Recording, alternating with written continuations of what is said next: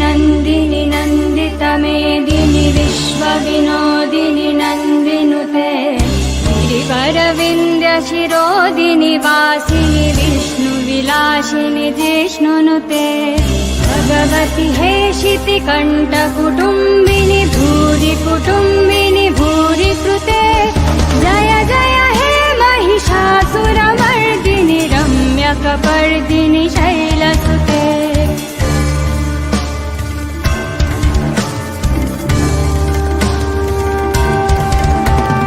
सुरवरवर्षिणि दुर्धरदर्शिनि दुर्मुखमर्षिनि हर्षरते त्रिभुवनपोषिणि शङ्करतोषिणि किल्बिषमोषिनि घोषरते धनुजनि रोषिनि दितिश्रुतरोषिनि दुर्मथतोषिनि सिन्धुसुते जय जय हे महिषासुरमर्दिनि रम्यकपर्दिनि शैलसुते जय जय हे महिषासुरमर्दिनि रम्यकपर्दिनि शैलसुते जय जय हे Mahishasuramardini रम्यकपर्दिनि शैलसुते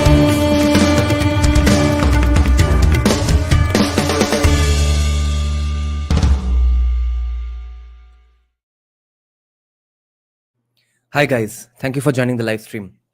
I hope the audio is coming fine. I think there's some problem with my camera. Yeah. So this is the last time you will see me in this room, in this place. I'm shifting away to a place where no one will never know maybe. No one knows this place anyway. So first of all, let's reply to Abir Zen. Marathon meaning 3 hour plus live stream or double stream in a day? 3 hour plus live stream. My plan is today to do this live stream at this odd hour only because from now on, for the foreseeable future, I plan to do all my gigantic live streams in the first half of the day, because otherwise it's getting more and more impossible to do my music career and my live stream career. There's no career as of now, but whatever attempts I'm making at shaping discourse, at least impacting and affecting discourse, both of them are obviously getting affected by my efforts to do the other one. So I'm thinking it can't work on alternate days. It can't work on the whims of the music industry as it has gone on up until now. But I'm planning therefore that on the first half of every day I'll be doing live streams, and on the second half I'll just be doing music, because in the first half there's going to be no musicians to work with, people, clients, other composers coming to my home. That's not going to happen before 3 p.m. at the very least, because that's kind of the industry standard in India, especially if you're not a indie musician who works on his own timeline and stuff. If you work with people in the industry, then it's 3 p.m. onwards up until like 10-11 in the night. So let's see how much I can manage in the second half, but first half is going to be mainly live streams. And the other new thing I'm going to try today, at least, let's see how it goes, is that obviously not too many people are going to be watching it live along with me. The core juiciest timing of the live streams, which is the 7, 8, 9 p.m. live streams, I'm going to have to let go of that. At least on the days that I know there's going to be no music projects, only those days I'll probably be able to do live streams at that moment, during those hours as well. But today I'm going to try to discuss the entire book of Vivek Ramaswamy in one sitting, in one live stream, obviously taking a few peeing breaks, toilet breaks every now and then, maybe every 2-3 hours perhaps. That's going to be the attempt. It's a 195 page book. We're going to try to discuss the entirety of it. And so our membership live streams are also going to increase largely from now on. So let's see how it goes. Office hours will be impacted, yes. So people will have to watch my live streams later on. The core timing has to be let go, otherwise I can't. Why doesn't the music industry wake up early? I think it has to do with mainly the beginner kinds of musicians who don't work in a soundproof studio. For them to work in peace, it has to be in the night time. Think of the struggling people in the Kolkata industry, whatever there remains today, or even in the chawls of Mumbai, or any place in Mumbai. My friends who struggle in Mumbai, they live even in Malad, 16th, 17th floors and stuff. Even they are annoyed with the noise of the entire Mumbai. Even though they are at the 17th floor, okay, can you imagine that? I live on the ground floor, even then I also suffer a lot of noise pollution. So I have to work mainly in the night time to just have a peaceful environment. Once you are in a fully live soundproof studio, then your habits don't change. You are just kind of used to working in the night. You find that's most comfortable for your mind. You are at peace. Your wife, your kids are asleep. Now you devote your full attention to just the melodies coming to your mind, etc. For those reasons, people mainly stay up, and therefore many music programmers, arrangers die unless they take real serious care of their health. A lot of people are dying these days because पहले क्या होता था कि after all तो खाना थोड़ा healthy था ना. आजकल तो हर खाने में इतना सब कुछ हाई कैलोरी, फास्ट फूड और भी हाई कैलोरी होते जा रहा है. और फिर workout does not come naturally to people who didn't grow up playing a sport and stuff. Or especially musicians, if they come from a music background or from the like 18-hour 12-hour riyaz kind of a background, they have no fucking clue of workouts and fitness. They just sit on the chair and play synthesizer all day. They have been doing that for 20-25 years from the day they turned 4 years or 5 years old. तो ऐसे लोगों के लिए ये बहुत ही unhealthy है. बहुत सारे लोगों को मैं जानता हूँ कि जो कि आज के दिन में थोड़ा बहुत हेल्थ सीरियसली लेके वो मॉर्निंग आवर्स में चले जाते हैं. उनको एकोमोडेट करने के लिए आसपास को लोगों को थोड़ा एडजस्ट करना पड़ता है. But it's mainly 3 p.m. onwards the day starts. The only quiet place in Mumbai these days is the Congress. And make commotion for people sleeping. I shifted to a small apartment for minimalism, and now I have this dude banging me. No, that's not allowed by the landlords themselves. At least they get to work peacefully with their headphones on. Namaskar abhay. Chat screen was not visible on Microsoft Edge. What do you mean? Okay, let's start then. So this is Vivek Ramaswamy's new book. First and foremost, if you want to buy the book, you have the affiliate link in the description box. Okay, this is the book. It's a pretty nice looking, beautiful, short and smart book. It's called it's a New York Times best-selling author Vivek Ramaswamy. The book is called Truths: The Future of America First. Future of America First क्या है वो तो हम लोगों को पता चल गया है बुक रिलीज के कुछ महीने बाद ही. देखते हैं पीछे क्या लिखा है. ओके, ये इंट्रोडक्शन का ही सेक्शन है, तब हम इंट्रोडक्शन में ही पढ़ लेंगे. साइड में ये जो सेक्शंस होते हैं वहां थोड़ा पढ़ लेते हैं. It's sort of a gist of the book. Today conservatives know what they are against. They are anti woke, anti-globalist, anti-big government. So yeah, the main reason for reading this book is, of course, discussing this book is how much of it should we take note of, the way he is thinking about America first, whether it's bad for India, whether it's good for India and stuff, and also how much of those arguments against the left or for any places culture or nationalism or patriotism, how much of it is applicable in the Indian context as well. These are the two reasons we are discussing this book. But exactly what do they stand for, the conservatives in America? The fact that this is a hard question to answer is a damning indictment of the modern Republican Party, which has abjectly failed to articulate an affirmative alternative to the left's vision. If Republicans don't wake up and stand for something, the left will take over America's institutions permanently, putting the very existence of the country at risk, assuming they haven't already. Vivek Ramaswamy is not a politician. अच्छा, so ये testimonial है किसी और की तरफ से, तो ये हम नहीं पढ़ेंगे. No, it just bugs me to not read everything in the book, so I'll just read it anyway. He's a first-generation American, educated at America's top educational institutions, the founder of multi-billion-dollar companies, a father of 2 sons, and a best-selling author, husband of a throat surgeon from Yale, and brother of a doctor from Brown University. Ramaswamy decided to enter the arena to end the lies and finally tell Americans the truth, not just when it's easy, but when it's hard. That's why he ran for president and became a leading voice in the America First movement. In Truths: The Future of America First, the name of this book, Ramaswamy reveals how brutal honesty about controversial subjects, from climate change to gender ideology to the existence of God, is a requirement to save the United States from rapid decline. Ramaswamy lifts the curtain on the cynical forces dividing citizens through falsehood and lays out a vision for the future direction of the America First movement, stretching back to its beginnings in 1776 and forward for centuries to come. By the way, ये harsh truths से याद आया. Have you all seen the recent NI podcast with Kushal Mehra, Shahzad Poonawalla and वो Vinamre? So I have watched it up until I think 40 minutes, something like that. Pretty fun, interesting, and hilarious conversation.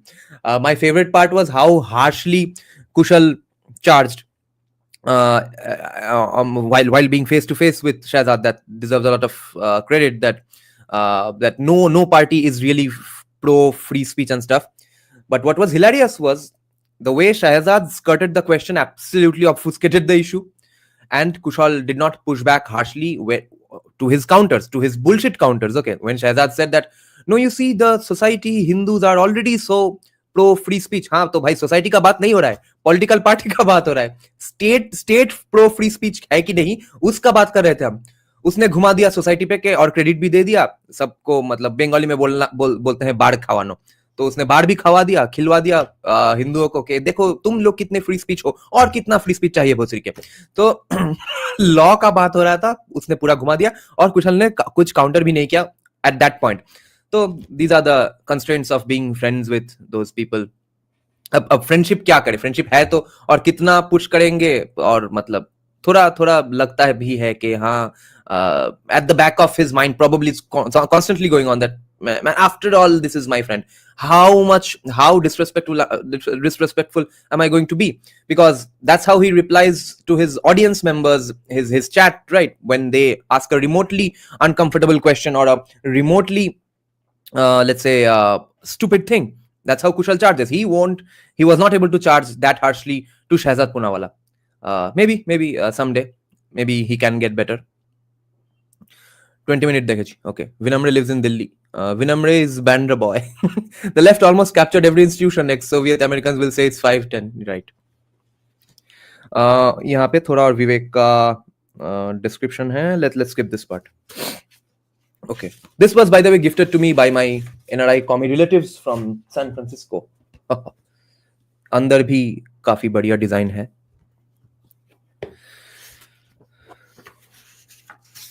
Nice American flag. This is one thing I really dislike about Indian laws, man. The bullshit constraints about where and how to put up the Indian flag. जो लोग actually Indian flag को disrespect करते हैं, उन लोगों को हर time तो ऐसा नहीं है कि पकड़ा जा रहा है. और जो लोग मतलब intentions का कोई महत्व ही नहीं है इंडियन सोसाइटी में. अजीब बात है. अगर intentions है कि ये प्राउडली इंडियन फ्लैग दिखाने के लिए ही लगा रहा है फ्लैग, वहां पे भोसरी के एग्जैक्ट परफेक्ट वे ऑफ अगर फ्लैग नहीं लगाया जाता है तो सबको क्रिटिसाइज करने लग जाते हैं. तो मेरे पीछे जो इंडियन फ्लैग रहता था, I took it away because people were threatening me with an FIR, other patriots, कि no how why are you disrespecting the flag. मादरचोद, मैं वहां डिसरेस्पेक्ट करने के लिए मेरे पीछे इंडियन फ्लैग लगाया हूं. उस एंगल में नहीं लगा पा रहा हूं, यहाँ पे जगह नहीं है, तो क्या करूं, एक फ्लैग ही ना लगाऊं. So that's one thing really great with American laws. They have massive amounts of liberty to display the American flag any way they want, anywhere they want. I dedicate this book to the brave Americans whom I met across the country during my presidential campaign. It was honor of my life, and the conversations I had with them are what inspired me to write this book. Chapter है कितने? Chapter है 10 chapter है, छोटे-छोटे chapters हैं. Preface. Government of India always enforces the law on the good people. That's the nature of law. I find Prakhar way more articulate than Vinamra. Yeah, true, very true. Vinamra is just a guy trying out this podcast thing that's become popular in the world. That's why. Uska podcast ka naam hi hai Dost Cast. There's no vision, no. And not everyone has to have vision. ठीक है, वो भी platform कर रहा है. So he never bothered about having a vision or opinion anyway. Because why the fuck else would you bring Priyanka Gandhi's son as a podcast guest? Why? What the fuck has he done? Who the fuck is he? Unless you are just cloud chasing. So he's comfortable with cloud chasing, and Kushal and all know he's cloud chasing. So everyone, it's sort of a mutually assured cloud chasing. सबको पता है कि उसका कोई vision नहीं है. He just wants to chill and have a nice career. So who cares? वहाँ पे हमारे साइड के लोग जब गेस्ट बन के जाएंगे तो उनका भी बढ़िया बढ़िया क्लिप्स निकलेगा, बढ़िया डिस्कोर्स पुश होगा. ठीक है, वही ठीक है. You can even burn the flag in America. Yeah, that's a little too far according to me. They even wear as shorts. Yes, underwear, मोजा, हर जगह पे इंडियन यूएस फ्लैग रहता है. हमारा उतना नहीं है. हमारे यहाँ पेट्रियट यूट्यूबर इंडियन फ्लैग पीछे इस तरफ से लगा दिया, उसको एफआईआर थ्रेटन कर रहे हैं. Yeah, Rishabh. Yeah, true.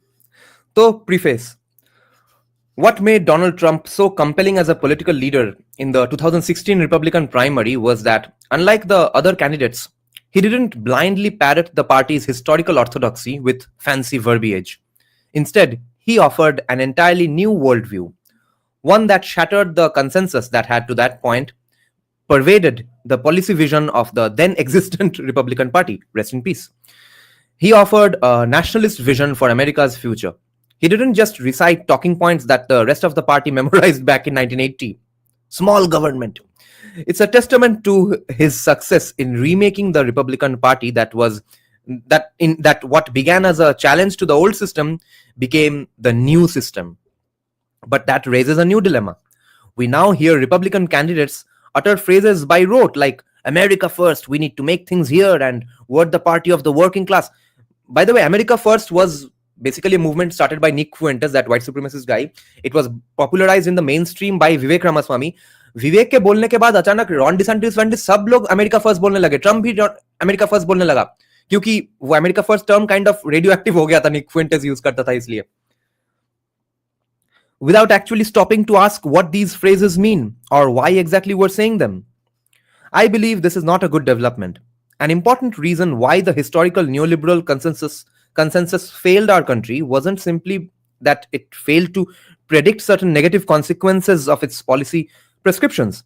After all, no political or economic theory is ever perfect. Rather, the deeper problem with the old neoliberal consensus was the intellectual laziness and capture through which it earned its staying power. What a brilliant sentence. How did the old neoliberal consensus stay in power? Through capture and intellectual laziness. Doesn't that seem familiar? Even after the 2008 financial crisis, the neoliberal consensus on immigration, trade, and foreign policy became so codified as dogma in the Republican Party that our presidential nominees like John McCain and Mitt Romney didn't know exactly why they were saying the things they were saying. All they knew is that they were supposed to say it. By the way, this is the third Vivek Ramaswamy book I'm reading. And secondly, remember guys, the guy Paul Ryan, who was the vice president candidate for Mitt Romney or John McCain, I don't remember the year. Have you all seen his debate with Joe Biden? मतलब आज का जो Joe Biden है और 2012 का जो Joe Biden था, that's such a heaven and hell difference. That's a masterclass in debating. Debating, if you want to be immortal and debate on the basis of just articulation and voice skills and etc., which kind of works in some debates because not all the time you are actually debating with a well-intentioned, let's say, good-intentioned actor in the conversation. Sometimes it's just an asshole commie waiting to piss you off for no fucking reason, or even not a commie. So for those situations, you need some some hardcore boiled down, just specifically debating skills and not just critical thinking and stuff. So Joe Biden did that with Paul Ryan. Paul Ryan was giving out good points and was very humble, soft spoken. और Joe Biden ने जो धोया था उसको भाई, that's a masterclass. You'll feel afraid of Joe Biden at that moment. All they knew is that they were supposed to say it. Happy New Year, Shobai. Yes, Happy New Year, by the way. Happy New Year, M. Shastri. Happy Angrezi New Year, Boishali Deep. Abhay saying, looking at what is happening to Indian Americans now, I think Ankit Shah is right about many things. Yes, he's right about a lot of things. His solutions are baseless. Happy Pran Pratishtha month. Yes. The America First movement must be careful to avoid that mistake. Right now, the movement's most important objective is to re-elect Trump, but there's a deeper question that is less urgent, yet no less important. Where this movement goes after a successful second Trump term, that's what this book is really about. So is this his presidential candidacy announcement? अब तो जीत भी नहीं पाएगा शायद वो. Let's see, many people have gotten away with worse in politics. I see two distinct possibilities. Let's call the first the national patronage and the second, let's call them national liberty. Well, this in Indian context is Hindutva socialist versus Hindutva 2.0 and libertarian Hindutva, okay? Think of it in those terms and then you'll realize why this is similar. Both are unapologetically nationalist. Both reject the old neoliberal consensus on foreign policy, trade, and immigration. but have very different proposals for future policy. The current national patronage consensus, or the national protectionist consensus, is that we need less international trade altogether, that we should use tariffs to stop other countries, including but not limited to China, from flooding our markets, and that government should use taxpayer resources to purposefully subsidize critical areas of American production where we are less competitive today. By contrast, the national liberty objective this is kind of the libertarian front. The national liberty objective is to eliminate US dependence on China in critical areas for US security. That necessarily means more, not less US trade with allies like Japan and South Korea, India and the Philippines, who can fill the void left by cutting the cord from China in areas like pharmaceutical supply chains and our own military industrial base. To the National Liberty Wing, the top objectives of US immigration policy are protecting US national security, preserving US national identity, and promoting US economic growth, in that order of priority. Okay. For those of you all who did see his speech in the NatCon summit, National Conservatism Summit, जहाँ पे वो RSS वाले लोग भी invited हुए थे, स्वपन दास गुप्ता भी गए थे वहां पे. That's the first time I think he articulated these differences for the first time. So he's now building upon those ideas. What does Ankit say? Anything new? All I hear him say capitalism, socialism bad, West bad. Yeah. Now his problem is that you might say that capitalism, socialism is bad, but his idea, his alternative is not based on anything. Did you see the New Orleans attacks? Yes. Biden became too old and senile. By 2021, he became a puppet of his advisors. Yes.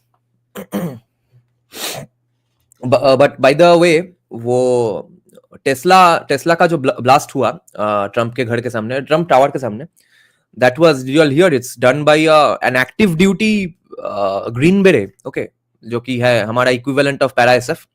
वो अभी retired भी नहीं है, उससे करवाया है किसी ने.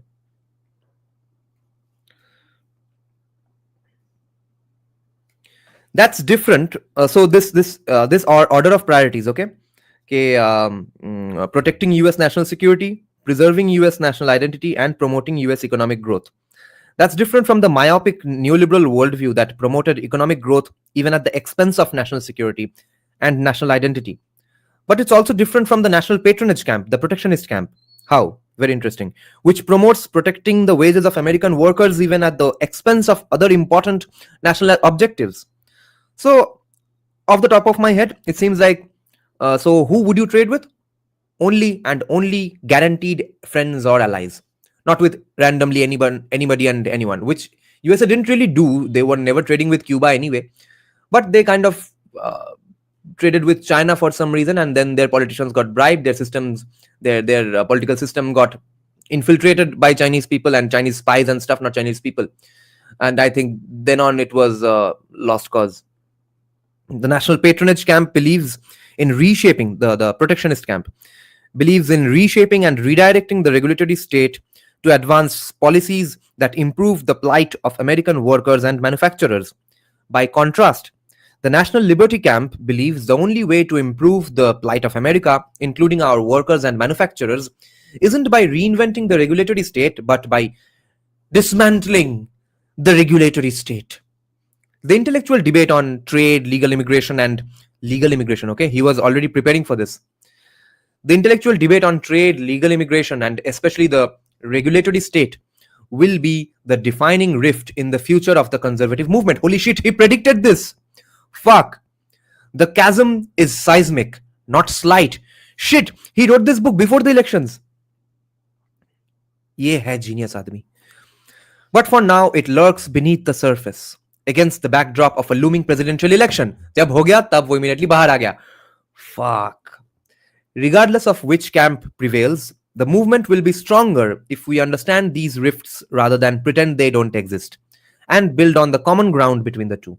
ये खत्म हुआ preface. Lots of viewers for this odd timing, guys. Thank you for watching at this weird hour. Dada, Gregory New Year resolution. Yes, that is one of my New Year resolutions, to be much more healthy, to skip workouts almost never, and to smoke only on social occasions, etc. Now the introduction. ये तो ज्योतिष ही निकला. Yes, yes. Jai Shri Ram Adhiban. Can you elaborate on Ankit Shah's solution? Why do you think they will fail? I don't think they will fail. I think he has no solution.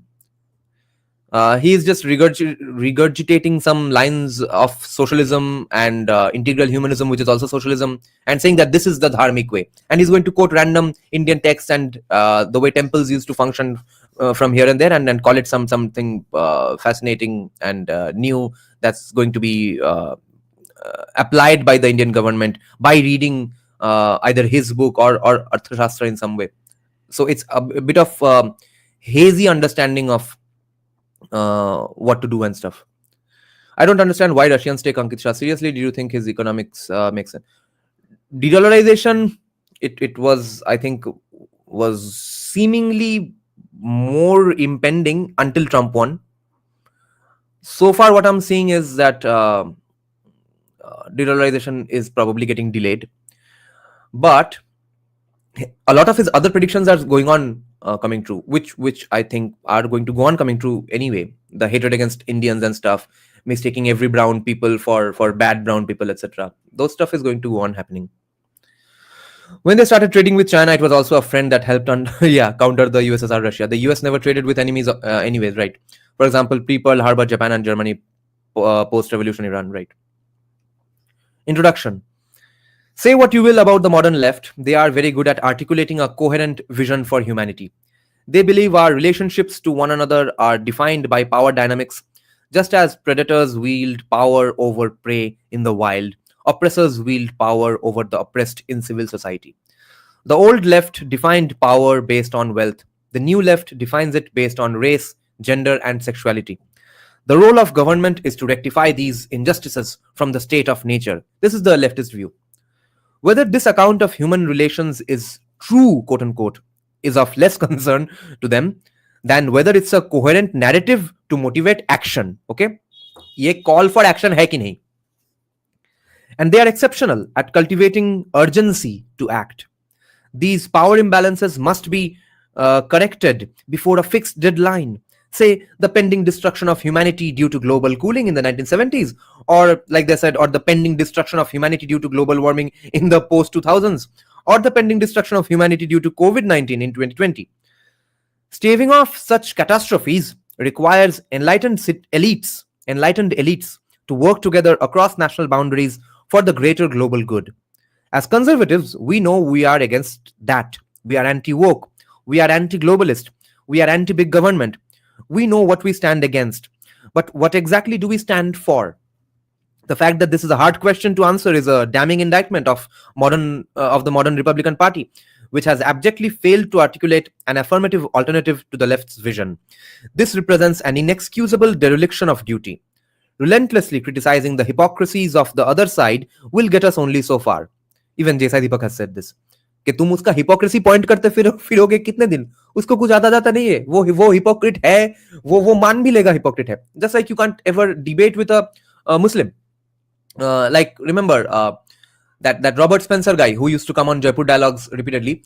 He had a debate with some white Muslim clerics on Patrick Bet-David's podcast. Robert Spencer absolutely lost the debate because at the end of the day he ended up asking the main final question about any Islam versus non-Islam debate boils down to whether you would kill a kafir who disobeys Sharia or not. And those Islamic clerics say yes. If it was a country in which Sharia law is accepted by the state, yes, we would.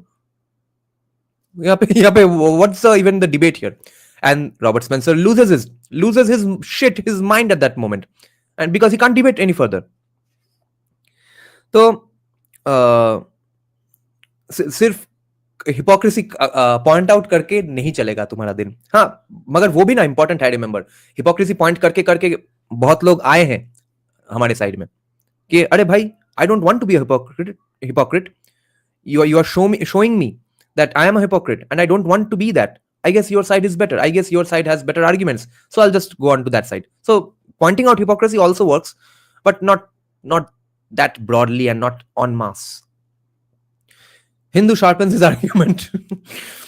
If I'm right, Ankit said he'll write a book called Sanatan Economics, which I definitely believe socialism with Sanskrit. Yes, I do. I agree. I disagree with Vivek on climate change. Read the latest global atmosphere analysis reports. All show the climate has gone above 1.5 degrees. Goddank, I don't think he says that climate change isn't happening. His argument is that how much is it man-made and how much can human beings really do to reverse it or prevent it. There lies the disagreement. That's why I insist Qawmi is Islamist. Not a Hindu deep state. On Ankit's Mandir economics, they do work, all private successful mandirs here in Punjab, right? Free bhandaras and other. Yes. And how is that going to be anything? So what new thing is he proposing? That's my question. Is this your last live stream? Last live stream from this room and this place. I'll be moving. Okay, let's continue now. The fact that this is a hard question to answer, okay, what are you for, is a damning indictment of the modern Republican Party, which has abjectly failed to articulate an affirmative alternative to the left's vision. This represents an inexcusable dereliction of duty. Relentlessly criticizing the hypocrisies of the other side will get us only so far. Fighting against someone is different from fighting for your own cause. This is no longer a theoretical matter. Despite lofty expectations and self-congratulatory rhetoric, Republicans delivered abysmal results at the ballot box in 2018, 2020, 2022, and 2023. Various factions of the party blamed one-off things ranging from abortion to Donald Trump for these failures. But the real reason is far more basic. We lack a positive alternative to the left's vision for the future. The Republican message in 2022 was to rail against the quote-unquote the radical Biden agenda, and it didn't work. The long-predicted red wave never came. As this book goes to print, I worry about a similar outcome in 2024, unless we muster the courage to define who we really are as conservatives.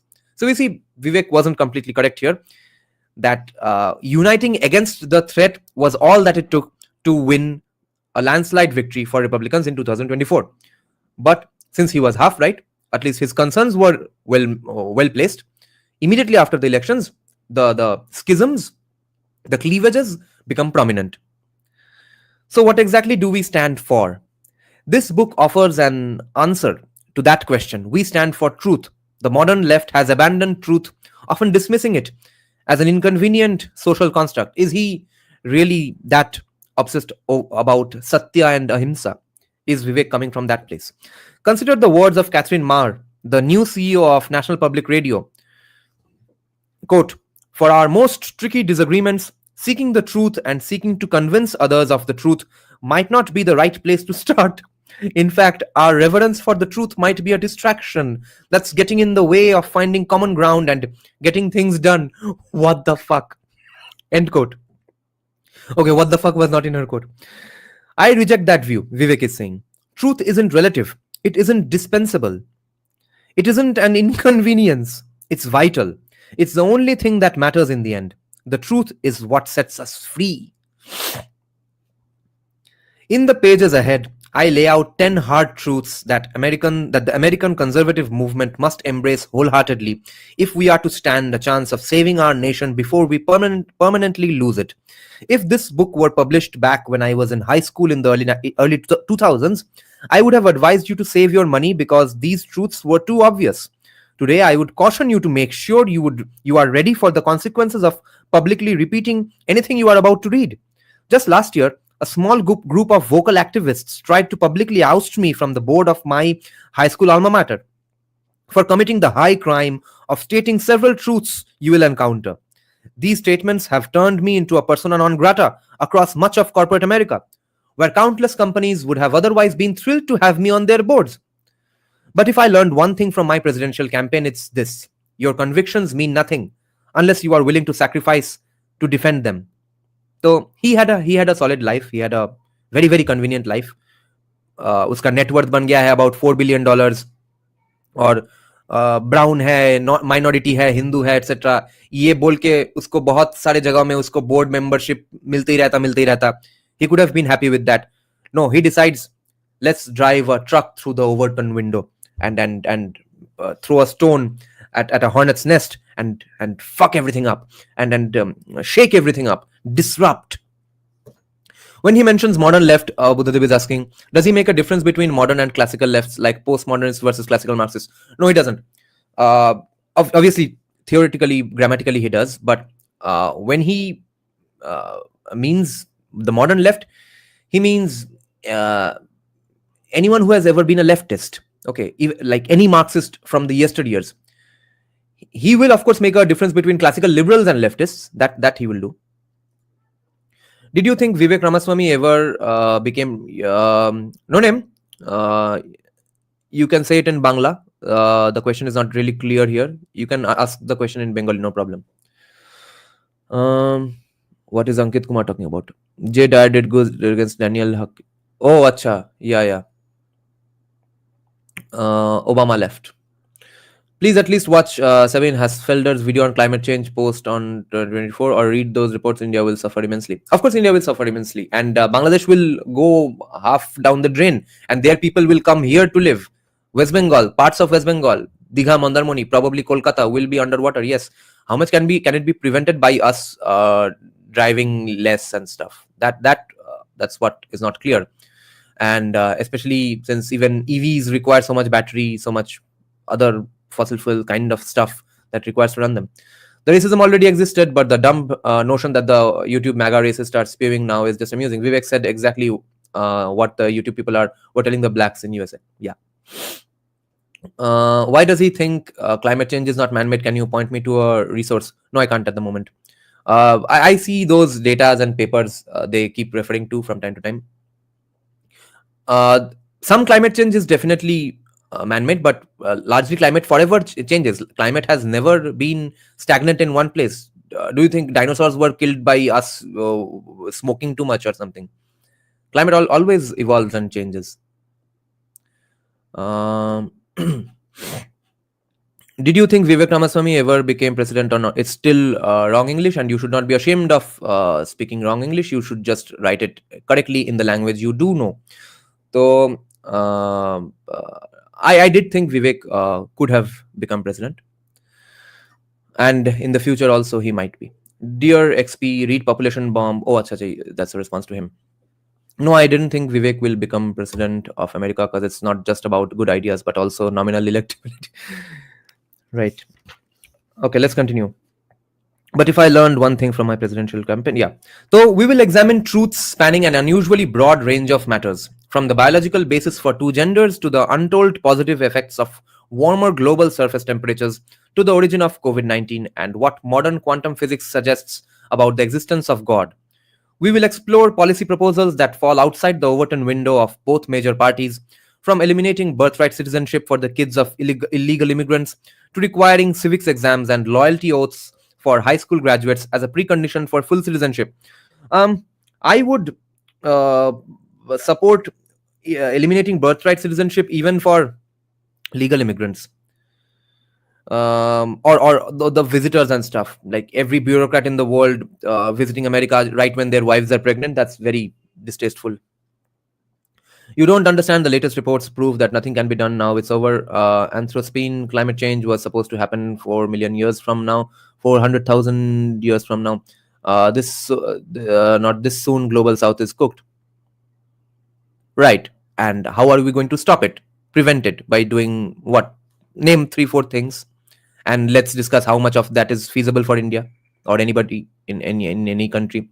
Have you seen Vivek backlash on H1B? Oh yes, I've been on Twitter ever since it happened, debating and supporting people and stuff. Each of the 10 subject areas in this book deserves its own book-length treatment. Indeed, I draw from the life's work of many scholars who have dedicated themselves to the topics we are about to uncover. Interesting. We will examine truths spanning an unusually broad range of matters, from the biological basis for two genders to the untold positive effects of warmer global surface temperatures to the origin of COVID-19 and what modern quantum physics suggests about the existence of God.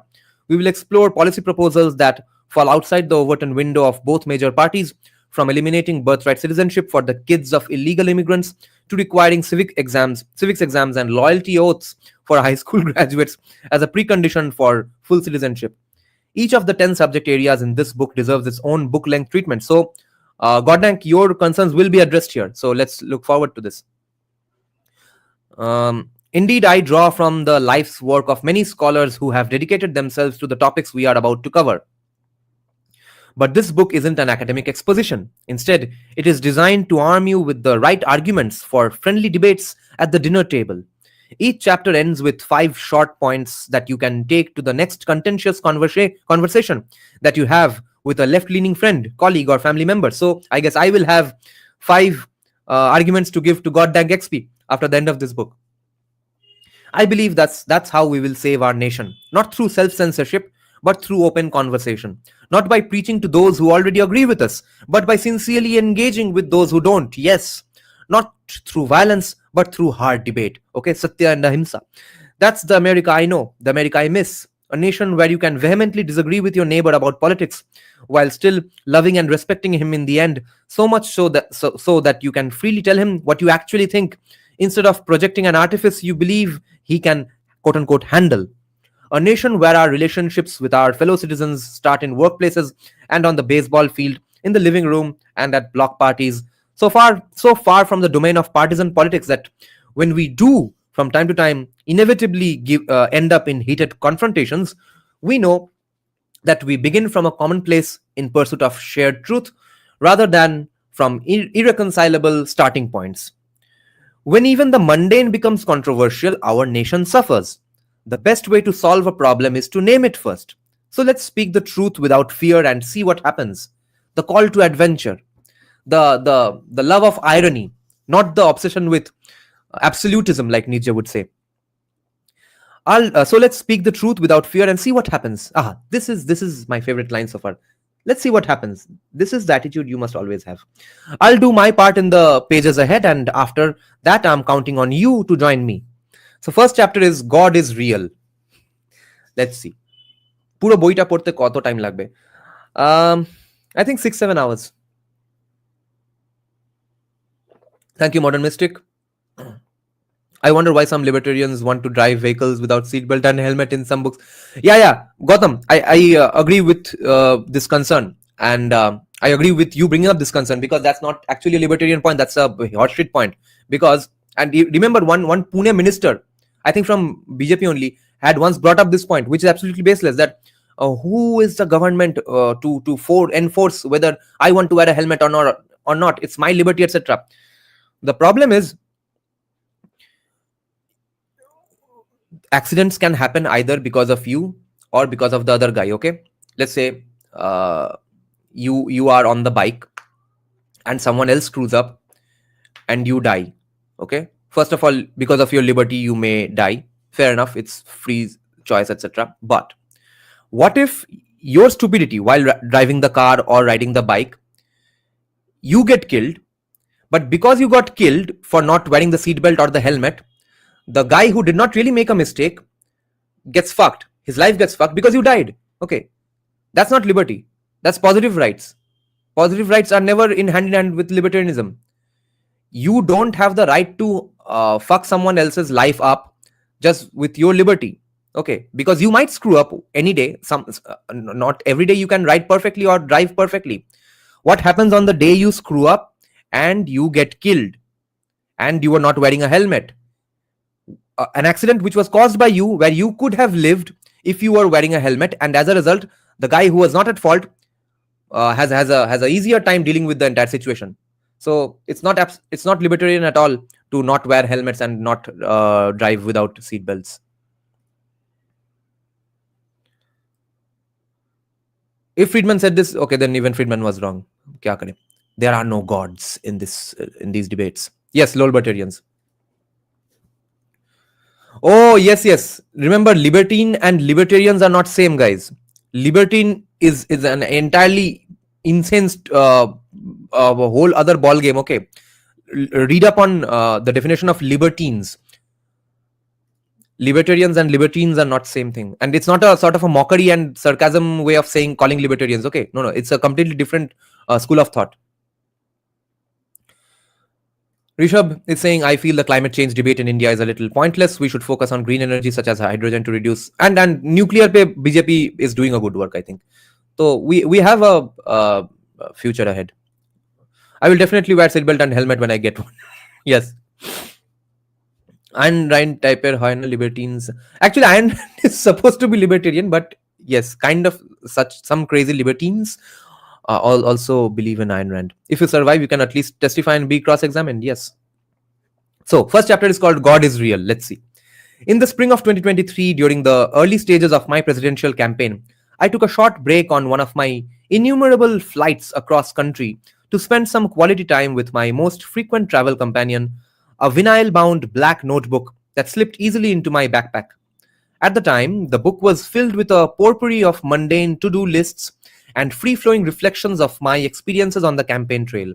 That day, I decided to take a few minutes to write down a handful of things that I knew to be true with italics. It didn't take long for me to jot down the first truth on the list: God is real. I took another 20 minutes or so to write out another 9.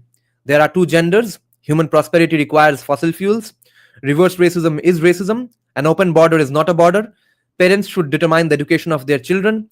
The nuclear family is the greatest form of governance known to man. Capitalism lifts people up from poverty. There are three branches of US government, and the US Constitution is the strongest guarantor of freedom in human history.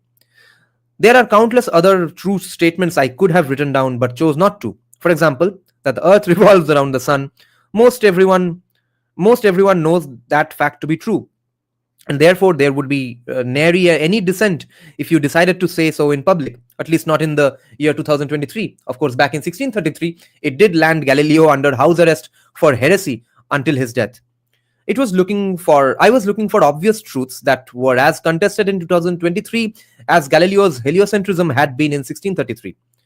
All 10 statements would have been banal just 20 years ago, and hopefully even a few years from now they will be once again. But in 2023, they felt somehow heretical, which is what compelled me to say them so emphatically.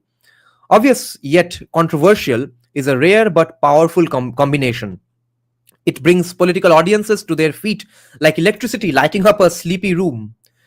Writing down those 10 truths was arguably the most important inflection point in my campaign. It was odd. I received standing ovations in the middle of countless speeches just for stating simple things that most people knew to be true.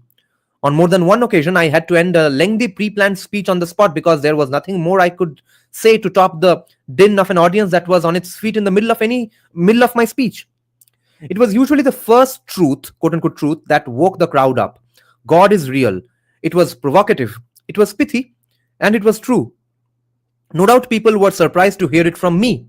After all, one of the first things most voters knew about me was that I was not a Christian. Fewer of them knew that I had been raised in the Vedanta tradition of the Hindu religion, which is far closer to Christianity than most people assume. Christianity, after Thomas Aquinas sanitized it. Since childhood, I have been raised with the idea that there is one God of whom there are multiple different forms, not multiple gods. Throughout the campaign, I would often be approached by people who didn't understand this. I would also be attacked by other candidates, or more precisely, their super PACs, the political action committees, who saw my faith as a weakness. But the main point never changed. It still hasn't. Our nation was founded on the principle that God is real. For many years, we stuck to this principle, mentioning God during our ceremonies and referring to Him when making important decisions as a community or as a nation. To be sure, it's not the proper role of government to establish any one religion, and part of what makes America great is that we respect citizens who believe in God equally to those who don't. I'm not advocating government favoritism toward any one faith or even religion at all. The beautiful thing about the United States is that people are free not to believe in God and still enjoy all the freedoms that religious people have. The government should not foist religion onto anyone. Rather, I'm concerned about a newly emergent cultural hostility against people of faith. Only recently has the notion of God, especially in the public square, fallen out of favor, especially among the kids of people I encountered at Harvard, Yale, and various social circles in Silicon Valley. To these people, belief in God is a relic of a bygone age, and we should work every day to move beyond it. For the most part, these people believe they have truth, better known as quote unquote the science, on their side. They cite things like the Big Bang or the theory of evolution to prove that God could not possibly have created the world and human beings. Most secular atheists I know are good people, but that doesn't make the but that doesn't make the institutionalization of their beliefs good for our nation. Indeed, atheism has become the de facto position for most intellectuals in this country. This is a bad development, and not just because atheism has led to untold misery for millions of people throughout history, from the French Revolution or the communist dictatorships of the 20th century. Our culture's turn away from God is unfortunate because it is a turn away from truth and an abandonment of one of America's founding convictions. A new subchapter begins in this chapter called quote unquote, science disproves the existence of God. Now, does it really? That's what his discussion will be on. Wait, let me just move this towel away, which I had kept here to prevent scratches on the book, but it's distracting too much. By that logic, Ambani should fund the healthcare of all patients in Dharavi slums. Here, people will take offense, I know, and it's acceptable. However, okay, I'm not going to get into the comment section right now. Let's just go on with the book. Science disproves the existence of God. So-called, quote unquote. अरे coffee भी थोड़ा P लेते हैं.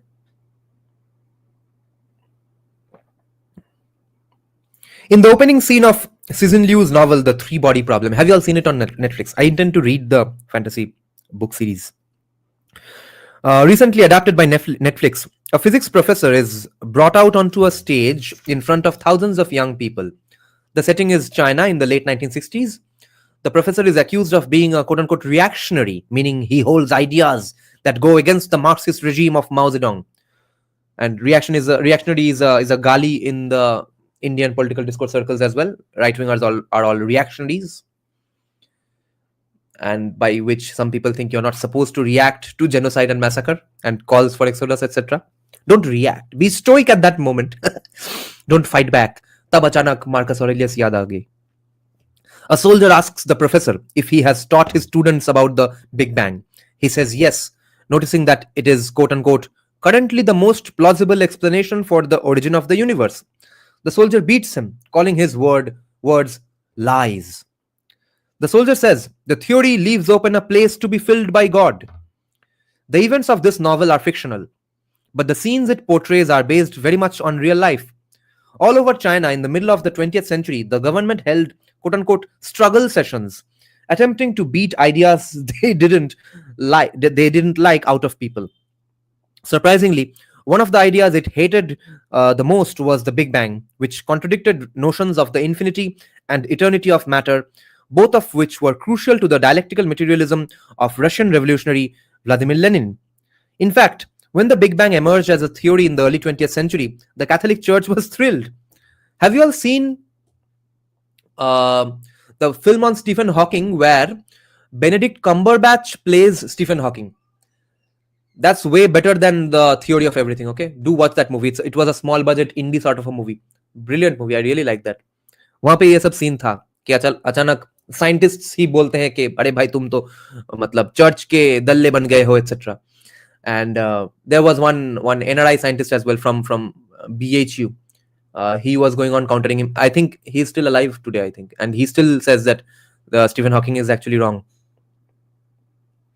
Beat ideas out of people, yes. Divya aa gaya. Wasn't it some Catholic priest in Holland who discovered the Big Bang? Not sure about that.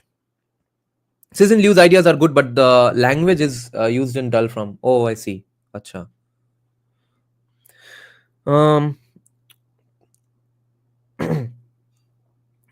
In fact, when the Big Bang emerged as a theory in the early 20th century, the Catholic Church was thrilled. Speaking at a conference in the Vatican in 1951, Pope Pius XII said that the Big Bang bore witness to the primordial fiat lux, I don't know how to pronounce this, uttered at the moment when, along with matter, there burst forth from nothing a sea of light and radiation. Hence, creation took place in time. Therefore, there is a creator. Therefore, God exists. It might surprise you to learn that the Catholic Church reacted with joy when the theory of the Big Bang was first introduced. It might also surprise you to learn that the man who first discovered it, Georges Lemaitre, was a Catholic priest. Okay, किसने बोला ये? Rishabh, nice. सी हमारा audience base के तरह educated audience base I think किसी का नहीं है पूरे इंडियन पॉडकास्ट सिनेरियो में. Maybe only Kushal has a bit of it as well. Our numbers might be smaller, but our quality is absolutely off the charts. So Georges Lemaitre, I don't know how. I think I'm pronouncing it wrong. Lemaitre, no. For years now, in the wake of the new atheist movement and stunning advances in our knowledge about the universe, it's tempting to believe that we have a complete picture of the origins of our universe and how it works. We don't. In fact, as the physicist Steven Weinberg noted in a 2008 essay, quote, as we make progress understanding the expanding universe, the problem itself expands, so that the solution always seems to recede from us, end quote. Recently, the physicist and committed atheist Lawrence Krauss has written an excellent book called The Edge of Knowledge, enumerating all the things we still don't understand. Among the questions he tackles, quote, how did our universe begin? If it had a beginning, how will it end? How big is it? What lies beyond what we can see? What are the fundamental laws governing our existence? Are those laws the same everywhere? What is the world of our experience made of? What remains hidden? How did life on earth arise? Are we alone? What is consciousness? Is human consciousness unique? End quote. The answer to all these questions is we don't know. At present, the things we don't know about the universe greatly outnumber the things we do know. And like the universe, the number of things we don't know is expanding every day. Dunning-Kruger effect bhi hai thoda sa. We don't know to take just one example which of our models for understanding the universe is correct. The first model, which most kids who take high school physics learn, is special relativity, best exemplified by Albert Einstein's famous equation E is equal to mc square. According to special relativity, which is at heart a theory of quote unquote how speed affects mass, time, and space, objects act upon one another in clearly observable ways. Actions have local causes that we can study. In the latter half of the 20th century, another theory emerged, this one dealing with more microscopic elements of our universe. It is called quantum mechanics, and it rests on a principle that Einstein dubbed spooky action, quote unquote. And I know atheists absolutely hate it when non-atheists and believers and stuff use quantum mechanics to justify their claims. This is going to trigger a lot of non-atheists. This is going to trigger a lot of atheists. In quantum mechanics, when two particles are quote unquote quantum entangled, a change in one will instantaneously affect a change in the other, no matter where in the universe they are placed. As the science writer Corey Powell put it in 2015, this problem represents quote unquote a clash of genuinely incompatible descriptions of reality. Over the years, proponents of something called string theory have attempted to reconcile the two visions of the universe with little success after 30 years of funding. Recently, the Columbia University physicist Peter White, or WOIT, okay? Peter White has made a convincing case that the whole project of string theory is flawed. And even Eric Weinstein says that string theory was artificially propped up just to prevent physics from creating more weapons of mass destruction. That's Eric Weinstein's kind of conspiracy theory. And don't ask me exactly where he said this, but he has said bits and pieces of this argument in different podcasts, 2019 and 2020 onwards.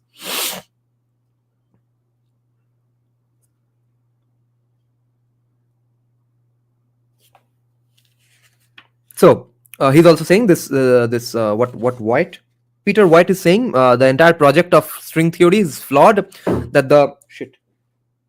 That the theory has become a degenerative research project, quote unquote, degenerative research project that is, quote unquote, increasingly complicated and at the same time removed from empirical reality, end quote. Bapre.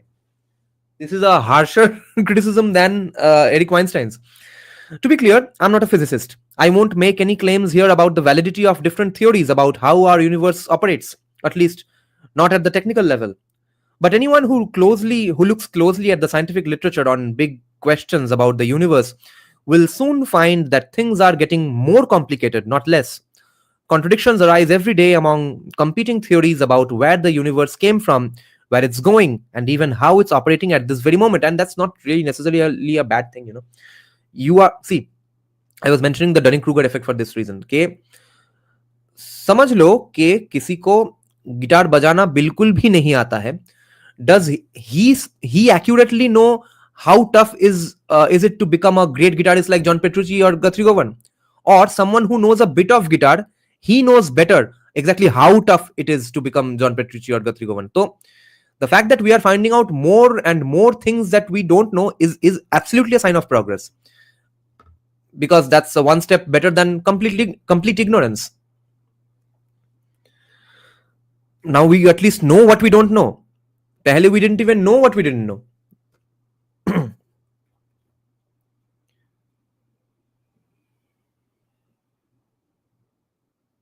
Contradictions arise every day among competing theories about where the universe came from, where it's going, and even how it's operating at this very moment.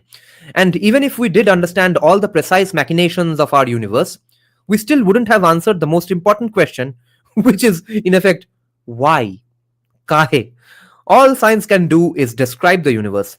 To assume it can explain why the universe exists in the first place is to quote the writer and podcast host Alex O'Connor, quote unquote, a category error. Okay, that's not the job of science, according to Alex O'Connor, who is probably the most popular young Gen Z atheist in the world today. I really like his speeches, debates, and podcasts, because not all of it is contradictory to Hinduism for some reason, or unless I don't know that much about Hinduism, and especially because he engages so politely and stuff. He doesn't get angry at all, and his debate with Ben Shapiro is a must-watch for anyone.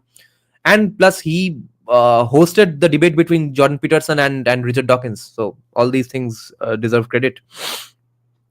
During a recent debate for the website Unheard, O'Connor, another committed atheist, gave one of the best illustrations of this category error that I've heard, one that reflects many centuries of deep thought on the subject. Suppose, he says, you come across a book of William Shakespeare's sonnets while walking in the woods one day. In your world, Shakespeare does not exist. Neither does poetry. So you begin studying the strange object, trying to find out where it comes from. After a while, you manage to figure out. So imagine you are a person who has not heard of the thing called poetry and William Shakespeare, okay? Imagine that's the world we live in. And you come across William Shakespeare's works. In that situation, what happens? So you begin studying the strange object, trying to find out where it comes from. After a while, you manage to figure out that the lines have a rhythm when spoken aloud, which you call, quote unquote, the law of iambic pentameter. You notice that there are small dots at the ends of the sentences which seem to indicate the conclusions of thoughts. You call this, quote unquote, the law of periods, full stop dena. Yet even after all this, when someone asks you where the book came from, you still have to admit that you don't know. Studying the final product, in other words, gives you little insight into why that final product is there in the first place. We can, however, reliably rule out the assumption that favored by most modern scientists, which is that the universe simply appeared out of nothing for no reason. In a sense, this would be as absurd as thinking that a book of Shakespeare's sonnets simply assembled itself, that trees fell and assembled themselves into paper, and globules of ink arranged themselves into lines of poetry. It turns out that the analogy of poetry is more apt than most people realize. In our universe, everything from the smallest particles to the forces that govern all objects seems, quote unquote, fine-tuned. To borrow a phrase from the physicist Paul Davies, fine-tuned for life. In the book God, The Evidence, the writer Patrick Glynn gives just a few of the amazing coincidences that physics cannot explain. 1.1. Example 1. A stronger nuclear strong force by as little as 2% would have prevented the formation of protons, yielding a universe without atoms. Decreasing it by 5% would have given us a universe without stars. Example 2. The very nature of water, so vital to life, is something of a mystery, a point noticed by one of the forerunners of anthropic reasoning in the 19th century, Harvard biologist Lawrence Henderson. Unique among the molecules, water is lighter in its solid than liquid form. Ice floats. If it did not, the oceans would freeze from the bottom up, and Earth would now be covered with solid ice. This property in turn is traceable to unique properties of the hydrogen atom. As Glynn writes, this physicist, what's his name? Harvard biologist Lawrence. No. Uska naam kya hai? Kya Glynn? Patrick Glynn. Writer Patrick Glynn writes, this list goes on. Now Vivek writes, The more we dig in, the more it seems that Aristotle was correct when he posited the existence of an quote unquote unmoved mover who started the universe. Unmoved mover. In fact, while many thinkers throughout history, Thomas Jefferson among them, have quibbled with specific principles of theism, meaning, in its broadest sense, the notion that God intervenes in human affairs, very few have been able to produce credible evidence against deism, the notion that the universe has a definite beginning, namely God, and Thomas Jefferson was a deist. The point is not that science proves the existence of God, it doesn't, and it probably can't. The point is that science has not and cannot disprove the existence of God, nor can it explain the moral sense with which we are all instilled at birth. Yet, this still leaves the issue of religion at the table. Why, many opponents of religion wonder, do we still cling to religion as a source of morality and community? Can't that all be replaced by modern ideals like secular humanism? The answer, I believe, is no. Another subchapter begins in this chapter. It's called The Unanswered Mystery of Universal Morality.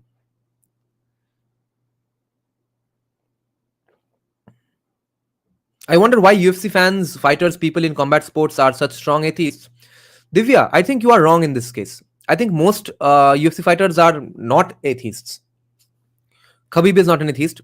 GSP is probably atheist, but all others, Kamaru, Muslims तो ठीक है atheist नहीं होंगे. Oh, you mean theist? Oh, अच्छा तुमने गलती से atheist लिखा. हाँ हाँ ठीक है हाँ तब तो ठीक है. No, and then I will of course concur with you that most people, high achievers in every field, are theists only, and it's not the question whether actually God is helping them to achieve or not is not even a relevant or important question according to me. It's just a fact of life that when you do believe in God and when you do believe there is something or someone keeping you in check, you just work harder. ये nature है human beings का. क्या करें हम gullible nut jobs भोसड़ी वाले हैं. हम sheep है. एक sheep herder चाहिए ही होता है more often than not. Not everyone is those few atheists who do great things. And I think Vishal Dadlani is probably the first atheist in Bollywood. अब तो शायद और भी लोग भर गए होंगे. Okay, by the way, guys, I bought a new book. थोड़ा दिखाते हैं. What a nice book. It's written in 360 BC. All my new books, huh? So this was written in 1256 AD, Thomas Aquinas selected writings. This is written in 360 BC by Aristotle. The Art of Rhetoric. ये सब पढ़ेंगे हम हमारे live stream से. So the unanswered mystery of universal morality. In the late 1780s, when the United States of America was only a few years old, a German philosopher named Immanuel Kant, who is probably Vivek Ramaswamy's favorite philosopher, who was also a racist, by the way. So again, goes to show you that at different points, people have different worldviews, which are not considered even bad at that point, but are considered evil later on. So it's important to remember that Immanuel Kant was a racist, but at the same time, you can't discard all of his views just because he was racist. That's the sad part. Kant ka dushman niche. A German philosopher named Immanuel Kant began writing his masterwork, which is called Critique of Practical Reason. In this book, which would go on to break the brains of many undergraduate students of philosophy, me included, Kant writes, quote, "Two things fill the mind with ever new and increasing admiration and awe, the oftener and the more steadily we reflect on them, which is the starry heavens above and the moral law within." End quote. Most people don't have trouble understanding the first part. After all, who hasn't looked up at the night sky in wonder and asked questions about where it all came from, how far out it goes, and how long it will be here? It's almost impossible not to feel some sense of wonder when contemplating the intricacies of the universe, as we just did for a few pages. And this reminds me, I forgot to respond to Buddhadev's argument here. He pointed out that yesterday he discovered Alex O'Connor.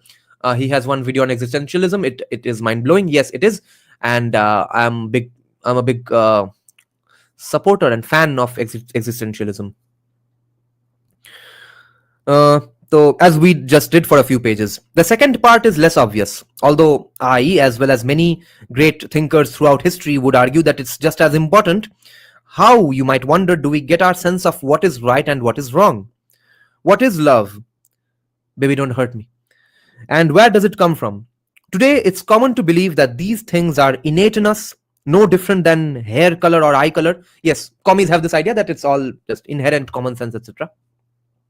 And which is why veganism was a big wake-up call for me, I think. Even though I turned vegan in 2015, I'm not vegan anymore.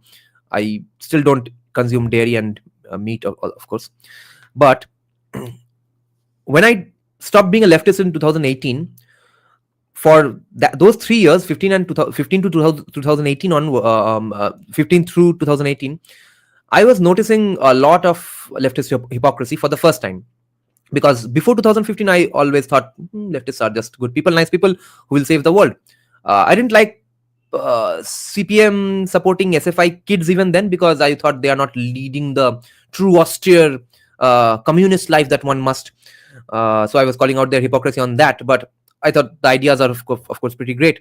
But you see, the claim that all good things are inherent and bad things are only the fault of some evil people who manipulated society to create things like patriarchy, slavery, or capitalism, etc. Otherwise, people were inherently good and stuff. These sudden bursts of alien-like behavior from some evil people is what creates bad institutions and systems in society, etc. I understood that's a horseshit view, because first and foremost, convenience is everything to everyone. Okay तुम बाद में उसके ऊपर modality legality का धब्बा लगाओ या नहीं लगाओ, first and foremost is convenience and incentives, etc. from society. Of course, not everyone will do only convenient things. Then society would fall apart in 5 days, okay? Because then everyone just becomes hedonistic. But a system of incentivizing moral behavior ho sakta hai, but that has to be absolutely supported by convenience in large, in general, okay?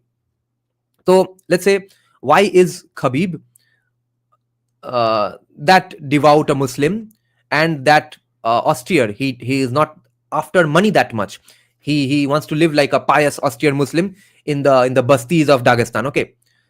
वहां पे तो convenience ज्यादा नहीं है, मतलब it would have been more convenient of him to be a millionaire and live in LA, okay?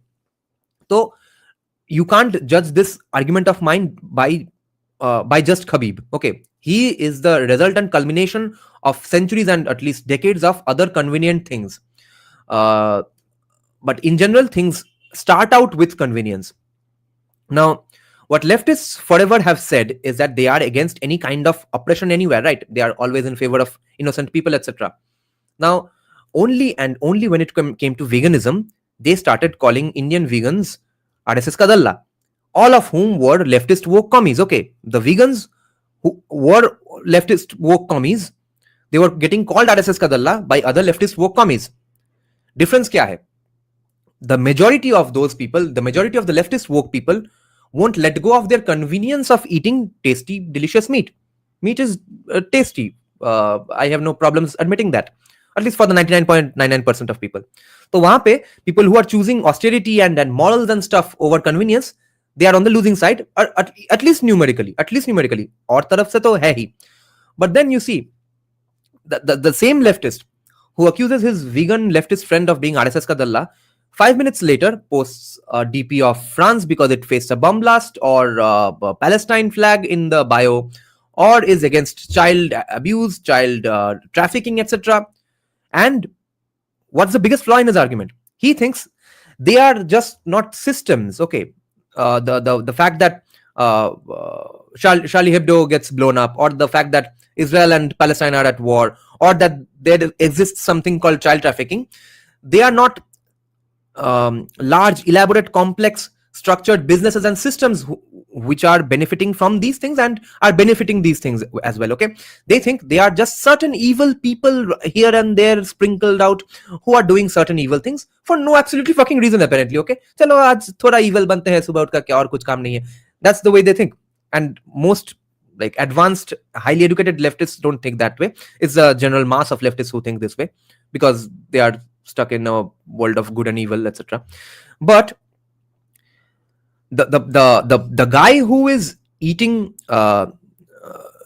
hens and stuff for convenience, how is that guy different from a guy who was born in a different socioeconomic condition and does child trafficking for a living? Why is that different? He is picking convenience in a different situation. You are picking convenience in a different situation. So this brings to my mind here that convenience is everything. And is there a moral law and stuff?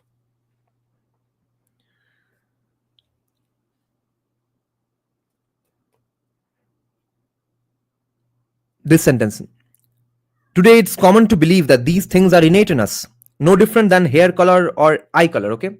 So leftists in those situations think that, you see, the fact that I am not a child trafficker sitting in South Kolkata and being more often than not a Brahmin Boydha or Kaisto, I am a better person than a child trafficker, and I'm definitely, and it also comes naturally to me somehow. There's no Hindu philosophy in my family that affected me. My upbringing was not that significant, etc. I'm naturally a good human being, etc. But that goddamn child trafficker is an evil human being, and is only a evil human being who doesn't even care about his family and stuff. He doesn't have his family to take care of. He doesn't love his wife, his children. He is just a bad person who does child trafficking for absolutely no fucking reason, apparently.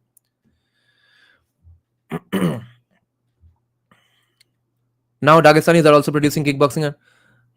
Divya, ये बात तो Indians के दिमाग में घुसता नहीं है. भोसड़ी के पूरे दिन बोलते रहते हैं कि हमारा सिर्फ इंफ्रास्ट्रक्चर थोड़ा वीक है, इसलिए हम सब स्पोर्ट्स में मदरचोद है. और वैसे पहली बात तो तुमको किसने भाई बोला था घटिया स्पोर्ट्स खेलने को, जो कि कोई नहीं देखता है देश में. तुमने खेला तो क्योंकि तुमको सरकारी नौकरी चाहिए, बाद में रेलवेज का नौकरी चाहिए, इसलिए ना. तो तुम ओलंपिक का गोल्ड मेडल का नाम पे, जो कि एक एमेचर लीग है जहां पे पैसा नहीं मिलता है, थोड़ा रेस्पेक्ट वगैरह मिलता है, तुमने वो खेला, मेडल लाया ये या नहीं लाया, तुमने सरकारी नौकरी ले लिया, और अब तो सरकारी नौकरी और भी कम मिलता है, तो तुम फिर जाओ ठेला लगाने और फिर लोगों को बोलो, देखिए, see this bad country watches only cricket, wish we had seen other boring sports. तो सरकारी नौकरी बंद करो, सरकारी नौकरी का इंसेंटिव बंद करो, और देखते हैं कितने लोग नॉन क्रिकेटिंग स्पोर्ट्स में घुसते हैं ये फ्री का ओलंपिक का मेडल मरवाने के लिए. तो the countries which are producing these champions in these sports, even in those countries, these sports are not fucking mainstream sports, and they don't offer a government job for being good in these sports. तो मैं भी गाली दे सकता हूं सबको कि क्यों तुम लौड़े सब क्रिकेट देखते हो, एमएमए देखो. एमएमए को लेकर वो डिस्कोर्स नहीं होता है, क्योंकि भोसरी के एमएमए खेल के तुमको सरकारी नौकरी भी नहीं मिलेगा. Chess can grow. No one's going to fucking watch it. It's not a visually interesting thing.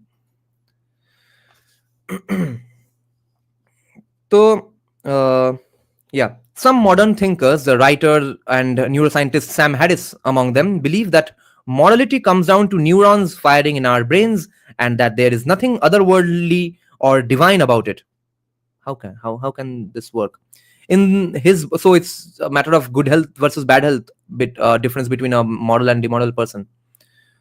In his book, The Moral Landscape, he writes, quote, values translate into facts that can be scientifically understood regarding positive and negative social emotions, retributive impulses, the effects of specific laws and social institutions on human relationships, the neurophysiology of happiness and suffering, etc. End quote. This might well be true, but we are still left with the question of where morality comes from in the first place.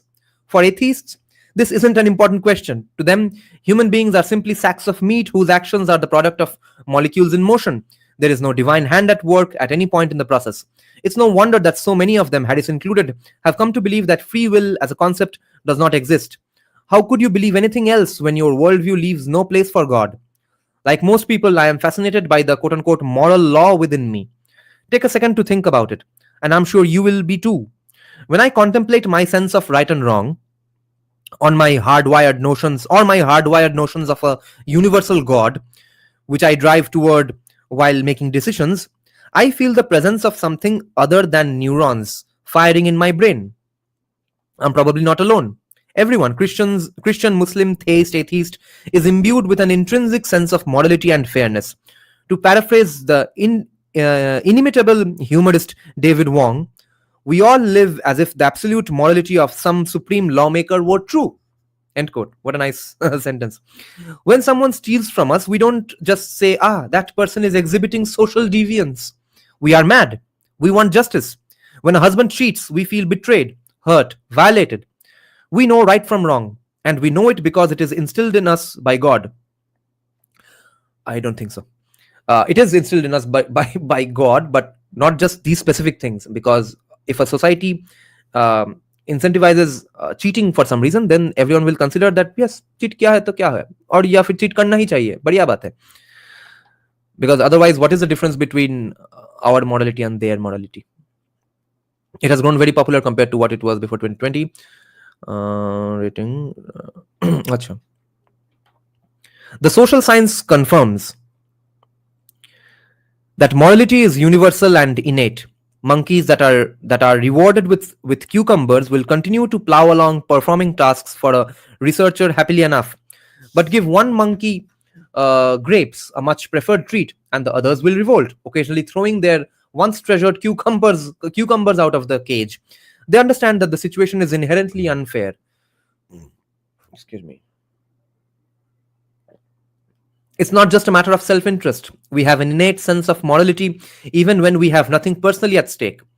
तब तो सबसे easy है morality का बात मरवाना, क्योंकि veganism से वही तो समझ में आता है. अगर तुम वेगनिज्म का एक्टिविस्ट बन जाओ, ये सब तुमको बहुत आसानी से क्लियर हो जाएगा कि जब खुद को कुछ करना होता है, खुद को एक्शन लेना होता है अगेंस्ट योर कन्वीनियंस, तब इमीडिएटली तुम्हारा गुड इवल सब गड्ढे में चला जाएगा, तुम्हारा मॉरलिटी गड्ढे में चला जाएगा. ठीक है, not for everyone of course, because there are some people who are vegans, but जो अच्छाई का मॉरलिटी का बात हम सिर्फ मोदी के लिए रखेंगे, ममता के लिए रखेंगे, इजराइल के लिए रखेंगे, रिलीजन के लिए रखेंगे, प्रीस्ट के लिए रखेंगे.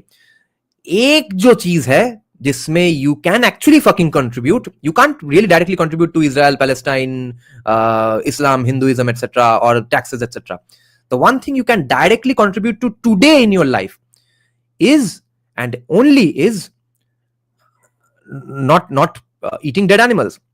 वहां पे immediately सब shift कर जाते हैं, सब हट जाते हैं. No. So you see, there is no morality that's practical. There's just convenience. And some incentive वगैरह बना के कुछ एक हो जाएगा. तो it's not just a matter of self-interest. We have an innate sense of morality even when we have nothing personally at stake. One clever study examined infants just 8 months old.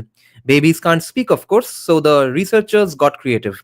They designed a video game involving anthropomorphic blocks with eyes on them. The babies wore gear that tracked where they were looking. When the babies stared at a single block too long, a square without eyes would fall from the top of the screen, crushing it. If the babies moved their eyes around enough, no blocks were destroyed. Once the babies understood the controls, the researchers introduced a new variable, which is blocks harming one another. More precisely, the babies watched one of the humanized blocks colliding with and pushing another humanized block against the side of the screen.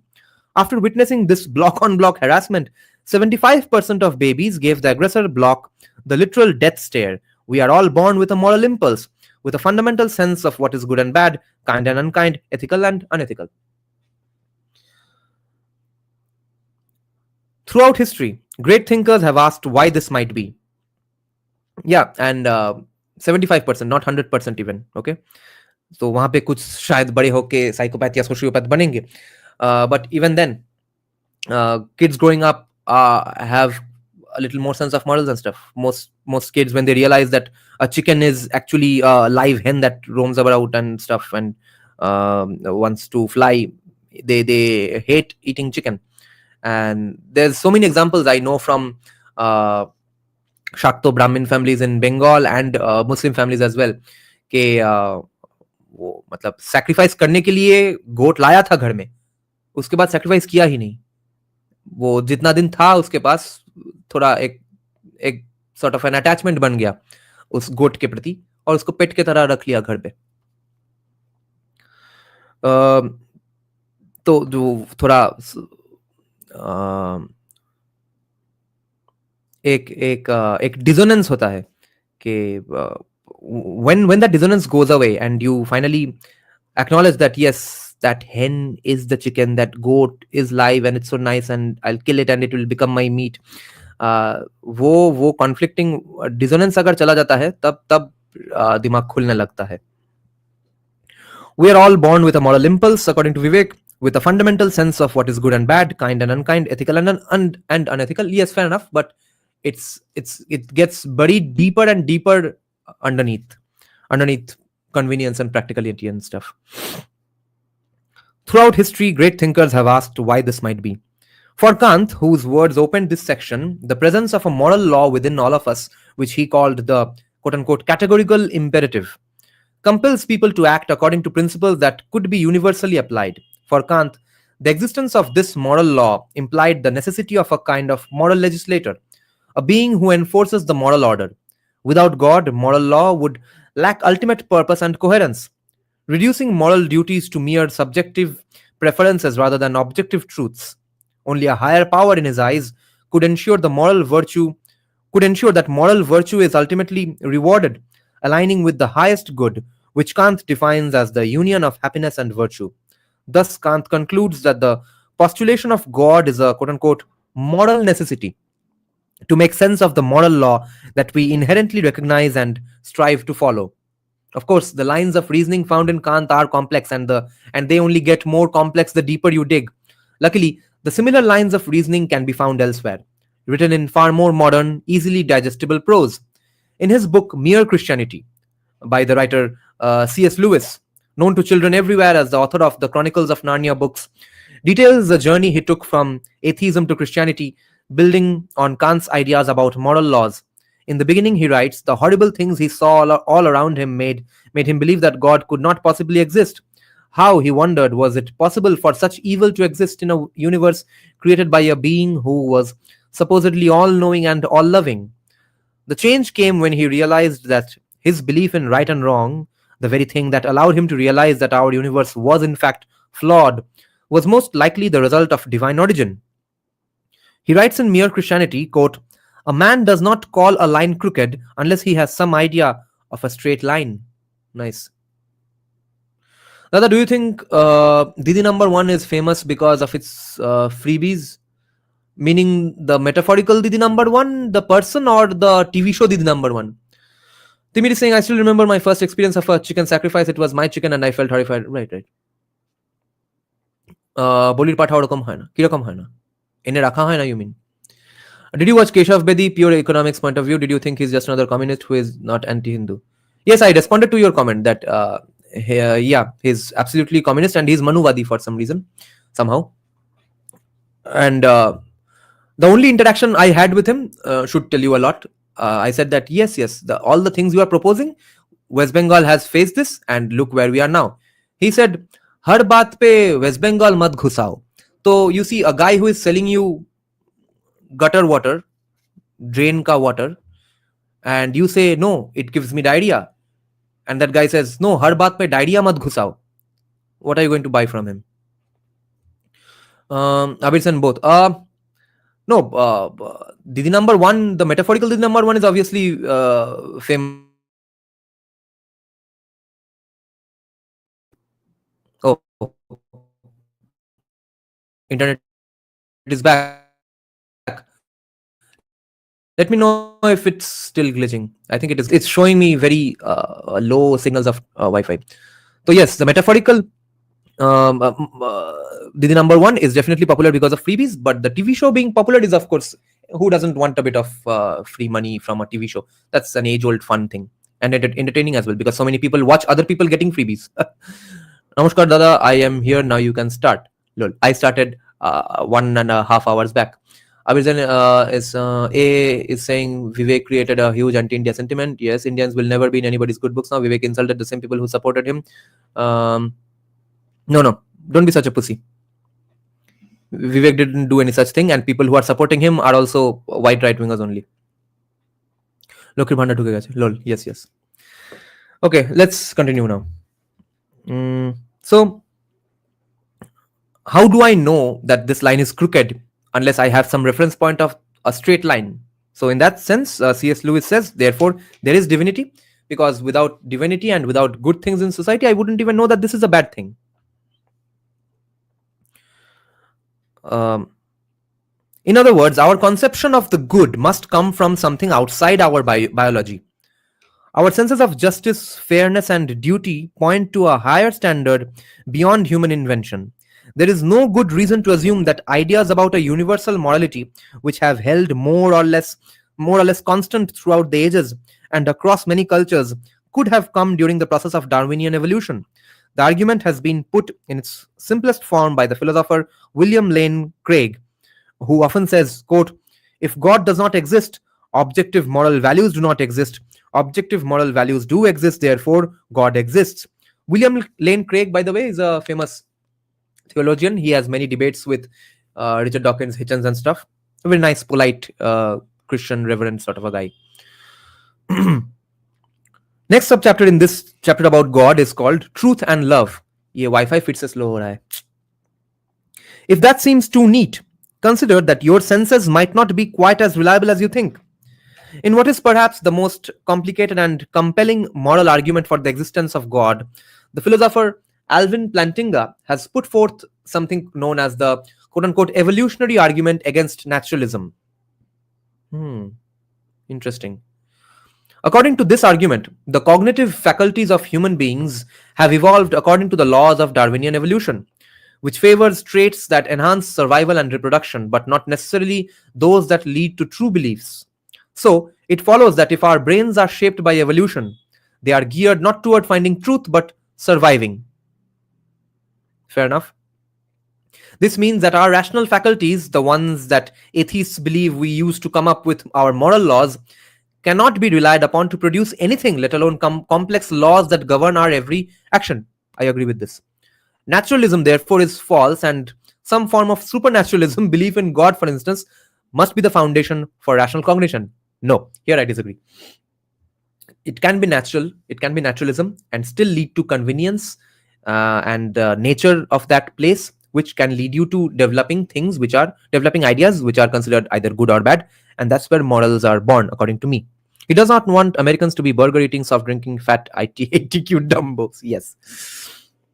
During the research for this chapter, I've come across several complex ideas like this one, all of which make convincing cases for the existence of a higher power. To address them all at length here would take the rest of the book, and we have plenty of other truths to consider. But it's worth mentioning that there is one other common argument for the existence of God, and it is far simpler than the rest. Love, according to some modern philosophers, is proof enough that human beings are made of more than just matter. It makes sense, after all. True love often involves self-sacrifice and putting others ahead of ourselves. As the modern philosopher Tim Keller has put it in his book, Reasons for God, quote, if we are merely a product of evolution, then there is no reason to put others ahead of ourselves.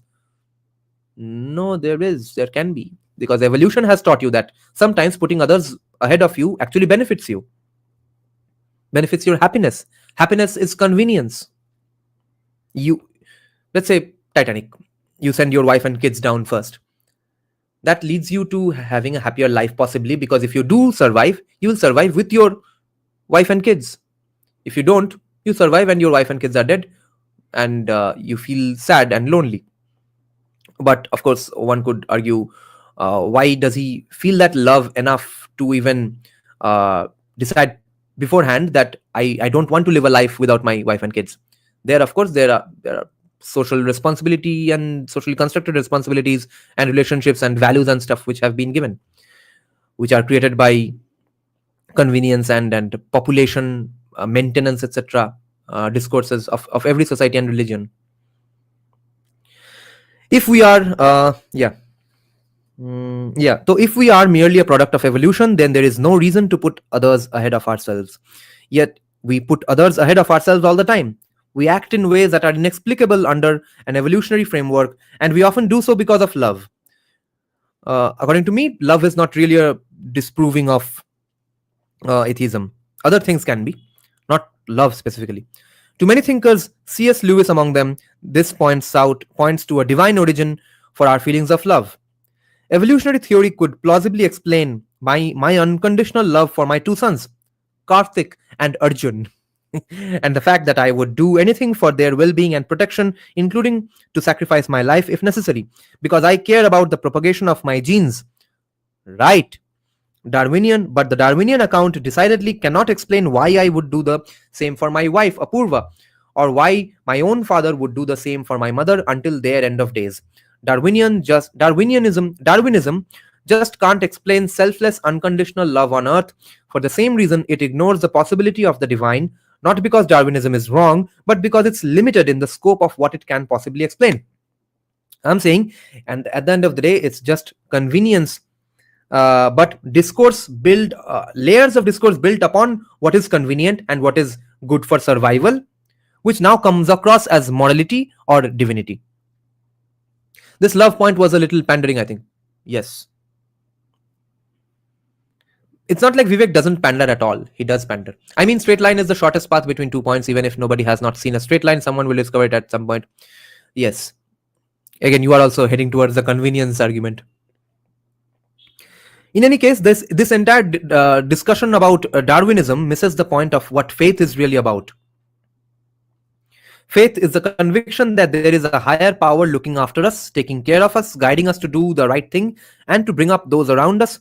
It's the conviction that even if I were to stop believing in that higher power, he won't stop believing in me. Fair enough. The truth is that I didn't particularly believe in God in my early 20s. What eventually convinced me wasn't an article or a book, just as this chapter likely won't convince many non-believers either. It was my experience of falling in love with Apurva. Okay, Hinduism to hai hi experience and not faith. I didn't just feel like a quote-unquote lucky guy to meet her. It felt like destiny. Every time I looked into her eyes at the end of a long dinner, or even at the end of a contentious fight, or lay beside her in bed on a lazy Saturday morning, I knew there was no universe in which her soul and mine weren't fated to be joined. In a universe without God, could I have met some other beautiful woman with whom I could go on to procreate and live a satisfactory life? Sure, that's the stochastic world that an evolutionary theorist envisions. But my experience of faith is to know that no such other universe exists. I knew that a higher power guided me to the love of my life, with whom I was meant to form this beautiful family, and it wouldn't have been any other way. God has given each of us, myself, Apurva, our two sons, incredible gifts, and with that we have responsibilities, a duty to fulfill by nature of the blessings we have been given. Apurva and I were meant to bring our sons into this world, and they will go on to do God's work. That's not a scientific claim, that's faith. That's what more children and young people need. That certainty that someone loves them and wants them to fulfill their potential, that they are given unique gifts by God, that they can use to serve themselves and those around them, that God has a plan for us and is working through us to realize it. There is no better antidote for the nihilistic ennui that pervades our country today. Go to a college campus and see a generation depressed, searching for meaning. Go anywhere in our country and see a society searching for meaning. There's more to life than aimless passage of time, iPhones, and antidepressants. We need only open our eyes to see it. Next subchapter is called What Faith Gives Us. No, his wife is Bihari Brahmin. तो दीर्घजीवी हो गए. During a recent interview with a radio program in Britain, the evolutionary biologist Richard Dawkins shocked the world by proclaiming that although he didn't believe a word of the Christian faith, he did consider himself a quote-unquote cultural Christian. Ankit Kumar is saying, what is the best argument against God?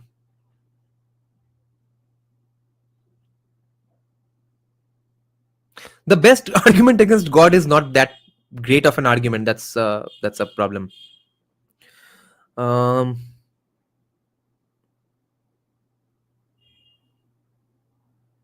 I think that popular one, that if there is God, why is there so much evil in the world, etc. However, I don't agree with morality. I don't agree with morality can be instilled by God only. Yes, that's where I am. Happy New Year to you too, Retrowave. Vivek will be plundered by Dawkins in a debate. it won't be a very fruitful debate. That's what I'm saying. Yeah, simple. It's entropy. Fair enough. One of my college Tambram friend married a Bihari Brahmin too. Only life can fight entropy. Jai Shri Ram Navavimarsh. Okay, let's continue. No, before starting this subchapter, let's take a pee break. Okay, let's take a toilet break and listen to some music. I'll come back in, let's see, how long is this? 3 minutes, okay?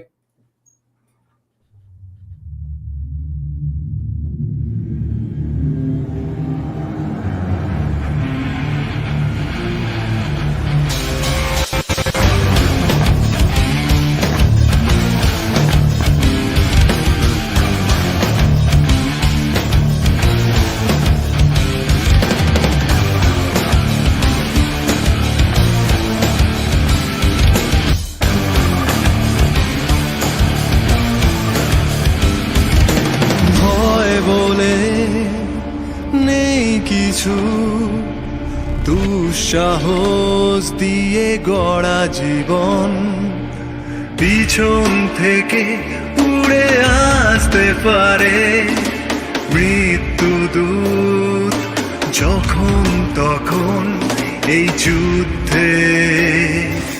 মাথা উঁচু করে বেঁচে থাকার লড়াইটা, মার খেলে আরো জোরে দিতে হবে পাল্টা। সময়ের আগে দিলে মোক্ষম চালটা, নিশ্চিন্তেই হবে জয়। আগুনের চেয়ে দ্রুত তোমাদের বিস্তার, সাহসের সাথে আছে হাতে ধরা হাতিয়ার। বিপদের হাত ছানি কেটে যায় বারবার, তোমাদেরকে সেলাম। হে বীর সৈন্য দল, তৈরি হও, এগিয়ে যাও। হে বীর সৈন্য দল, প্রাণ দিয়ে দেশ তোমরা বাঁচাও। হে বীর সৈন্য দল, একা নও, আছি আমরা সবাই। হে বীর সৈন্য দল, জিতে পেরো এই লড়াই।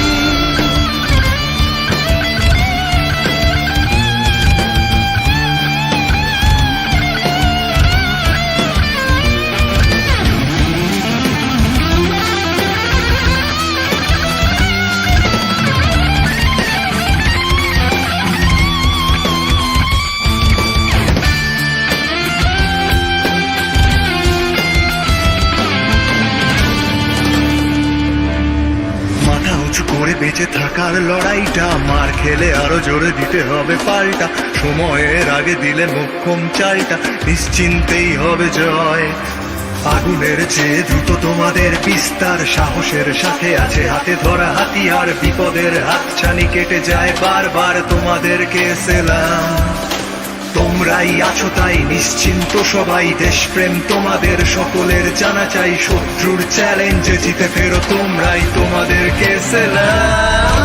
হে বীর সৈন্য দল, তৈরি হও, এগিয়ে যাও। হে বীর সৈন্য দল, প্রাণ দিয়ে দেশ তোমরা বাঁচাও। হে বীর সৈন্য দল, একা নও, আছি আমরা সবাই। হে বীর সৈন্য দল, জিতে পেরো এই লড়াই। হে বীর সৈন্য দল, তৈরি হও, এগিয়ে যাও। হে বীর সৈন্য দল, প্রাণ দিয়ে দেশ তোমরা বাঁচাও। হে বীর সৈন্য দল, একা নও, আছি আমরা সবাই। হে বীর সৈন্য দল, জিতে পেরো।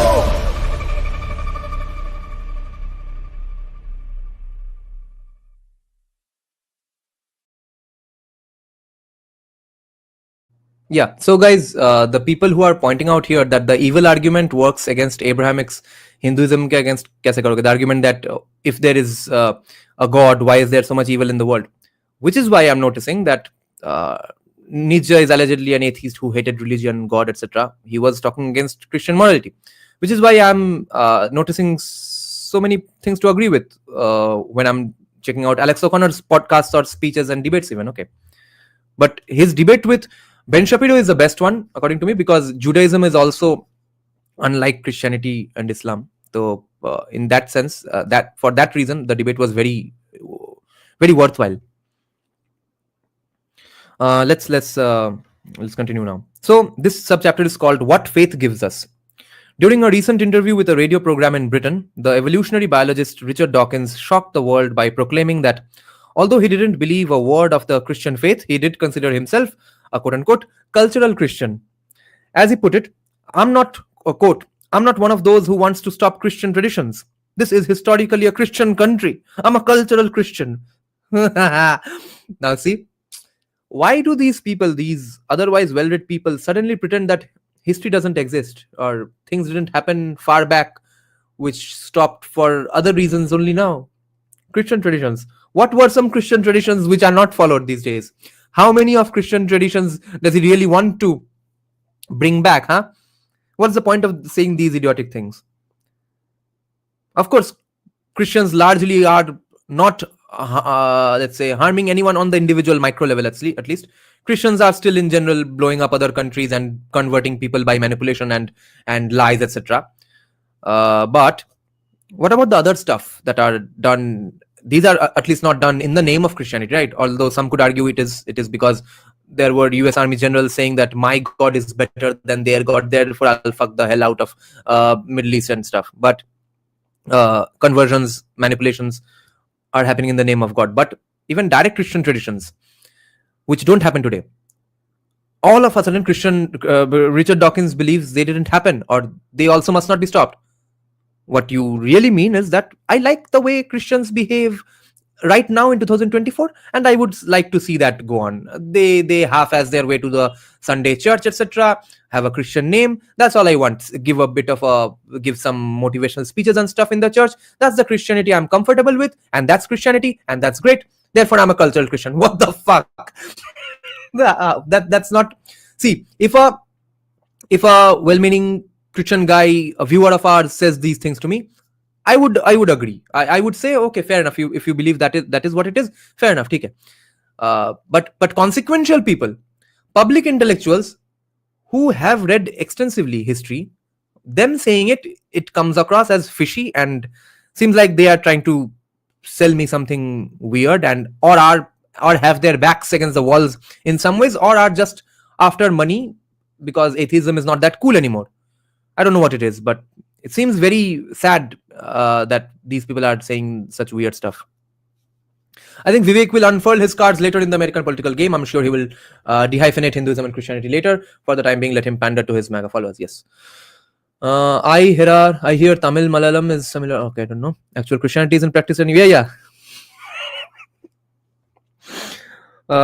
What faith gives us. Okay. So as he put it, I'm not one of those who wants to stop Christian traditions. Let's bring back witch burning. This is historically a Christian country. I'm a cultural Christian. So yes, I like singing carols along with everybody else. I'm not one of those who wants to purge our society of our Christian history. So, वैसे, again, I'll remind people, even Amartya Sen's argument is this, that if you're in a Christian country, there should be only secular schools or Christian schools, and everyone must study in those Christian schools. There should not be Hindu school, Sikh school, Buddhist school, Jain school, and Muslim school, etc. Because that creates diversions and bifurcations and cleavages in society. For years, Dawkins has been one of the loudest voices in the new atheist movement, along with Sam Harris, the late Christopher Hitchens, and many other well-known philosophers. He has celebrated the decline of Christianity in the West, denouncing belief in God as a quote-unquote delusion and superstition. The reason for his sudden change of heart seems to stem from a worry about what might replace Christianity if it ever went away. A worry that has become increasingly important with the rise of forces such as militant Islam and wokeness, both of which pose unique threats to Western society. As Dawkins himself put it in a tweet from 2018, quote, "Before we rejoice at the death of heroes of the relatively benign Christian religion, let's not forget Hilaire Belloc's menacing rhyme, always keep a hold of nurse for fear of finding something worse." End quote. The tweet, which linked to a study showing that 70% of young people in United Kingdom identified as having quote-unquote no religion by reading his books, points to an important truth, namely that humans are hardwired for belief in something. Here I agree with Vivek 100%. And when the belief system that has sustained and nourished millions in the West for centuries, which can broadly be called Judeo-Christianity, disappears, any number of things can rise and fill the vacuum. None of them are good. Throughout history, we found countless examples of the chaos and depravity that emerges whenever societies attempt to throw off religion permanently. The French Revolution, with its reign of terror, sought to replace the Catholic Church with a state-sponsored cult of reason, leading to widespread violence and tyranny. In Mao's China, the Cultural Revolution aimed to eradicate traditional beliefs and practices, resulting in immense suffering and the persecution of millions. Similarly, the Soviet Union's aggressive atheism under Joseph Stalin fostered an environment of repression and fear, where dissenters were brutally silenced. Today, as the writer Ayan Hirsi Ali has recently observed in a piece about her conversion to Christianity, we are under threat from quote-unquote different but related forces. The resurgence of great power authoritarianism and expansionism in the forms of the Chinese Communist Party and Vladimir Putin's Russia, the rise of global Islamism, which threatens to mobilize a vast population against the West, and the viral spread of woke ideology, which is eating into the moral fiber of the next generation, end quote. Dada ignored Bengali invasion theory question. कुछ तो गड़बड़ है दया. कहाँ पे है? फिर से करो. Bengali invasion theory. No. Ask the question again. Korea chairman, Amadet chairman. Will you say the same for India? Only secular and Gurukul and no other schools. Doesn't sound libertarian to me. Only Ramakrishna Mission schools, maybe. Definitely.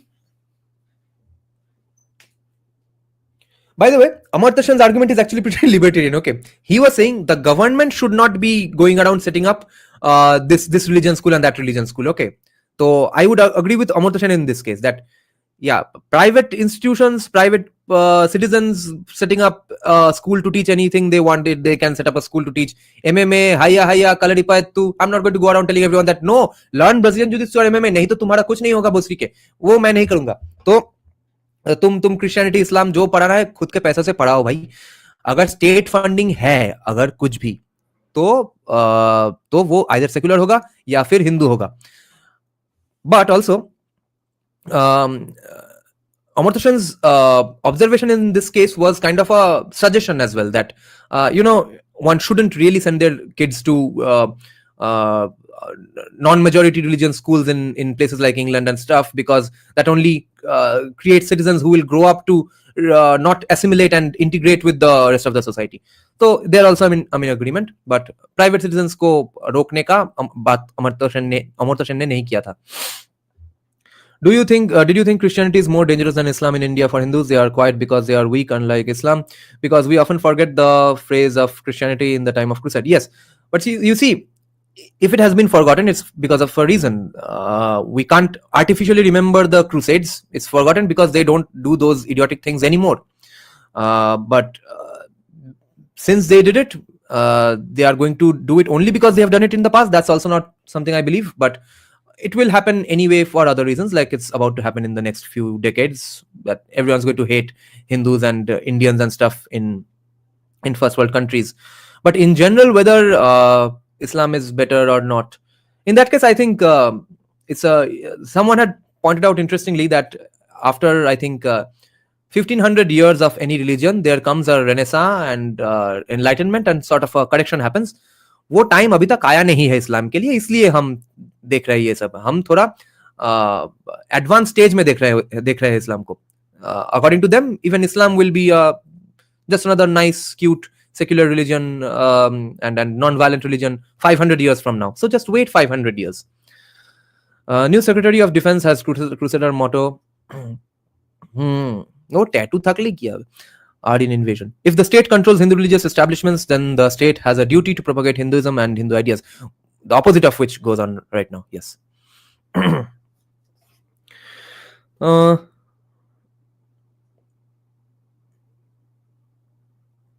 Okay, so Ayan Hirsi Ali ka baat ho gaya, eating into the moral fiber. So against these forces, she writes, we must look to what unites us. And what unites us, in her view, which I share, is the legacy of the Judeo-Christian tradition, which can be defined broadly as, quote-unquote, an elaborate set of ideas and institutions designed to safeguard human life, freedom and dignity, from the nation-state and the rule of law to the institutions of science, health, and learning. Foundations. Another subchapter. Whether you buy these arguments or not, it is beyond doubt that the founders of the United States did believe in God. Yeah. And only in a Protestant God. and that the not Thomas Jefferson though, and that the idea of the divine was immensely important to their vision of the country. For the country. Like it or not, our nation was founded on these principles, and by extension, on the premise that God is real. As legal scholars Michael McConnell and Nathan Chapman write in their book, which is called Agreeing to Disagree, the founders understood that freedom of conscience, including the free exercise of religious beliefs, was a critical component of liberty. The founders knew firsthand what establishment of religion looked like, as many early Americans had fled the crown to escape precisely that tyranny. At the same time, the founders also understood that religious institutions were an integral part of a well-functioning democracy, as religion laid the groundwork for morality and civility, without which self-governance could not survive. As Jefferson wrote, quote, "Can the liberties of a nation be thought secure when we have removed their only firm basis, a conviction in the minds of the people that these liberties are a gift of God?" End quote. John Adams, a member of the opposing political party back then, agreed, quote, "We have no government armed with power capable of contending with human passions unbridled by morality and religion. Our constitution was made for a moral and religious people." End quote. George Washington echoed these sentiments and made the point, widely accepted at the time, that morality alone would not suffice to sustain the fledgling republic. Quote, "Let us with caution indulge the supposition that morality can be maintained without religion. Whatever may be conceded to the influence of refined education on minds of peculiar structure, reason, and experience, forbid us to expect that national morality can prevail in exclusion of religious principle." End quote. हमारे chat से बहुत ही खुश होंगे. अरे भोसरी के मेरा wifi को क्या हुआ? Let me know if it's lagging, okay? And remember, these founding fathers were all in their 20s and early 30s when they were saying these things. Very fascinating. In Abhay, if Indian state becomes the custodian of Bharatiya civilization, ho gaya Bharatiya civilization ka satyanash. Like a great libertarian quote says that if the government were in charge of sand, then there would be shortage of sand in the desert as well. Shekhar फिर से करो question, scroll करने में बहुत time चला जाएगा.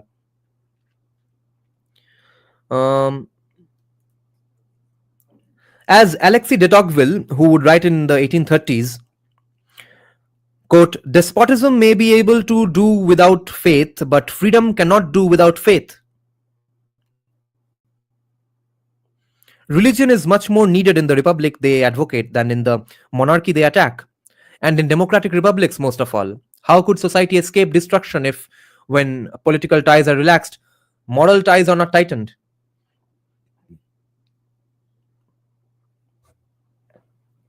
End quote. Indeed, religion was thought to be so important to the success of the new republic that it is enshrined in our constitution twice, in both the Establishment Clause and the Free Exercise Clause. Today, these clauses are commonly misunderstood as intending to protect the government from the dangerous and unsavory effects of religion. Quote, "The separation of church and state," quote unquote, separation of church and state is the common saying, and many people think the goal is to build a wall between the two to secularize our government. But our founders had the exact opposite idea in mind. They knew how critical religion was to proper functioning of a democratic government, and so wanted to protect religious institutions from government interference. This is how the idea of secularism started in the first place. But just as steadfast as our founders' commitment to religious pluralism and freedom, including the freedom to be atheist, was their conviction that the United States of America is itself still one nation under God. If we cancel that part of our national narrative, we risk cancelling some of the most important parts of the rest too. Our founders needed to believe in something bigger than themselves to spawn a great nation, and we must too if we are to preserve it. Secular humanism may work for a good number of people in guiding them through living a moral life while finding sufficient individual purpose and meaning. But it's insufficient at the level of a nation, certainly a nation founded on the idea that we are endowed by our Creator with inalienable rights. Probably fair enough. Without a critical mass of people in the United States re-embracing faith in God, a higher being greater than themselves, I am skeptical that we can fully reverse what so many Americans have accepted as our inevitable national decline. I remember attending a sermon of a different pastor in Iowa who taught that to be a true Christian, you can't just vaguely believe in the quote-unquote philosophical teachings of Jesus Christ, as say Jefferson did, but that you had to believe that Jesus Christ was actually right about what he said, that he was the sole Son of God, and that the path to truth runs exclusively through him. Either he was a crazy man or he was right. You can't believe both, the pastor said. Well, I would say something similar of our founding fathers. If you are truly committed to reviving the 1776 ideals when US gained its independence, 1776 ideals on which our nation was built, either you believe in those founding ideals or you don't. Rejecting divine providence while accepting the ideals bequeathed by our founders, who believed in a higher power that created those rights, is not a coherent position. Fair enough. This brings me back to Richard Dawkins, who seems to believe, but भाई founding fathers सिर्फ Protestantism में भी believe करते थे, तो वो when they are saying that we are तो तब Judeo-Christian values भी मत बोलो, सिर्फ Protestant values बोलो. This brings me back to Richard Dawkins, who seems to believe that modern people can enjoy fundamentally Christian things such as Christmas, universal human rights, and the sight of wonderful cathedrals without the beliefs that brought those things into being in the first place. Without believing Christians, there can be no cultural Christianity. Fortunately, the problem of religious decline is not quite as drastic in the United States as it is in Europe. According to a Gallup poll taken in 2022, 81% of Americans answered yes when asked whether they believe in God. Interesting. So the real risk we face today is one that our founders didn't quite envision. Not a tyranny of the majority, but instead a tyranny of the minority. Every day, this vocal minority attempts to enforce a strange set of new ideas, which, as several thinkers have pointed out, functions essentially as a replacement religion and threaten with social ostracism anyone who dares to disagree. As even the devout atheist Dawkins has pointed out recently, we must be very careful with how quickly we allow religious tenets to seep out of our public life. What replaces those tenets, specifically from the radical left, will almost certainly end up being much worse, if only because adherents of the new far-left religion believe in their cause with at least as much fervor as any religious fundamentalists we have ever seen. If you don't believe me, turn the page. 5 truths. 5 truths after every chapter of one mother truth, okay? So 5 truths from the chapter called God is Real, okay? Interesting. अरे Wi-Fi को क्या हुआ?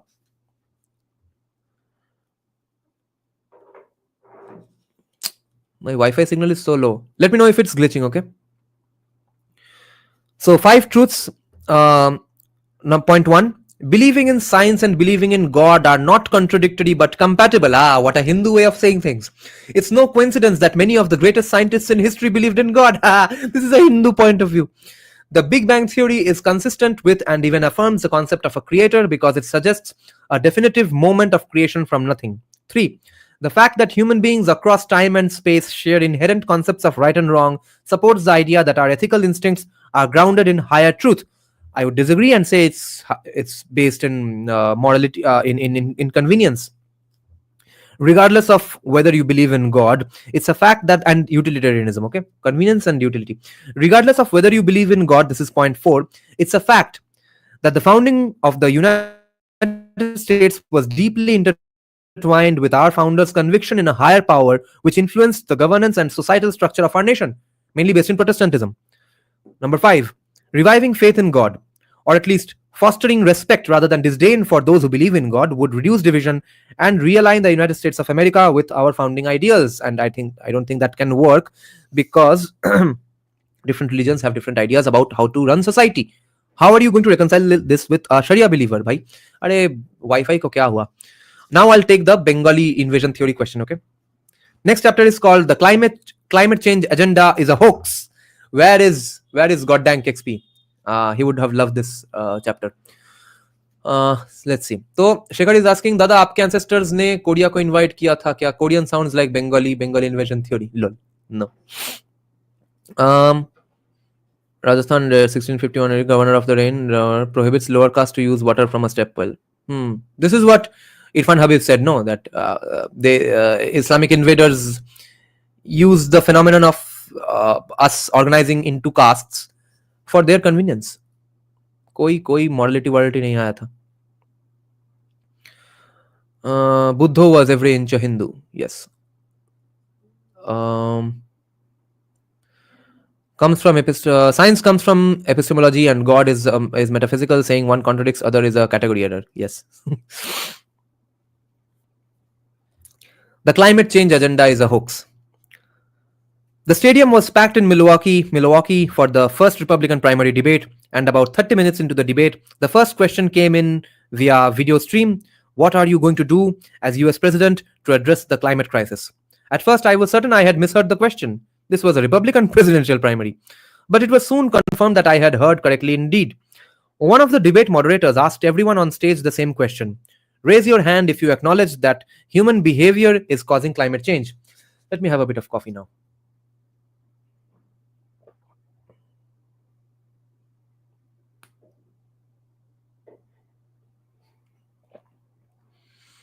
Ron DeSantis stood to my right, both of us center stage, in front of a silent audience. In my peripheral vision, I saw him start to fidget, and then he suddenly blurted into the microphone a plea to the moderator that we should actually have the quote unquote have the debate instead of raising our hands like school children.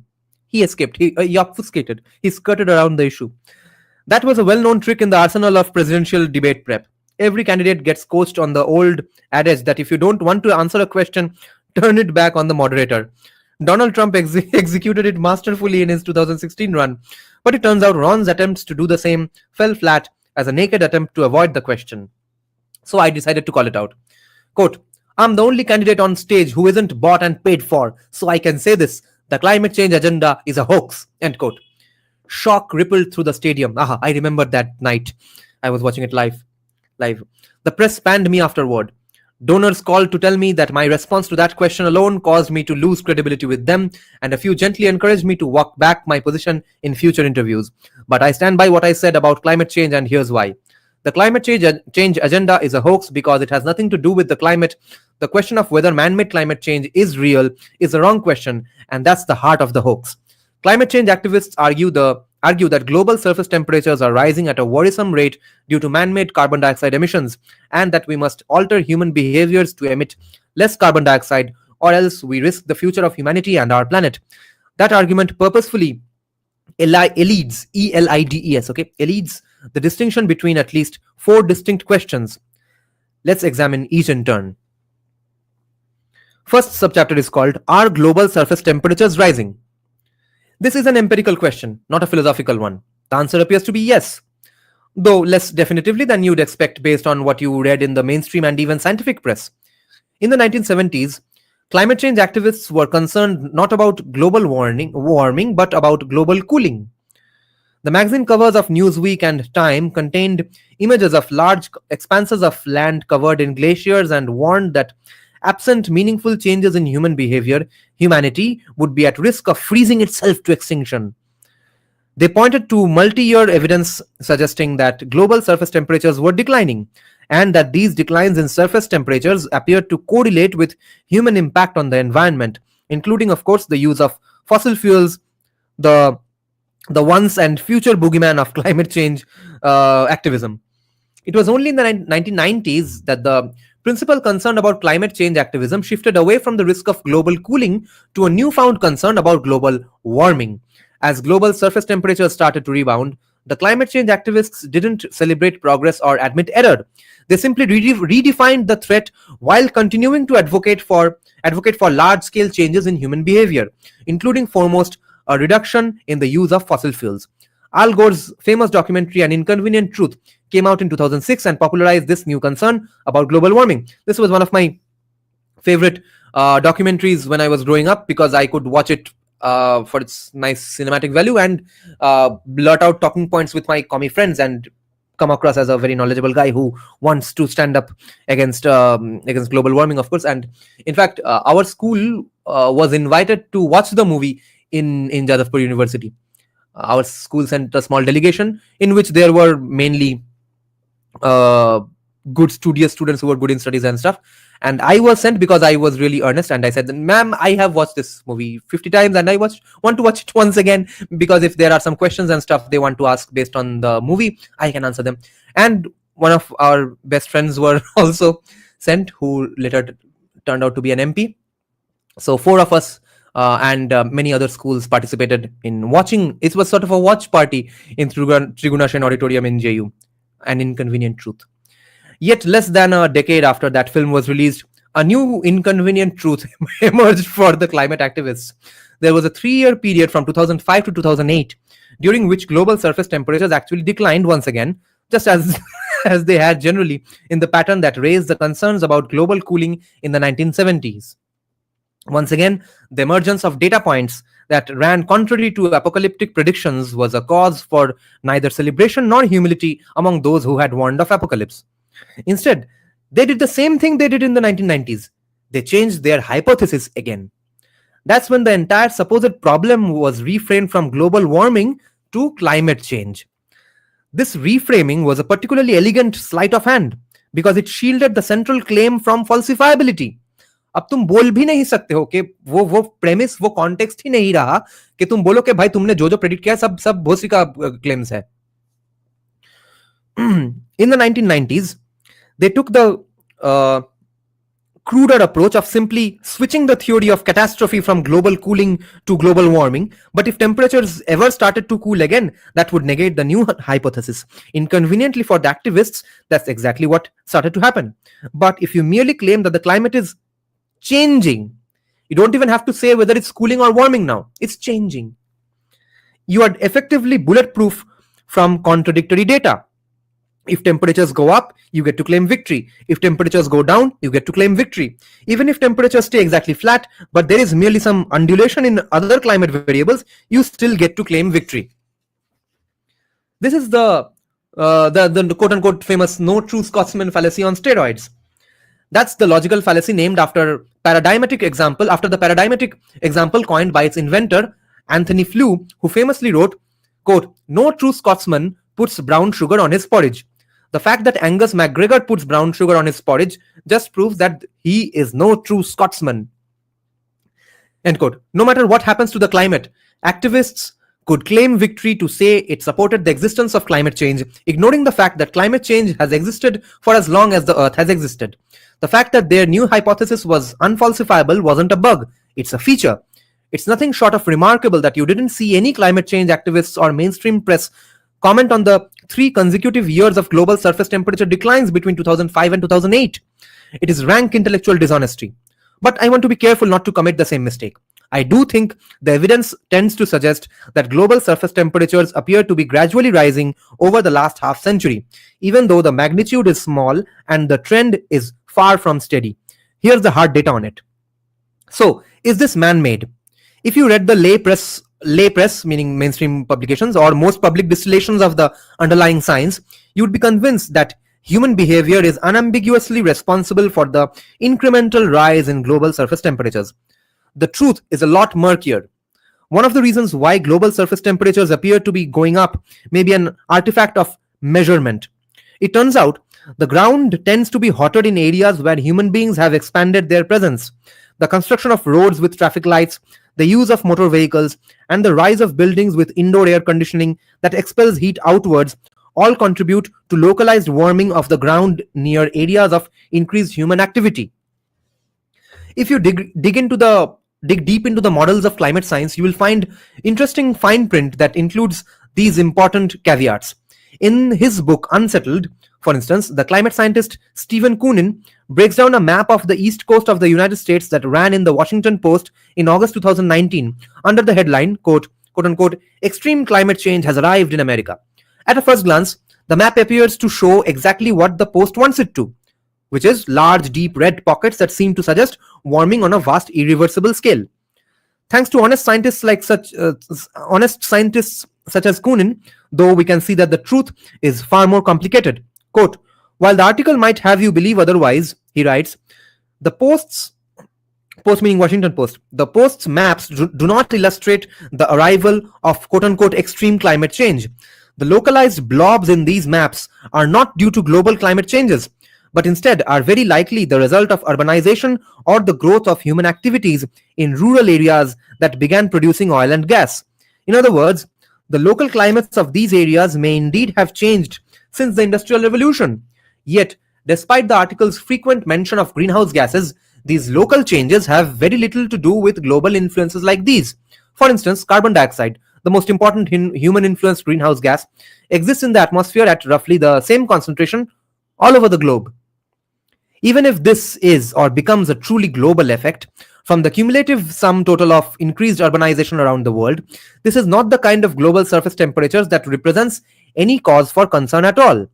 The central claim of climate alarmists is not that we should be worried if the ground is infinitesimally warmer at the end of the century than at the end of the last. Rather, it's that rising surface temperatures are evidence of a broader change in the climate that could increase the frequency of extreme weather events that kill people, melt the polar ice caps, that would increase sea levels, that subsume helpless indigenous populations in the Pacific, and the rest of their parade of horribles. Yet, if surface temperature measurements on the ground are simply registering higher because of the expansion of human activity on the ground, that wouldn't be a cause for concern, even if you subscribe to the central claim of climate change activists. The evidence for man-made global warming via changes to the atmosphere, rather than via the direct effect of increasing ground temperatures due to the expansion of human activity, is even more scant. Socially, we have arrived at the consensus that CO2 emissions are responsible for atmospheric changes, but these claims don't hold a scientific degree of certainty. On closer inspection, they look almost farcical. Statistical fallacy se bhara ke rakha hai papers. Take out a piece of paper and write down your guess of what percentage of the Earth's atmosphere is composed of H2O, CO2, N2, and other gases. Now compare them to reality. Nitrogen 78.08%, oxygen 20.95%, argon 0.93%, carbon dioxide 0.04%, water vapor from 0.2% to 4% depending on the location and weather conditions. The fact that CO2 represents less than 0.1% of the gases in the Earth's atmosphere, and that in absolute terms we see far greater variances of other gases like H2O that are known to have their own greenhouse heat-trapping properties, makes it at least suspicious for the climate movement to have fixated its maniacal villain-finding focus on CO2.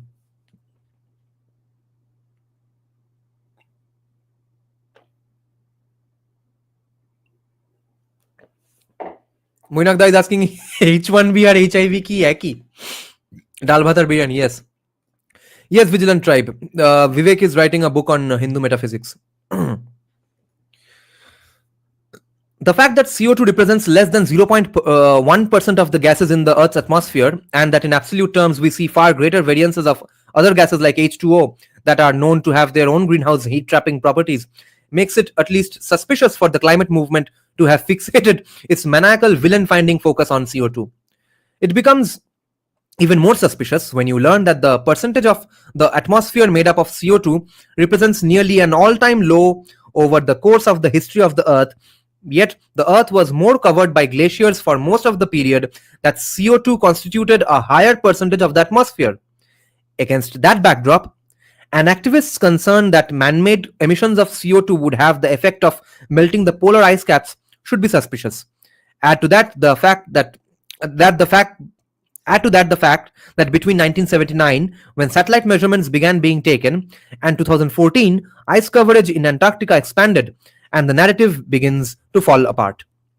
For the sake of argument, let's grant the most favorable version of the climate activist narrative for now, which is there is still evidence that global surface temperatures have tended to rise over the same period that human beings have increased their emissions of carbon dioxide, which is at least among the gases in the atmosphere known to contribute to a greenhouse effect.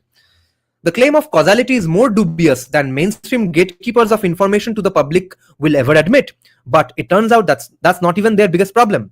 Even if we accept that global surface temperatures are rising and that it's due to the man-made effect of increased CO2 emissions, there is no reason to believe that this minuscule rise in global surface temperatures is actually a net negative for humanity. And that's the third question to answer. Could a rise in temperatures be a good thing? As strange as this question might look at first glance, there are basic reasons to believe that the answer might be yes. For instance, it's a fact that the Earth is more covered by green surface area today than it was a century ago. Carbon dioxide is the most basic source of nourishment for plants, and many plants tend to grow better in a slightly warmer climate. Even if you don't inherently accept that greater plant surface area coverage of the earth is inherently positive, plants are still the earth's natural and greatest carbon sink, suggesting that the earth has built-in equilibrating mechanisms to deal with incremental fluctuations in atmospheric gases like CO2. Against that backdrop, it's hardly a coincidence that environmental activists from the 1970s were more concerned about global deforestation and the supposed risks of reducing green surface area coverage when their cousins in the climate alarmist movement were warning about global cooling. Yet now that the climate narrative has shifted to an alarmist concern about global warming, the concerns about losing green surface area on the earth have dissipated into the atmosphere. Plant life on earth is hardly the greatest beneficiary of temperature increases. There's a much more direct benefit to human beings. Fewer humans will die on a planet where temperatures are incrementally warmer. Bjorn Lomborg, the head of Copenhagen Consensus and a visiting fellow at Stanford, has correctly observed that 8 times as many people die of cold temperatures as warm ones. This is not just a contemporary phenomenon. In the course of human history, far more people have died from ice ages than heat waves. As at the very least, this should make us question whether incrementally increased global surface temperatures is inherently a bad thing, or whether there are some positive effects that demand us to investigate further the costs and benefits. Lomborg has also correctly noted that the most effective way to prevent all temperature-related deaths is to create more abundant access to fossil fuels, which of course runs contrary to the top prescription to fight global climate change. On the topic of human death rates, there is another fact that's even more startling. In his seminal book Fossil Future, Alex Epstein notes that the climate disaster-related death rate has declined by a staggering 98% over the course of the last century. Against the backdrop of media hysteria about the so-called climate emergency, it might be surprising to learn that a 98% reduction in climate disaster-related deaths took place over precisely the same century that we saw the most dramatic increase in human use of fossil fuels. But there shouldn't be any surprise. The finding should be obvious, which is the reduction in deaths is because of more abundant access to and usage of fossil fuels to regulate temperatures, construct new buildings resistant to the effects of climate disasters, and so on. So even if we grant that man-made behaviors are causally responsible for rising global temperatures, itself a dubious proposition, it's entirely possible that such changes in temperatures are a positive for humanity as measured by death rates, and for Earth as measured by plant coverage of the surface. At minimum, it requires far greater work to conclusively determine that a rise in temperatures will be net negative for humanity. But suppose further that it is a net negative, okay? Suppose it's a bad thing. The fourth and most pertinent question still remains. Are we certain that the alterations to human behavior required to reverse the effects of global warming will be more beneficial than harmful to humanity? Or phrased another way, could the cure be worse than the disease? For years, we have been led to believe that fossil fuels are inherently evil. Even those of us who don't love the idea of insane activists defacing paintings and interrupting tennis matches tend to agree that we really should be using less oil and gas. Again, the truth is much more complicated. Over the past few decades, as the philosopher Alex Epstein has pointed out, quote, fossil fuels have powered the increased industrialization that has brought down the rate of extreme poverty, the percentage of people living on less than $2 a day from 42% in 1980 to less than 10% today. Of course, inflation. Thanks to the widespread and still increasing, inflation is not the only thing, but there is inflation.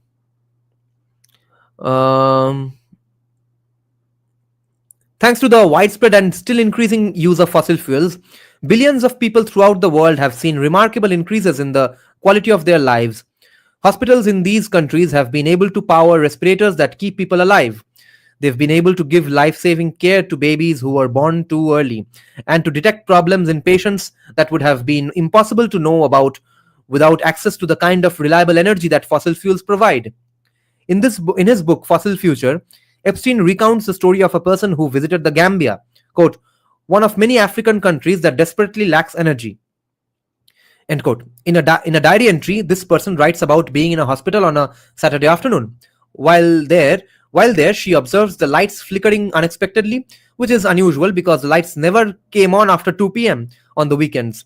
For the next few hours, the doctors scramble to take advantage of the sudden availability of energy. They deliver a baby via an emergency C-section, then deliver another who is premature, weighing only 3.5 pounds.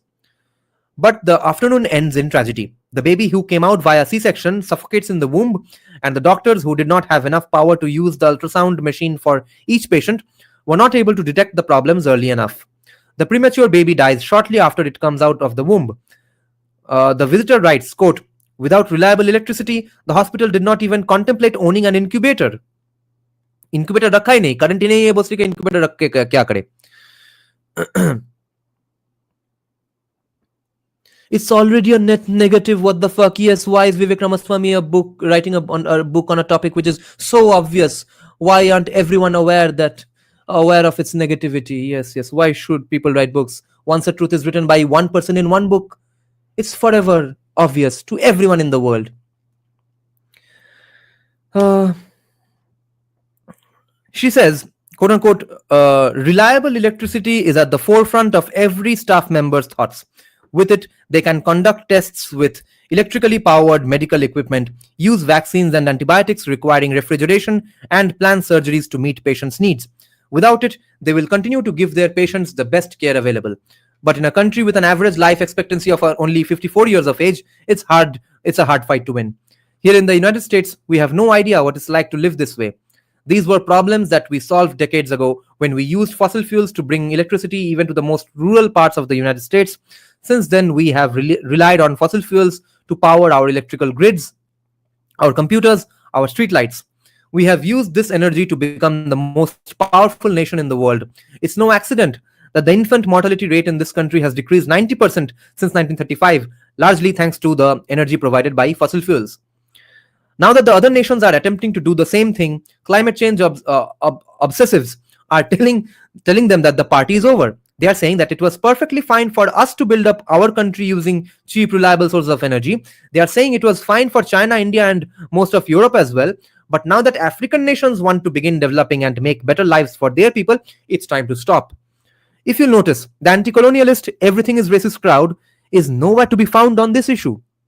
These people care only about what makes them look good in front of other activists. This was my point in terms of veganism as well. खुद के actions पे बात आएगी, भोसरी के सब कुछ defend कर देंगे और बाकी सबको आरएसएस का दल्ला बोल देंगे.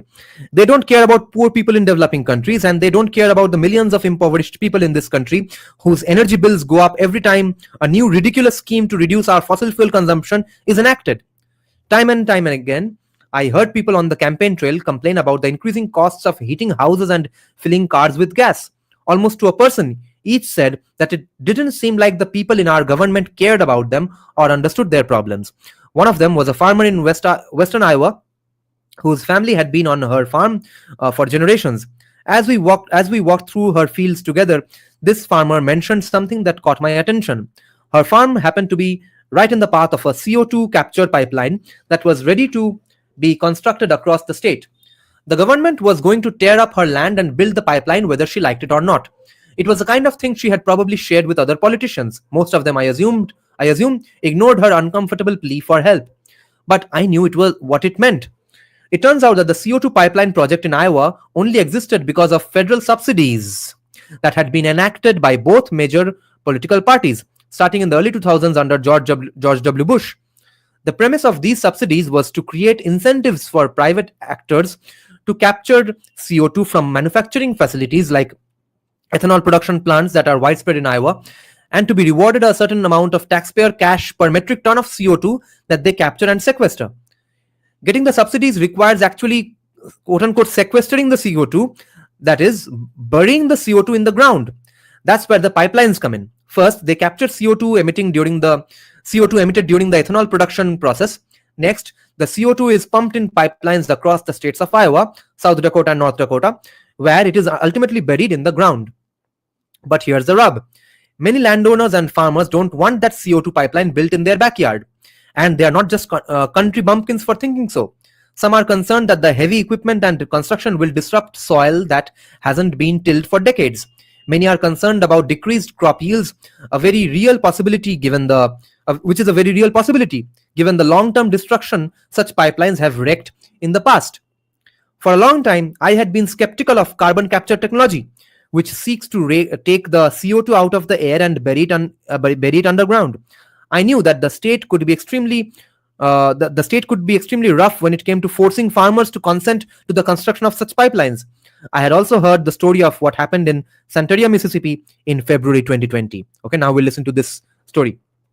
Before that, let me just call up my internet folk, because the Wi-Fi is not healing itself at all. It doesn't fluctuate this much. Let me just ask them if they can refresh and stuff. I think they'll restart their servers or something, and we'll have a break for a few seconds. For काट दिया भोसड़ी के वाह. Oh yes, vigilante tribe. Vivek doesn't care about farmers. You care about Hindu metaphysics. Serious damage. It was a little past 7 o'clock in the evening when residents heard the blast. Some saw the white mushroom cloud explode nearby, but no one knew what had happened. It got hard to breathe. Some people were unconscious, cars stopped working, combustion engines need oxygen, and the CO2 layer had become so dense as it hovered near the ground that trucks and minivans were stranded on the highway.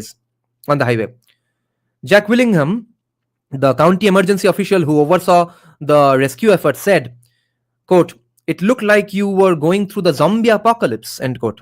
A grandmother called 911 and was told that emergency vehicles couldn't get through either. No one was coming to rescue them. She put her 2 toddler grandchildren to bed, praying, not knowing if they would survive.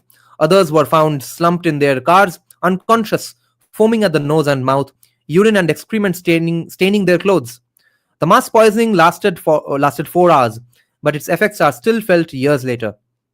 Some are permanently disabled, including a former lumber mill worker who can no longer work due to muscle tremors and cognitive decline from the prolonged oxygen deprivation his brain suffered while unconscious during the leak. But all said, the rupture was not as bad as it easily could have been. We got lucky, Willingham said. Quote, "If the wind blew the other way, if it had been later when people were sleeping, we would have had deaths," end quote. There is a sad irony to this tragedy. Climate zealots acknowledge that CO2 is deadly, but to them, the solution is to concentrate, pressurize, and pump it through our communities under farms, homes, and schools, where it has maimed real living people and will do so again in the future. Rather than allowing it to escape safely into the atmosphere, where it may hypothetically indirectly cause climate change that may or may not hurt some unknown person decades or centuries down the line.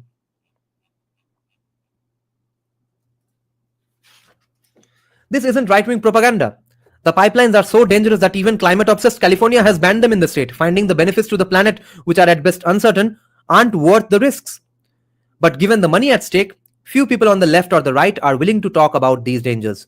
Of course, at least when it comes to crop yields and soil fertility, landowners are free to decide to take these risks if they want, but also to demand proper compensation for doing so. One farmer asked the pipeline company for shares in the project, since if he was taking individual risk, he wanted a small share of the uncapped profits that the project would generate. The answer was no. Others demanded more compensation than the proprietor desired to pay. So they resorted to eminent domain, where the government compelled farmers to accept a fixed price to either sell their land or to provide an easement to the company that wanted to build the CO2 pipeline across it, irrespective of whether the farmer agreed with the price or not. That was the farmer's real grievance she shared as we walked the cow pasture.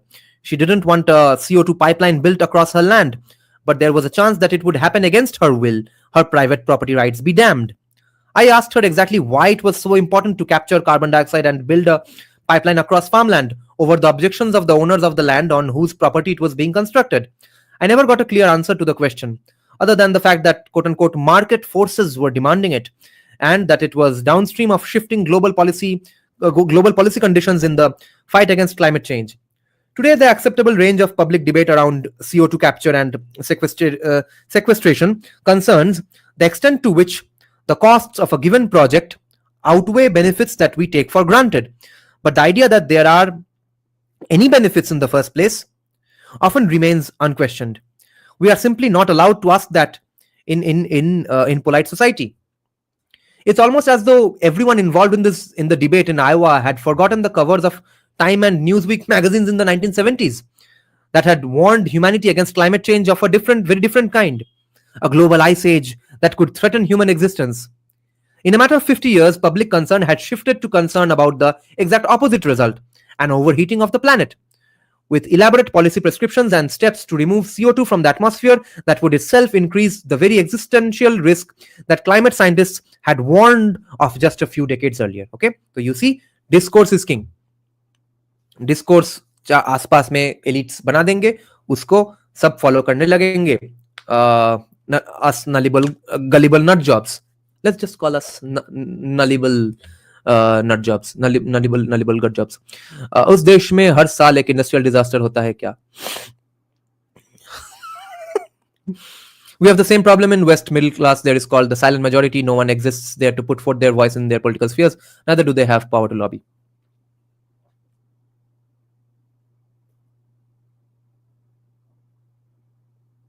And who knows? We may return there once again. 50 or 100 years from now, we may once again fear global cooling. The next ice age. World leaders will be visiting elderly miners and engineers and drillers in nursing homes, scrambling to understand how they once dug up fossils and converted them into warmth. Countries will work frantically to fire up decaying coal plants, burning any and all carbon-based matter in a desperate attempt to raise the Earth's temperature even a fraction of a degree. It may sound far-fetched, but it's a thought experiment with a sounder scientific basis than the current climate orthodoxy, which, to be clear, isn't saying much. Who benefits?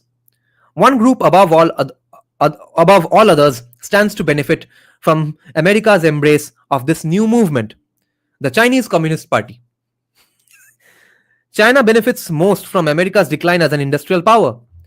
Our increasingly complex and senseless climate agenda pressures manufacturers to send their factories abroad, where governments won't interfere with their ability to do business. Even when those companies move somewhere other than China, it's still a win for the CCP. Whenever production is taking place offshore, somewhere we may not be able to access in the event of war, that benefits China. The greatest proponents of so-called quote-unquote environmental, social and governance ESG factors in US capital markets are either inadvertently or expressly advancing Chinese interests at the expense of US interests under the mantle of climate advocacy. BlackRock, the world's largest asset manager, often influences American businesses to take on a much higher standard of quote-unquote corporate responsibility than their Chinese counterparts. BlackRock, for example, in 2022, voted for Scope 3 emissions caps at Chevron, one of the most important oil producers in America. Scope 3 emissions caps are the most aggressive form of constraints that an asset manager could apply to any company, because it requires a company to reduce not just its own emissions, Scope 1, but also those of certain business partners, Scope 2, and its entire supply chain, Scope 3. The business interest of Chevron in adapting Scope 3 emissions caps is the equivalent of McDonald's taking responsibility to reduce the weight of every customer who buys a Big Mac, as I argued in a shareholder letter that I wrote to Chevron in 2023 on behalf of Strive Asset Management, his asset management company. Yet, it's puzzling that even though such emissions caps were adopted in the name of fighting global climate change, BlackRock also happened to be, in that same year, a large shareholder of PetroChina. Yet BlackRock's shareholder advocacy on global climate issues appears to have been limited to the West, not China. BlackRock never told PetroChina to adopt Scope 3 emissions caps or implement other quote-unquote responsible business practices. BlackRock seemed to be interested only in hamstringing an American company, not making global change. The reason why the likes of BlackRock act this way is simple. It comes down to their own incentives. If BlackRock had tried to flex its muscle to the corporate board of PetroChina, the Chinese Communist Party would have told them to get the hell out of China. BlackRock enjoyed a special status as the only foreign firm with a full, wholly owned subsidiary licensed to sell mutual funds to customers in mainland China. ठीक है? Mutual fund का business BlackRock खोलेगा China में, इसलिए अपने companies को America में बोल दिया कि थोड़ा emissions कम करो भाई. By contrast, the US government now creates incentives for the exact opposite in 2022. In 2022, the US Department of Labor changed ERISA rules to expressly permit and even encourage asset managers like BlackRock to take into account non-pecuniary, meaning non-finance related factors like climate change when allocating capital and behaving as a shareholder. जिन लोगों ने capitalist punishment और Woking पढ़ा है विवेक का, this book, okay, the green one here, they know he has discussed these things in much more detail in his in those books. Know of these things, these situations and incidents के finance asset management firm को बोला जा रहा है कि तुम finance के बारे में उतना मत सोचो भाई, नॉन पिक्यूनियरी फैक्टर्स पे फोकस करो. फिर बंदूक मैन्युफैक्चरर्स को बोला जा रहा है कि उतना बंदूक काहे मैन्युफैक्चर कर रहे हो. Expressly permit and encourage asset managers like BlackRock to take into account non-pecuniary factors like climate change when allocating capital and behaving as a shareholder. The Securities and Exchange Commissions. So you see, what is the actual definition of fascism? When state and capitalism joins hands to fuck you up. So public-private partnership, etc. All these things are ticking time bombs for these reasons. कि देखो यहाँ पे क्या हो गया. Capitalism को state ने, bureaucrats ने बोल दिया कि हाँ तुम ऐसा करो, तुम नॉन पिक्यूनियरी फैक्टर्स के ऊपर फंड एलोकेट करो ताकि यहाँ पे हम एमिशंस कम कर ले. और वो इंसेंटिव ढूंढ रहा है चाइना में वो शेवरॉन का इक्विवेलेंट कंपनी, चाइनीज गवर्नमेंट का कंपनी या फिर सीसीपी एंडोर्स कंपनी, वो ऑयल एक्सट्रैक्शन कंपनी खोल रहा है ताकि ब्लैक रॉक को वहां पे म्यूचुअल फंड खोलने को मिल जाए. और यहाँ पे वो रेस्पॉन्सिबल कैपिटलिज्म के नाम पे ये चुतियापा हो रहा है यूएसए में. We don't realize, but the more a country develops, the more powerful their asset management companies get. Hindu metaphysics is saying, so the idea Vivek is pushing is that the biggest corporations are forced by powerless activists to adopt climate change policies. How silly does it even sound? Because you fucking idiot, you didn't hear anything before or after these 2 pages. Oh my god, I have to stop responding to every idiot in my comment section. Shit.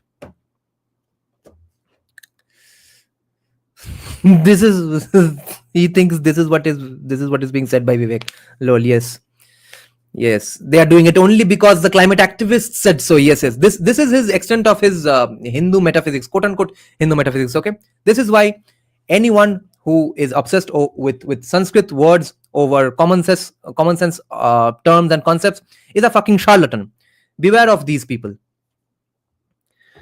In 2022, the US Department of Labor changed ERISA, ये तो हो गया, ठीक है. The Securities and Exchange Commission, okay, SEC, the most important regulator governing the asset management industry, has tried for the last 2 years to implement mandatory climate risk disclosures to investors of the exact kind that would validate the likes of Larry Fink, CEO of BlackRock.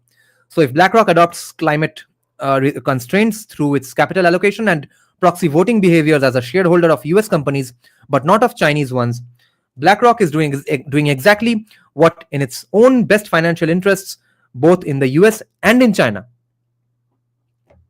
It's a parallel example to why the sponsor of the CO2 pipeline in Iowa, an elaborate project pipeline predicted on the importance of removing CO2 from the atmosphere, is also one of the largest ethanol producers in Brazil. So you see, the climate activists, the blue-haired climate activists are just idiot pawns.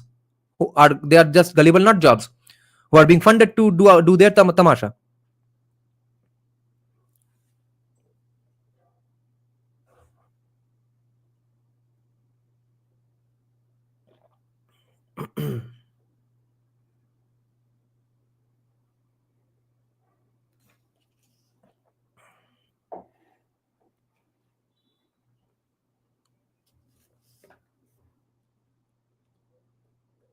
It makes sense for financially motivated actors to act according to their financial incentives.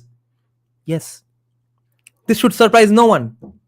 What makes less sense is why, but then Vivek, why was he going on about morality coming from the divinity in the first chapter? What makes less sense is why ordinary and mostly earnest climate change activists are going along with it, even though it makes very little sense even to advance their own self-stated objectives without critically analyzing why. It goes back to the hard truth that God is real. Okay, interesting. He's also going to address this. When you fail to recognize that ultimate truth, you start making up substitutes for it instead. Ye to theek hai. Nearly every culture in human history has sought to change the climate. Shamans in ancient China danced with rings of fire until their drops of sweat created rain. Scandinavian witches are said to have claimed the power to control the wind, selling it to sailors who feared the misfortune of calm winds standing their ships at sea. Indonesians placed rice and fruit in makeshift boats and floated them down a river to prevent volcanic eruption. The Toltecs and Aztecs sacrificed children to bring good weather, often torturing them beforehand to ensure their tears would satisfy the gods. Our innate hubris tells us that we can change the universe around us through our own agency, a psychological tendency that extends much further back than the present moment. Now, the last section of this chapter, which are the 5 truths pertaining to this particular one truth, that climate change agenda is a hoax. So the 5 truths. 1. In the 1970s, climate alarmists warned that quote-unquote global cooling would end humanity. Just 30 years later, the same climate alarmists warned that global warming would end humanity. Both are false. Point 2. Measurements of global warming are far more complicated than scientists have been willing to admit. Wait, my internet guy is calling me up. Hello, হ্যাঁ, আজকে না একটু নেটটা সমস্যা করছিল আজ 2 ঘন্টা ধরে, বারবার চলে যাচ্ছে আসছে, স্লো হয়ে যাচ্ছে আসছে। মানে আমার বাড়িতে পাঠিয়ে লাভ নেই, হ্যাঁ আমি লাইভ স্ট্রিমের মধ্যে রয়েছি। Oh my God, they cut disconnected again. Let me tell them not to send anyone in my home.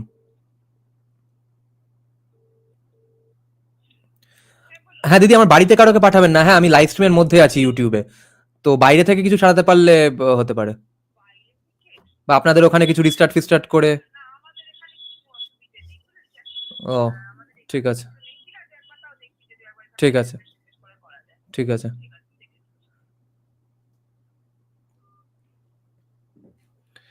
Best service ever. Contrary to popular, so point 2 is measurements of global warming are far more complicated than scientists have been willing to admit. A detailed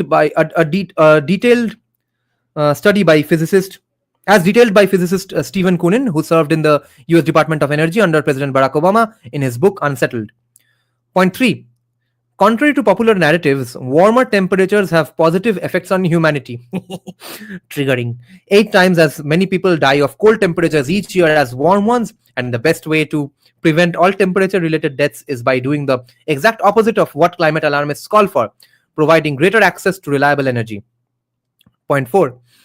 More people have died due to the global policy responsible to climate change than have died of climate change itself. Point 5. Climate change policies hurt the West and benefit China, which fails to adopt climate-related constraints and instead produces batteries and other inputs for the new quote-unquote green economy, which directly increases US dependence on China. Next chapter is called An Open Border is Not a Border. Let me have a few sips of coffee now.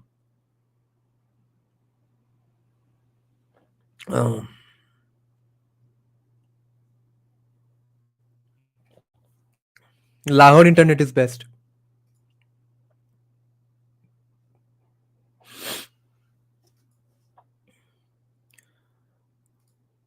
Yeah, I'm old enough to remember when they used to say don't use paper bags, they kill trees, and promoted plastic bags. Now they say ish China dada lunch korben.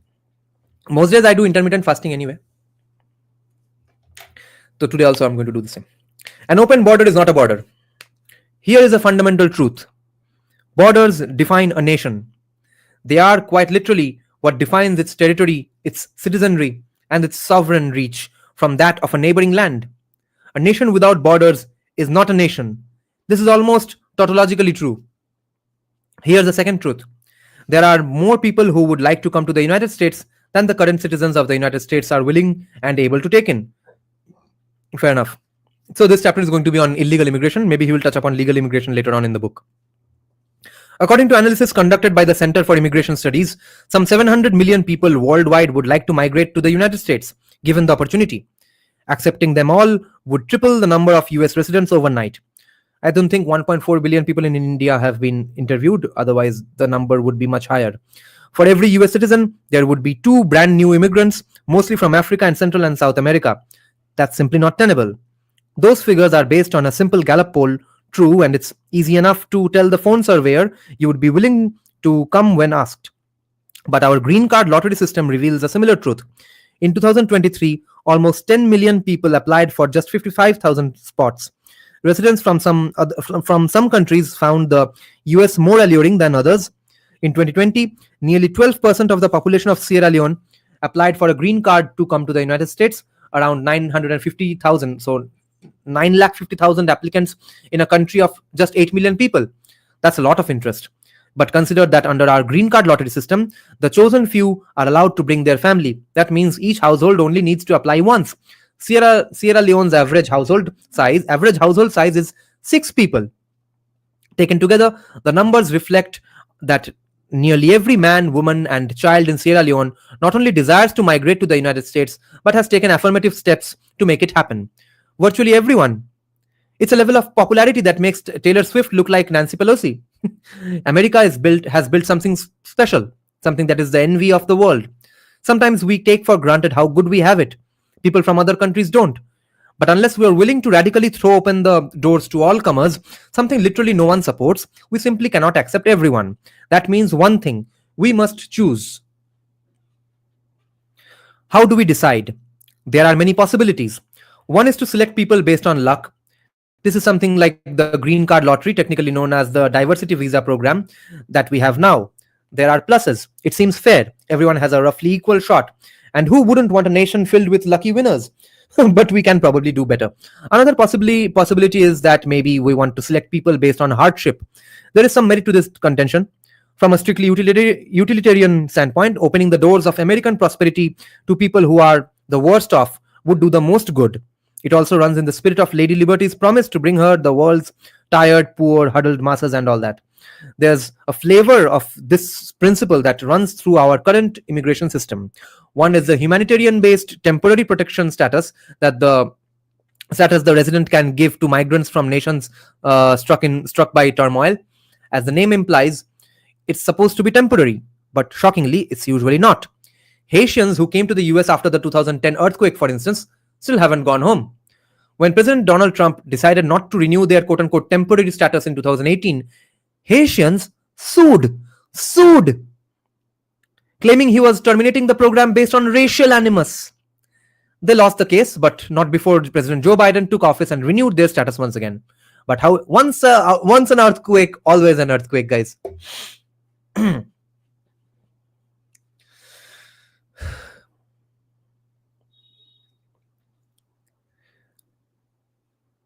They lost the case, but not before President Joe Biden took office and renewed their status once again. But however flawed, humanitarian resettlement programs represent just a fraction of overall immigration.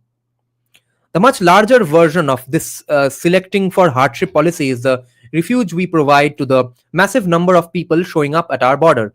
Nearly all of them are economic migrants hoping to come to America for a better life. But at least on paper, that's not what our asylum system is for. Our system is for refugees, and that has a very specific meaning in the law. To be eligible for asylum, an alien must prove that they are fleeing persecution. That means that if they are forced to return home, they have a well-founded fear that they would be persecuted, that is, suffer bodily harm or death, on account of race, religion, nationality, political opinion, or membership in a particular social group, which is why today a lot of NRI Muslims are getting citizenship with a lot of ease, because they are just saying that they are persecuted in the country. What does that mean? Well, it means that if you're a Tutsi raped by a Hutu because of your ethnicity, you're allowed in. If you're a woman raped by a drunk soldier because she looks like easy prey, that doesn't count. If you're hunted down and beaten because you're a Christian in a Muslim nation, you can get asylum. If you're beaten because you refuse to join a Mexican cartel or pay them protection money, you cannot. तुम्हारा group identity नहीं है. Needless to say, simply being poor and enduring substandard living conditions doesn't get close to clearing the bar. If these standards sound extreme, it's because they are. The regime rose from the ashes of World War II. It was meant to prevent a situation where Jews needed somewhere to go to flee Nazi Germany and were met with armed forces sending them back. It's meant to prevent another voyage of the St. Louis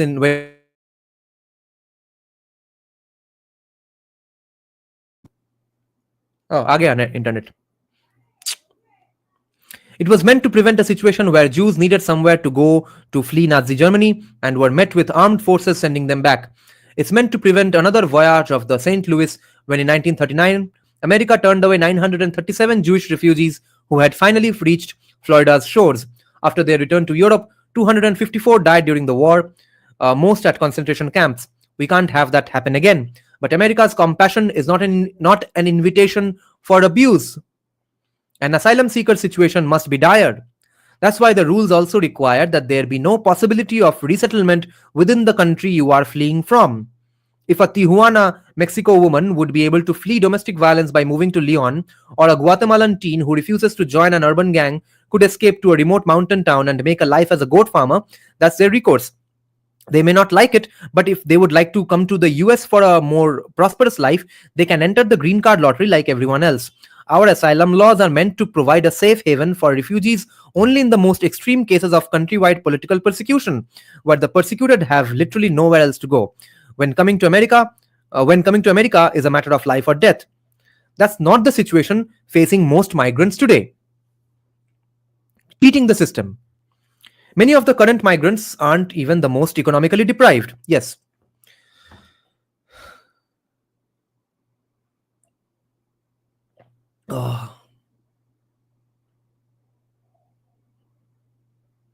Bangladesh is, I know people from Hyderabad who do it.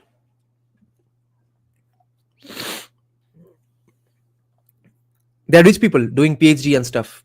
Their husbands are here. Relatives are here. All of them are US citizens who live in India. सिर्फ कभी एक बार चला गया था 5-6 साल पहले, बोल दिया कि मोदी डंडे घुसा रहा है और सिटीजनशिप मिल गया. Many of the current migrants aren't even the most economically deprived. Although I am guessing there's no other way they could have gotten citizenship in that short amount of time.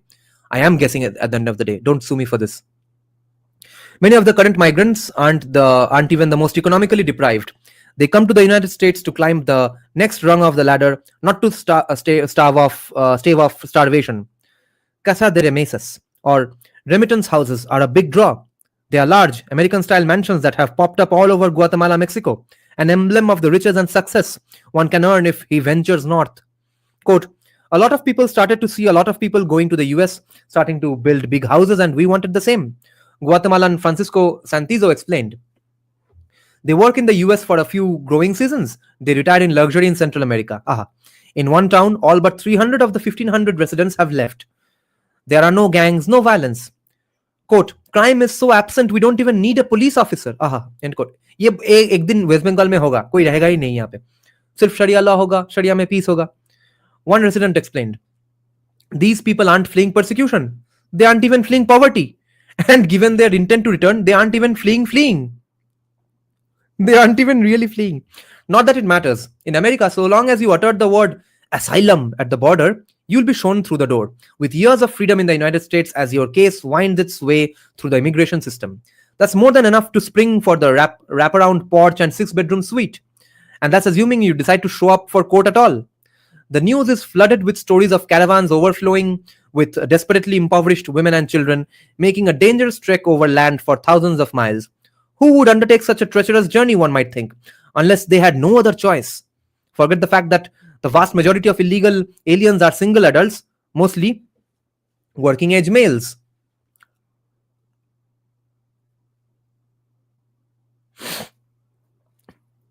And in any event, arriving by caravan is quickly becoming passé. There's a new way many so-called refugees are coming to America, although they very rarely admit it once they've crossed, which is by a prepaid vacation complete with flights, hotels, and perhaps a few days at the beach. Facebook and Instagram are full of ads for quote-unquote tourist agencies offering chartered trips. The agencies even throw in a tour guide to help with the final few steps of the journey, advising vacationers to toss their passports and concoct a more harrowing tale. But at $8,000 to $10,000 per ticket, do you really think Colombia's or West Africa's most crushingly impoverished people are taking these tours? Most entrepreneurial travelers, of course, can book flights on their own. One Colombian raved about the experience, spending 2 nights at a resort in Cancun before flying to an airport closer to the border and hopping over by foot, surrendering herself to border officials in broad daylight. Another Venezuelan woman flew into Mexicali and took a cab to the border, crossed, and was soon on her way to the airport to catch another flight to Delaware. She could have tried to cross by land, but why would she? This was so much easier, she explained, quote unquote. Of course it was. But if and when they show up for asylum hearing, the story often changes. It becomes a contest of who can tell the tallest, most harrowing tale while keeping the details straight. The New York Times profiled one woman, a Russian migrant, who sought asylum in Brooklyn, a lesbian who fled Putin's oppressive, hateful regime, a place where no member of the LGBTQ plus community could ever feel safe. Her attorney began pressing her on her romantic history to make sure she would have all the details down when asked by the immigration judge. Finally, the woman broke down. "I'm not gay at all," she said. "I don't even like gay people." End quote. This is what our system has become. A victim Olympics, where the victors are not even those who have suffered the most, but the ones most willing to cheat.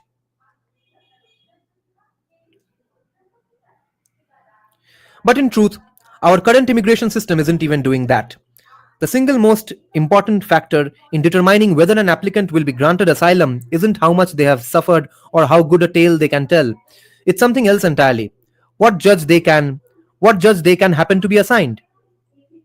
Okay, depends on the judge. In San Francisco, there is one immigration judge who grants 98.5% of all asylum claims she hears. But another judge on the same court grants just 4.6%.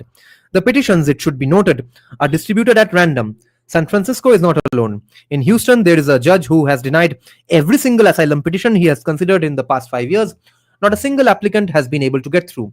His New York colleagues, however, are much more generous, with a dozen judges granting asylum claims at a rate of 80% or more. It's mayhem. Such dramatically different success rates reflect a grave disrespect for the rule of law. People sometimes complain that the Supreme Court is a partisan tribunal divided along party lines. But the truth is that a 9-0 outcome is much more common than 5-4. The law is the law. Most of the time, everyone agrees. And critically, the Supreme Court picks which cases it is going to hear.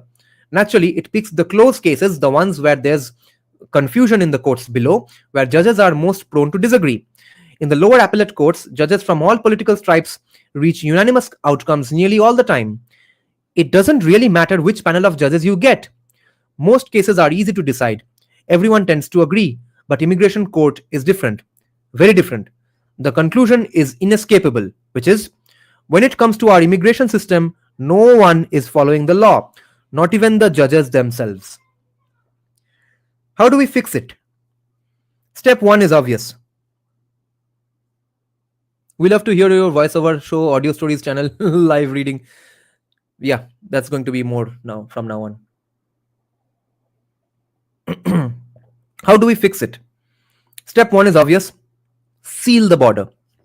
Writing new laws doesn't matter if we don't mean what we say. That means more enforcement.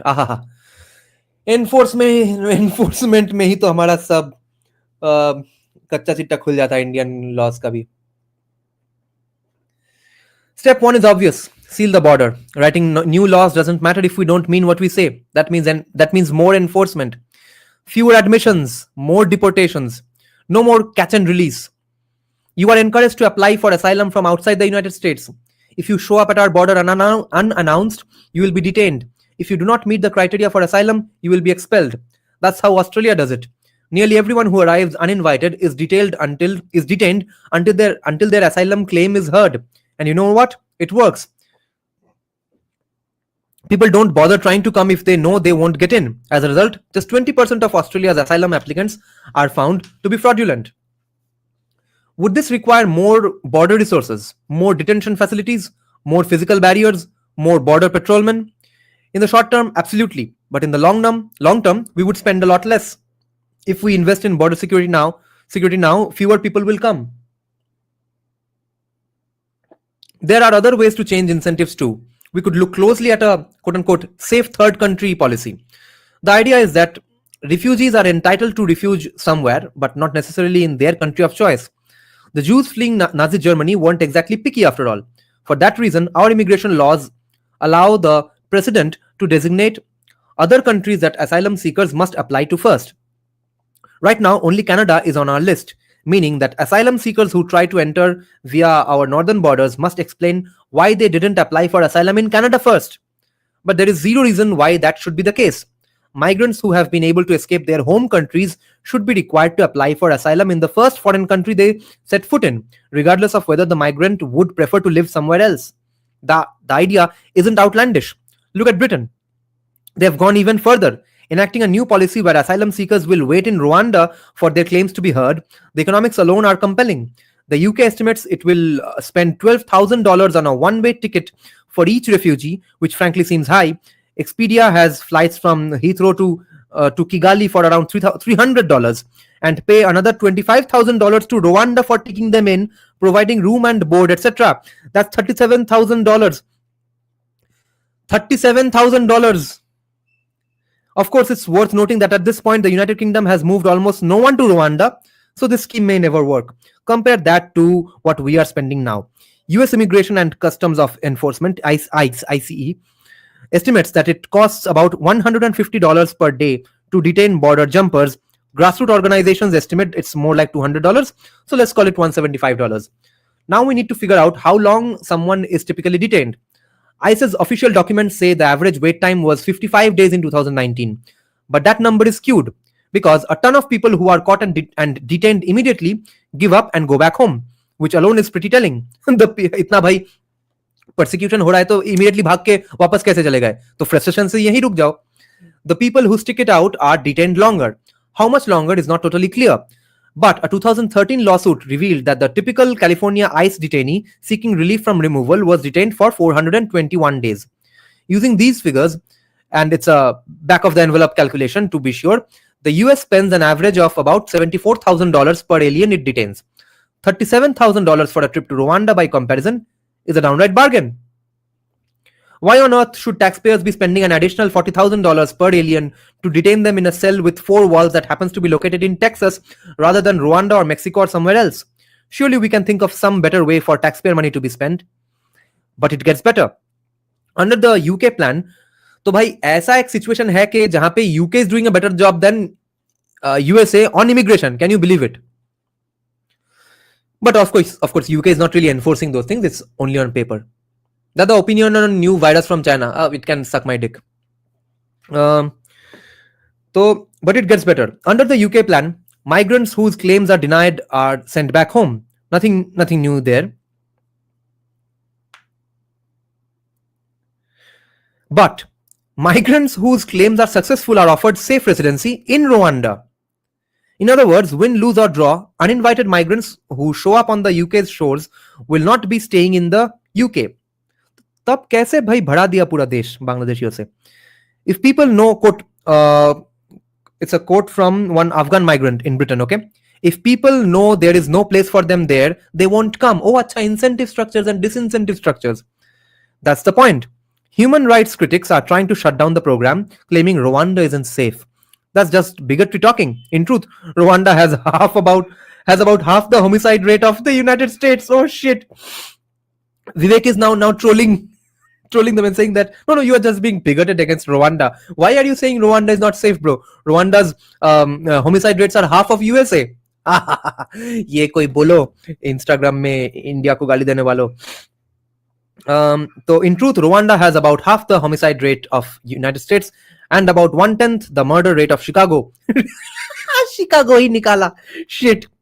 Releasing migrants into Yuma, Arizona, or busing them to the windy city of Chicago is far more dangerous. Trolling. We also need to end birthright citizenship. It's an invitation for abuse, obviously, or an opportunity for aspiring entrepreneurs, depending on how you look at it. For $30,000 or to $100,000, wealthy women from China, Russia, Nigeria, and elsewhere can fly to the US, stay in private Beverly Hills mansions and boutique Miami homes, give birth in the US and return home, knowing that their child now has American citizenry, just like the Ambanis, and many more.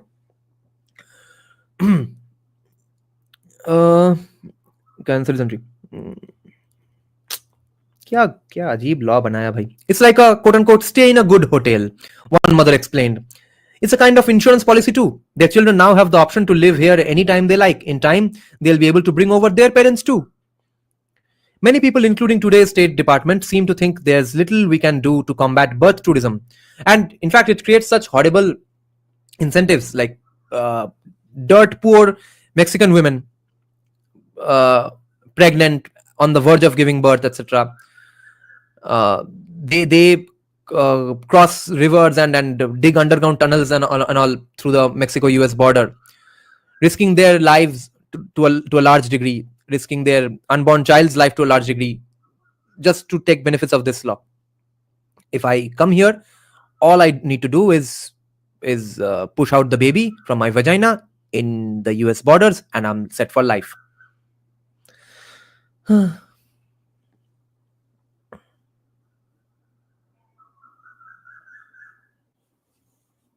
Many people, including today's State Department, seem to think there's little we can do to combat birth tourism. The Constitution automatically confers citizenship on anyone born here, they believe.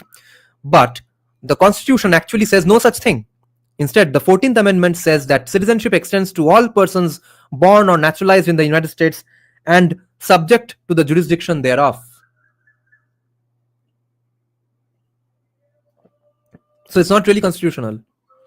It's a peculiar phrase, but its presence is no accident.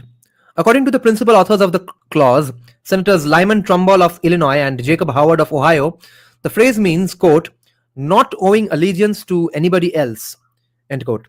That's what the Supreme Court has said too. In the 1873 slaughterhouse cases, the Supreme Court said the phrase was intended, quote, to exclude from birthright citizenship children of ministers, consuls, and citizens or subjects of foreign states born within the United States, end quote. And in the 1884 case Elks versus Wilkin, the court found that children born to members of Indian tribes, Native American tribes, did not have birthright citizenship because these children were subject to tribal jurisdiction, not that of the United States. So bhai, if a Muslim is inherently subject to Sharia law, why should he get United States citizenship? It wasn't until the Indian Citizenship Act of 1924 that Native Americans obtained citizenship through birth. Under our constitution, even birthright citizenship is only available to those who have submitted to our jurisdiction, and that includes playing by the rules that citizenship requires. Seal the border, quote unquote, means more than just build a wall in the literal sense. It's about incentives. Finally somebody gets it. And consequences, meaning disincentives. Once we put up a quote unquote "we are closed" sign on the door and enforce it, people will get the message. But when one door closes, another one opens. That's step 2, making conscious decisions about legal immigration. Now let's see what he says. College Street, Kolkata, birds chirping in the background. Do we still have birds in Kolkata? I thought peacefully consumed them all. Who told you I live in Kolkata? Now, that's step 2, making conscious decision. Legal immigration. Okay, let's see. Who we actually want to admit. That means thinking critically about who we want to be our future friends and neighbors. And why? Before starting this section about legal immigration, let's take a toilet break once again and listen to some music. I'll just do self-promotion and put up a song of mine to listen while I do a few push-ups, make myself coffee once again.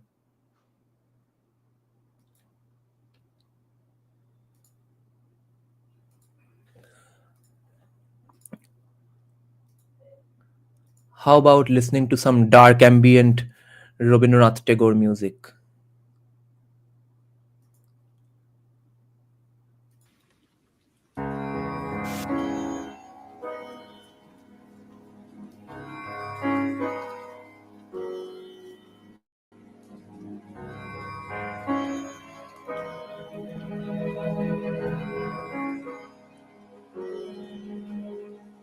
যেতে যেতে একলা পথে নিভেছে মোর বাতি, যেতে যেতে একলা পথে নিভেছে মোর বাতি, ঝড় এসেছে ওরে ওরে, ঝড় এসেছে ওরে এবার, ঝড়কে পেলেম সাথে, যেতে যেতে একলা পথে।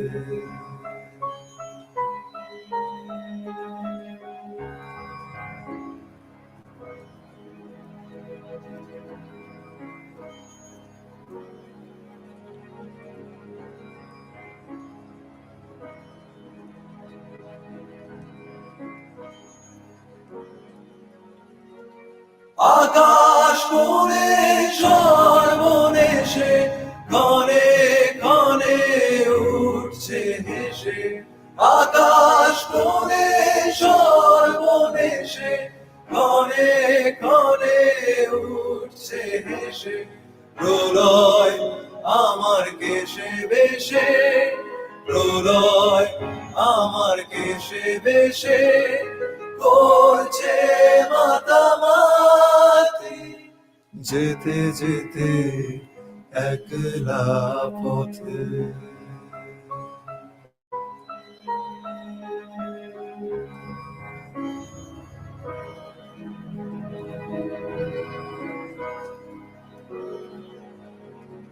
যে পথ দিয়ে যেতেছিলেম ভুলিয়ে দিল তারে, আবার কোথা চলতে হবে গভীর অন্ধকারে। যে পথ দিয়ে যেতেছিলেম ভুলিয়ে দিল তারে, আবার কোথা চলতে হবে গভীর অন্ধকারে। বুঝিবাই বজ্ররবে নূতন পথের বার্তা কবে, বুঝিবাই বজ্ররবে নূতন পথের বার্তা কবে, কোন পুরীতে গিয়ে তবে, কোন পুরীতে গিয়ে তবে প্রভাত হবে রাতে, যেতে যেতে একলা পথে নিভেছে মোর বাতি, যেতে যেতে একলা পথে নিভেছে মোর বাতি। ঝড় এসেছে ওরে ওরে, ঝড় এসেছে ওরে এবার, ঝড়কে পেলেম সাথী, যেতে যেতে একলা পথে।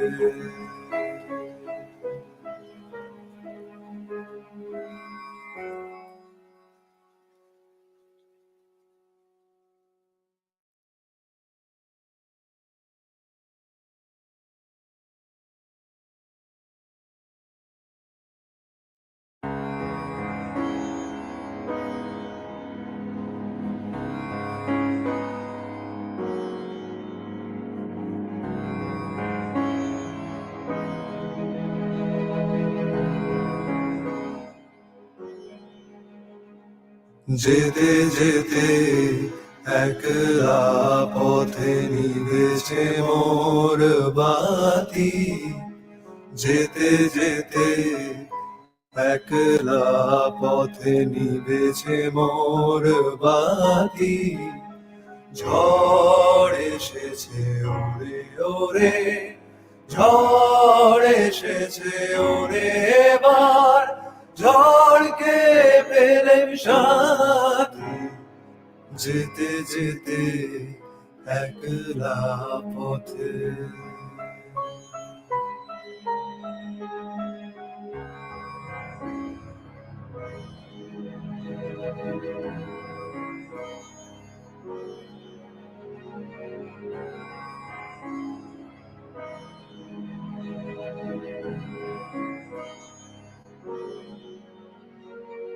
আকাশ কোণে সর্বনেশে ক্ষণে ক্ষণে উঠছে হেসে, আকাশ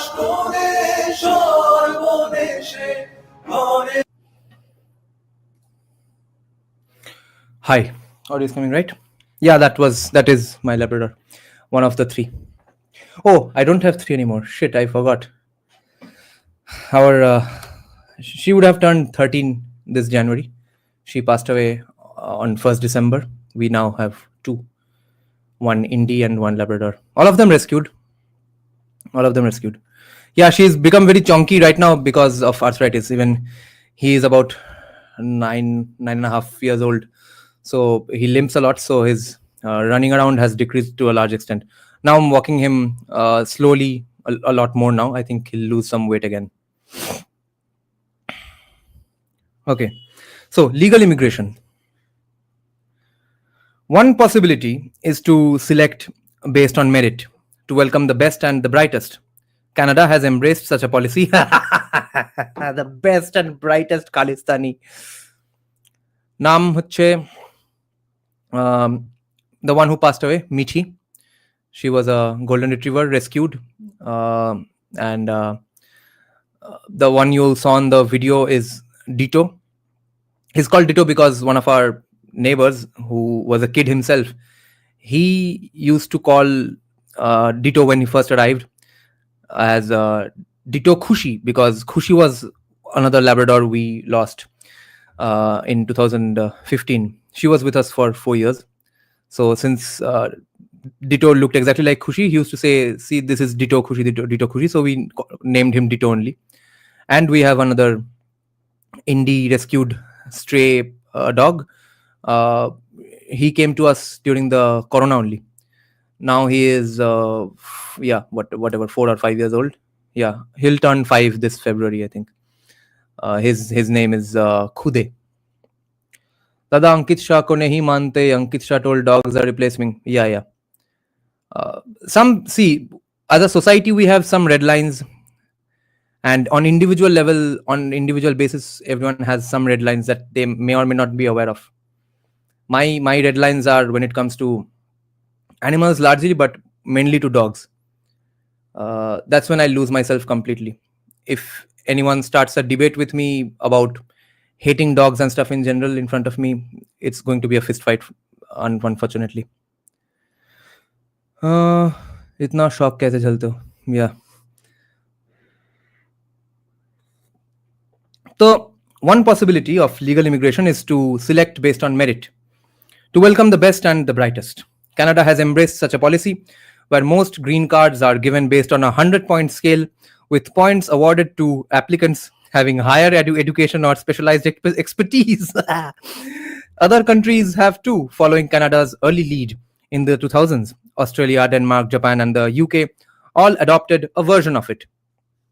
The great thing about a point system is that you don't have to select purely based on quote-unquote merit in the smartest, most talented, most educated, hardest working, most deserving applicant sense, although you can certainly use it to select for that too. A points-based system can also select for other traits like hard work and willingness to contribute where America needs it most, or Khalistanism. That means taking a careful look at our country's economic and labor market needs. In Australia, PhDs get extra points, yes, but so do people with experience in in-demand fields like car mechanics. Interesting. In the US, we could award points for people willing to work as some healthcare aides or seasonal farm workers, and we could adjust as our labor market changes, as more or fewer American workers are willing and able to fill certain jobs. Another possibility, we could select for the ability to acclimate. I don't know how this is pronounced. I know acclimatize, but yeah, so I guess acclimate. This means things like speaking English or demonstrating an understanding and respect for our shared American history and culture. और उसके बाद सारे SFI वालों को दे दिया citizenship. History and culture, including passing a civics test. It could also mean favoring or disfavoring applicants from countries that either embrace or are openly hostile to American values, like treating women as equal citizens, allowing freedom of expression, and embracing other Western ideals. A further consideration, we could use immigration as a foreign policy tool to share our values, to spread the virtues of capitalism and democracy, our love of freedom to the rest of the world. Our student exchange programs recognize this. So does our au pair program, which follows a foreigner to live with a host family for up to 2 years to provide low-cost childcare before returning home. Living in America is a privilege. It is the ultimate carrot. There are many countries that would like their students to train here, to do cutting-edge research, to learn from the top doctors, scientists, and engineers in the world, and to bring that knowledge back home. But a privilege is not a right. If China refuses to stem the tide of Chinese-manufactured fentanyl washing into our shores, killing countless young Americans, then our doors should be closed to young Chinese seeking student visas. Young Chinese to acha thoda I think printing mistake hai. Then our doors should be closed to a young Chinese seeking student visas to study here.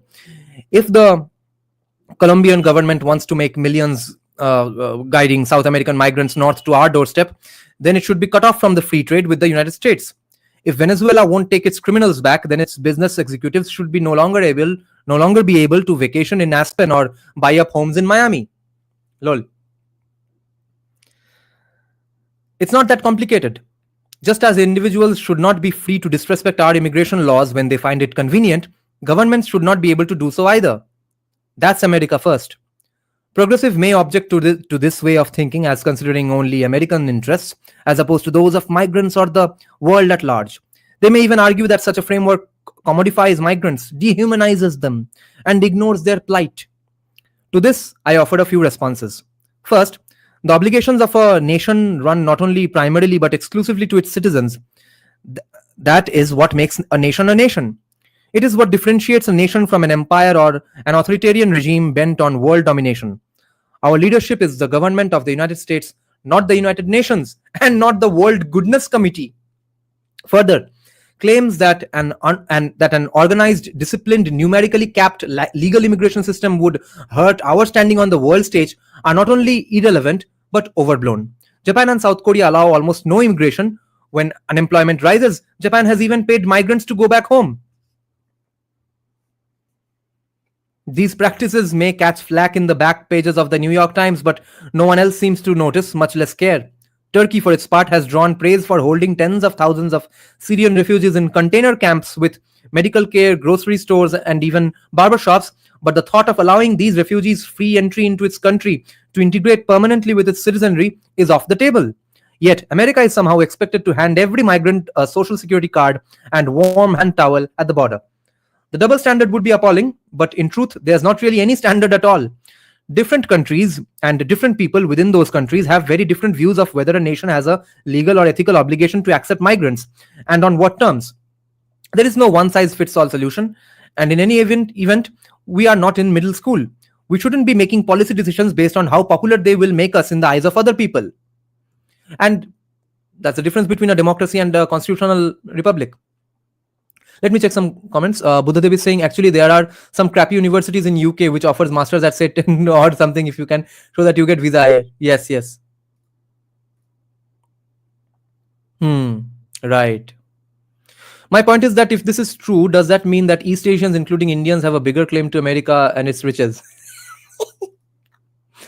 On just merit, bhai, tum Asians ko, South Asians ko especially, South Asians meaning excluding Pakistan and Bangladesh, obviously, tum rok nahi paoge. Which is why in India, that is the hilarious situation we are in, no? Hindutva, etc. हमारा right wing argument सब क्या है? Equality का argument है, anti-reservation argument क्या है? Equality का argument है. Law में तुम सबको equal starting point दे दो, खत्म बात. तुम सबका सब कुछ का ancestry में सब injustices, inequality तुम नहीं solve कर पाओगे. Reservation करके या फिर इसको वो टैक्स ब्रेक देके इसको वो दान देके तुम वैसे भी नहीं कर पाओगे. तो लॉ में एटलीस्ट नाम के वास्ते एक स्टार्टिंग पॉइंट दो. जैसे कि no fighter in any combat sports fight is really equal, right? किसी का अपब्रिंगिंग बेटर हुआ है, किसी ने बेटर ट्रेनर हायर किया है, पैसों के बेसिस पे, किसी के पैसे ज्यादा है तो बेटर ट्रेनर का है हायर कर लिया. ऐसा अगर कम्युनिस्ट सेंसस पे चले तो यूएफसी भी बंद कर देना पड़ेगा. मगर फिर भी एक वे इन होता है कि एटलीस्ट कुछ सेम्बलेंस ऑफ इक्वालिटी रहे, के फाइट के पिछले दिन एटलीस्ट खबीब और कॉनर मैग्रेगर दोनों ही एक मोमेंट के लिए एटलीस्ट 155 पाउंड तक पहुंचे थे. ये एक नाम का वास्ते हम एक इक्वालिटी लाएंगे, उससे ज्यादा हम कुछ नहीं कर पाएंगे. इसलिए तो अब क्या करें, इक्वालिटी नहीं ला पाएंगे इसलिए यूएफसी ही बंद कर दे, या फिर इक्वालिटी नहीं ला पाएंगे तो कॉर्नर का फाइट हो अब, मतलब कोई हैवी वेट से, ऐसा भी नहीं कर सकता है। तो इसलिए 155 में दोनों को लाओ।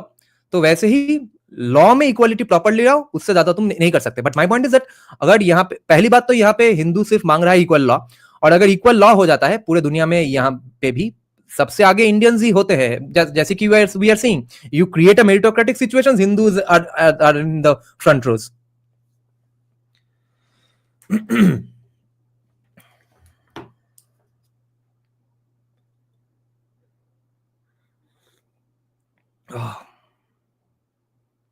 World Goodness Committee. But even if the United States had a moral obligation to improve the plight of every man, woman, and child on earth, regardless of citizenship, residency, or connection to America, throwing open our borders would not be the way to do it. It's like universal basic income. It may sound compassionate on paper, helping the neediest by giving a certain amount of cash to everyone. But once everyone has an additional $500 a month, no one does. भाई ये कब समझ में आएगा कॉमियों को, socialist को? Inflation नाम का एक चीज होता है, जो कि remember guys, I said a few months back के all of a sudden, 2 years back, Mamata Banerjee turned into Thomas Sowell. If you all follow a bit of West Bengal news, which you all don't really, people outside West Bengal, you all will know that वो जो state employees का DA है वो ममता बनर्जी नहीं दे रही है for about 5-6 years now, okay? और I think ever since she came to power, no probably not, probably 4-5 years, ठीक है? तो और वहां पे सेंट्रल गवर्नमेंट एम्प्लॉयज का सैलरी डीए सब बढ़ते जा रहा है। तो लास्ट ईयर 2023 में, अब तो हम 2025 में है, शिट, तो आइदर 2023 में या फिर 22 में अचानक ममता बनर्जी ने बोल दिया कि हम डीए इसलिए नहीं देंगे क्योंकि उसके वजह से इन्फ्लेशन आ जाएगा, okay, which is a fact. But all of a sudden after like stealing all the money and taking the taxes, wasting it on horse shit, all of a sudden she turns Thomas Sowell. Since the beginning, अच्छा तो 2011 से ही DA नहीं मिला है किसी को। And लकीर भंडार का बजट है 12,000 crore rupees.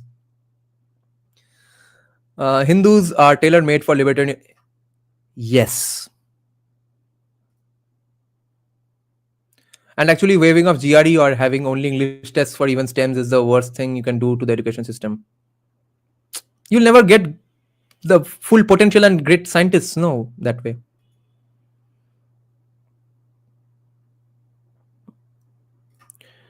Libertarian arguments for UBI, the article was by Cato Institute.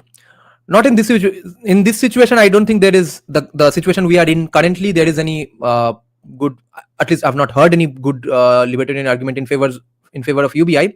But the one thing that Andrew Yang used to keep bringing up, there I do have some agreement on specifically the data issue. Okay, free में सब company हमारे data अपने आप में सबको बेचते फिर रहे हैं, which they are profiting off of our data. There we should get some cut, and especially if there is automation. तो ऑटोमेशन में अगर ऐसा ही सचमुच एक डिस्टोपियन ऑटोमेटेड सोसाइटी हो कि किसी को कोई भी काम ही नहीं है भूसरी के, सब कोई बेकार बैठे हैं घर पे, तब मुझे नहीं लगता है कि वैसा होगा। मगर वैसा होता है तो there might be a theoretical argument और a moral argument for UBI and stuff. So far only thing I can think of is inflation. Buddhadev Sohel Bhattacharya, yes. तो if once everyone has an additional $500 a month, no one is better off. Inflation spirals. The price of rent and groceries goes up by more than the $500 check. Yes, a dollar is worth less. Everyone is worse off, including the countries depending on the fucking dollar. The same would be true if we became a borderless nation. But what about the children? Surely they deserve a safe place to live, to grow, to go to school. And surely we as Americans can find the generosity within us to share the prosperity of our great nation with the youngest, most innocent, most vulnerable foreigners. I agree there is certainly room in our immigration policies for citizens to open their homes to alleviate the suffering of children abroad. One way is to continue to allow loving American families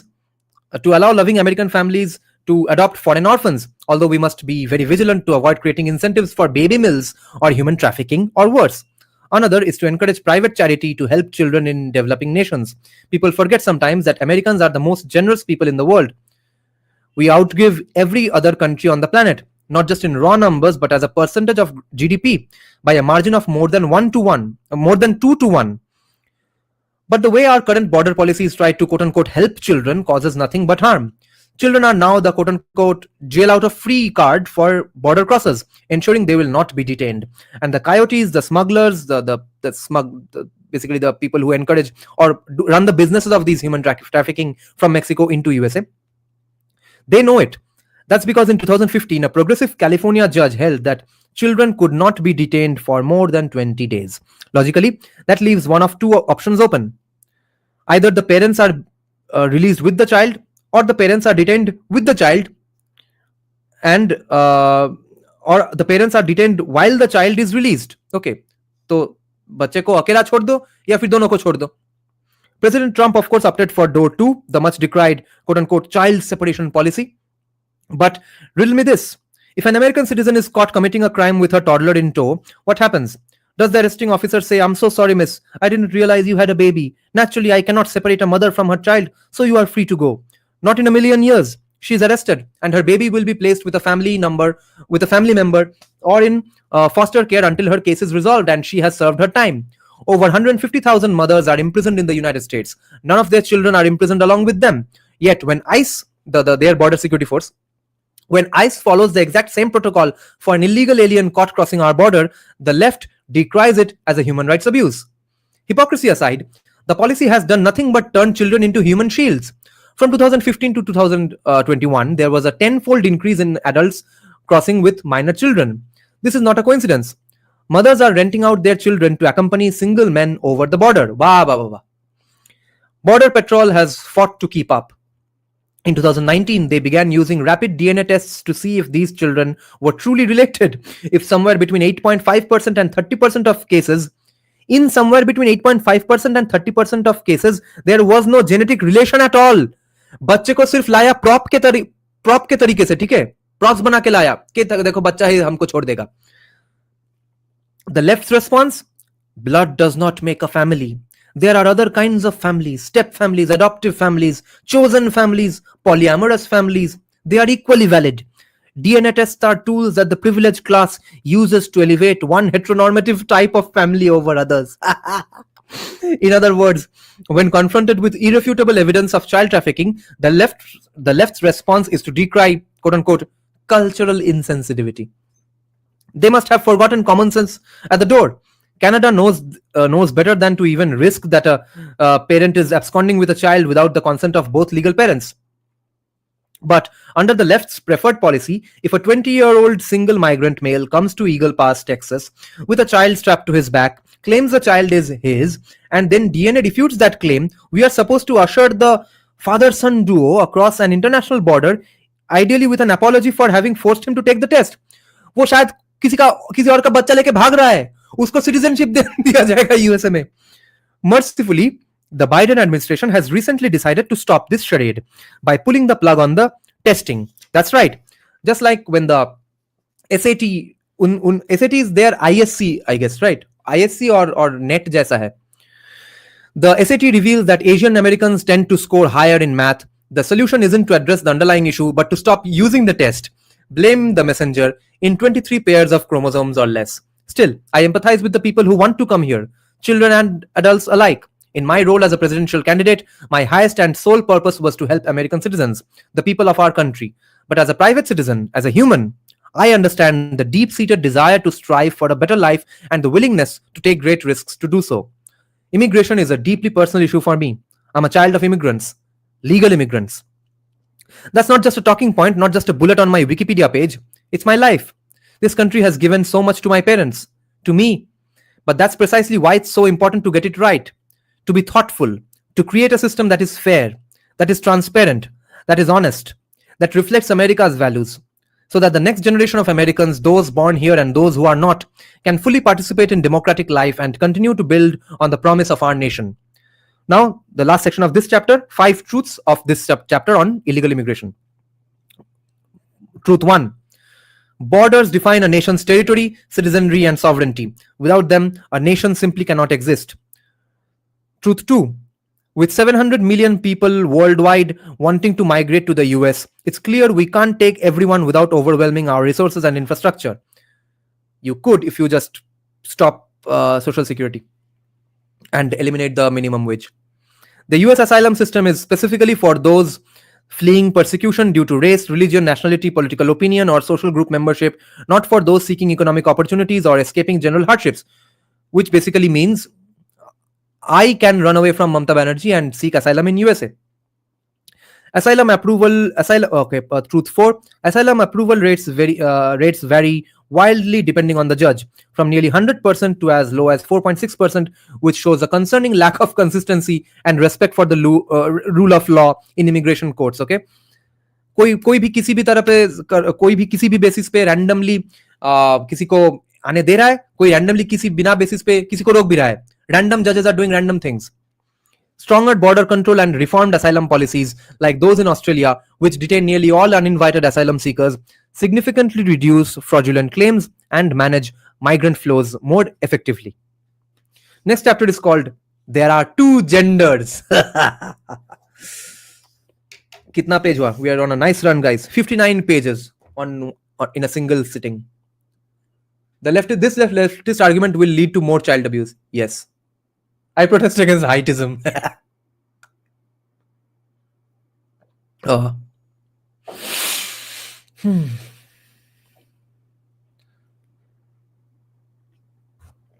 There are two genders. In ordinary times, the more obvious a statement is, the less likely it is to be controversial.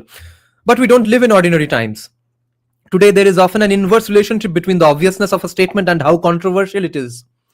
And there is no statement more obvious, while generating more mass controversy than this one. There are two genders.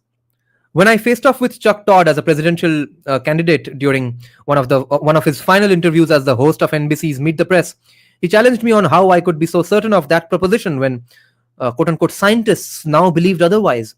और ये विवेक ने troll करने के लिए point out किया कि it was one of his final interviews as the host of NBC, because after that he got fired. Not fired, I think he got demoted. I didn't invoke my summa cum laude Harvard biology degree because that would have made me the most insufferable character on the NBC network, and I wouldn't want to take the mantle from Joy Reid.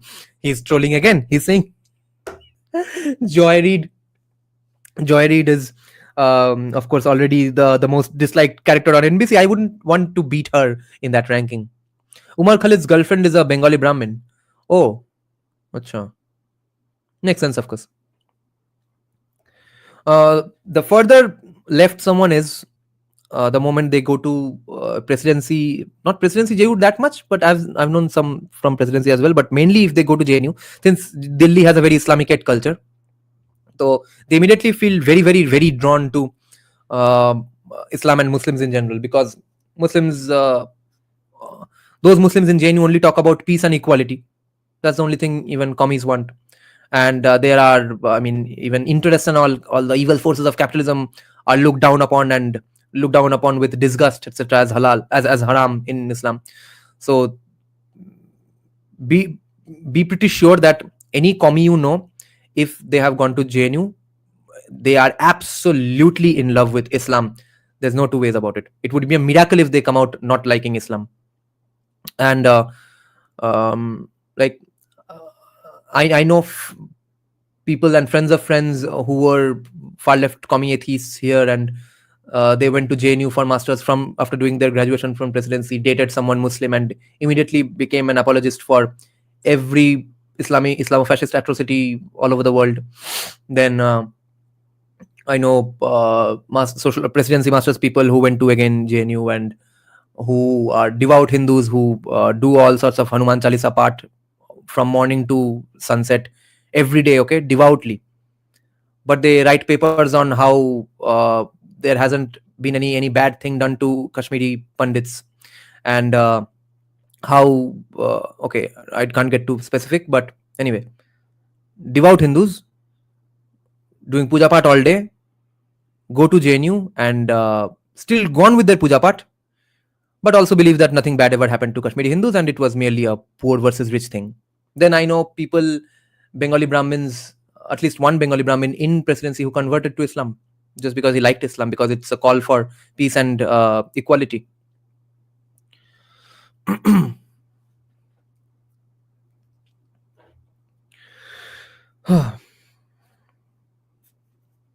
The fact that I had passed my 6th grade science class at public school in Southwest Ohio would have sufficed. If you have 2 chromosomes, you are a woman. If you have an X and a Y chromosome, you are a man. That's stone cold, hard biological reality. So he is trolling, saying that हमको scientist मत दिखाओ भोसड़ी के, हम तो Harvard और यल से pass out हुए हैं, हार्वर्ड से तो बायोलॉजी डिग्री है मेरा, तो मुझे साइंटिस्ट आर सेइंग बोल के क्या फायदा. Indeed, for nearly all of recorded medical history, that was accepted as incontrovertible truth. In psychiatry, the definition of a delusion is a fixed false belief. That's when a person believes something for an extended period that plainly contradicts objective truth. Physicians use a diverse array of therapies to treat people who suffer from delusions, from patients who believe they are cats to those who believe that their loving family members are carrying out an elaborate plot to kill them. Paranoia and stuff. That's why those who suffer from gender dysphoria, the fixed false belief that your gender does not match your biological sex, have long been viewed to suffer from a mental health disorder, until John Money fucked it all up. Sanatan Saraswat, they are not Hindu, तुम किसको समझाओगे? हमको बोलोगे हम तो मान लेंगे, मगर वो बीफ भी नहीं खाते हैं और सुबह से शाम हिंदू मेटाफिजिक्स में शायद नहीं है, एटलीस्ट हिंदू रिलीजियोसिटी में तो है ही, तो उसको तुम क्या बोलोगे? वो तुमको आके बोलेगा कि no real Hinduism or Hindutva has not been tried yet. That's my way of doing it is the real Hinduism. क्योंकि पूजा पाठ is a big schism in the Hindutva fold, no? तो अब जो पूजा पाठ भी करता है, डिवाउट हिंदू है, नॉट जस्ट पूजा पाठ, डेली चांटिंग करता है और फिर बीफ भी नहीं खाता है, मगर बोलता है कि क्या है, तो थोड़ा कुछ लोग भाग गए क्योंकि वो खुद से डर गए थे because of the proletariat uprising in Kashmir. तो उसको क्या बोलोगे एग्जैक्टली? इज चाइना भोसड़ी का hiding another pandemic? Yes, it seems so.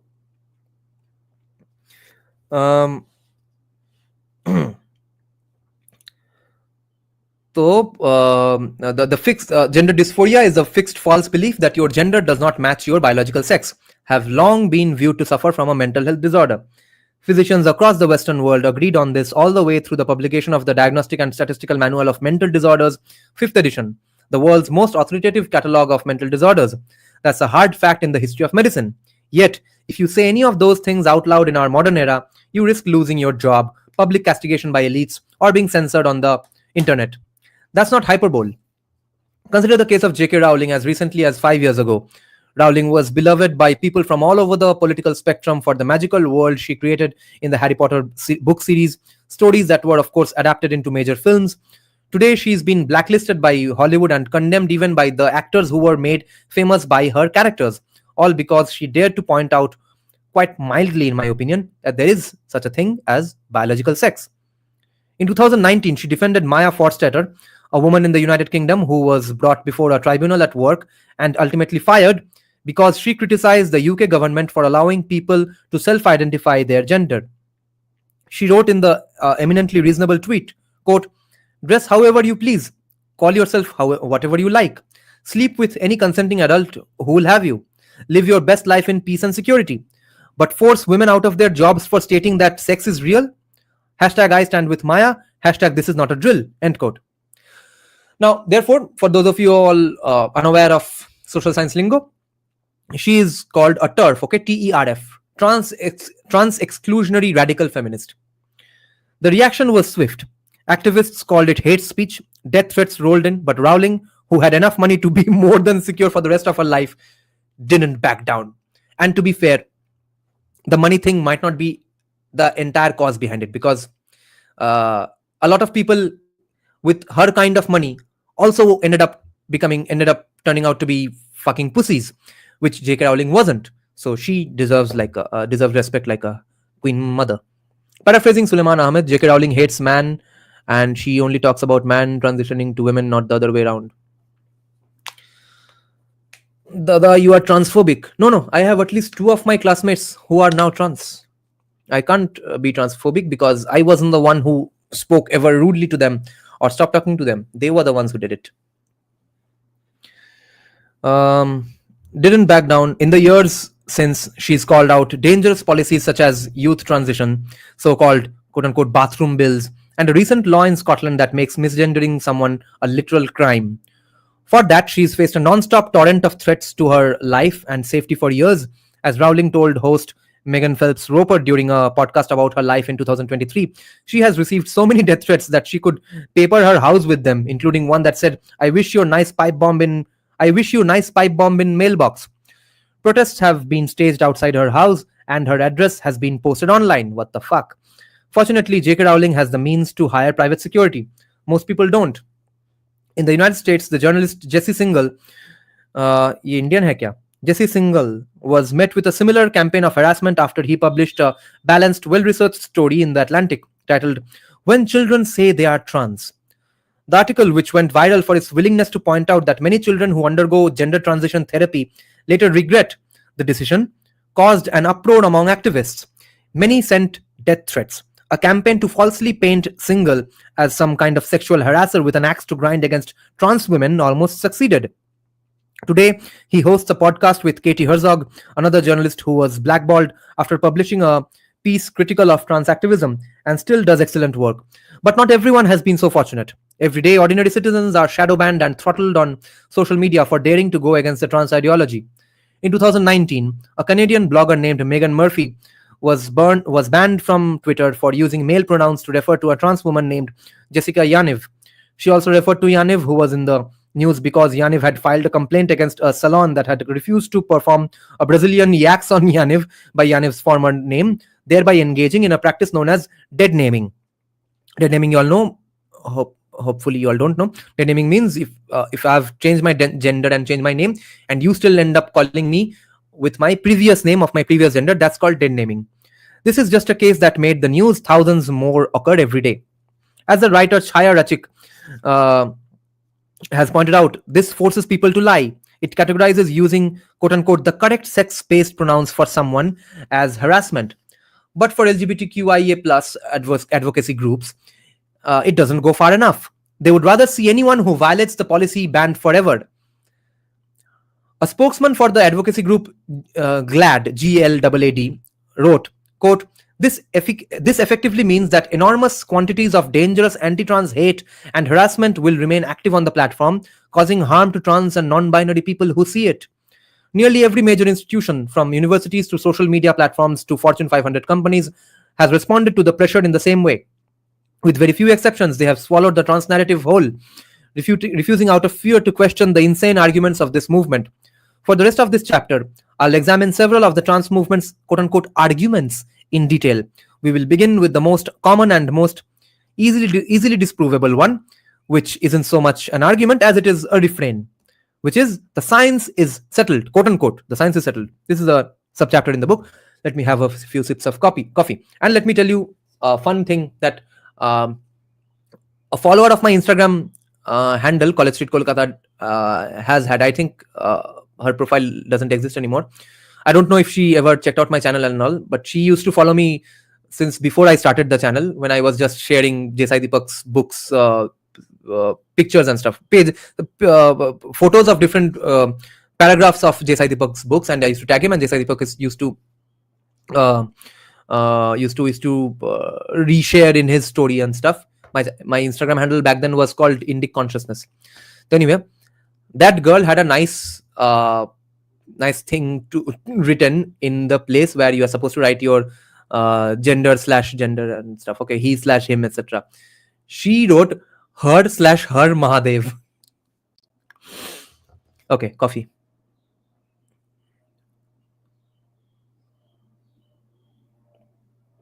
Oh.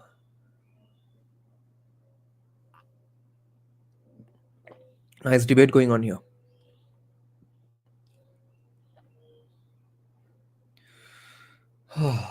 Nice coffee.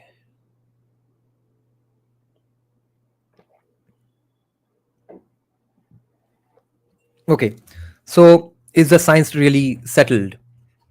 In February 2023, shortly after the New York Times published a surprisingly honest, balanced account of the evidence for so-called gender-affirming care in children, a black truck appeared outside the headquarters of the newspaper in Manhattan. On its giant LED screen, amid a sea of overheated rhetoric, these words appeared in red type. The science is settled. Now, let's leave aside for a moment that the science surrounding so-called gender-affirming care is anything but settled.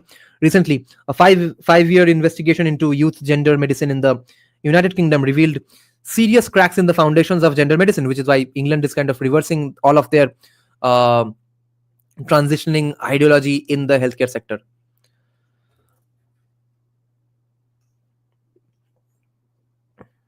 Recently, a 5-year investigation into youth gender medicine in the United Kingdom revealed serious cracks in the foundations of gender medicine. The findings of this study were conducted by a non-partisan doctor named Hilary Cass. Among others, the Cass report found that while a considerable amount of research had been published in the field, systematic evidence reviews demonstrated the poor quality of the published studies, meaning there is not a reliable evidence base upon which to make clinical decisions. What's more interesting is that the quote-unquote follow the science crowd finds the invocation of objective science to be offensive, depending on the political context, obviously. Here, that political context is the increasing popularity and power wielded by self-labeled LGBTQIA+ crusaders across American culture. Yet, the fact that lesbians, gays, bisexuals, transgenders, queers, intersex, and asexual individuals are amalgamated into a single category itself raises certain logical fallacies that contradict science too. On this, I have read a great book by Douglas Murray. It's called Madness of Crowds. There, he gets into these debates to a lot of depth, and he's very precise. Like Sitaram Goel, it's a very short book, but it arms you with and convinces you really well, and arms you with a big bunch of arguments. But it's very well done.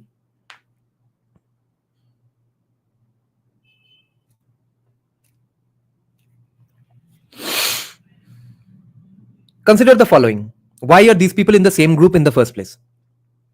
A core tenet of the gay and lesbian segments of this movement is that the sex of the person you are attracted to is hardwired on the day you are born. Okay, it's not up to you कि तुम लड़के होके लड़की के साथ sex करना चाहोगे या लड़के के साथ सेक्स करना चाहोगे. That was actually the foundational premise of the gay rights movement. It had to be. If homosexuality didn't count as an quote-unquote immutable characteristic in the eyes of the law, there would be no basis for treating discrimination on the basis of sexual orientation in the same way we treat discrimination on the basis of race or gender. तो ये biological है मेरा sexuality. ये था argument of the gay and lesbian people. The underlying intuition is that it's fair game for employers or others in civil society to draw distinctions between different individuals based on the choices they make. Yet it's unfair and inhumane to discriminate against someone for characteristics they inherited on the day they were born and have no power to change. Okay? मैं तुम्हें मोटा बोल सकता हूं, मगर मैं तुम्हें काला बोलना would be a little more immoral because you had no hand in becoming dark skin, but you have some hand in becoming fat. Have no power to change. By successfully arguing that being gay is immutably set on the day you are born, the LGBTQIA+ political movement took off the table historical attempts at those quote-unquote conversion therapy or denying service or employment based on sexual orientation. I'm not contesting the premise that being gay is inherited at birth, but it's worth noting that the scientific backing for that proposition is shockingly scarce. For example, there's no such thing as a gay gene that's been identified. No credible scientist believes that one ever will be either. In fact, there isn't even strong evidence of a genetic fingerprint or epigenetic hallmark of any kind of homosexuality. By the way, one of the scientists who actually claimed that homosexuality is latent inborn and stuff, he himself said that gender dysphoria is absolutely just a mental health disorder. My pronouns are no. Fingerprint or epigenetic hallmark of any kind for homosexuality. The absence of any biological basis, genetic, epigenetic, or otherwise, at least raises certain hard questions about whether homosexuality is truly an immutable characteristic hardwired at birth. The ship has long sailed on the acceptance of gay marriage in America, And to be clear, I'm not arguing against marriage equality, as some clown in the mainstream media will surely claim based on my willingness to even ask this question. In fact, I'm opposed to political attempts to unwind gay marriage in the US.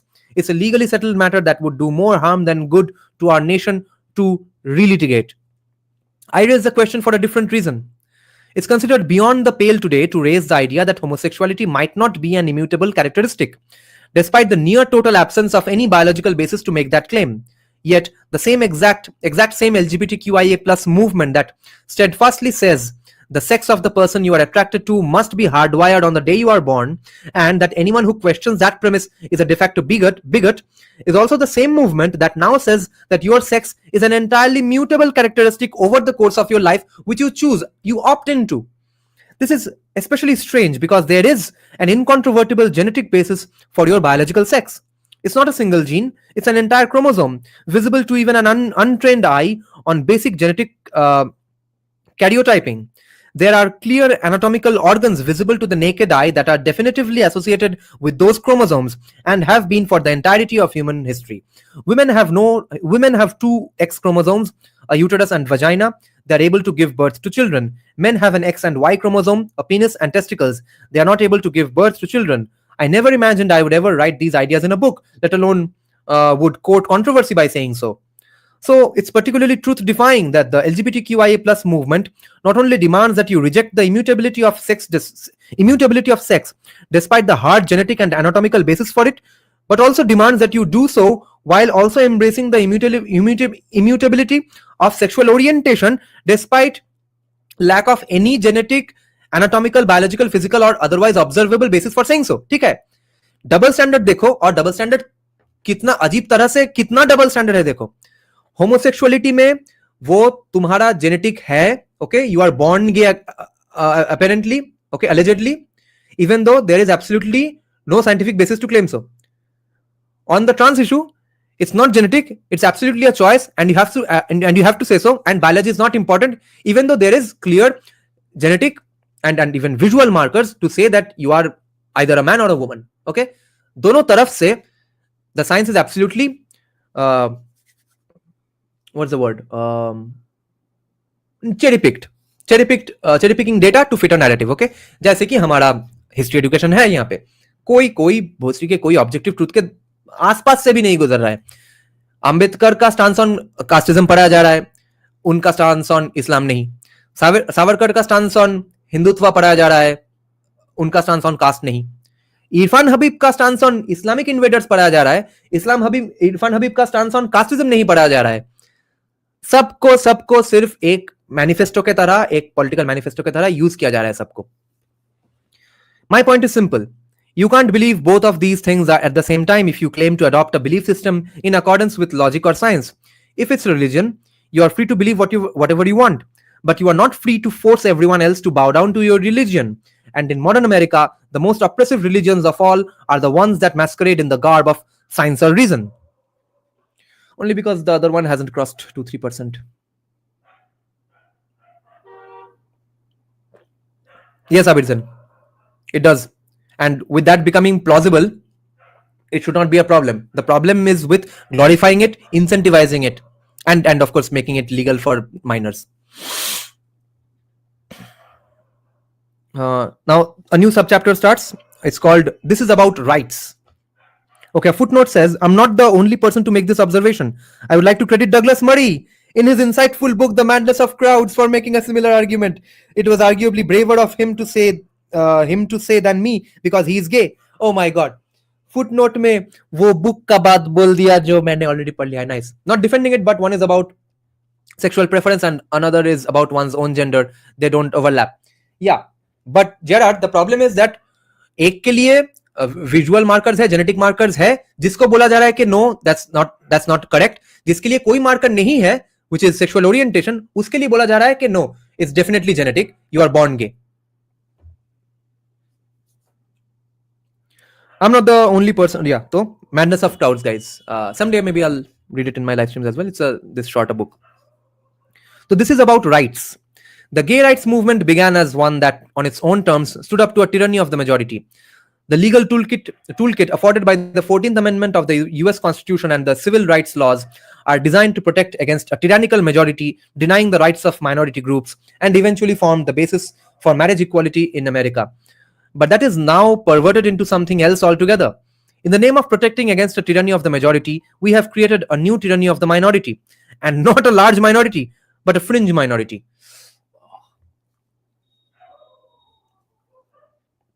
It turns out the so-called struggle for quote-unquote transgender rights isn't really about rights at all. It's a new form of vindictive oppression against the majority of Americans.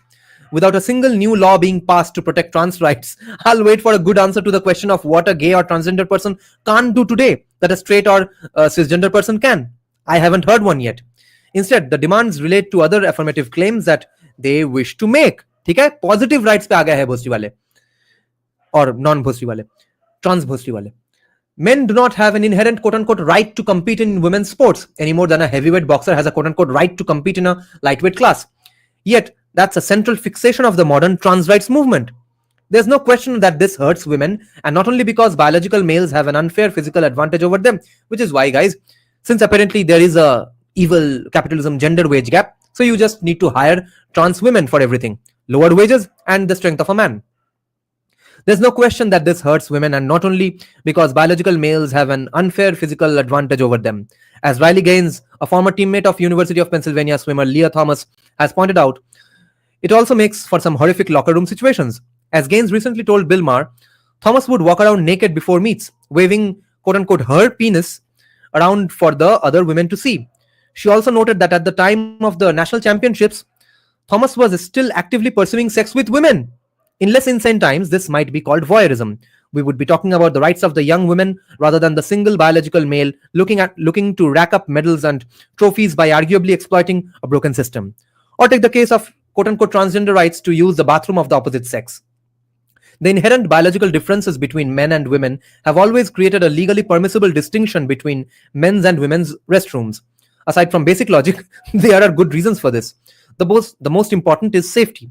One need only conduct a cursory Google search to find examples of transgender women, biological males, who have entered bathrooms and assaulted biological women using their large stature and superior physical strength to inflict maximum damage. It happened in Oklahoma in 2022, and Wyoming in 2017, and Virginia in 2021. Recently, an organization called the Utah Gay Straight Coalition compiled a list of just some of the known sexual assaults that have occurred in bathrooms. A shocking amount of these have involved young, vulnerable girls. And बहुत सारे तो report भी नहीं होंगे. This brings me to the most egregious cases of all. The international foisting of the quote-unquote transgender rights agenda onto children. Gender dysphoria is, for the rare few people who suffer from it, a great source of suffering indeed. Yet, it's a psychological condition, one that deserves compassion and treatment. The new quote-unquote trans rights agenda rejects the treatment of this condition because of its refusal to acknowledge it as a condition of suffering. As a consequence, they create even more of it, incentivize it, glorify it. During my presidential campaign, I met two young women who are now in their 20s during their earlier teenage years.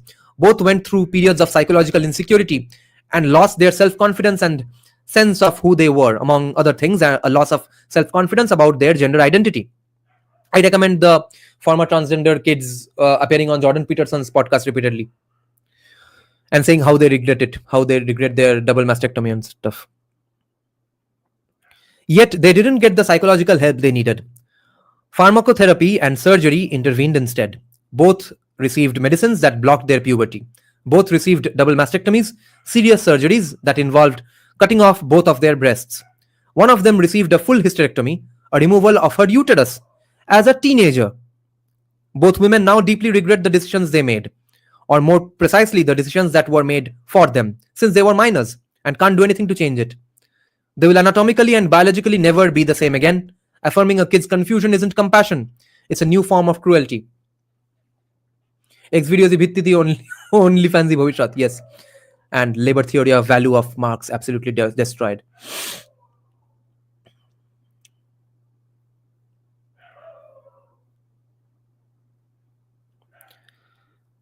They will anatomically and biologically never be the same again. Affirming a kid's confusion isn't compassion. It's a new form of cruelty.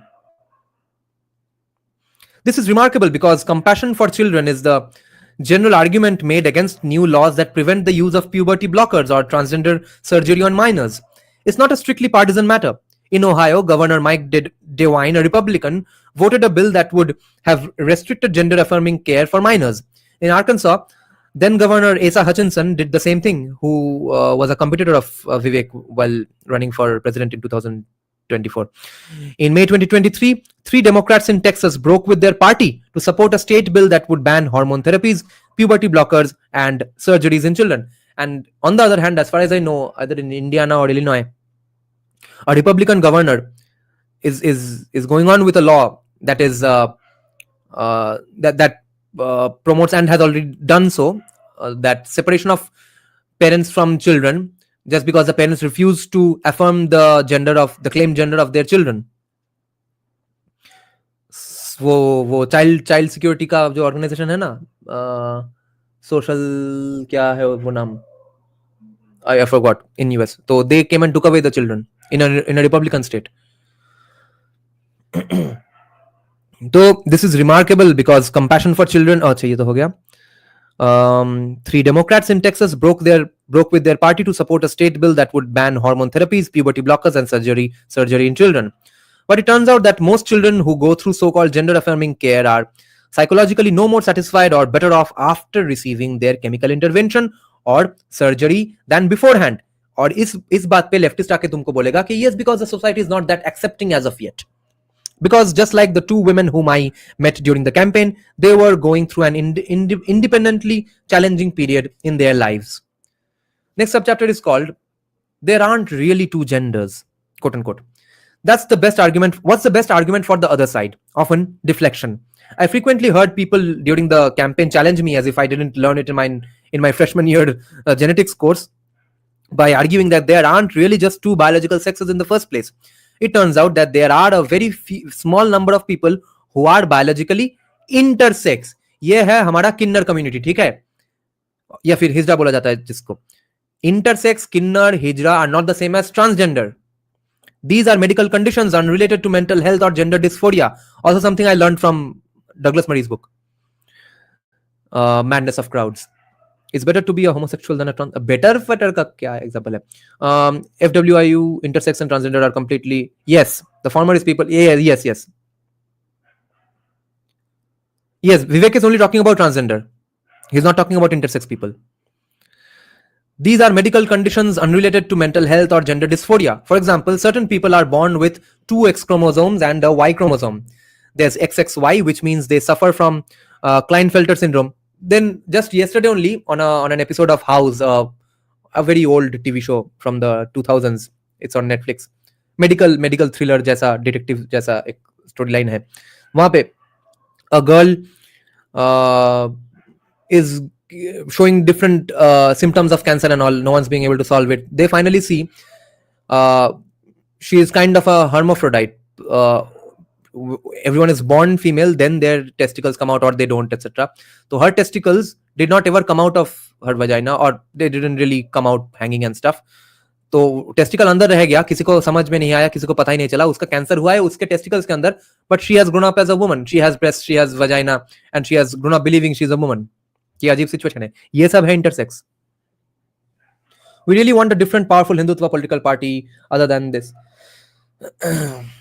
Why is Kansas pronounced Kansas and Arkansas pronounced as Arkansas? I think both are Native American words only. तो spelling शायद अलग है इसलिए.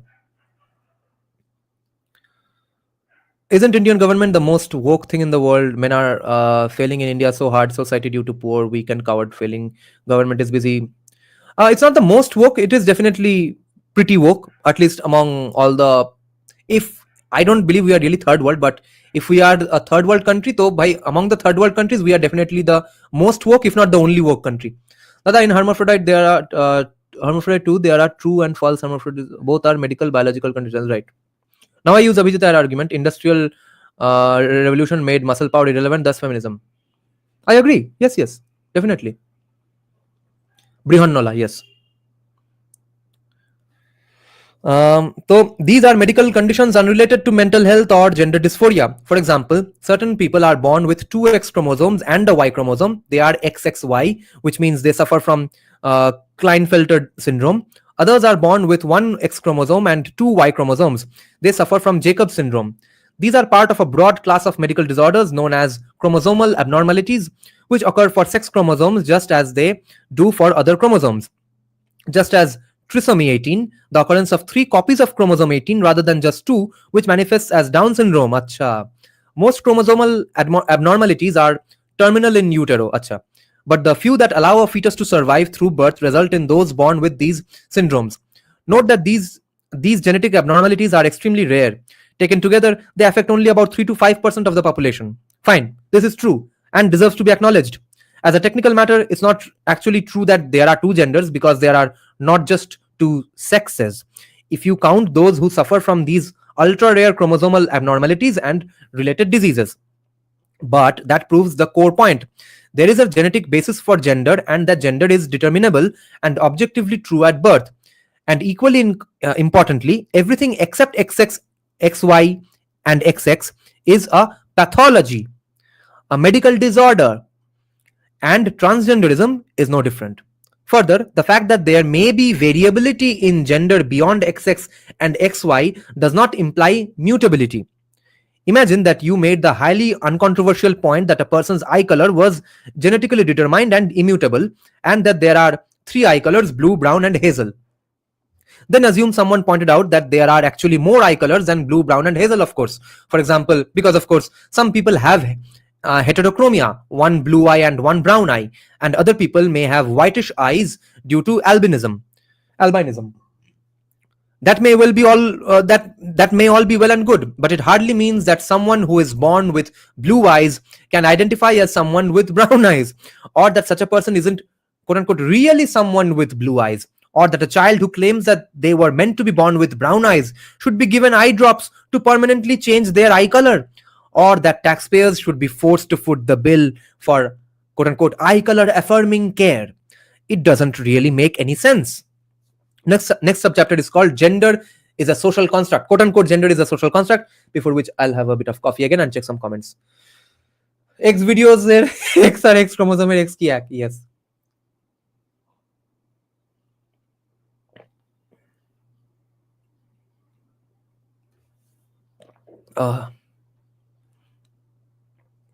Sociologists must be taken to task for their lies. Actually, this particular thing was started by John Money, who was not a sociologist. One woman can operate same machine as man. Yes. Okay. Oh yeah. You mean when machine came about? Yeah. But not all machines even can be operated as well as a woman as a man. What about those heavy machinery stuff, heavy metal stuff, जिसमें actually physical strength तब भी लगता है? वो physical strength के लिए शायद 10 आदमी नहीं चाहिए, 2-3 वुमेन कर लेंगे, मगर वो काम एक आदमी कर लेगा. Tata Tim Pool hates free markets because it takes American jobs. Tim Pool has disappointed me. I didn't think Tim Pool would take this route. This was very weird. Tim Pool has done many bold and brave actions and held many bold and brave views, but on this he, I think, is bending according to his core audience base, because he's a full-time YouTuber. अगर audience उसको छोड़ दे, उसका membership cancel कर ले, तो उसका तो भाई गया गड्ढे में. Unless I heard Timka Style is going to be sold to Daily Wire. If that happens, he's set for life, and then I'll understand that he's saying these things only because he actually believes in them, which might be weird. But if he has to run Timka Style and he's saying these things, it's probably because of his audience base, who are absolutely opposed to H1B. It has been a disappointment, but I'm very, very surprised how much in favor of the Vivek Ramaswamy and Elon Musk line of argument was Patrick Bet-David. He's also accused of and allegedly being a very, very cloud chasing kind of guy. कि जब जहाँ पे जो चीज cool लगे वो बोल दो, channel में views हो गया तो enough. So even Patrick Bet-David's viewership is entirely American right wing who hate H1B. Patrick Bet-David सुबह से शाम गाली दे रहा है जो लोग विवेक और इलॉन को गाली दे रहे हैं उन लोगों को. So that's pretty fascinating. I'm very impressed with Patrick Bet-David at the moment. Machines are a symbol of oppression. Yes. Swastika Mukherjee, blue and grey eyes, I see. But Are Abir Zen, PBT being an immigrant is not everything, because even Tim Pool is half Korean. Even then, he's turning on it. Didn't Timcast get paid by Russian media? No, no, no. That was just one ancillary company who was one of the sponsors of Timcast. And all the right-wing channels were part of that Russian conglomerate. That was not a significant thing. He's suing Crystal Ball for saying exactly this thing, what you are accusing him of doing. So, by the way, Swastika Mukherjee is, of course, very far left, woke and stuff. I do like her acting, especially in a movie called Kia and the Cosmos, especially because it was shot in the school in Kalimpong where I studied. But yeah, Timpul is half Korean. But Swastika Mukherjee has my respect for one other reason. I can't stand plastic surgeries, okay, on face, on boobs and butt and stuff. And that is something that's being done by everyone in Bollywood and Tollywood. And Payal Sarkar ne to apna face ka maa behan kar diya. She was so pretty before doing surgeries. She completely fucked it up with her surgeries. Swastika Mukherjee, I've heard that she tried doing a bit of it. She planned to do a lot of it, and then she stopped, I think, after doing a bit of it on her cheek or on her forehead, because she realized she can't even complete her expressions. She can't give expressions while acting, and her acting is getting suffered. Acting will suffer if she does more of those surgeries and stuff. That's why she backed out from it. And I have seen people with horrible acting because of those surgeries. Like, how many of you all have seen Walking Dead? Walking Dead में season 1 में एक character था, a woman whom they met in that abandoned buildings ground floor in the marketplace where the protagonist first went. Okay, so the entire series up until the time she was alive, she was the one who dated that governor guy. Okay, that woman, her face seemed like she was smiling all the time. It was always like this the entirety of the series, and she could not convey any emotions. Her face was completely fucked. Though she has a lefty spine to call out violence on women. Swastika, she's a good actor, but I think she should. Oh, wo to nahi hoga, wo Shalidi, because here your pet won't go on. your there has to be food on the table based on where you stand on politics, not just your work economics, because there's not enough amount of money circulating in the system. Yeah, Katrina still doing it, man. So sad to see her transform into. Right. Katrina को क्यों चाहिए भाई surgery? ये सिर्फ पागल चुतिया level insecurity है. इन सब से दूर रहना चाहिए सब लोगों को, सब आदमियों को स्पेशली. या she was always leftist. Patrick bit David का जात क्या है? असीरियन, आर्मेनियन, इरानियन, या Assyrian Christian.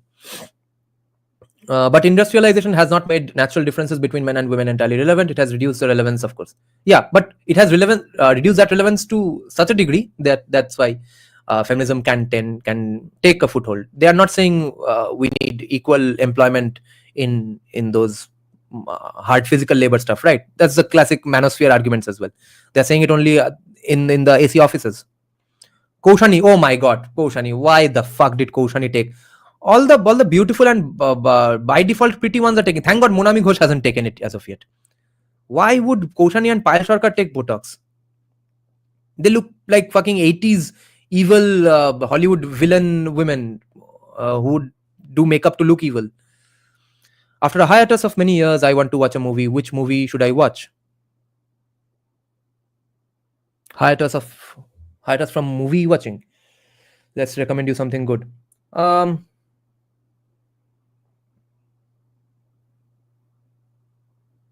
Let me recommend you the 3 best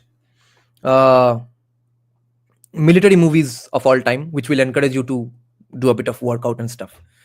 On rank 1 is a tie. I can't figure out which is the better movie of these two. On rank 1 is Lone Survivor and 13 Hours. But for 13 Hours, you'll need to read up a bit on the history because it's made by... what's the director? The director of all the Transformers movie series franchise.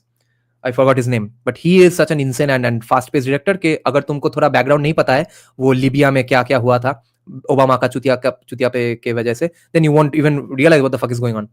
So do watch 13 Hours and do watch Lone Survivor. Rank 2, second best, or the third best in this case because the rank 1 is a tie. Second best military movie of all time, Uri the Surgical Strike, and then American Sniper. Watch these movies. Michael Bay, yes Michael Bay ने 13 hours भाई ऐसे बनाया है कि जो आदमी follow नहीं करता है अमेरिकन पॉलिटिक्स उसको कुछ समझ में नहीं आएगा. I shunned entertainment for 10 years. Oh, so you lived an austere and ascetic life. Now you're coming back to Bhoga. Also, non-acknowledge of the psychological differences between men and women is problem. Yeah, absolutely. Savarkar, definitely, yes. Thanks for person of interest series recommend. Oh yeah, I didn't recommend it and I haven't seen it myself. It was recommended by Mysterious Sociologist. Dunkirk, I don't. It's a nice dramatic movie. It's not really a military movie because when I say military, the word military movie, I mean something that charges you up. Dunkirk makes you think, oh my god, मुझे नहीं जाना है military में कभी जिंदगी में. So that's a complete movie, of course. But if I'm saying just a military movie, in those categories, 13 Hours, Lone Survivor, Uri, American Sniper are the best. By the way, Uri, हमारे यहाँ पे यूनियनबाजी इतना बढ़िया है कि उड़ी का shooting, जिसका मतलब, अच्छा बंगाली में वर्ड है पटभूमि, के मतलब स्टोरी में हम दिखाएंगे कि ये कश्मीर है, तो पटभूमि है कश्मीर, मगर वो शूट किया गया है साइबेरिया में at lesser costs, okay, because our brothers in the unions are saving us from evil capitalism. Would recommend watching Top Gun Maverick. If I don't even love aviation, and even then I watched Top Gun Maverick because it's a military movie and Tom Cruise is in it, and it was so fucking awesome, man. Oh my god, I watched it with my good studio monitors, audio speakers, and 23-inch monitor. It was so fucking awesome. Yeah, Serbia, not Siberia. Yeah, Serbia. Top Gun, I didn't like it more than Uri, 13 Hours, and Lone Survivor, because then Top Gun is just entertaining and not that much of a sort of a charged up nationalistic, patriotic feeling kind of a thing, kind of a movie. Recommend some documentaries.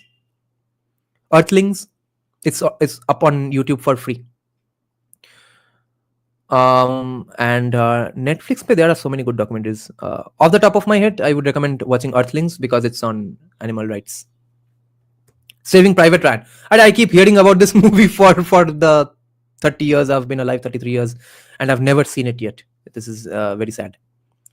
Na Purono Top Gun Cold War time at oh, not the Maverick one. Oh yeah, the old ones I haven't seen. Okay. So, what's the next subchapter? Gender is a social construct. The more forceful argument for the other side states that while sex may be biologically hardwired, gender doesn't have to be. Gender can be a social construct that supervenes on sex. Why draw the distinction? Because in a civil and respectful society, every person deserves to be acknowledged in the manner they prefer to be acknowledged. Obviously. Just as you deserve the dignity of being called by your own name and not by the one that someone else chooses for you. You deserve the dignity of being addressed and treated as a gender that you identify with, not the one someone else decides is yours. Fair enough. Sounds like a nice argument. By the way, 1917 is not a no-cut film. It only seems that way. Okay, it has been shot that way. The cuts are in very interesting places. Just like Extraction. Extraction में जो बांग्लादेश में जो chase scenes है, वो तो uncut, no cut दिखता है. वो actually no cut है थोड़ी. So it's very intelligently shot. Few days ago, I did a stream on psychological impacts of Pakistani dramas. Do you think to cover this topic in context of Bangladeshi dramas or movies? The thing is, ma'am, Pakistani dramas are actually better than Hindi serials because of general better wardrobe and nice Urdu dialogues and stuff. It's not just loud hot shit going on. But Bangladeshi dramas, Bangladeshi movies are way worse than any drama and movies being done in West Bengal, which is why nobody watches Bangladeshi stuff in West Bengal. Okay, so that's not really a problem we have to worry about in Bengal. By the way, am I right in saying that 1917 is not actually a no cut film? I remember seeing the footages. At least it's not completely a 2-3 hour no cut film. There are some cuts. Yeah, I remember. Yeah. It's not a completely no cut movie. It's made to look that way, which is very cool. Bangladeshi movies don't really make that much mark. Yes. The last one I heard of was Musafir because Tawfiq Ahmed's rap was there in that movie. So So why can't you be addressed as the way you want? Fair enough. That argument sounds compelling, but only to a point. As a civil society, we patently reject the unilateral latitude of every individual to claim to be a member of a particular group when it has implications for the identity and perspective of other members of that particular group. Take the question of race. Suppose a white person calls himself black and expects to be treated as such. If most black people in a particular community flat out reject that notion and don't treat the white person as such, I don't think most people who disagree with me on the transgender question would argue that the white person deserves to be acknowledged as black, even if as a legal matter he couldn't be turned away from an all black fraternity party.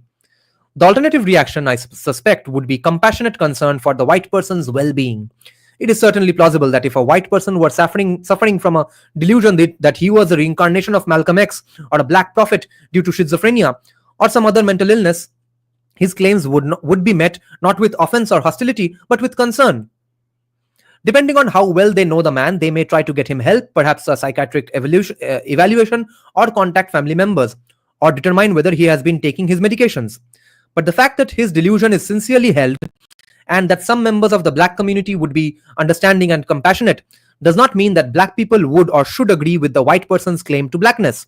To be sure, they would likely still oppose that man leading the local chapter of the NAACP, a la Rachel Dolezal, the girl who claimed to be identifying as black, or claiming eligibility for minority set-asides.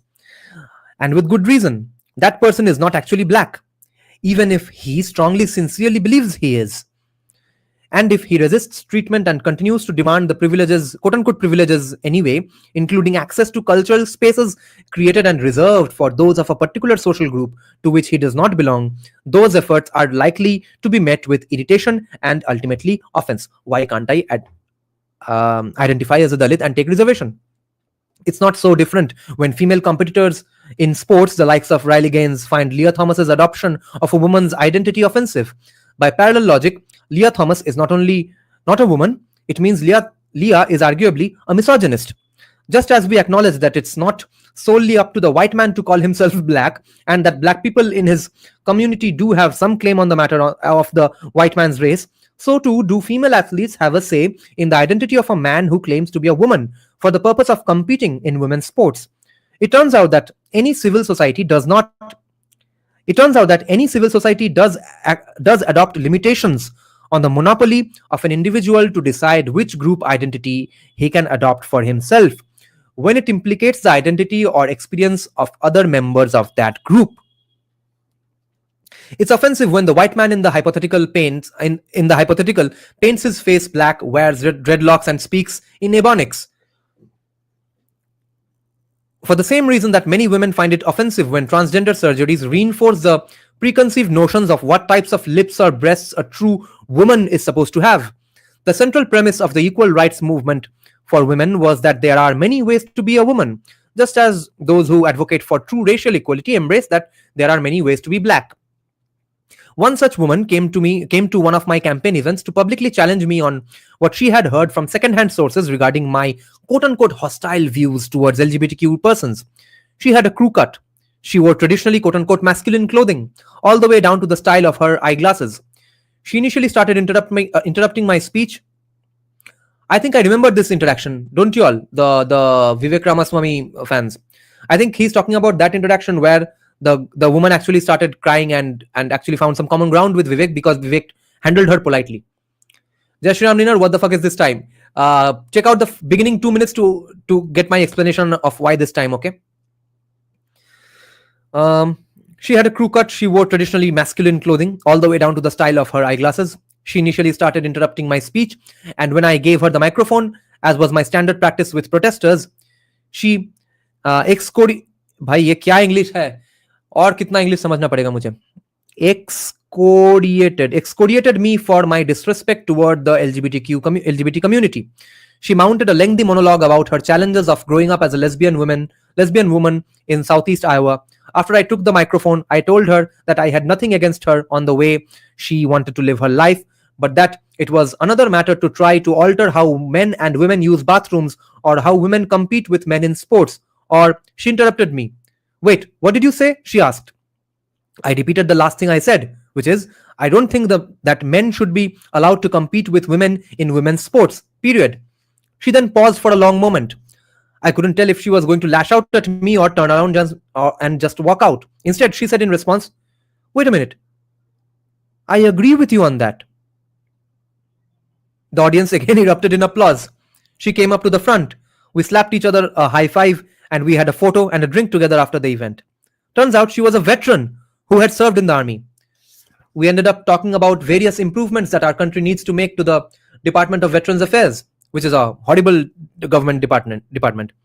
Speaking with her as a reminder, one of many that I got throughout the campaign, that in general, people are not crazy, and that we tend to agree on more things than we disagree on. The important thing is that we talk to each other and refuse to allow certain topics to be taken out of the realm of free and open debate. This reminds me of a great thing that I must tell you all. I have a gay friend, not a grey friend. I have a gay friend. फिर से मैं grey बोलने वाला था. I have a gay friend who believes, firstly, that him being gay makes him the most ideal masculine man possible, because he's so masculine, he can't even stand women's vaginas and breasts. He only likes dicks and fucks men. He's so masculine. And of course, he's drawing from, it's not just a joke, Romans used to do that as well. कि recreation के लिए सिर्फ औरत महिला चाहिए, friendship के लिए, love के लिए, सब कुछ के लिए एक मर्द ही चाहिए. तो few days back I showed him my Bengali live stream discussing the Tollywood guild versus what the fuck is that, Technicians Guild versus Directors Association, ऐसा कुछ नाम है. तो यूनियन बाजी का इधर उधर. That's I think a 2 hour 30-minute long live stream. He watched about 2 hour 15 of it with me, and he agreed with almost all of it, except every now and then saying that real union bazi has not been tried yet, etc. That's not what a union is supposed to do, etc. Kind of the stuff that even Podombrata was saying, that how can they do this, etc. But in general, he liked my critique of communism, socialism, and their hatred for meritocracy, which I am saying that's basically what's going on. All of them hate meritocracy. All of them want special freebies, special treatment. That's what's going to happen in the end. So he is very, very pro meritocracy and stuff. And he said, and he paused the video at one point to show me that he recently had a big fallout with a colleague, a junior of his, in his office, because she was also expecting some special treatment because she's a newcomer and stuff, and she's a girl, he's a guy. So he was, you could say, rude in today's parlance, and he was expecting more out of her, and she, that girl ended up saying that you are being abusive and stuff. And he said that, no, fuck off. So he said that, see, this is what modern leftists and woke people are doing all day, and I don't associate with these people. I'm an Enlightenment era, mainly Renaissance era guy. I hate these leftists. So you see, now Hindutva socialist, Hindutva libertarian has common ground with a gay Enlightenment era, Renaissance era guy as well. Bampantha versus Bampantha, yes. A grey friend.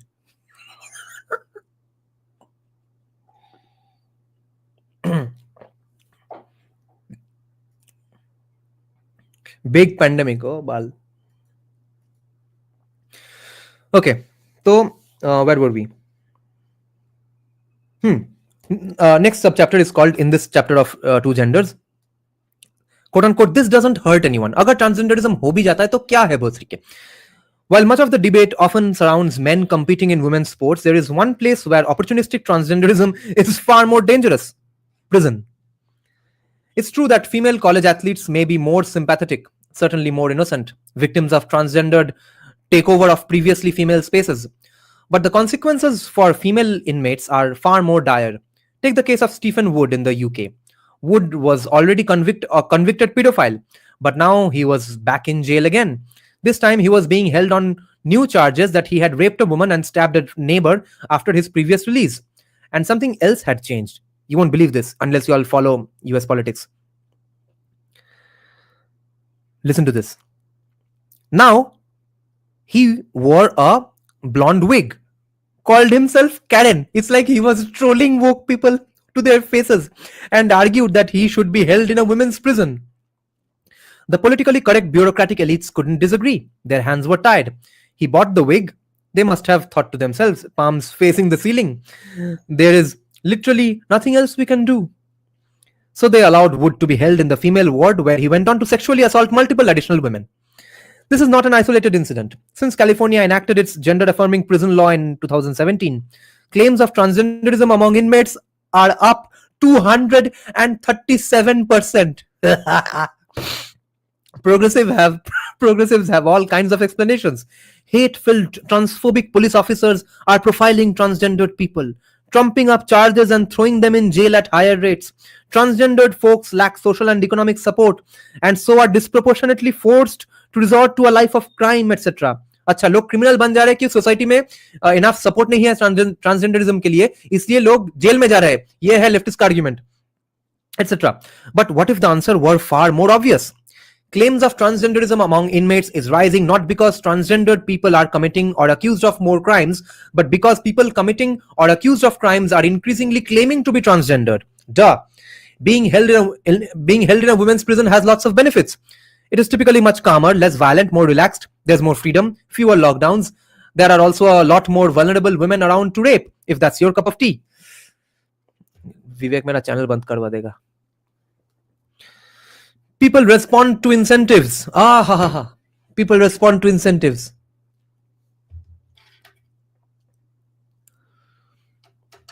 Criminals do too. Progressive elites who refuse to even entertain the possibility that someone could be lying about something so sacrosanct as their gender identity. The pearl clutchers who believe that such a claim is so morally abhorrent that no person, even a convicted criminal, would be willing to desecrate such a holy principle that they hold so dear, are suffering from far grander delusions than a man who believes he is female. Lol.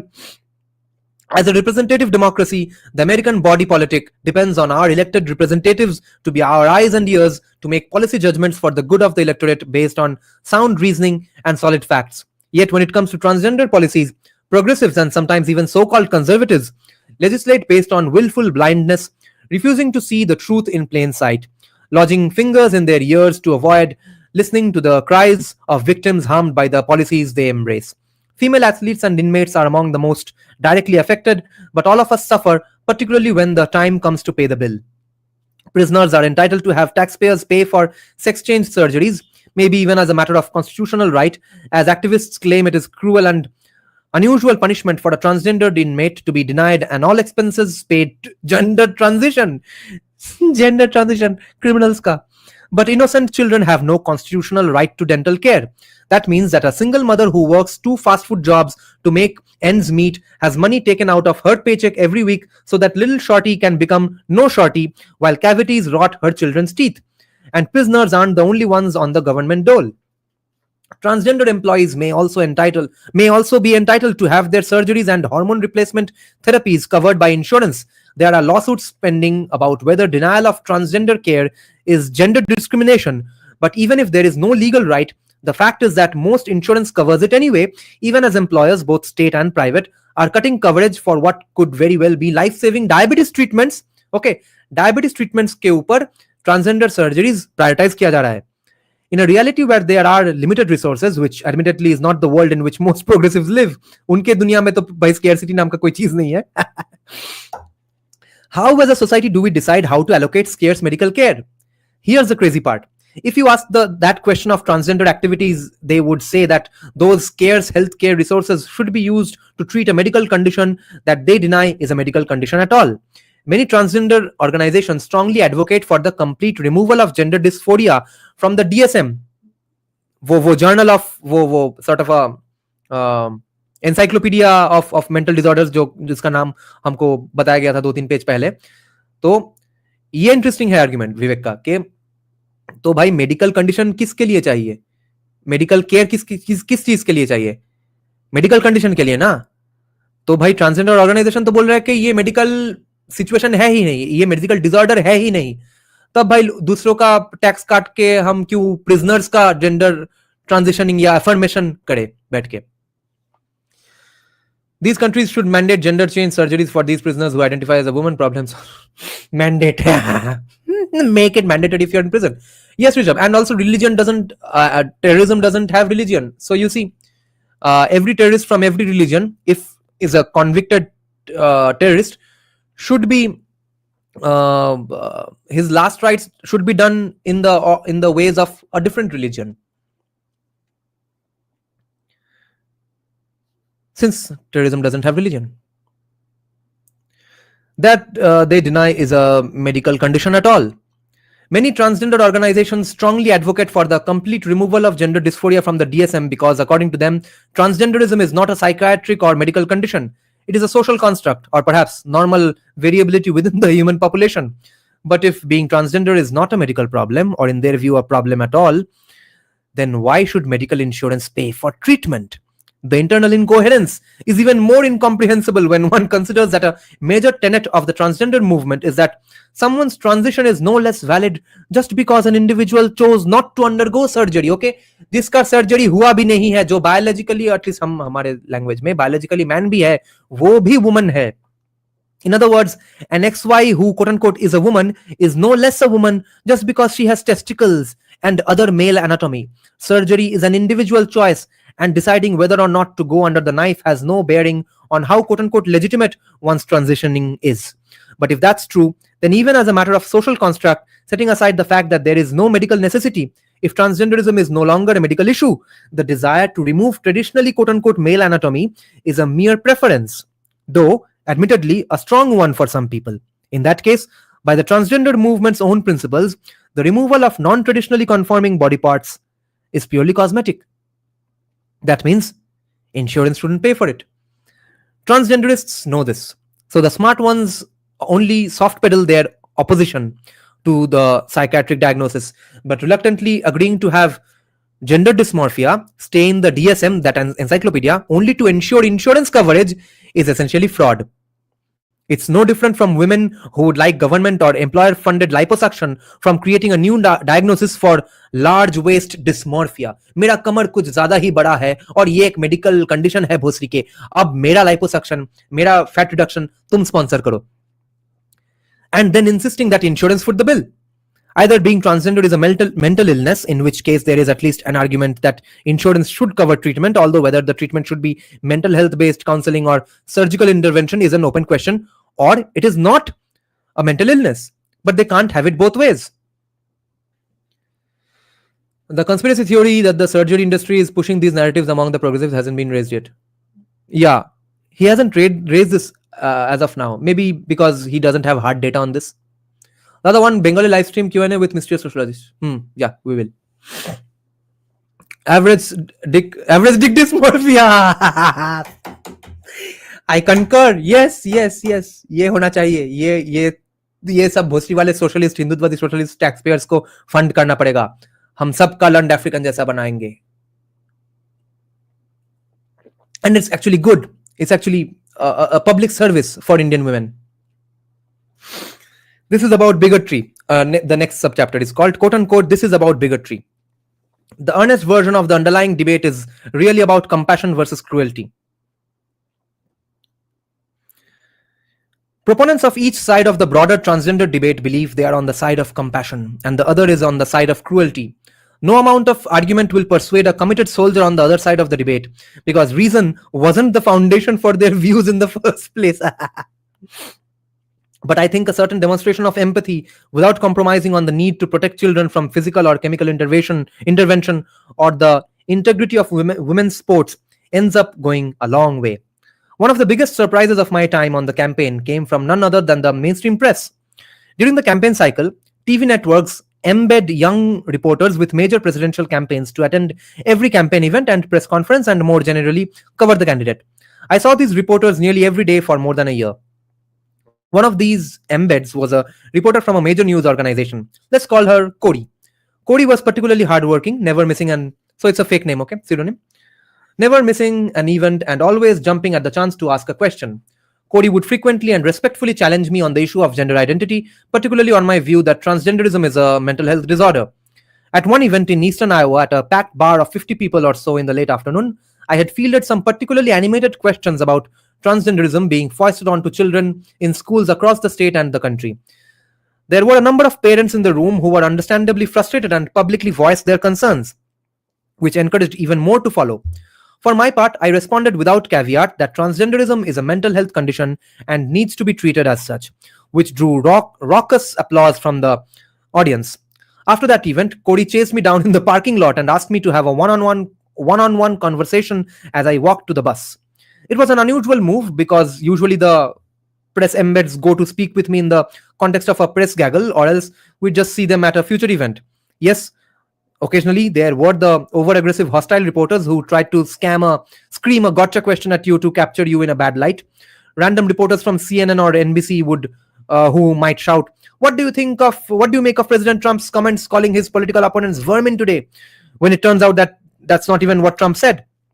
But Cody wasn't one of them. To the contrary, her reporting had called balls and strikes fairly throughout the campaign, even when critical of me, but hadn't been unnecessarily biased or attempted to drive a particular narrative. Cody was earnest. So when she approached me in an uncharacteristic manner, even though we were running late to an event in Davenport that required some time to reach in a cumbersome bus, I took the time to talk to her in the parking lot. I paused and saw her eyes half filled with tears. So I stepped aside from the path of the stream of my team and press exiting the event and gestured to my team to give me a second alone. My press secretary looked a little skeptical, but at that point in the campaign, we had learned our lesson to record every conversation I had with a member of the press, but I gave her a nod suggesting that this one would be all right. It turned out the conversation Cody wanted to have was a personal one. Quote, I have really enjoyed getting to know you and especially Apurva and the kids this year.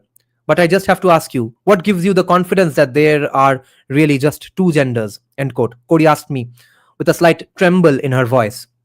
Yes, I was talking on the record to a mainstream reporter who was recording what I said. Tricia, my senior advisor who led communications for the campaign, noticed that and started to approach Cody and me to follow our standard protocol of recording every conversation I had with a member of the press corps. A lesson we had learned the hard way after having walked into some traps earlier in the year. But I gave Tricia a brief glance to suggest that she should hang back. She gestured with her eyes to double check that I was sure, and I nodded. This wasn't really a conversation with the press. It was a personal conversation with someone whom I had grown to respect as a person. And though she has never said it in so many words, I believe had grown to respect my family and me too. And Cody was clearly upset. I explained my view that it started with biology in the same way I did in my on-air interview with NBC's Chuck Todd. If you have two X chromosomes with a female reproductive system, you are a woman. If you have an X and a Y chromosome with a male reproductive system, you are a man, period. But then it hit me. Cody wasn't feigning indignation or manufacturing a gotcha question. This wasn't actually a debate. She was talking to me because she identified as non-binary herself. She felt hurt by my comments, not sanctimoniously on some unknown other person's behalf, but on her own behalf. She was hurt not because she detested me, but because I think she respected me. For the entire campaign, I viewed her as a young woman. She was black, or at least appeared to be, but had a boyish haircut and a deeper than normal voice for a woman of her age.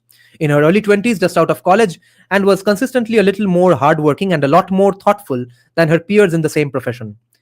My team was giving me gestures to wrap it up and move on to the next event, but this was an important conversation.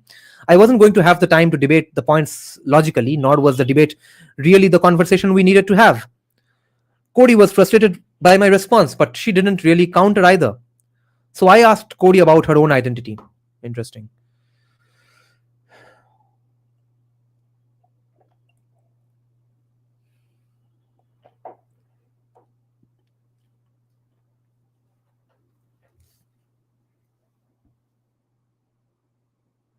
She said she identified as non-binary.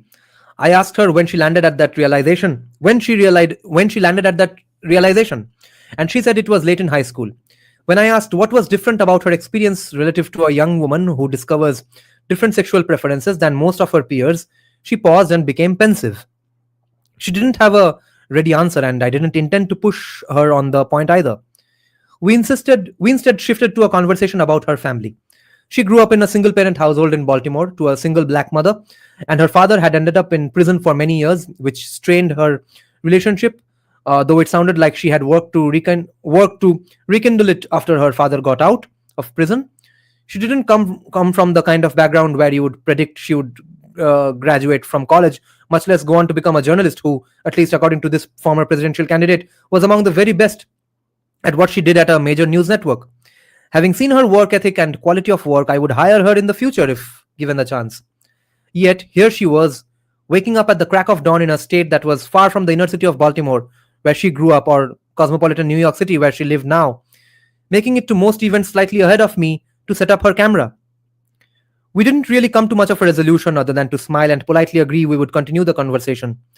It turns out I have seen Corey a number of times since then. She is the only press embed I've regularly stayed in touch with after the campaign ended. When I visited the Breakfast Club for a podcast in New York City, the podcast which actually shot Vivek Ramaswamy's popularity in the black community through the roof, which I had covered from my live streams. When I visited the Breakfast Club for a podcast in New York City, hosted by two left-leaning black hosts who had criticized me for much of the campaign, I called Corey and invited her to join me backstage, not as a member of the press but as a friend. She came along, and my intention had been to finish the conversation we began in Iowa, but it turns out we just ended up talking about her getting a new apartment and the new beat that her employer had assigned her after I had dropped out of the campaign. There can be unity when there isn't uniformity. Reverend Martin Luther King Jr. once said this sentence, that there can be unity when there isn't uniformity. Maybe Cody and I will finish our discussion from that parking lot in Iowa one day. Maybe we won't. But when I remember my relationship with Cody, my debate with her on transgenderism certainly won't be the most important part. So today, if I meet Irfan Habib, what will I discuss? His views on caste. Every time I meet my gay friend, we are going to discuss the evils of leftist anti-meritocracy in Tollywood. 5 truths of this chapter, last section of this chapter on gender. If you have two X chromosomes, you are a woman. If you have an X and a Y chromosome, you are a man. Truth 2. The modern LGBTQIA+ community adopts two contradictory claims at once. First, that the sex of the person you are attracted to is hardwired at birth, even though there is no quote-unquote gay gene. And second, that your own sex can be totally fluid over the course of your life, even though there is a definitive sex chromosome. Truth 3. The fact that there are extremely rare genetic abnormalities where people are born with 3 sex chromosomes, XXY or XYY, does not change the fact that there are 2 biological sexes. This is a red herring to the modern transgender debate. Gender dysphoria is a mental health condition. Affirming a child's gender confusion is not compassion, it's cruelty. Because it often leads to greater dissatisfaction, depression, and the spread of gender dysphoria to other children in the same school or environment, and causes early onset gender dysphoria. Fifth truth. Transgender people can and should enjoy the right to live freely without persecution. That's an entirely different matter from indoctrinating children with modern gender theory at a young age. Yes, permitting genital mutilation and chemical castration of minors, or requiring women to compete with men in competitive sports. End of this chapter. Next chapter is called There Are 3 Branches of US Government, Not 4. The legislative, executive and judiciary, not the fucking bureaucracy. Ye hoga hamara sabse mazedar chapter, and we'll take a break once again. Exception becomes a rule in a politically correct society. Actually, no. Prioritizing not merit over merit becomes a rule. Because, मान लो, transgenders का क्या argument होगा यहाँ पे कि अगर तुम बोल रहे हो कि ये लीगल होना चाहिए, कोई राइट्स नहीं होना चाहिए, तो ट्रांसजेंडरिज्म हमेशा हर वक्त सब जगह में मूवीज में दिखाना क्यों खराब है भाई? क्योंकि मूवीज में तो हमेशा हेटेरोनॉर्मेटिव कपल्स दिखा रहे हो, स्ट्रेट कपल्स दिखा रहे हो, तो क्या तुम वो ग्लोरीफाई करना चाहते हो इसलिए दिखा रहे हो? Because you hate transgenders? No, you think that's your reality, so I will only show transgenders in my movies and that's my reality. That's so what's the problem then? The problem is that when you create fake heroes out of those people and then make movies on those fake achievements where there is no merit at all, that's when the scale gets tilted. Let me check some comments and I'll make a bit of tea and do a few pull-ups and come back and go to the toilet. College to Kolkata, you are losing on low IQ audience. Reading speed is too fast for many. This is grave. Oh shit. Oh, I'm sorry. Okay, I'll read a little more slowly now.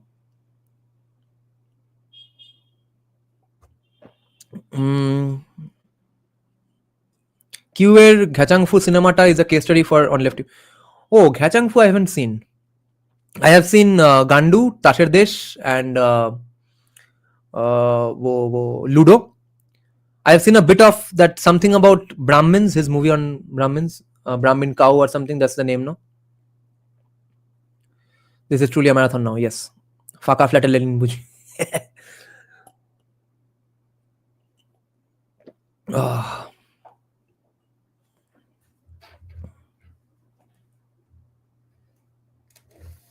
Gandu was a weird movie. No, I really like Gandu. The conversations and we'll do an analysis of Gandu someday. I like Gandu for many things, of course, how realistic it is, etc. Between in terms of the conversations between Gandu and Riksha. By the way, those of you all who don't know, Gandu is there in Netflix, so do watch it. Then there is the nudity is definitely kind of worthless and not significant to the movie. It's sort of an item number. तो हर movie में item number होता है कोई कारण के बिना, तो उसमें न्यूडिटी है कोई कारण के बिना. वो मतलब implied न्यूडिटी से क्या अलग होता मुझे पता नहीं है. मे बी उतना क्रिएटिविटी दिखाने का चांस नहीं मिलता. But the conversations between Gandu and Riksha, Gandu and his mother, those are fascinating. I like how libertarian it is in a way, because they used to and Q, when they used to promote the movie, they used to go on saying it's a very political movie, and no one would understand how the fuck is it a political movie. सब लोग तो गांडू देख रहे हैं nude scene के लिए. So I realized that it's actually very political, or at least against politicians in general and against retail politics in general, because for almost the entirety of the movie, political bhashanbazi is going on, okay, in the background, and something completely opposite is going on in the movie. So that's their way of showing how futile these political bhashanbazi is in life.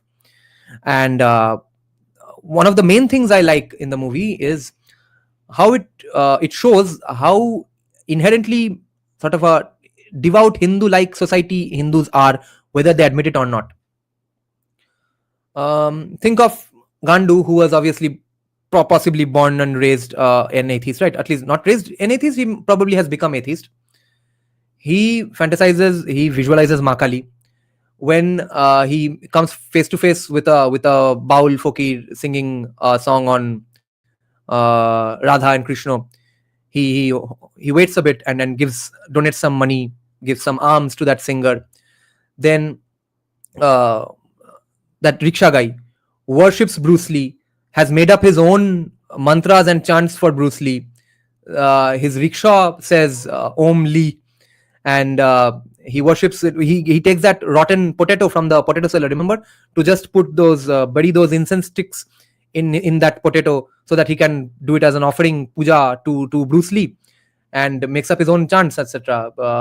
Peking, Beijing, Om Lee, etc. And even does Surya Pranam, and again worships Bruce Lee while taking a dip in the Ganga. That's kind of weird stuff. Democratization of corn. Okay, let me again put on a song of mine, a self-promotion, and come back from a break. Of topic भाई, note taking के लिए कौन सा app आप use करते हैं? Academically नहीं, generally. मैं नोट टेकिंग आइदर बुक के अंदर पेज में ही करता हूं, या फिर स्टिकी नोट्स लेकर करता हूं, या फिर एक अलग से कॉपी में लिख लेता हूं. मैं कोई ऐप नहीं यूज करता हूं अभी तक.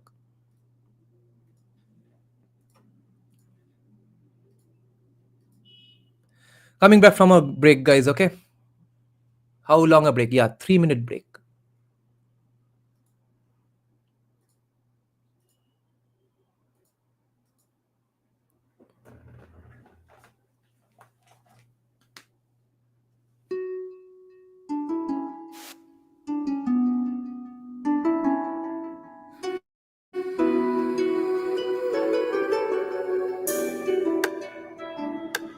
বসন্ত এলো পাতা ছড়া বয়স বাড়ার সময়, কিভাবে কে জানে এত রঙের সাথে হলো পরিচয়.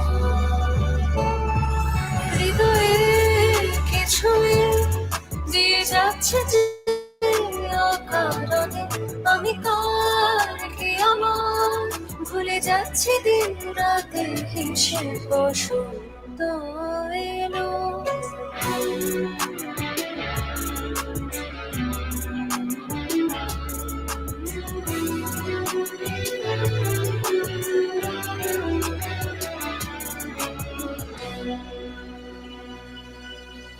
কোন সুরে গান আমি গাইব এখন, দাও বলে দাও, দাও বলে দাও আমায় ঘিরে উদাস হাওয়া বয়, নাও খুঁজে নাও আমায় খুঁজে নাও, বসন্ত এলে শুধু আনমনে ঘরের কোণে আর নয়,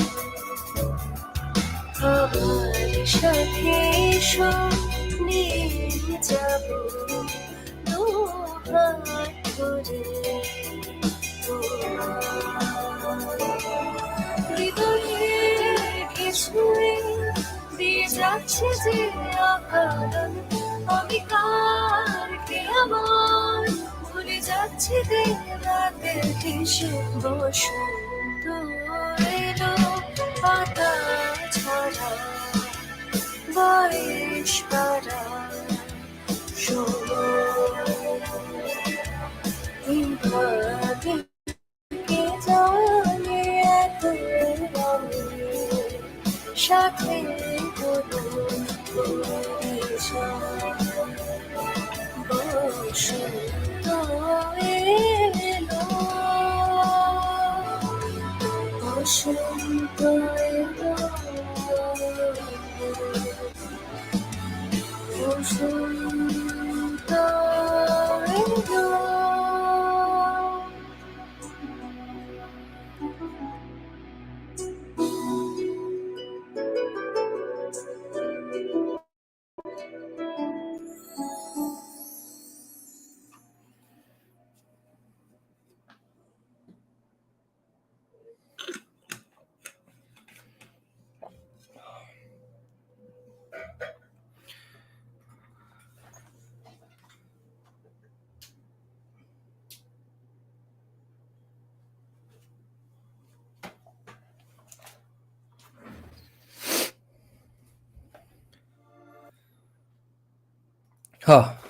Let's resume. Oh, virus আসছে. COVID-like symptoms. Thank you, Ritrajit. Oh, you recommended some movie, no? Garbage, Love in India, Khachang Fu, Nabarun. I would recommend these movies to you. So all these are by Q. Where am I supposed to see these movies? Torrent. Nabarun. So he has made a movie on Nabarun Bhattacharya. I saw that other movie on Nabarun story. Arey, what's that movie? Made by Shuman Mukherjee. What a fascinating movie that was. I saw it in a theater only, in London only. That was a great movie. Arey, what's that movie? Aritrajit? Koshi Ganguly was saying, Koshi Ganguly was running with a pipe and someone asks, whose pipe is that? He says, Tor Babatta.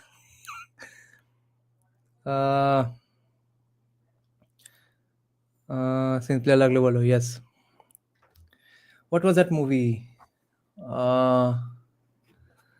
Arey, wait, let me just check. That was a fascinating movie.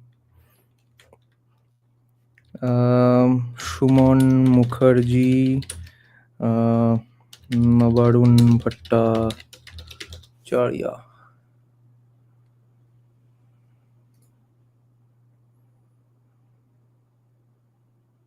Not Herbert. Herbert was also Shuman Mukherjee's.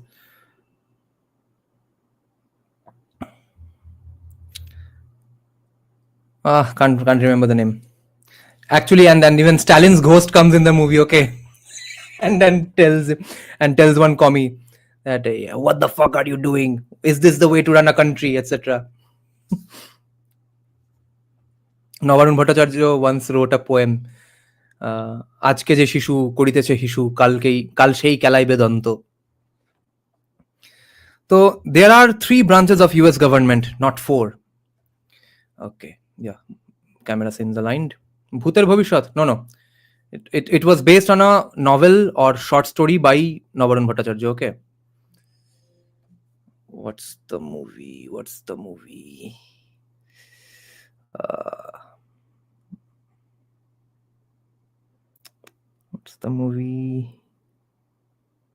Can't remember. Can you please stop saying administrative state? People tune out when you say it. That sage advice came from Steve Moore, the famed economist who had invited me to speak to a group of policy wonks during the early phases of my campaign. A few weeks later, I got an unprompted call from Charlie Kirk, the founder of Turning Point USA, who isn't known for mincing words. Man, you really need to stop saying administrative state. It puts people to sleep. Steve, Charlie, and I were on the same side of the policy question. The proliferation of three-letter federal agencies staffed by unelected bureaucrats who write endless regulations is an existential threat to the United States of America. This is going to be the most relevant chapter for India, guys. Buckle up now. Kangal Malshat, bro. Thank you, Buddha Devaratta. Yes, Kangal Malshat. What a great movie. What a fucking great movie. That actually shows you and surprises you why the fuck aren't those directors making such great movies all the time. एक fluke से कांगाल मालशट नहीं बनता है, एक fluke से चतुष्कोण autograph या ठीक है प्लेजराइज है थोड़ा बहुत, मगर वैसा प्लेजराइज अच्छा सिनेमा क्यों नहीं बना पा रहा है सृजित Mukherjee? The problem is in the economics of the state and the industry. Covid সময় ছিল কাঙ্গাল মালশট. ওফ, I watched it when I was in college. তো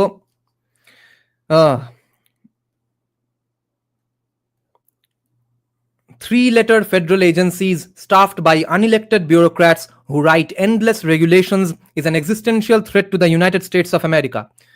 But it's an issue that bores most voters. It sounds esoteric, like something that doesn't affect their everyday lives. Yet in the modern era of twisted American politics, it turns out the more mundane a topic sounds, the more you should pay attention, because it was probably designed to bore you into submission. The other chapters of this book deal with the future direction of policy and culture in America. By contrast, this chapter is about the procedure of how our government actually functions. It's about the basic rules of the road, and it's arguably the most important. Subchapter is called The Basic Problem.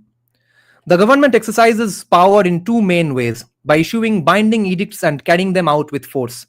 Our constitutional republic ensures these powers are separated to prevent tyranny. The US Constitution divides these duties among three branches. The legislative and judicial branches create and interpret laws, while the executive branch enforces them. Take tax law, for example.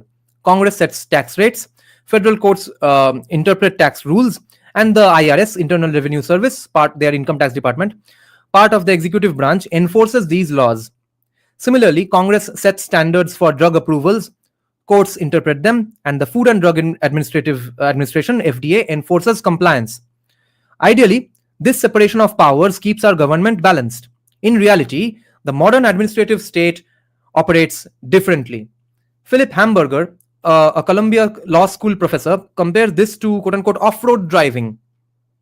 While the Constitution outlines proper lawmaking paths, the administrative state takes detours. As Hamburger says, quote, to leave the roads laid out by the Constitution can be exhilarating, at least for those in the driver's seat, end quote, with the government in control, okay? So, meaning, थोड़ा adventure का जो नशा है, Bangali adventure and नशा, वो सब के लिए bureaucracy का ये सब adventure tourism बहुत बढ़िया है. Navavimarsh, thank you for the donation and paid online YouTube concert from CSK, please. I think many would like to watch this for sure. And thank you for contributing to West Bengal's GDP. Please share your music channel link. That link gets disappeared. My personal music channel link, where I only upload my personal stuff. These are not commercial stuff, which I don't promote and stuff. It's called Nirajan Music. I'll type out the name. And you can find most of my music on all audio platforms as well by the name of Nirajan Shah. And YouTube channel is called Nirajan Music. So detours of the bureaucracy away from constitutional paths is like an adventure. Today, most binding edicts come from the executive branch, not Congress or the courts. These regulations function as laws but bypass the constitutional process. This administrative state issues blinding edicts directly. Debates on policies like abortion, gun control, and taxes overshadow the crucial issue of how these policies are enacted. The real question isn't about where the government is heading, but how it drives, how it does achieve those things that it claims to achieve. Okay, yeah, স্পটিফাইতে Jio সাবন ফাবনের সব জায়গাতেই আমার বেশিরভাগ গানই আছে। Last 1-2 বছরে যে কটা গান বের করেছি সেগুলো আর দিতে পারিনি, আমার ডিস্ট্রোকিডে অ্যাকাউন্ট কাজ করছে না কোনো কারণে, আমি এখন লেভেল ফেভেল থেকে ছাড়তে হবে। তার আগের অবধি সব গানই আমার আছে স্পটিফাইতে, নিরাজন সাহা নামে। With the government in control. So where the government is heading, that's not the question. How it drives, that's the question. This might seem like a legal technicality, but it strikes at the heart of the American Revolution. Our system is built on elected officials running the government. In a republic, citizens elect leaders to create laws. In a monarchy, subjects follow edicts without any say. Despite our divisions, most Americans, regardless of race or political affiliation, value self-governance. Yet our country doesn't operate this way today. Although theoretically governed by three co-equal branches with checks and balances, much political power is delegated to actors outside these branches, escaping the founders' intended system. This quote-unquote shadow government of unelected bureaucrats creates rules that affect everyone. These bureaucrats can't be voted out by citizens or fired by elected leaders. In the past, unelected rulers were kings. Today, they are technocrats in Washington, D.C. The threat to liberty remains the same. This isn't a conspiracy theory. Lobbyists and unelected federal agency bureaucrats draft laws, often handed to Congress via the White House. Many Congress members pass these laws without reading them. Once signed into law, the real lawmaking begins through quote-unquote rule-making by executive branch agencies. This creates a web of over 100,000 federal regulations affecting everyday Americans, made by unelected officials in a process unrecognized by the Constitution. If such a process had been proposed at the 1789 Constitutional Convention, it would have been dismissed as a bad joke. Today, however, it's a sobering reality. Case study of bureaucrats gone wild. The SEC. Yes, just like in India, bureaucrats make laws, MPs pass. Yes. Once Arun Jaitley said that हमको भाई economics पे कुछ मत ही पूछो, हम तो सिर्फ अब मतलब पोस्टमैन के जैसा बिहेव कर रहे हैं, हमारा काम है सिर्फ भाई पार्लियामेंट से जुडिशियरी से पार्लियामेंट यहाँ पे घूमो, हमारा कोई पावर ही नहीं बचा है. Take the SEC, the Securities and Exchange Commission, the agency supposedly responsible for protecting investors from abuse. Our system of checks and balances goes to great lengths to separate those who write the rules from those who enforce them, and to separate both of those actors from the judges who interpret them. But just like at most government agencies, that's not how it works at the SEC. Some of the most storied cases pursued by the SEC involve high-profile instances of insider trading, illegally using material non-public information about a company to buy and sell stocks. Yet, listen to this, yet it turns out that Congress never actually passed a law that bans insider trading. In fact, there is no law that even bothers to define it. Instead, it's all governed by rules, quote unquote, written by the SEC, pursuant to a general federal statute that, in its famously broad section 10b5, simply bans committing fraud on investors. Countless cases have landed in the Supreme Court opining on whether a particular set of facts constituting insider trading, including colorful cases of an enterprising printer figuring out what mergers were about to be announced to an individual who was contacted by a whistleblower to expose a company's fraud. As the scope of infractions has increased, the Supreme Court has slapped the wrist of SEC officials who went too far in pushing cases against people who didn't really violate the law. Even in cases where the Supreme Court upheld convictions, dissenting judges often argue that no law had actually been broken. If even judges can't agree after the fact about whether an esoteric financial regulation had been violated, should an ordinary citizen go to jail or bear several severe legal consequences for the action in question? We have ill-defined laws in India, yes.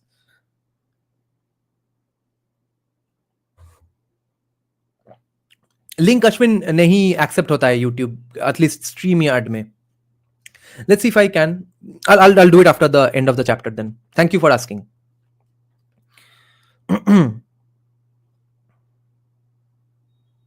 An easy fix would be to clarify the law itself. In fact, Congress has from time to time been pressed to consider a ban on insider trading altogether, something most Americans agree with. But there's been one curious constituency that has consistently opposed it. You might think it's the Hedge Fund Lobbying Association, but it turns out it's none other than the SEC itself. Okay, bureaucrat को नहीं पसंद है कि उसका power कम हो जाएगा. Oh, so moral people don't get into public service in SEC. ये कैसे है? उनका Abrahamic society है इसलिए है क्या? Brother, that can be said about most countries. Yes. And in general, therefore, centralization and laws are a bad thing. Laws can be convenience and market based. ACC में ही चोर है. Yes. You might think it's of course there are only degrees of how clear a law is. Laws therefore are generally a problem. But it turns out it's none other than SEC itself. On its face, this should be puzzling. The SEC is aggressive in trying to punish insider trading, yet there's no statute that expressly bans the very action they seek to punish. They don't even want it to get banned. Can you believe this? When Congress endeavors to create one, the SEC frets instead of rejoicing. That's because their top concern isn't actually combating insider trading, but rather expanding the scope of power they are able to exercise. And Chanakya's great quote. Just like you never know when a fish is drinking water, you never know when a government bureaucrat is skimming off money. Wow. If the elected representatives in Congress were the ones to define what did or didn't constitute a crime, that means the unelected bureaucrats at the SEC could no longer do it themselves. That makes the agency less relevant.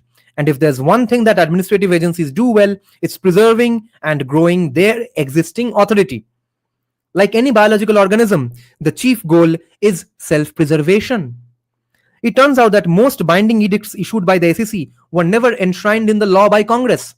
An agency that is supposed to enforce the law ends up just making up laws on the fly and then enforces those laws instead by simply calling them rules. In recent years, the SEC has doled out hundreds of millions of dollars in fines to financial institutions across the country. In one case, taxpayer money by the way, भूसी वाले उनके खुद का salary नहीं. In one case, a staggering $250 million to JP Morgan Chase for failing to stop their employees from using off-channel communications, quote unquote, such as their personal phones for communicating about any matter relating to business, although the bank refused to admit or deny any wrongdoing. To be clear, that's not a penalty for individuals using their personal phones to commit crimes and then hiding it, but simply a penalty for the very act of using their personal phones at all, regardless of whether they were violating the law by doing so.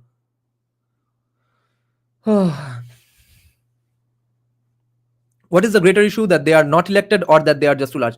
First, priority wise, if you ask Vivek, I think he would say that the fact that they are not elected.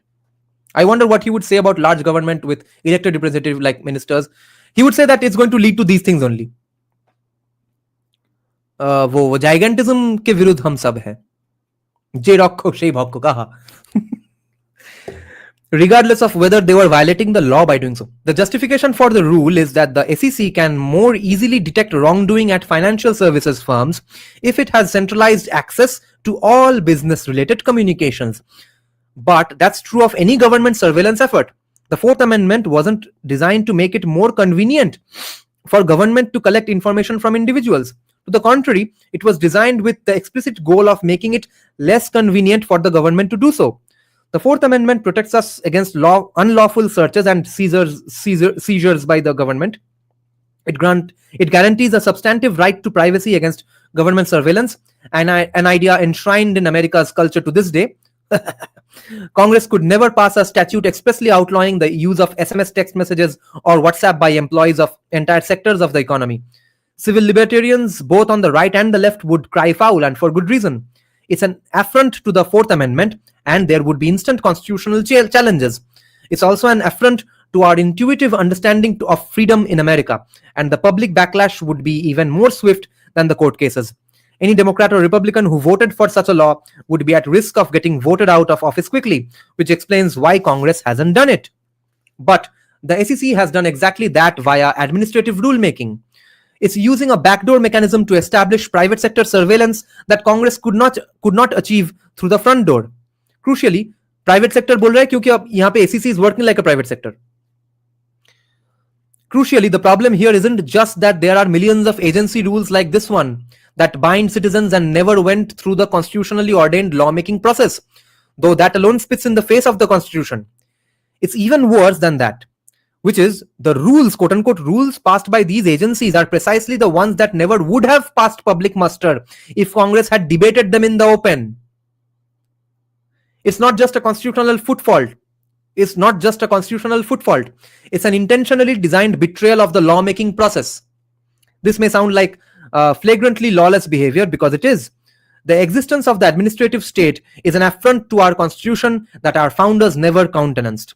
The bureaucrats in the administrative state treat the actual laws that bind them as pesky inconveniences, rather than properly viewing the enforcement of the law itself as their raison d'etre. I forgot the pronunciation in the first place. In an ultimate irony, it turns out that many SEC employees themselves regularly use off-channel communications outside of their government email addresses to avoid Sunshine Laws and Freedom of Information Act, their RTI sort of a thing, and Freedom of Information Act transparency procedures that otherwise would allow the public to see their communications. Okay, क्षमता तुम दोगे किसी को सिर्फ मतलब अच्छा बढ़िया nice इंसान सोच के, वो तुम्हारा गांड मारेगा ही मारेगा.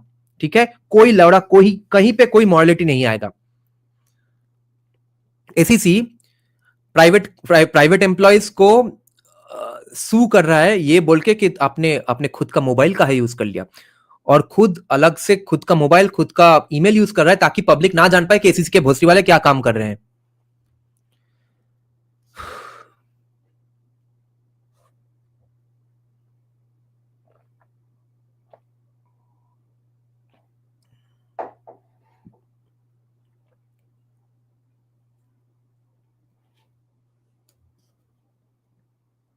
Once you see it, you can't unsee it. It's pervasive. हाँ, जबकि अगर एक बार तुम थॉमस सोइल पढ़ लेते हो भाई, उसके बाद हर जगह पे ही दिखता है कि हाँ ये गवर्नमेंट का चुतियापा है इसलिए ये चीज गड्ढे में जा रहा है. म्यूट करके कैसे सुनूं? हाँ, ये क्या प्रश्न है? मैं उत्तर भी ढूंढने वाला था. Actual laws that constrain their own behaviors. Once you see it, you can't unsee it. It's pervasive. The simplest litmus test for unlawful agency rulemaking is to ask the basic question of whether a majority of publicly elected representatives in Congress could have ever conceivably voted for that rule. If the answer is no, that means the rule probably isn't just unlawful, it's dangerous. बच्चों की winter vacations चल रही है. ओह अच्छा. ओह, दिया क्या मैंने गाली आज? Yes, I think I did. Try that litmus test on a different SEC rule, one that applies to settlements reached by private parties with the SEC. Suppose your company was persecuted by the SEC for the high crime of failing to stop your employees from using their personal phones at work, which is itself, as previously discussed, not actually banned by law but only by fiat from the SEC. Instead of going through the arduous process of contesting the SEC's enforcement action against you and taking the risk that the SEC might use its regulatory authority to try to put you out of business, you might choose to settle your case with them by paying a financial penalty. In fact, this is what most businesses charged by the SEC choose to do. There is a state in India who I shall not mention and is run by a party who shall remain nameless, is often known to suddenly deduct like 100-200 rupees from its state government employees, okay, professors and stuff, everyone. Now because of that 100-200 rupees out of the blue without any explanation, no one's going to sue the chief minister or the government of that state, right? But that gives them a gigantic kitty of illicit wealth that they can then spend on stuff like freebies and stuff. Abhay's comment applies to institutions as well. Yes, it does. I remember Pankaj Saxena speaking about how anything has three phases of existence. Utsarjan, Sthiti, and Visarjan. When anything is not subjected to Visarjan, when its need is over, it becomes toxic. Nice. So, SEC. Instead of going through the arduous process of contesting the SEC's enforcement action against you and taking the risk that the SEC might use its regulatory authority to try to put you out of business, you might choose to settle your case with them by paying a financial penalty. In fact, this is what most businesses charged by the SEC choose to do. So, ये basically extortion racket ban gaya hai. Well, in that case, there's another SEC rule that functions like a gag order. It says that anyone who settles with the SEC cannot criticize the agency's enforcement action. अगर तुमने settle कर लिया है तो तुम्हारा criticism बंद. If the First Amendment was designed to secure one right above all, it was the right of a US citizen to be able to openly criticize the US government. That's what makes someone a citizen of a republic, not the subject of a ruler. प्रजा नहीं है वो राजा का. Yet, we now have unelected bureaucrats issuing edicts outside of the process of lawmaking that legally bind private citizens from criticizing those bureaucrats. यही हमारे साथ भी होने वाला है अगर हम हिंदुत्व सोशलिस्ट के बात सुनते रहे. Apply the basic litmus test. Would publicly elected representatives in Congress ever pass a law that applies legal penalties to citizens who reach a financial settlement with a government agency from ever criticizing that government agency? Of course not. It would be every bit of an affront to the First Amendment, as a ban on the use of SMS text messages would represent an affront to the Fourth Amendment. The public outcry would create grave political risk to any congressman who tried. That's exactly why Congress hasn't done it. Yet once again, that's exactly why the SEC has. The net result is a wide swath of private financial services businesses who were persecuted by an agency for a behavior that Congress never prohibited, and who are further unable to criticize that agency for doing so. In sum, there are two basic constitutional violations at work here. The first is that agencies like the SEC are using the rulemaking process to issue binding edicts that Congress has never passed. The second is the consolidation of... So, Buddhadev, your question is being answered basically. The second, what exactly is the problem that Vivek has with these institutions? The second is the consolidation of legislative and executive power in one politically unaccountable body. The same agency that writes the rules is also the one that enforces them, which consolidates power in a single actor in a manner that the framers of our constitution never envisioned. For example, the SEC employs not just bureaucrats who wrote the rules that ban the use of personal cell phones for business matters, but it also employs the bureaucrats who enforce those rules via its own enforcement division. This problem of consolidated power gets even worse.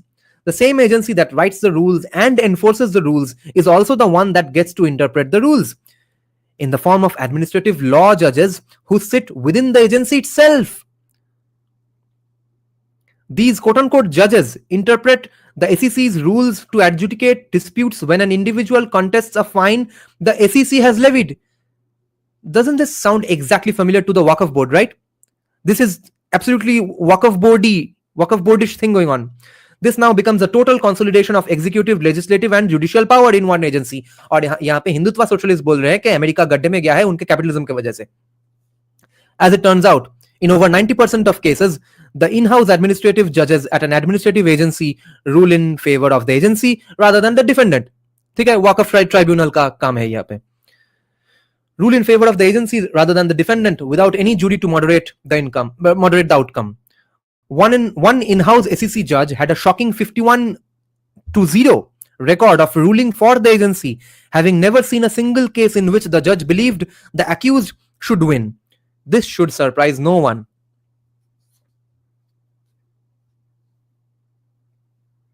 These problems are by no means unique to the SEC. They pervade the entire administrative state, comprising more than 400 agencies. The people who staff these agencies were never elected to their positions. Ordinarily, we think of ourselves as living in a country where the voting public gets to vote out the elected representatives who fail to serve them. That's certainly the country that our founders thought they were setting into motion, markedly different from their experience as the colonial subjects of King George III.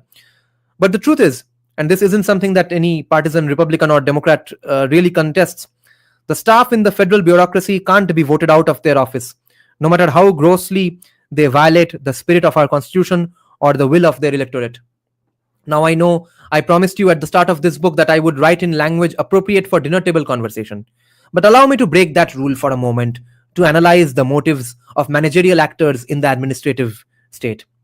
Subchapter is called Defenders of the Administrative State, the socialists who don't know they are socialist.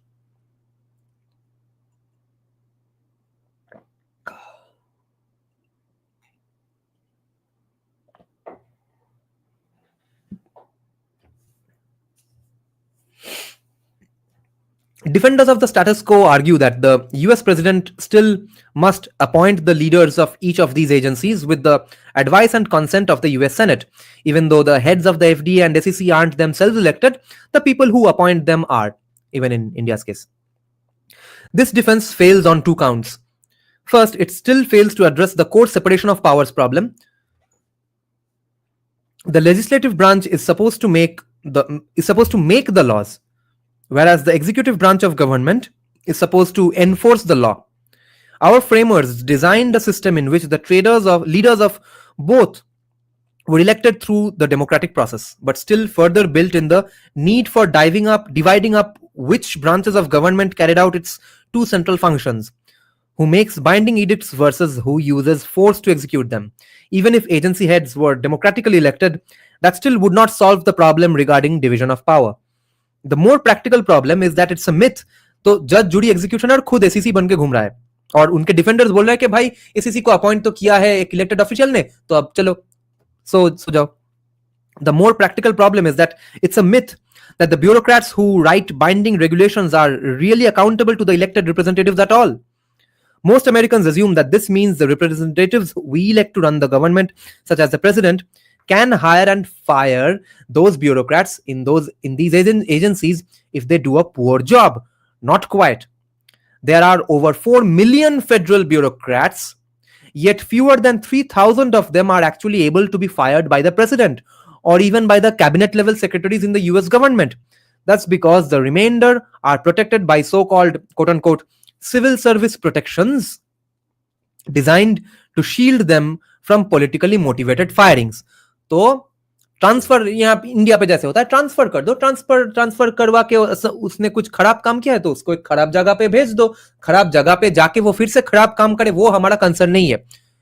Elite metropolitan cities में वो खराब काम करे वो हम नहीं मानेंगे, उसको भेजो छपरा में भेजो, वो वहां पे जो खुद मर्जी आए मन में आए वो करे, हमको कोई प्रॉब्लम नहीं है. ऐसा है उनका हायरिंग और firing. The basic logic of these rules is that we as a country don't want an apolitical career employee at FDA whose daily job it is to make a decision about the safety risks of an investigational medicine to be vulnerable to retaliation by a president who disagrees with that employee on the topic of, say, gun control or abortion. This is the argument from the statist side. The justification for civil service protections is that technocrats shouldn't be subject to the vicissitudes of politics or the temperaments of politicians who come and go. That makes for poor technical decisions, less stability for regulated private industry, and diminished trust in bureaucratic expertise, or so the argument goes. But here's the problem. Buckle up now for the arguments against our Hindutva socialists and all socialists. Here's the problem. In the name of protecting technical experts from political retaliation, we have inadvertently created an entirely new class of politically unaccountable bureaucrats who can't be fired even for failing to do the very job that they are hired to do. और हमारे bureaucrats तो technical experts है भी नहीं, उनको तो वो रविन्द्रनाथ ठाकुर के दाढ़ी में कितने सारे बाल थे ये सब भी लिखना पड़ता है. टेक्नोक्रेट तो है संदीप सान्याल, ब्यूरोक्रेट को तो वो भी नहीं आता है. Suppose the president is elected after making a campaign promise to speed up the process of reviewing new medicines with the goal of reducing prescription drug costs by introducing greater competition. If there's a career FDA employee who disagrees with that policy and continues continues reviewing investigational medicine applications at the same sluggish pace, the president would be able to fire him. But he can't. And even more shockingly, neither can the FDA commissioner. The civil service rules protect that employee from being fired other than quote unquote for cause which includes only the most egregious and often illegal behavior such as stealing government property or being intoxicated on the job. उसके लिए तुम्हारा नौकरी जाएगा, खराब काम के लिए तुम्हारा नौकरी नहीं जाएगा, at least in USA. That's the shadow government in a nutshell. The millions of bureaucrats who were never elected to their positions exercising far greater political power than most elected representatives do. Defenders of the status quo would argue that the decision by an FDA bureaucrat to review investigational drug applications more slowly, more carefully, quote unquote carefully, isn't a political decision at all, but a technical one. This goes to the heart of the debate. Most decisions made by the government are inherently political, yet the ones made by the bureaucracy are disguised in the veneer of technocracy or moral.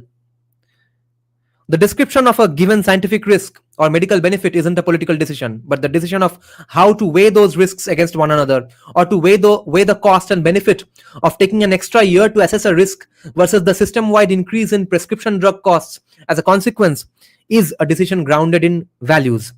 The decision by a government actor of whether to prioritize speed and cost over reducing a small increment of risk is a political decision. For better or worse, our nation was founded on the basic idea that these political decisions ultimately belong to the citizens of our nation, and the leaders we elect to represent us. That's what makes America great. That's what makes America itself. But America is no longer itself. Not only do nearly 4 million federal bureaucrats escape all forms of political accountability, even as they defy the political will of the electorate, the way these agencies are structured today also violates the principle of separation of powers enshrined in our Constitution. There's a temptation to view the entire project of the quote-unquote deep state, the class of politically unelected, unfireable bureaucrats who set the most important public policies, as pernicious in its intentions. Managerial bureaucrats cloistered in the backs of ugly government buildings, penning restrictive regulations, and doing so with impunity and no accountability to the public, naturally invites an angry reaction from those of us who see how things actually work. But that anger risks clouding our discernment. It's not that bureaucrats subvert the democratic will of the people through their elected representatives because they want to screw us over.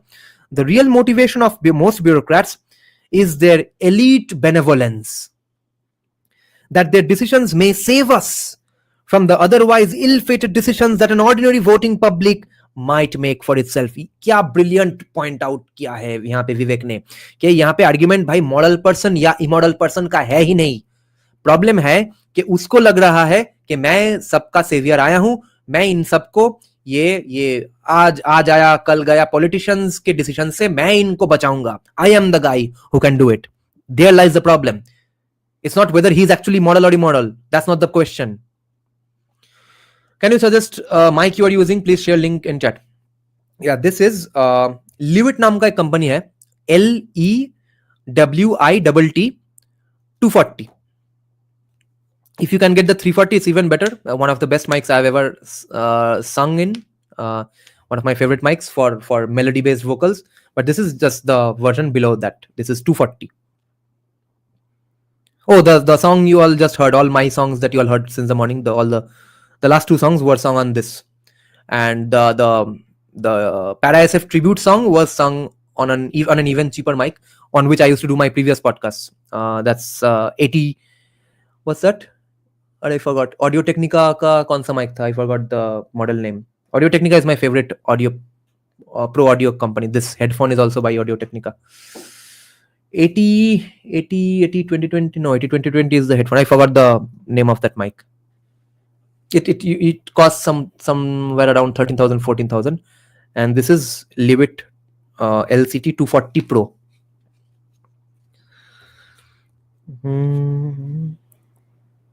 मगर ये चलाने के लिए sound card चाहिए होगा. मेरा sound card है मोटू का.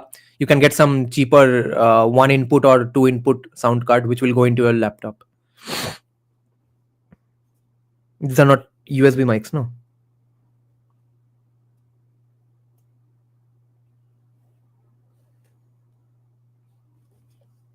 तो मॉडलिटी का बात नहीं हो रहा है यहाँ पे.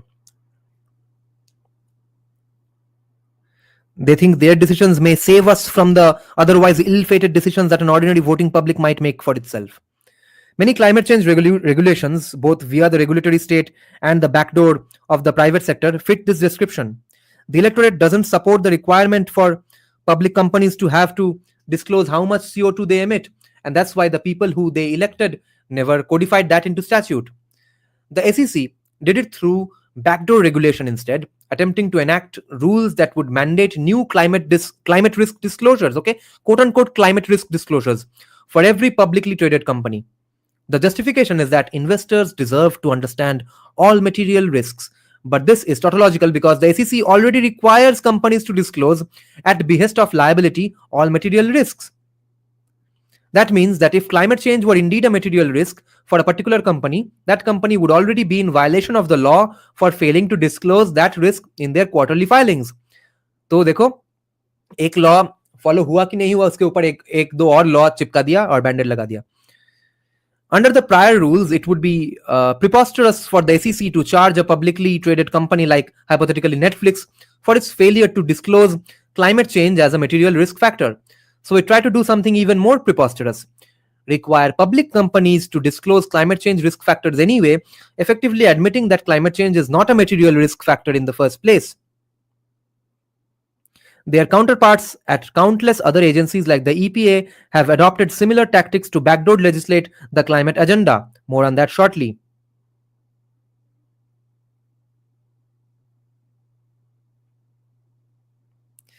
Crucially, it's not that they are subverting the will of the people because they are hostile to the people. It's because they believe that the people, if left entirely to govern themselves without elite supervision, will self-destruct. In this case, through self-immolation of the planet itself. That's why it needed to be done by bureaucratic rulemaking, justified by irrelevant goals like quote-unquote investor protection.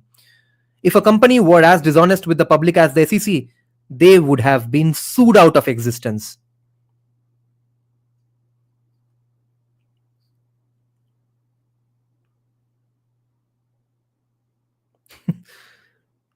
Required public companies to disclose climate change risk factors anyway, admitting that climate change is not a material risk factor in the first place.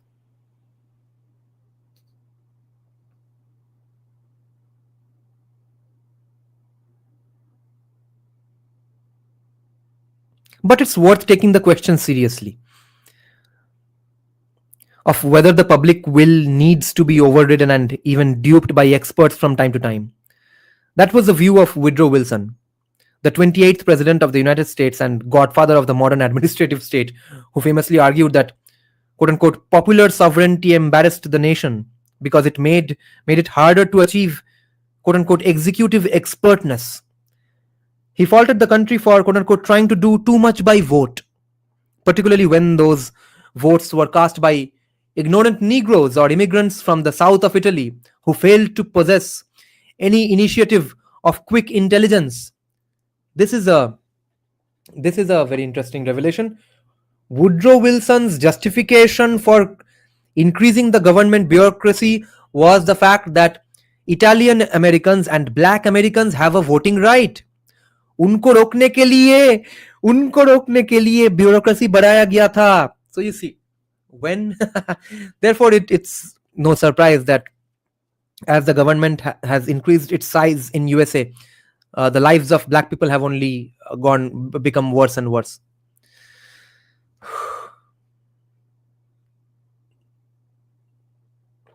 Spelling hai LEWITT, T for Timbuktu. Lewitt, LCT, T for Timbuktu again, LCT 240 Pro.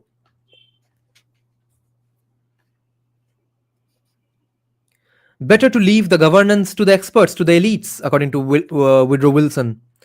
The rise of the managerial class is really a form of modern monarchy, grounded in benevolence, like our bureaucracy, just as it was in the old European aristocracy. As Philip Hamburger explains, the history of administrative law stretches back many centuries. It is not a coincidence that administrative law looks remarkably similar to the sort of governance that thrived long ago in medieval and early modern England under the name of the quote-unquote prerogative of the king hai ye, theek hai? Prerogative. Are Wilson typical elitist left-wing racist tha. Right-wing in US hate him. Just as the king had the loyal prerogative to issue edicts and govern his subjects largely unchecked, so too does the administrative state operate with absolute, consolidated, extra-legal power, Accordingly, while this sort of power is quote unquote said to be uniquely modern, it is really just the most recent manifestation of a recurring problem. And not just a recurring problem, but the very recurring problem that the framers set out to prevent. But that's why our founders fought the American Revolution, to embark on the great American experiment, to determine whether a people could truly be trusted to govern themselves rather than ruled by a group of monarchs or enlightened elites who knew best. Our current administrative state is antithetical to these principles and ought to be rejected by citizens of every political persuasion. Republicans may hate the Department of Education and Democrats may dislike the rule making by ICE, but no one wants their lives to be controlled by millions of shadow bureaucrats elected by no one and accountable only to themselves.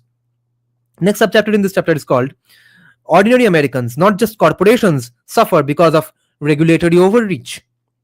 The people who suffer at the hands of these agencies aren't just the unsympathetic financial institutions, hedge funds, and corporations that the SEC goes after.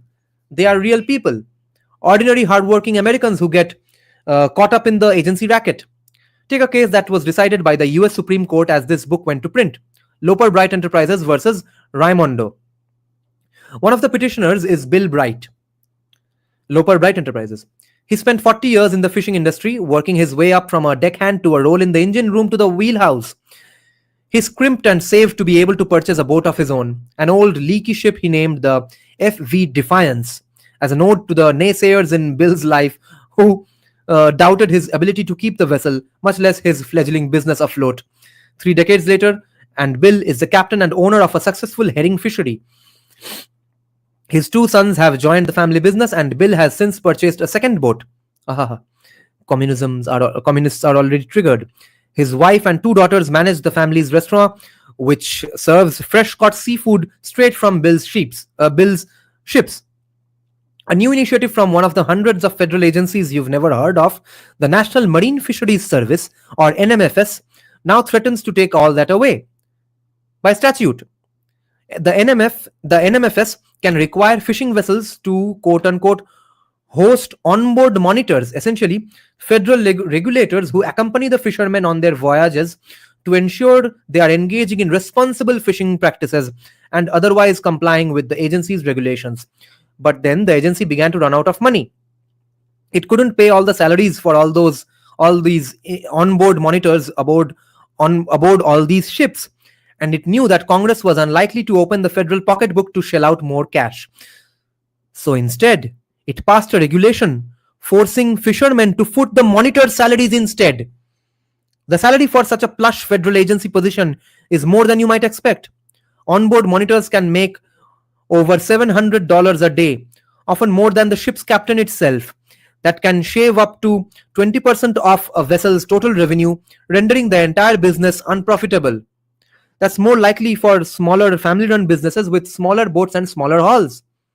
If the Supreme Court had ruled against Bright, the Defiance would likely have become the Compliance, and the extra weight of the regulations would almost surely have sunk the ship. What the hell?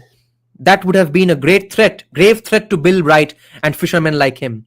But it also would have been a threat to our democratic system of checks and balances. Think of it this way. The NMFS's new rule was akin to the IRS slapping you with an audit and then politely informing you that regardless of the outcome of the audit or whatever you've done anything or whether you've done anything wrong, you'll now be billed for the auditor's salary for the privilege of the paper trail pat down. It's outrageous. But it also makes agencies even less accountable to the It also makes agencies even less accountable to the other legitimate branches of the government, right? Typically, one way Congress can rein in bad agency behavior is by cutting funding. Congress, after all, supposedly has the quote-unquote power of the purse strings when it comes to the government. Fiscals. But if agencies are allowed to charge regulated entities for the privileges of being regulated, ठीक है, मैं तुमसे ही पैसा लूंगा तुमको regulate करने के लिए, जैसे कि कॉलोनियलिज्म वर्क करता था. You will pay for your own colonisation. British government का सैलरी तुम्हारे टैक्स के पैसे से आएगा. ब्यूरोक्रेट तुम्हारे साथ गाली नहीं देंगे. ब्यूरोक्रेट तुम्हारे साथ नॉटी चीजें करेगा, उसके लिए तुम उसका सैलरी पे करोगे to get oppressed by him. Okay, that kind of stuff. तो तब क्या होता है, तब तो कोई रेगुलेशन है ही नहीं.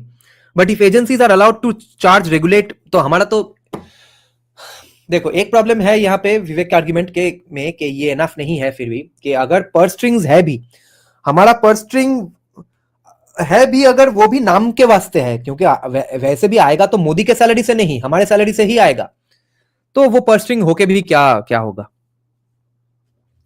But if agencies are allowed to charge regulated entities charge the regulated entities themselves for the privilege of being regulated, including forcing the people they regulate to fork over the agency staffers' salaries, agencies need not seek funding from Congress at all. The disease has freed itself from the host through creative self-funding.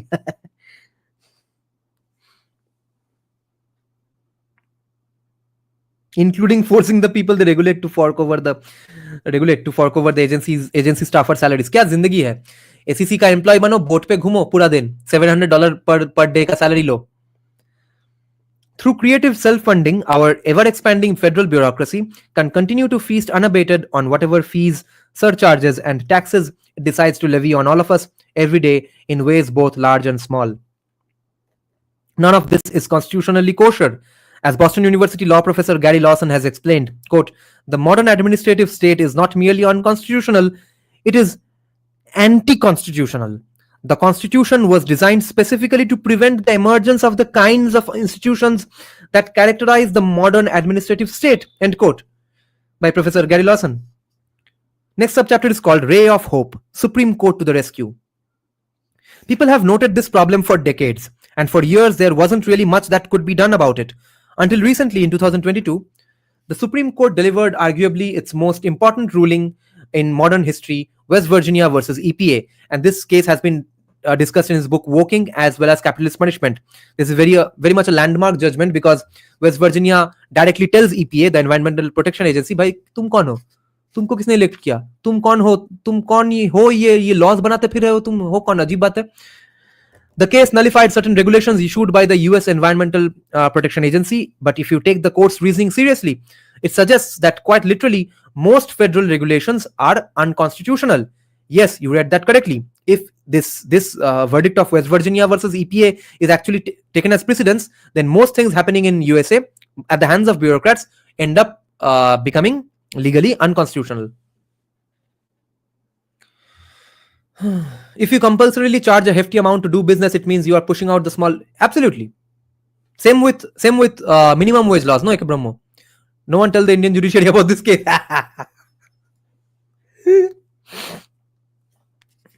The case concerns the esoteric issue of the EPA's authority to regulate coal plants under the Clean Air Act. The EPA used that law as the justification to impose a wide range of ultra-specific requirements on coal plants, from the need to use specific scrubbers to the kinds of filters needed to reduce particle emissions. This effectively gave the EPA the authority to put coal plants out of business by setting emissions caps so low that no coal company would be able to comply. And that's exactly what the EPA has set out to do. शायद China से घुस खा के. A footnote says baseload power refers to the minimum. अच्छा ये term use होगा शायद in future in the coming paragraphs. So baseload power refers to the minimum level of consistent and reliable electricity that must be supplied to meet basic demand. It is typically provided by power plants that operate continuously, such as coal, natural gas, nuclear, and some hydroelectric plants, to ensure a stable and uninterrupted supply of electricity. If you are an environmental regulator, you view the elimination of coal plants as a good thing, without regard to the economic trade-offs of your action. Trade-off term ही तो नहीं सुना है कभी जिंदगी में. The consequences are often dire. Shuttering coal plants means putting tens of thousands of miners out of work. Another cost is billions of dollars required to transition to alternative sources of energy, many of which lack the abundance or ability to fulfill the bare minimum needs of baseload power generation in the United States. This translates to trillions in lost GDP and higher energy costs. These questions may not matter to the EPA, but they certainly do matter to everyday American citizens who are adversely impacted, yet lack any ability to vote out the policymakers who were responsible for doing it to them. Thankfully, the Supreme Court stepped in and nullified the regulation. the kind of policy matter the EPA had taken on, the kind of quote unquote major question that has large economic implications, is almost always reserved for Congress itself. So if Congress couldn't muster enough votes to pass a law outlawing coal plants, the EPA couldn't do it by regulatory fiat either. It is difficult to overstate the seismic importance of this ruling. If the EPA regulations are at issue in this case were unconstitutional, that means that quite literally most federal regulations are likely unconstitutional as well. From the SEC to FDA to Federal Trade Commission, FTC, to the rest of the federal regulatory alphabet soup.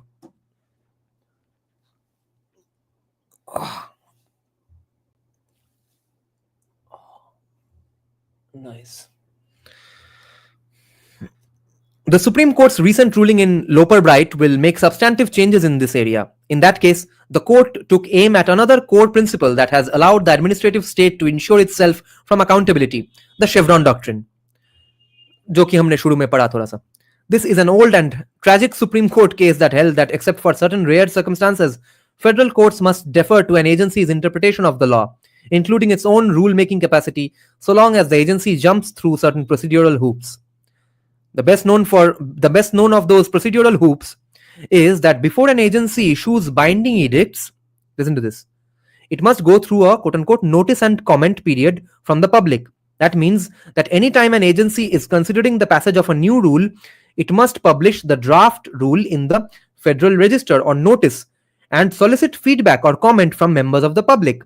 The basic idea here is that even though our framers believed that laws should be passed by democratically elected lawmakers, it was acceptable as a pragmatic alternative to empower bureaucrats to also issue legally binding edicts so long as the public is given the opportunity to participate in that rule making process. जैसे कि हमारा government CBDC के लिए feedback मांग रहा है.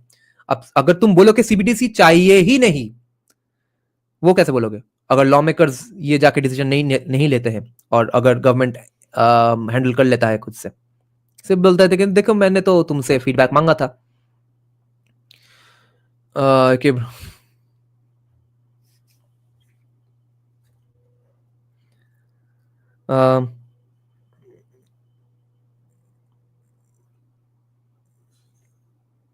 the basic idea here is that even though our framers believe that laws should be passed by democratically elected lawmakers, it was acceptable as a pragmatic alternative to empower bureaucrats to also issue legally binding edicts so long as the public is given the opportunity to participate in that rule-making process. It turns out this is a total farce. For starters, most Americans have never read the Federal Register or even heard of it. The parties who generally provide quote-unquote comment are professionals and lobbyists hired by massive corporations to do their bidding. And there's no requirement whatsoever that the federal agency change what it does in response to the comments that it receives. Okay? Comments ऐसे ही है. Comments के basis पे कोई actions change करना भी नहीं है वैसे भी. Nor is there any mechanism for the public to hold those actors accountable. In 2024, the Supreme Court decided the case of SEC versus Jarksi, a ruling that, despite its limited publicity, had a significant impact. The court's decision ended the practice of using in-house administrative law judges, or ALJs, to impose civil penalties. The SEC had pursued an enforcement action against Jarksi via its own in-house tribunal rather than in federal courts. Jarksi was found guilty and fined by the SEC. However, after years of appeals, the Supreme Court ruled that the ALJ pathway violated Jarksi's Seventh Amendment right to a trial by jury. The court held that if a government agency seeks to fine you for violating its rules, you have a constitutional right to defend yourself in an actual courtroom rather than in a tribunal, sort of a Waqf tribunal. इसी के लिए वो tribunal word भी use हो रहा है, rather than in a tribunal run by the same agency that wrote the rules and investigated you. This decision would make our founders proud. In the same cycle, the court also struck down the Chevron doctrine in the case of Loper-Bright versus Raimondo. In Chevron versus Natural Resources Defense Council 1984, the court had ruled that federal courts must defer to an agency's interpretation. Okay, the court had ruled that federal courts must defer to an agency's interpretation of the law as long as the agency followed certain procedures. This quote-unquote Chevron deference standard even applied to questions about agencies' own rule-making capacities. That ruling effectively replaced the legislative process laid out in our constitution with a farcical administrative process for making rules and required for a farcical administrative process for making rules and required federal courts to defer to agencies for their interpretation of the law. In Loper, the 6 justice majority got it right. They said, quote, agencies have no special competence in resolving statutory ambiguities. Courts do. End quote. They effectively overturned the Chevron doctrine. Thanks to this ruling, federal courts must now ensure that agencies stay within statutory limits without using statutory ambiguity as a smokescreen for administrative overreach. The conditions have never been more ripe for dismantling the fourth branch of government. But this won't happen automatically. It requires both bottom-up litigation from private parties harmed by administrative overreach and, most importantly, strong action from a president willing to use the Supreme Court's recent rulings to permanently curtail the power of the administrative state. Next subchapter is called The Path Forward in this chapter. The problem of the administrative state is simple. The executive branch has reached far beyond its executive function to include legislative and even judicial power without accountability. That means the actor who can fix this problem is the leader of the executive branch. That's the president. And here's the beginnings of how he could get the job done in a post-2022 legal landscape.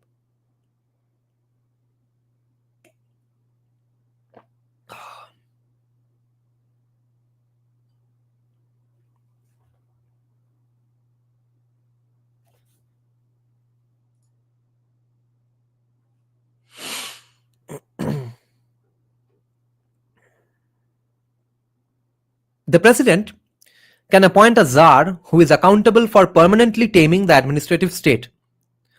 Okay? The czar could be the vice president, or it could be a quote-unquote special advisor like Doge or whatever.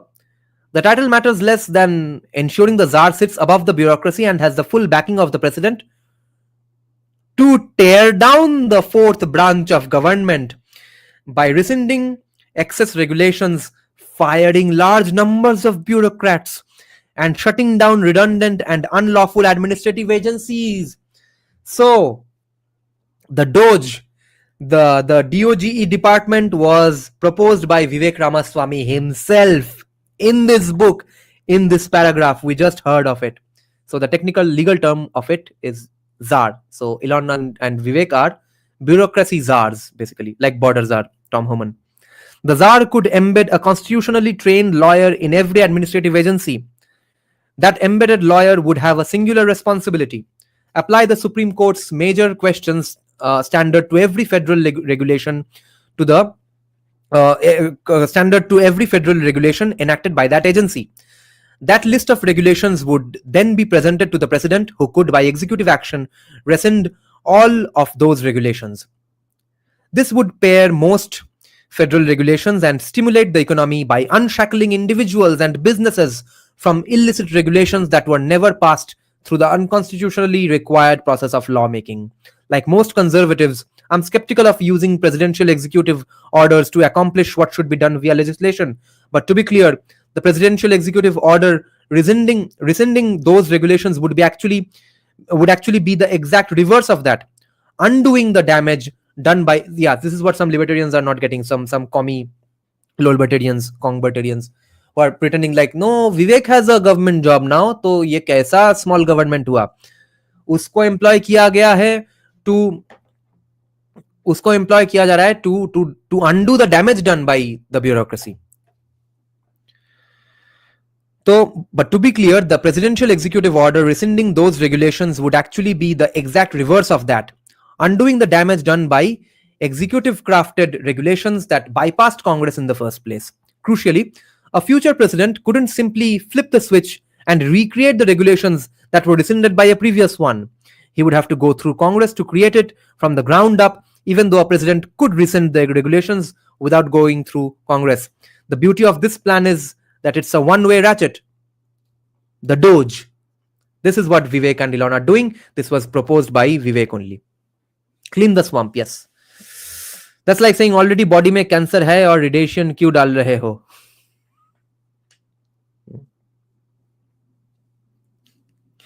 The anti-bureaucracy czar Oh, I said I called him a bureaucracy czar. So the anti-bureaucracy czar could use a similar approach for mass firings of federal bureaucrats as well. He could place an embed this time, likely not a constitutional lawyer but a former CEO or organization expert in each agency, with the sole responsibility of identifying the minimal number of employees required at an agency for it to perform its more limited, constitutionally kosher function, like Cenk Uyghur wants to be hired as the Pentagon czar. The number of employees would be at least proportionately fewer to the number of regulations that were cut, but likely even more than that, because not only are fewer employees required to enforce fewer regulations, but the agency would also be producing fewer regulations in the first place if the scope of its regulatory authority were diminished. Conventional wisdom holds that civil service protections stop the president, but even cabinet level appointees from firing federal workers. But civil service protections are this to Vivek ne bol ke matlab he has foamed in his mouth saying this in the campaign trail. Civil service protections are not as strong as they are made out to be. It's true that more than 90% of federal agency employees have civil service protections, but the purpose of the law, originally passed in 1883, was to end the quote-unquote spoil system, that is, to prevent a newly elected president from rewarding supporters by granting them plum positions in the federal government. It essentially says that agency employees must be hired based on merit and cannot be fired based on their political beliefs. But it doesn't say that they can't be fired at all. To the contrary, the statute itself allows for mass layoffs. Mass layoff kab hoga India mein? What it calls quote-unquote reductions in force, through which employees are entitled only to be retained in order of seniority. The statute also empowers the president to quote-unquote prescribe rules governing the competitive service, 5 USC 3302. This power is broad. Presidents from Harry Truman to Barack Obama have used this provision to amend the civil service rules by executive order. And when they did so, they weren't constrained by the Administrative Procedures Act, the APA, which typically requires notice and comment periods, jo ghatiya humne suna, and other hurdles to implement federal regulation. The Supreme Court said as much in Franklin versus Massachusetts and Collins versus Yellen cases. This makes sense. The APA was designed to protect the governed from the constitutional overreach of federal agencies, not federal employees from their employer. और ये जो अब गाली हम दे क्या हिंदू विचारधारा दीदी, थोड़ा गाली देना पड़ता है कभी कभी. तो प्रॉब्लम है कि ये जो कॉन्स्टिट्यूशनल ओवररीच है गवर्नमेंट का, पॉलिटिशियंस का, वो जब मैं पॉइंट आउट कर रहा हूं ट्विटर पे, कोई अजीब पागल लिबर्टेरियन आके मुझे बोल रहा है कि this is not something libertarians must align with, क्योंकि मेरा थोड़ा लिबर्टेरियन फॉलोइंग हो गया है ट्विटर पे और यूट्यूब पे, मैंने बोल के लिबर्टेरियनिज्म पॉपुलर करवा दिया है एक अलग डेमोग्राफिक के ऊपर. आई don't want credit for it because if not me someone would have done it, but that someone was me incidentally. But उसके लिए अब मेरा एक ट्विटर से हर रोज 10-15 आदमी, 10-15 लिबर्टेरियन मेरा फॉलोअर बन रहा है. और मैं देखता हूं कि 1-2 दिन बाद ये 10-15 लिबर्टेरियन में से 5-6 अनसब्सक्राइब भी कर लेते हैं, क्योंकि उनको लगता है कि I am fighting culture war bullshit etcetera because they are against Hindutva and stuff. तो वैसा एक अजीब लिबर्टेरियन ने बोला कि when I am discussing Atul Subhash and gender, men's rights etcetera, when I brought on that lawyer lady, that guy quote tweeted me my post saying that I'm going to discuss this on my live stream today. He said that libertarians must maintain a distance with such ideas because they are doing culture wars and not really discussing economics alone. Okay, तो भाई वो constitutional overreach नहीं है, वो big government नहीं है जो कि अतुल सुभाष के साथ हो रहा है, जो कि हर आदमी के साथ हो रहा है, मर्द के साथ हो रहा है. तो एक अजीब मतलब ब्लाइंड फोल्ड रखेंगे अपने आंखों के ऊपर के इकोनॉमिक्स, सिर्फ इकोनॉमिक्स, गवर्नमेंट ओवररीच अगर हर बाकी और कहीं पे हुआ तो वो ठीक है, क्योंकि वो कल्चर वॉर है. वो तो हम तो असल में तो काइंड ऑफ लेफ्ट एडजेसेंट है, तो वो उस पे हम बात नहीं करेंगे, क्योंकि हमारे वोक सर्कल पे जाके फिर भी दारू पीना है. क्या अजीब बात है.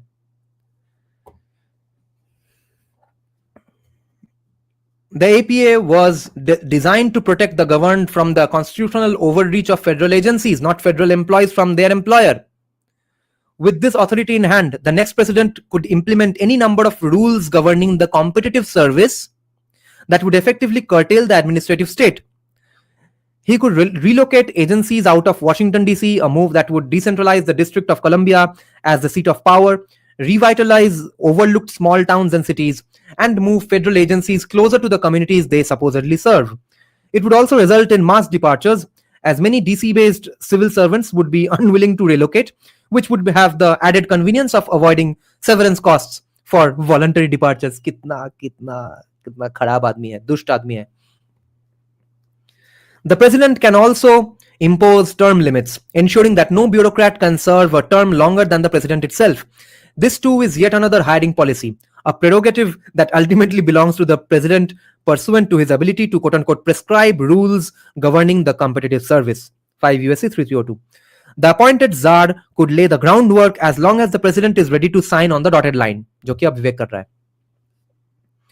The final step to truly taming the administrative state is to actually shut down agencies that shouldn't exist, like the Women's Commission. I made strong policy arguments during my own presidential campaign of why agencies ranging from the Department of Education to the Bureau of Alcohol, Tobacco, Firearms and Explosives, ATF, to the Food and Nutrition Service, FNS, to the Federal Bureau of Investigation, FBI, should probably be shut down entirely. The purpose here isn't to adjudicate the merits of abolishing each of these agencies. That could be its own separate book, and maybe it should be. My point here is just that a willing president has the toolkit to do it.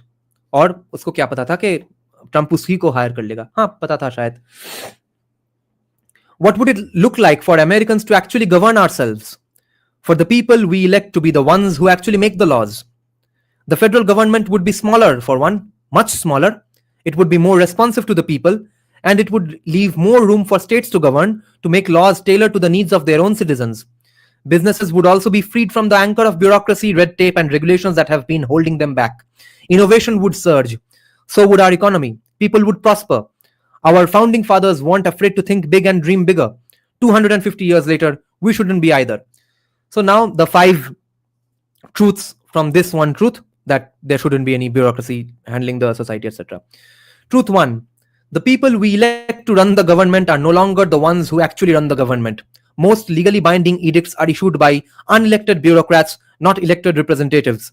3-letter government agencies write rules that constrain the behaviors of Americans, even though Congress never expressly authorized these agencies to write most of those rules, which the US Supreme Court recently curbed in West Virginia versus EPA, arguably one of the most important Supreme Court outcomes of the 21st century. Truth 3. Federal agencies like the SEC not only draft and enforce regulations but also adjudicate disputes through in-house judges, defying the separation of powers principle enshrined in the US Constitution, a practice the Supreme Court just ruled was illegal. Truth 4. The shift of power away from Congress and toward bureaucrats reflects a reversion to the monarchical worldview of old world Europe, prerogatives, which was fundamentally skeptical of self-governance and democracy. And this is what Kejriwal and who was the old man, Gandhiwadi, Anna Hazare wanted. कि अच्छा बाबू काम नहीं कर रहा है और 5 बाबू higher कर लो जो कि उसके ऊपर लोकपाल खेलेगा. Which was fundamentally skeptical of self-governance and democracy. Truth 5. Correcting the overgrowth of the administrative state cannot be accomplished incrementally. Okay? Nuts and bolts reforms, process reforms से सब कुछ नहीं होगा, structural reforms भी चाहिए. It will require large-scale firings and shutdowns of existing agencies. Next chapter is called The Nuclear Family is the greatest form of governance known to mankind. Again, we'll have something to debate and ponder over. 104 pages हमने पढ़ लिया है एक sitting में. And again, I will take a small break, have a bit of coffee and water, and do a few push-ups. Oh. No, I'll get a bit of tea as well. Intermittent fasting, workout. এবার বুঝি এত energy কোথা থেকে আসে টানা 6. Yes. I'm not being an वो मतलब naughty sort of a proud, arrogant fitness bro, but this is true. Intermittent fasting gives you superpowers, and people won't believe that, and one should boast about these things, but really went to a place called Durgapur a while back to attend a friend's wedding. Went as Borjatri.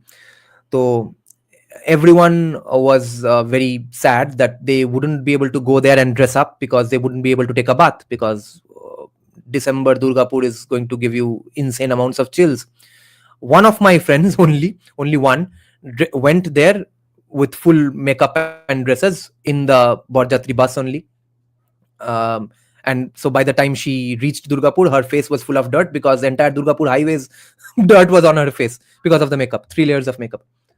But I went there and had a chill cold bath, just did 15 push-ups before the bath, and nobody even found out. Everyone who knew I was going to do that was imploring me, no, don't do this, you will die of anemia by tomorrow morning, etc. Not anemia, pneumonia. Yeah, nothing happened. I didn't even sneeze once. All my sneezing happens because of dust allergy inside the house, which I have genetically because my grandfather died of asthma. Yeah, it's not even over. Yeah, so I'll put on some music and disappear for 2-3 minutes while I go do a few push-ups and pull-ups and make myself a bit of tea. Intermittent fasting works mostly for people who have insulin resistance. Doesn't really work for healthy people. It's working for me. I don't have insulin resistance. It's the opposite. No, it makes you insulin sensitive. So unless you break your fast with high fat stuff, if you break your fast with high protein stuff, then there's no problem. But you will have to, of course, go on drinking water. Khali pet mein intermittent fasting karoge to gaya. You have to go on continuously drinking water during that window of intermittent fasting.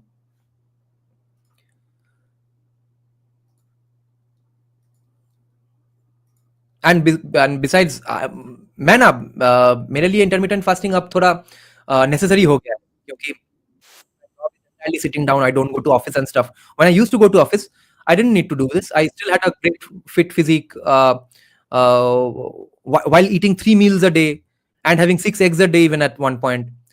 तो अब मेरा काम पूरी तरह से work from home है, music production and college street Kolkata etcetera, इसलिए मैं वो मतलब इंटरमिटेंट फास्टिंग के बिना हेल्दी नहीं रह पाऊंगा. वो है एक प्रॉब्लम.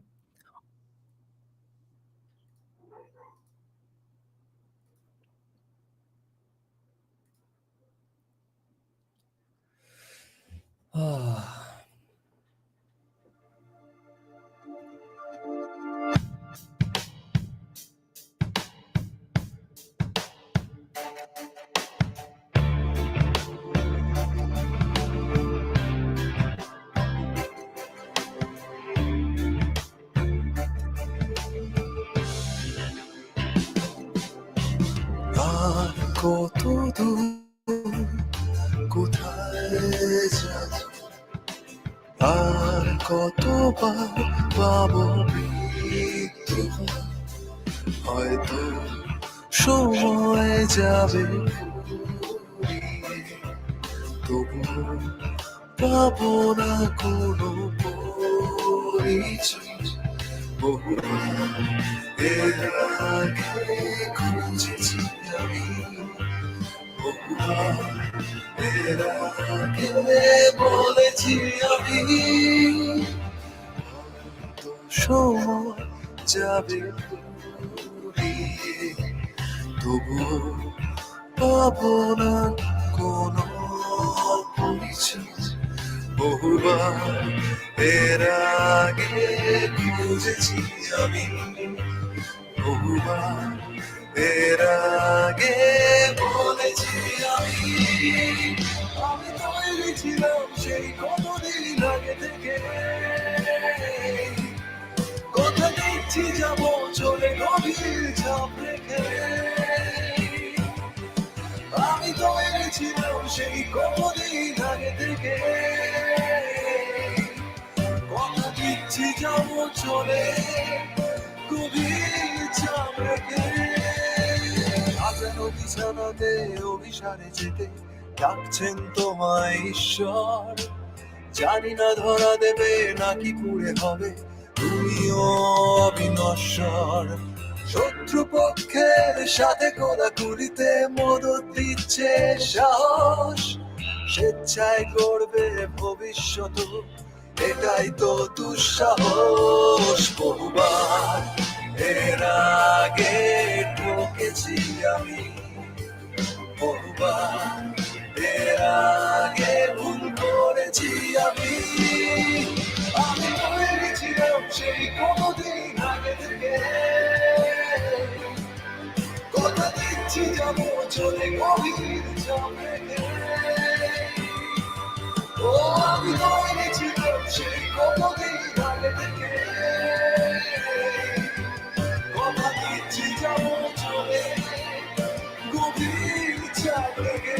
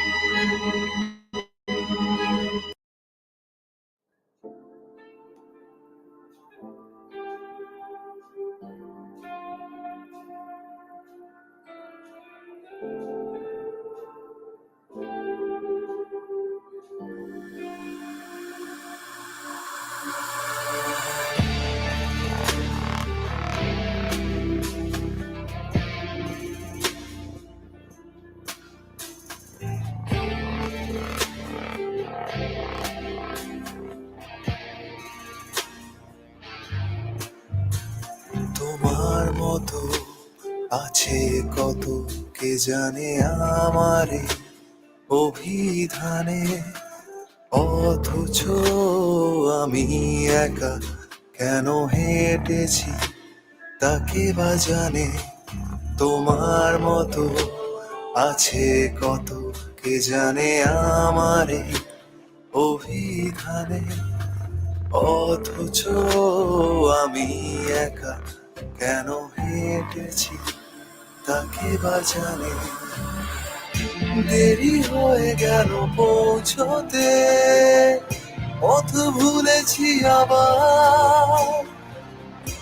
আমি যদি ভুলে গিয়ে থাকি মনে রাখার কি দরকার। দেরি হয়ে গেল পৌঁছতে, পথ ভুলেছি আবার। আমি যদি ভুলে গিয়ে থাকি মনে রাখার কি দরকার।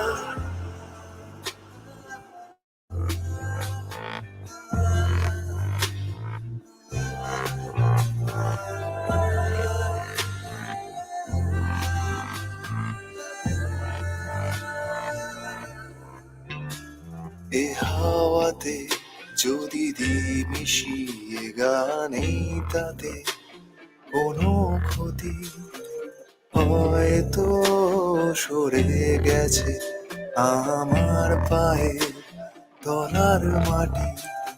এ হাওয়াতে যদি দিই মিশিয়ে গানে, তাতে কোনো ক্ষতি হয়তো সরে গেছে আমার পায়ে তলার মাটি। আরো দূরে চলে যাব আমি শুধু তোমার দিকে, যেখানে পথ মিশে গেছে শুধু তোমার চোখে। আরো দূরে চলে যাব আমি শুধু তোমার দিকে, যেখানে পথ মিশে গেছে।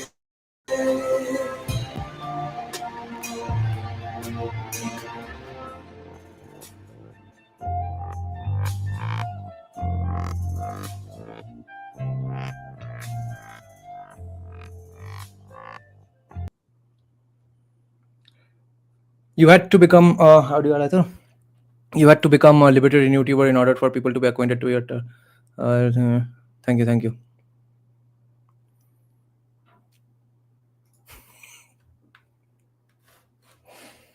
Next chapter is called The Nuclear Family is the Greatest Form of Governance Known to Mankind. Yes, I grew up in, but of course, Indians will wonder that why isn't the joint family the greatest governance known to mankind? Because he's obviously saying it in comparison to single mother and single parent households. So that's why nuclear family is better than those according to him. So there's no joint family at all these days in USA.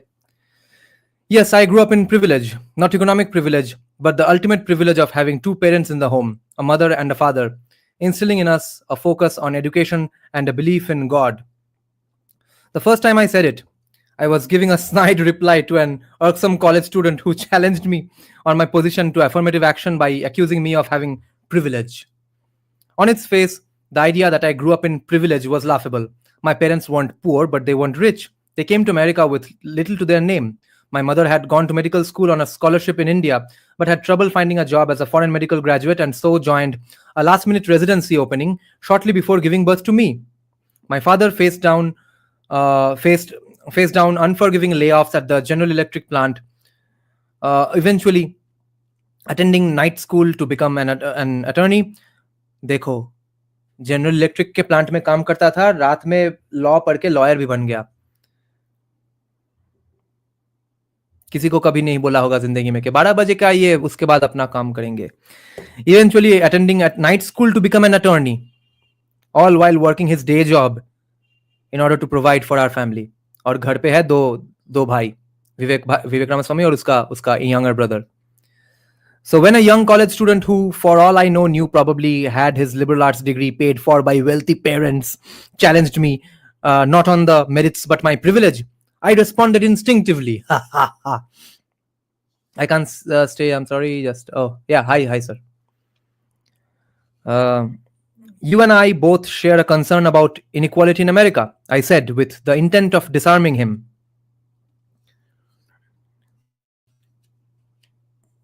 But here's the difference. You want to address racial inequality with racial quotas.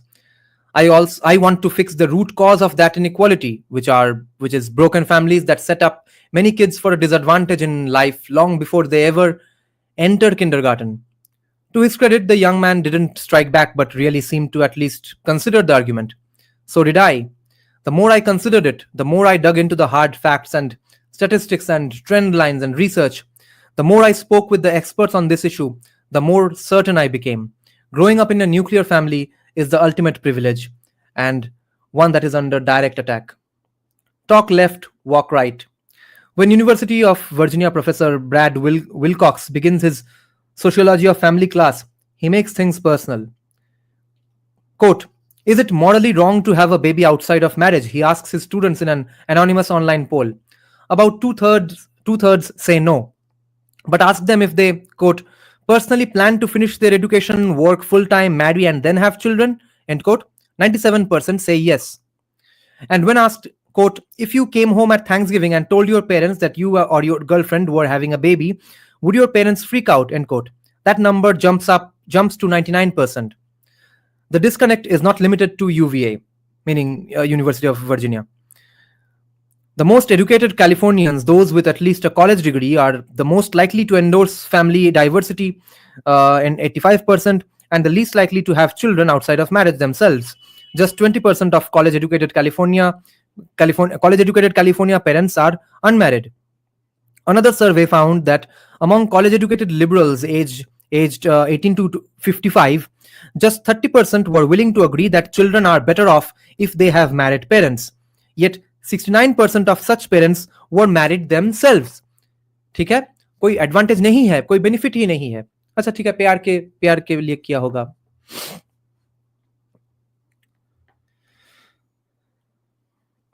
Today, the progressive elite are talking left, walking right. When it comes to the nuclear family, they know that raising children in a traditional family structure with two married biological or adoptive parents is better for the kids and adults alike. Overwhelmingly, this is what they choose for their own family. Yet they are unwilling to preach what they practice. When it comes to public policy, they have learned the secrets to success, but they are unwilling to share it with those who could use it the most. And children, especially the ones who are already the most disadvantaged, are paying the price. Raising children in stable two-family homes shouldn't be a luxury good reserved for the elite. It is the ultimate privilege, and one that should be widely shared. I have to tell this story. NRI families, common NRI families that I know, I have told them this point directly, that see, the way you are raising your children, they know their Saraswati Vandana, even though they are commies. They know Bengali English already. They have kids in the age group of 1 to 6. Okay, 1 2 3 4 5 6, all sorts of age group kids they have. And they're talking to their grandmother, grandfather back home all day. Two parents in the home, stable family, stable income, everything. And when they annoy their parents too much or are being too out of line, they get a bit of a slap on the cheek or get a bit of ear twisting and stuff. They are already more privileged and more poised for success than the white kids growing up in liberal households and the black kids growing up in black households, especially black single mother households. उसका life set है. तो उसके बाद जब तुम्हारे बेटे बेटी successful बनेंगे अमेरिका में, और व्हाइट लिबरल का बेटा या बेटी या फिर ब्लैक सिंगल मदर का बेटा या बेटी कुछ नहीं कर पाएगा देश में, तुम ब्लेम करोगे कैपिटलिज्म को. I'm pretty sure that Vivek and Apurva have good external family, obviously. Today the progressive elite are ये तो हो गया. Yes, I read this part. And children, especially the ones who are already the most disadvantaged, they pay the price.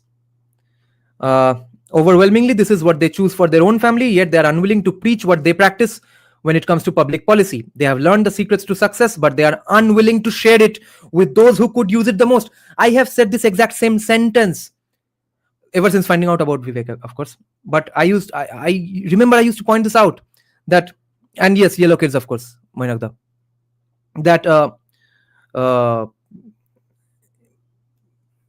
Reservation से कुछ solve नहीं होगा, इसलिए कि अपर कास्ट फैमिलीज में पढ़ाई का जो एक एनवायरनमेंट है, जो फोकस है, कल्चरल और सोशल कैपिटल जो है, वो तुम रिजर्वेशन देके नहीं रिप्लेस कर पाओगे.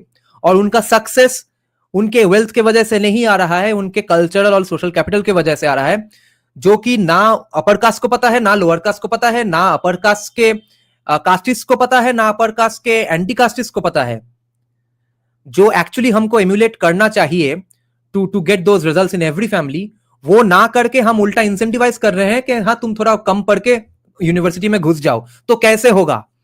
और अपर कास्ट को और भी इंसेंटिवाइज किया जा रहा है कि नहीं तुम और भी पढ़ो, नहीं तो तुम नहीं घुस पाओगे. This is exactly what Vivek is saying here, कि they know the secrets to success. They know that this is what, and these things come common to them, come as common sense to them. They are not preaching those stuff, they are not talking about those things. और अब तो tiger mom नाम का एक book एक Asian mom ने लिख लिया. But this is what is mostly done by all Indian and Asian parents, Japanese, Chinese parents. वो ना कॉपी करके तुम कुछ भी कर लो, तुम उनको छू नहीं पाओगे.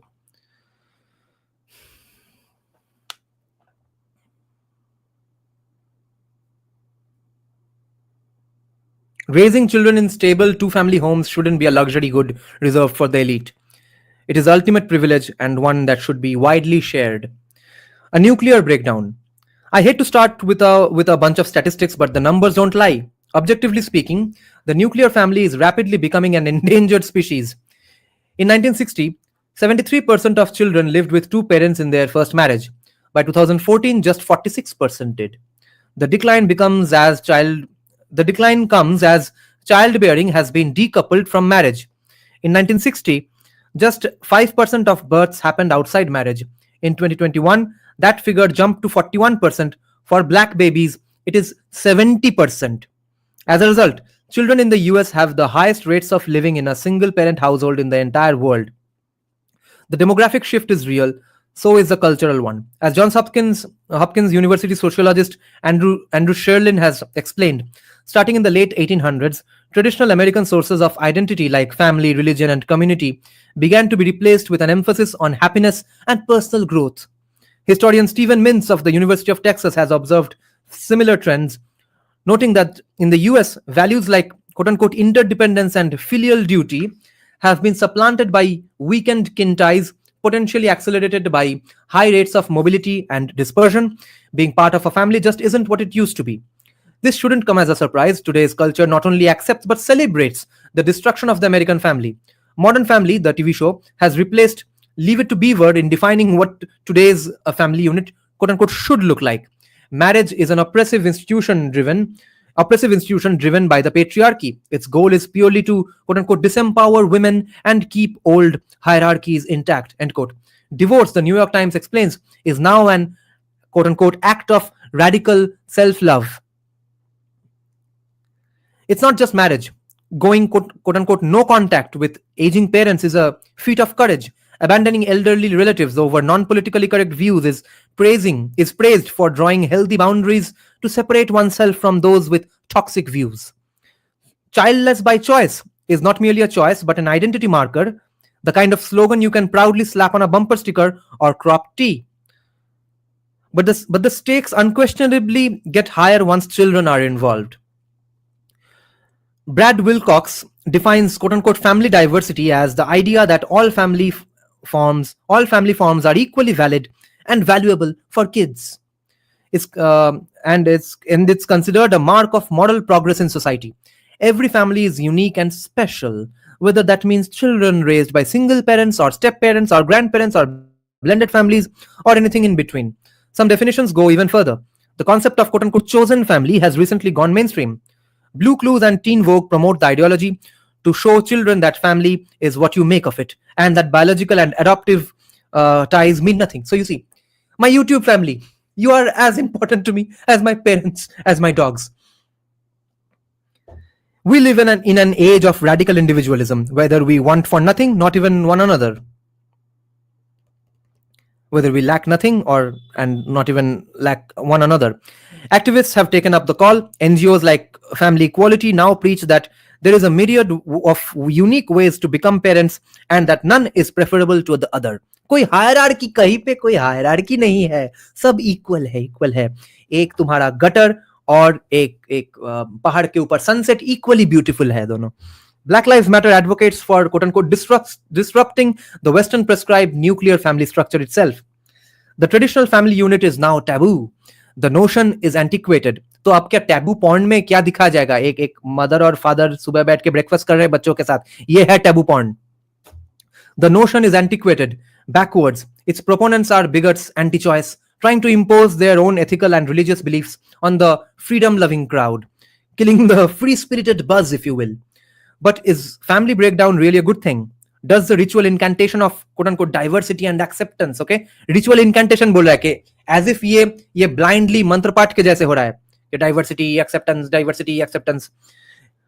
Does the ritual incantation of diversity and acceptance mean that we must blind ourselves to the advantages that come with having two loving parents in a stable home? Libertarians का ये है economics है, economic policy सिर्फ है, not even economics. ये है ritual incantation. Ultimately, everything comes down to economics.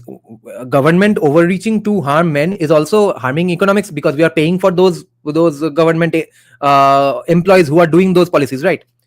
But if it's not directly economic policy related, then you have to put a blinder on your face if you are a libertarian, and you must not fight culture war issues.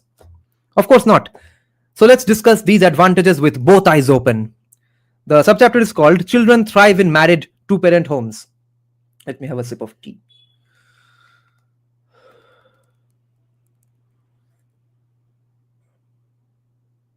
Where did he do it, Kushal? Where did Kushal do it? Abhisan today in his the live stream that is going on right now. I don't think it's on right now. When did he do it? Let me know. I'll check it out. Common sense suggests that children do best when raised by both parents who are married to one another. So does the evidence. Ben Carson has written a whole book. He is a neurologist or neuroscientist. Neurologist doctor and a Republican candidate, former Republican presidential candidate. Ben Carson has written a whole book on it called A More Perfect Union. The figures are dire. Children in fatherless homes are 4 times more likely to experience poverty, suffer from obesity. Ben Carson is, by the way, black, so he's another of like those Thomas Sowell kind of personalities. Children in fatherless homes are 4 times more likely to experience poverty, suffer from obesity, become pregnant as a teen, or drop out of high school. Indeed, 71% of high school dropouts and 85% of children with behavioral disorders are from fatherless homes. Absent fathers increase the likelihood of drug use, theft, attacks, and arrests. But of all the figures I've seen, this one stood out. A child a child who grows up without two married parents is more likely to wind up in jail than get a college degree. For children raised within a nuclear family, the outcomes are reversed. They are 3 times more likely to get a college degree than ever see the inside of a prison cell. In virtually every area of life, having two married parents helps kids succeed, even in surprising ways, like the NBA.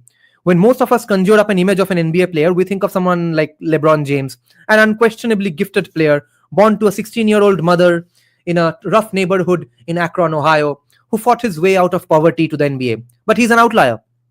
According to an analysis by the New York Times, between 1960 and 1990, nearly half of blacks in the United States were born to unwed parents. But during this time, approximately twice as many black NBA players were born to married parents compared to unmarried parents. The result? For every LeBron James, there was a Michael Jordan born to a middle-class two-parent family in Brooklyn, and a Chris Paul, the second son of middle-class parents in Louisville, NC, who joined Mr. Paul on an episode of Family Feud, the TV show, in 2011. This shouldn't be a surprise. With two parents, there is on average twice as many resources, love, time, money, attention to go around. There's another person nearby when a little girl falls off her bike to read to a child at night, to pick up an infant when he cries.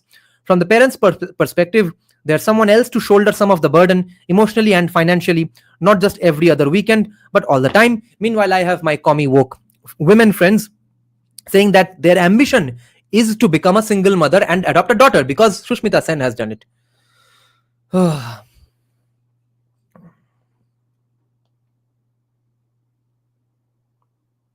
Not just every other weekend, but all the time. Weekend बोल रहा है क्योंकि divorced couples weekend में meet करते हैं. Of course, none of this is to say that every child raised in a two-parent family will do better than every kid who is not. Yes, there are exceptions. Hardship often selects for greatness, but that doesn't mean we should create hardships for the next generation. President Franklin Delano Roosevelt may have never had the fortitude to be the leader who led the US to victory in World War II if he hadn't faced adversity as a younger man when he contracted polio and lost the ability to use his legs. Would the US have lost the war if FDR had never had polio? Would the eastern half of the United States be occupied by Nazis and the western half by the Japanese? It's not crazy to wonder. But that's still a far cry from saying that we want more people to contract polio. Causation is not correlation is not causality. There are plenty of successful people, and even if it is causality, might be just an exception. There are plenty of successful people who were raised by a single mother. Barack Obama, Jeff Bezos, Oprah Winfrey, Eminem among them. But that doesn't negate the fact that empirically, kids raised in two-family homes are much more likely to succeed. Obviously, even many children are able to defy the odds, but the odds are still against them. Indeed, some of the biggest proponents of two-parent families are those who were raised by single moms and struggling grandparents, people who most acutely and personally felt the loss. And they are derided for speaking the truth. Obama, for example, was accused of quote-unquote parroting weaponized myths, for acknowledging that quote-unquote too many fathers are MIA, too many fathers are AWOL, meaning missing from too many lives, from too many homes, end quote. My friend and former classmate and also President Trump's vice presidential nominee, Senator J.D. Vance, was raised by a drug-addled mother, a carousal of men, and eventually his Mima, meaning grandmother. He knows better than most that this is not an ideal scenario. Yet Vance has been criticized for making the bold claim that, quote, if you actually raise kids in stable families, they are much more likely to be prosperous, and I think that's what we all want. Really, that's what we all want, really, is kids to grow up in healthy, happy situations, end quote. Progressives, it seems, are willing to discount not only the empirical evidence, but the lived experience of those who have overcome such odds. Other people may look at the numbers and question cause and effect. Rich people are more likely to get married, true, and they are more likely to have successful kids, also true. So maybe all this talk about marriage is really just a convoluted way to say that rich kids tend to do well. But Melissa McCurney, an economist at the University of Maryland and author of the book called The Two-Parent Privilege, has considered this possibility. As it turns out, the benefit of growing up in a two-parent family holds ever when comparing families in the same income bracket. Poor kids from two-parent families do better than poor kids from single-parent homes. Middle-class kids from two-parent families do better than middle-class kids whose parents are divorced, and so on.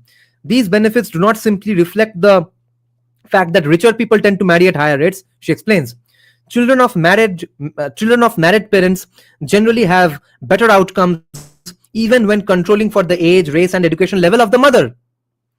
Others, like Harvard sociologist Christina Cross, argues that access to resources more than family structure matters for determining success, particularly for black children. Perhaps the numbers reflect that more people are cohabitating, living in loving, stable, committed two-parent households, but remaining unmarried. And maybe cohabitation is just as good for kids. But none of that is true. Preliminary cohabitation isn't what's driving the unmarried parent crisis. According to US Census figures, only 8% of kids are living with a biological parent and that parent's partner. But even that number overstates the number of kids living with cohabiting parents, since it includes partners who are not the child's other parent. Most kids who live without married parents in the home are doing so because parents were never married and do not currently live together, if they ever did. Further, cohabiting parents are much more likely to split than those that are married. In fact, two-thirds of cohabiting parents will split before a child is 12. Just a quarter of married parents will do so. Cohabitation simply doesn't offer the same stability as marriage.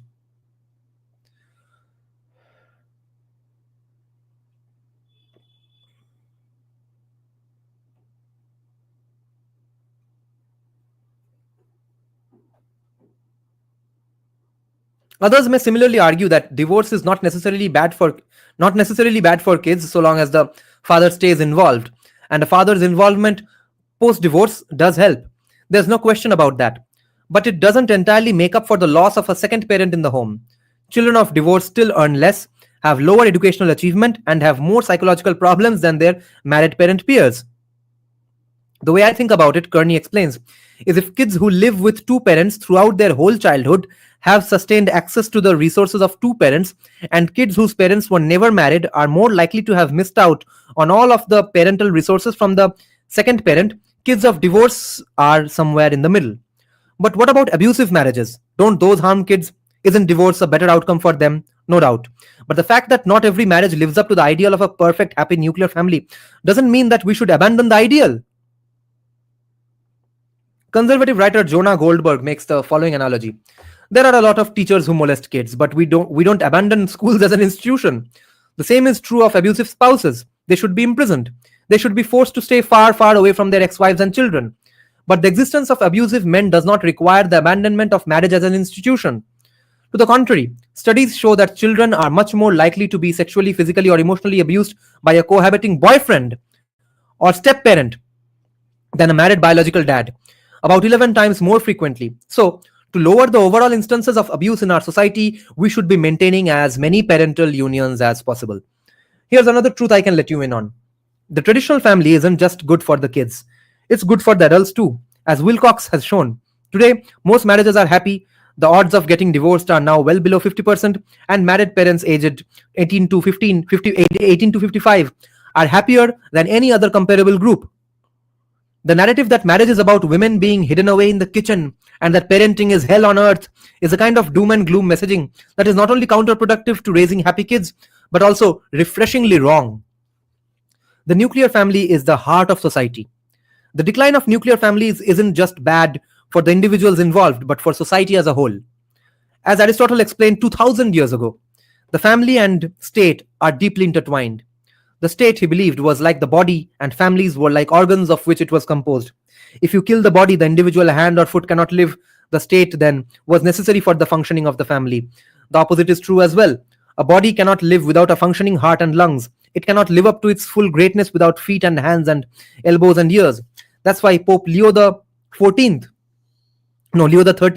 wrote that, quote, the domestic household is antecedent as well in idea as in fact to the gathering of men into a community, end quote. The family is the first unit of community, the first time an individual is socialized into a particular group. Before a child is citizen or a voter, he is member of a family first, which leads to the sociological understanding of the familial role in relation to the state, which is often a functional state. The purpose of a family is to transmit culture to children, to teach them. A parent scolds a child for lying so that he learns that lying is morally unacceptable. A child is put in timeout so that he learns that taking something from someone else is wrong. We get most of our religion and ethics at home, and our language, our values. we learn not just from our parents tell us, we learn not just from what our parents tell us, but from the examples they set, from what they do and what they don't do. Children are born barbarians, a fact I must remind myself of when my 4-year-old announces he has space boogers and insists on munching the invaders, and it is our job as parents to civilize them. That is why strong families lead to strong states. Families are the linchpin of society. This isn't just a cliche, it's true.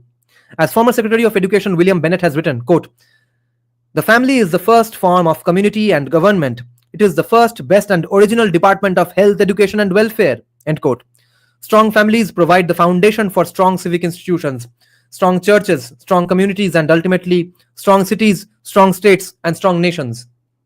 That is precisely why, as Goldberg explains, भाई एक बात बताने दो मुझे. I met Sanjeev Sanyal, right? A while back, few weeks back. The Bengalis I have heard of growing up, that Bengalis used to be this and that. Every Bengali was a fucking lion and tiger and every animal you can think of. I have not grown up seeing those kinds of Bengalis around me, right? So, with the skeptical mind, you gradually come to believe either of two things. One, either that Bengalis were never really that great and it's just post मतलब ये सब हो जाने के बाद, the term is ex post facto or post hoc, I forgot the term. तो सब हो जाने के बाद ग्लोरिफिकेशन के लिए, डेइफिकेशन के लिए हमने नेताजी, बंकिम, श्री अरबिंदो जैसे लोगों को वैसे मतलब लायनाइज किया है. लायनाइज टर्म ही है कि सब शेर बंगाल, बंगाल टाइगर, बांग्लार बाग etcetera, and that they were just normal people like us, just like you and me right now, and they were nothing special. They reached some positions of power, हमने लाइनाइज कर दिया इसलिए. The other view is even more skeptical, that there used to be great Bengalis back then. It's absolutely gone to shit now, and no Bengali around us is going to ever create those Bengalis anymore again. Ex post facto. Let me tell you, the Sanjeev Sanyal you all see on podcasts is a tame, drugged out tiger who is tied up to a chain. The Bengalis, all of y'all, non-Bengalis, Bengalis including all of y'all, have read about in independence stories and freedom fight movements and all. That's the Bengali Sanjeev Sanyal is. You will know it only if you ever have the luck of interacting with him. I'm of course not at liberty to say the things we discussed, but you won't believe that fucking man, that the personality of that man and the views he holds.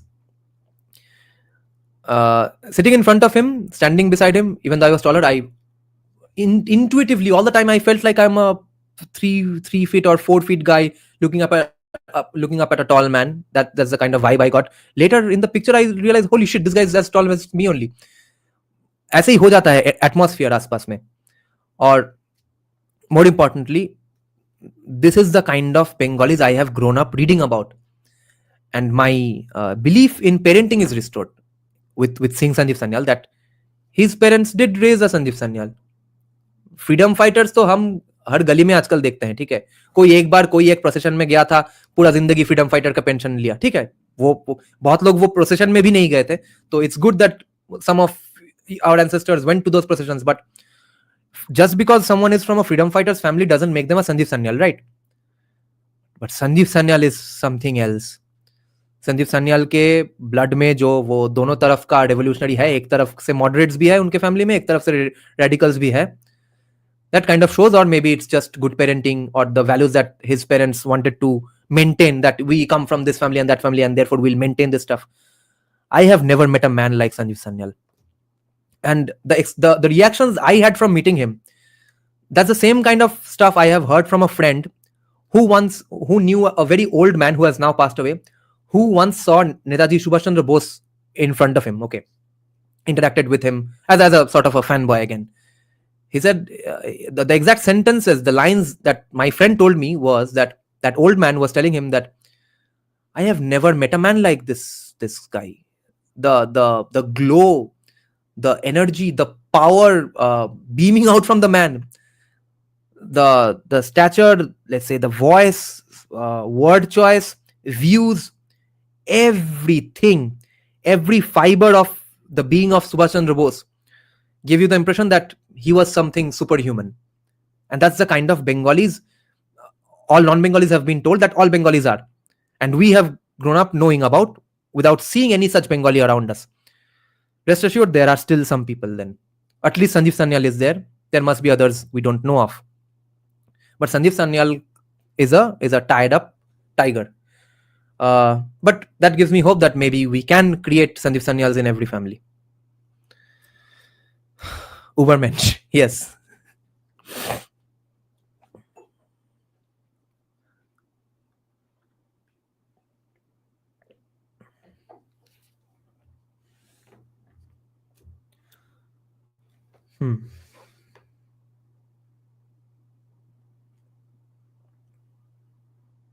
Where was I? What a great discussion we are having today. So, strong families provide the foundation for strong civic institutions, strong churches, strong communities, and ultimately strong cities, strong states, and strong nations. That's all I'm saying. जैसा दीपक तो भाई दिखता भी है वैसा ही आदमी है. तो जैसा दीपक संजीव सन्याल हर घर में भाई ब्राह्मण जीन्स को ही मत बोल दो. तो learn from them what parenting they did and what they are going to do to their kids. वो सबसे सीखो. तो ये जो point है कि strong families create strong citizens and therefore strong nations and stuff. Imagine a country filled with Sanjeev Sanyal and Desai Deepak in every household. There can be disagreements between Desai Deepak and Sanjeev Sanyal, but all of them have to be of that stature at least.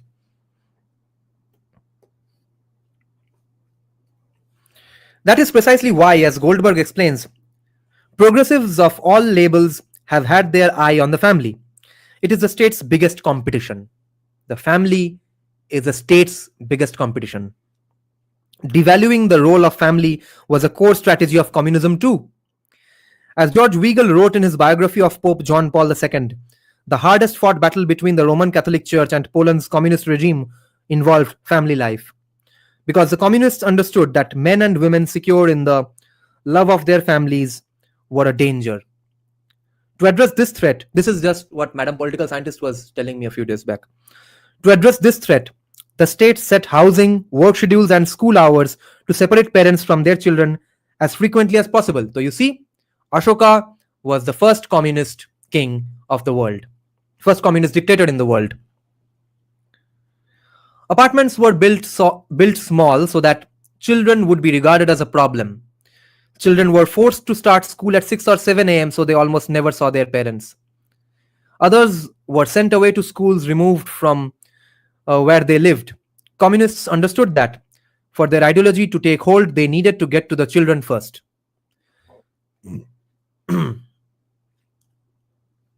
I suppose one way to, हाँ ये भी मैं बोलने वाला था कि testosterone level in Bengali society मतलब कम है is probably an overstatement. तो टेस्टोस्टेरोन है कि नहीं वो भी एक क्वेश्चन है मेरे तरफ से.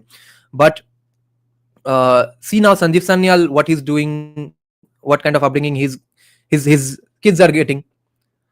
तो एक लड़का ऑलरेडी स्वराज्य में आर्टिकल भी लिख रहा है, क्या बाहर से कोई बिजनेस वगैरह में कुछ ग्रेजुएशन मास्टर्स भी हो गया और एमएमए फाइटर भी है, और छोटा बेटा म्यूजिक प्रोडक्शन सीख रहा है, म्यूजिक प्रोडक्शन थोड़ा बहुत कर रहा है, और उनके मॉम है psychologist Smita Barua. I mean, then these things don't matter. Modi is not going to let him do anything he wants, regardless of what portfolio he holds. Dada, you should watch this video about Confucianism versus legalism, Taoism videos. It's the same thing about family. Acha, I see. Interesting.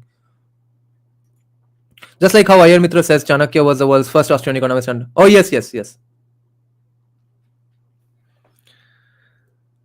So, others were sent away to schools removed from where they lived. Communists understood that for their ideology to take hold, they needed to get to the children first. I suppose one way to think about it is this: if you value personal freedoms, pluralism, strong civic engagement, and small government, promoting the nuclear family is a must. If you value state-imposed, top-down views of right and wrong as decided by the progressive elite, then a strong nuclear family is an obstacle to be overcome. Now, do I believe that most progressives are consciously trying to destroy the nuclear family so that they can assert unmediated influence on our nation's youth? Probably not. But it's hard to deny that progressives are trying to exert more and more control over our children's minds through state-sponsored pre-K, less school choice, drag queen story time at libraries, critical race theory in public schools, and an almost complete progressive takeover of academia, and that objectively weakening the nuclear family takes that indoctrination a whole lot easier. Politics and philosophy aside, the empirical evidence shows that strong families lead to societal benefits beyond those that accrete to individuals alone. Studies show that that states that have higher levels of marriage, and particularly higher levels of married parent families, also have more economic growth, less child poverty, and far less violent crime. The effect is not small. Studies show that the share of parents who are married in a state is a better predicator of that state's economic health than the racial composition and educational attainment of the state's residents. Impressive stuff. Similarly, अब अगर संजीव सन्याल के बेटे को कोई बोले कि भाई तुम एमएमए सीख पाए और फिर स्वराज्य में आर्टिकल भी लिख पाए, तुम्हारे फादर संजीव सन्याल है इसलिए, maybe fair enough to some degree. अरे भाई उसका एमएमए सिखाया किसने? उसके मुंह पे जो मार पड़ा रोज, उसने जो एब क्रंचेस वर्कआउट किया, उसने जो जुजित्सु सीखा, उसने जो चोक्स हैंडल किया, टैप आउट किया, उसने जो स्वराज्य के लिए आर्टिकल्स लिखने के लिए नॉलेज गैदर किया, वो सब पहली बात है कैसे हुआ. ठीक है, अगर हुआ संदीप सन्याल की वजह से, तुम्हें कौन रोक रहा है? ये सब पैसों पे जाके अटक जाता है. गरीब फैमिली है इसलिए कोई कुछ नहीं कर पाएगा. Or the even weirder argument that if someone is poor, why even bring a child to this place? As if like poor people don't have kids. As if Dostoevsky doesn't exist. Even if it's exception, who cares? Garib log shouldn't have kids. That's the abortion argument. What the fuck? I have this theory from personal observation that most leftists have at least one parent that they have some major problem with. Bad parenting creates a No, Rishabh, actually that's not true, because I know too many very, very sorted, functional, highly educated, productive leftists in academia and stuff who have absolute great relationships with their parents forever and after, and their parents are also leftists, etc. Take Abhijit Banerjee, for example. Even in India, I say Hindu society has excelled in spite of the state because of their family values. Yes, not because of the state, in spite of the state. Bengal is a conundrum. On one side, there is Sanjeev Sanyal and the most number of... Sanjeev Sanyal left Kolkata when he was in class 12. Maybe that has something to do with it. And when did he leave class 12? That was in the 90s, right? 10th, he studied in St. Xavier's. 11, 12, he studied in St. James. Graduation, he did in St. Xavier's College. For masters, he leaves Kolkata. Then he doesn't come back. The effect is not small. Studies, less crime, more economic growth, happier citizens, more successful kids, less progressive brainwashing, all good things. But is there a way to help make it happen? Hope is not lost. Conventional wisdom holds that even if the downfall of the nuclear family is a lamentable fact, there's not much we can do about it. This is sort of the Abhay Agarwal concern that ab hum ka kare. Maybe because my observation is from a mostly Marwari surrounding when acha, right. Yeah, in Bengal it's not that common. Even some conservatives, including New York Times columnist David Brooks. Yeah, actually the only leftist I know who's also a Marwari is kind of in that same fold. Yeah. So Marwaris becoming leftist is from a different cause than Bengalis becoming leftist. What the fuck? Whenever Americans point out anything related to India's fault, Adani poop, always expect something bad is going to happen in US. 7 bank failures, multiple. Conventional wisdom holds that even if the downfall of the nuclear family is a lamentable fact, there's not much we can do about it. Even some conservatives, including New York Times columnist David Brooks, shared this view. We've left behind the nuclear family paradigm of 1955. For most people, it's not coming back, end quote. We can't force people to marry. We aren't going to outlaw divorce. If we want to help disadvantaged kids, we should just focus on improving schools and widening the safety net. That thinking is as simplistic as it is irresponsible. There are plenty of things we can do to incentivize and encourage marriage. At a minimum, we can repeal all the taxpayer money used to disincentivize marriage. Yes, a quote-unquote do no harm policy, as Jonah Goldberg has described it. There is unquestionably harm that needs undoing.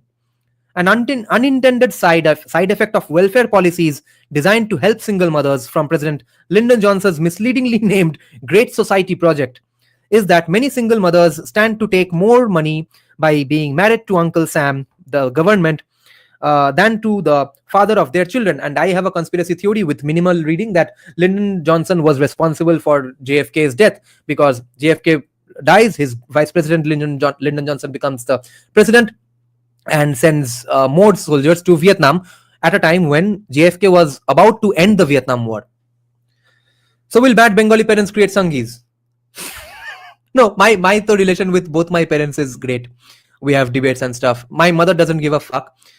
She thinks, this guy's gone crazy. Maybe it's just a phase. My father engages and thinks that interesting point, interesting argument, interesting debate. Maybe we should ponder over this. Dr. Thomas Sowell spoke of yes, extensively.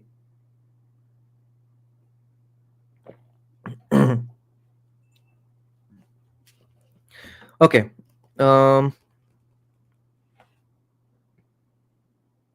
Oh, कहाँ गया? And the evidence suggests that people respond to these incentives. Take the very black community that Johnson's policies were designed to, Lyndon Johnson. Johnson's policies were designed to purportedly help. In the 1950s, prior to the passage of the Great Society, the black fatherlessness rate was 9%. Today, after decades of policies that incentivize family breakdown rather than family formation, that number is close to 45%. Black Americans are not meaningfully better off economically today than they were prior to even the civil rights movement. They are absolutely worse off right now in every way. A damning indictment of the government's attempt to play a productive role rather than a destructive one for broad segments of the population they set out to, quote unquote, help. We could also consider evaluating our existing policies through the lens of supporting family formation. Hungary is the rare example of a country that has been able to put family-focused policy into action and has been reaping the rewards. Under Viktor Orban's leadership since 2010, the government announced major policy reforms to promote births by married couples, including generous tax deductions, down payments for homes, and exempting women with at least 4 kids from income tax for life. जिसमें और एक नया update आया जो कि मैंने कल या परसों कम्युनिटी टैब में डाला था. Exempting women with at least 4 kids from income tax for life. We are not talking a measly $3,000 tax credit here. When adjusted for Hungarians' average annual incomes and cost of living, the Institute for Family Studies has estimated that the housing benefit alone would be the equivalent of up to $250,000 for a family with at least 3 kids, bhai. And that too in dollars. जो कि Hungary का मतलब currency है भी नहीं, उसका currency तो थोड़ा बहुत वीकर ही होगा यूएस से, वहां पे $250,000 मिल रहा है. And that's not even mentioning the other incentives. One of the most creative is what they call the baby expecting loan. Contrary to how it sounds, it's not for pregnant women. It's a wedding gift available to any woman who is under 40 when she gets married. The loan is worth the American equivalent of $75,000 and can be taken out as soon as you are hitched. When you have your first kid, the interest stops accruing. After the second kid, 30% is written off. After the third, you don't have to pay back the loan at all. Holy fuck.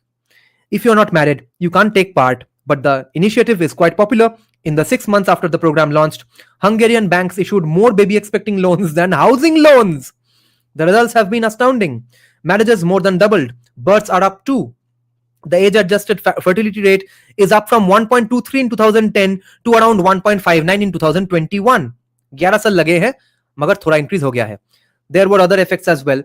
Some people were saying that it has failed. कौन है भाई, कौन बोल रहा था कि Orban का policy काम नहीं कर रहा है? There were other effects as well. Abortion rates were cut in half. Incentivize उल्टी तरफ से है ना. And according to a prosecutor general's report, the number of registered crimes fell from 4,47,186 to 1,65,648 from 2010 to 2019. Can you believe this? There can be a plethora of reasons, of course, but one of them might be that you have to be a more stable and non-fucking crazy person and not commit crimes in order to have a stable family. जहां पे तुम बच्चे पैदा करो तो prime minister तुमको tax break देगा. अरे मिले और होरबान कब ये सब होगा इंडिया में? इंडिया से वीक है हंगरी इन करेंसी में. Holy shit.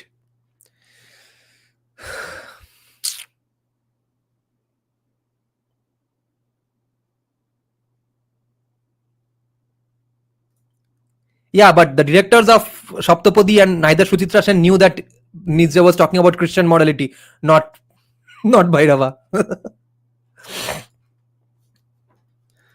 The Hungarian model is almost surely not the right answer for the US, but understanding it may open our minds to solutions we haven't thought of yet. At a minimum, it provides a strong counterpoint to those who throw up their hands claiming that changing marriage and birth rates can't be done. Fortunately, there's another example of successful family policy that is much closer to home: the military. The US military boasts a strong pro marriage culture, and its policies reflect it. Married enlistees get more cash via a housing allowance. Cohabiting enlistees are treated as single. Married partners are also incentivized. Kya karoge wohi hoga. Married partners are also eligible for health benefits that unmarried partners do not enjoy. Spouses and spouses alone are eligible for relocation assistance when a service member is deployed overseas.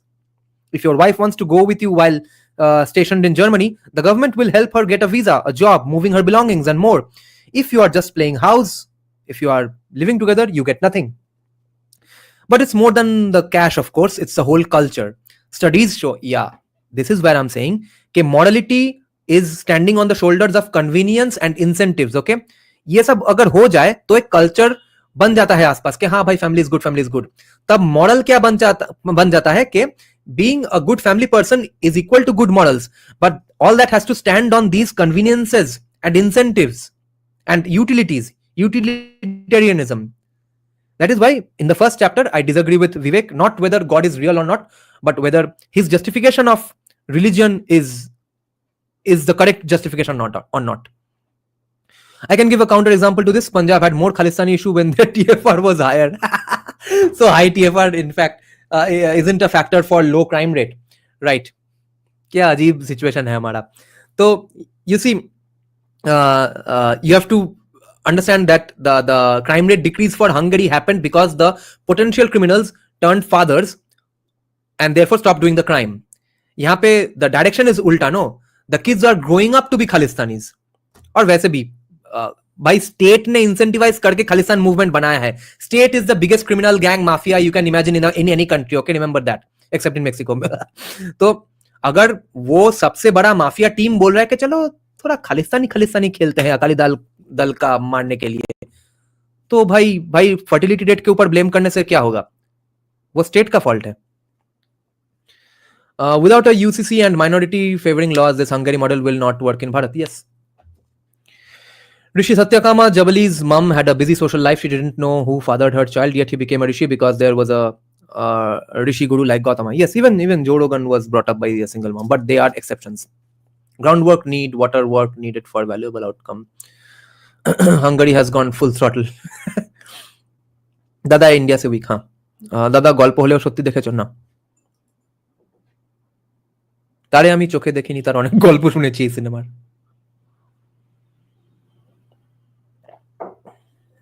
यहाँ पर वैसे भी एक पत्र, क्योंकि भाई ऋषभ उनको भी इंसेंटिव्स है, हिंदुओं को इंसेंटिव्स नहीं है. In other ways, not directly birth rate ways, but there are incentives for them that favors them having more kids.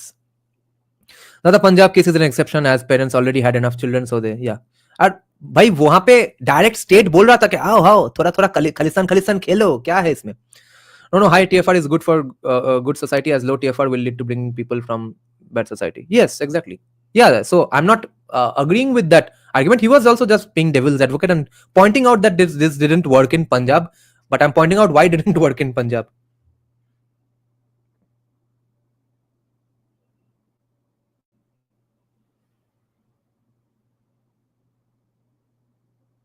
So, see, morality, culture, everything is dependent on first utilitarianism and incentives and convenience.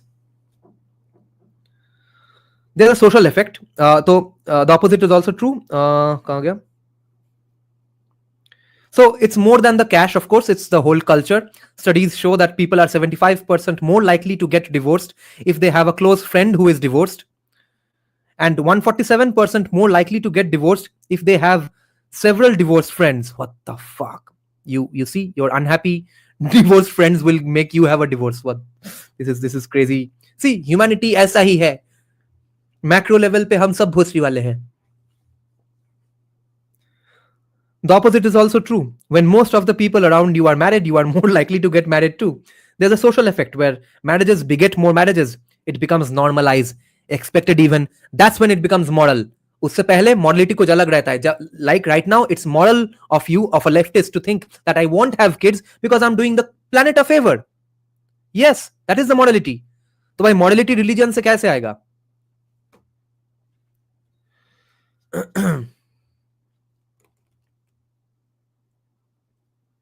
It becomes normalized, expected even. That's what Vivek is pointing out.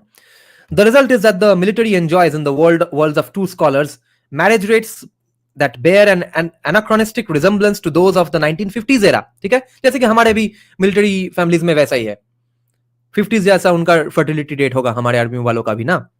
Members of the military marry young and at high rates, yes. And perhaps most strikingly, there are no racial disparities. For civilians, researchers consistently find that race is one of the biggest predicators of marriage, even after controlling for education, employment, and childhood family structure. In the military, there is no such racial divide, including J.D. Vance.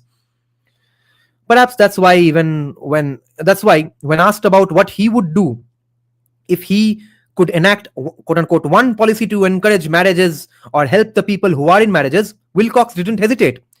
He said, quote, I think there are lessons we can learn from the US military that could help us understand how to advance both structural and cultural assistance to families to make marriage more appealing and more accessible to ordinary Americans.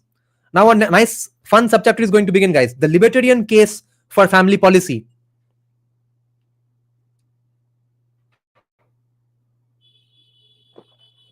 Yes, average people are utilitarian, yes. Let's see. The libertarian case for family policy. मैंने नहीं देखा है पुष्पा 2. मैंने 1 भी नहीं देखा है. Much of this chapter so far has focused on the conservative case for the family unit. Every actual great society throughout human history required a strong family institution. See the brilliance of Vivek Ramaswamy as a person. He realizes that what I was proposing is not the end-all be-all of an argument. I was just proposing the conservative argument in favor of family. Now I'm going to propose a libertarian case for family. This is intellectual honesty. So much of this chapter so far has focused on the conservative case for the family unit. Every actual great society throughout human history required a strong family institution in order to flourish as a nation. The family grounds our identity as individuals. And individuals, both children and adults, thrive when they live within the structure of a nuclear family. Strong industrial policy types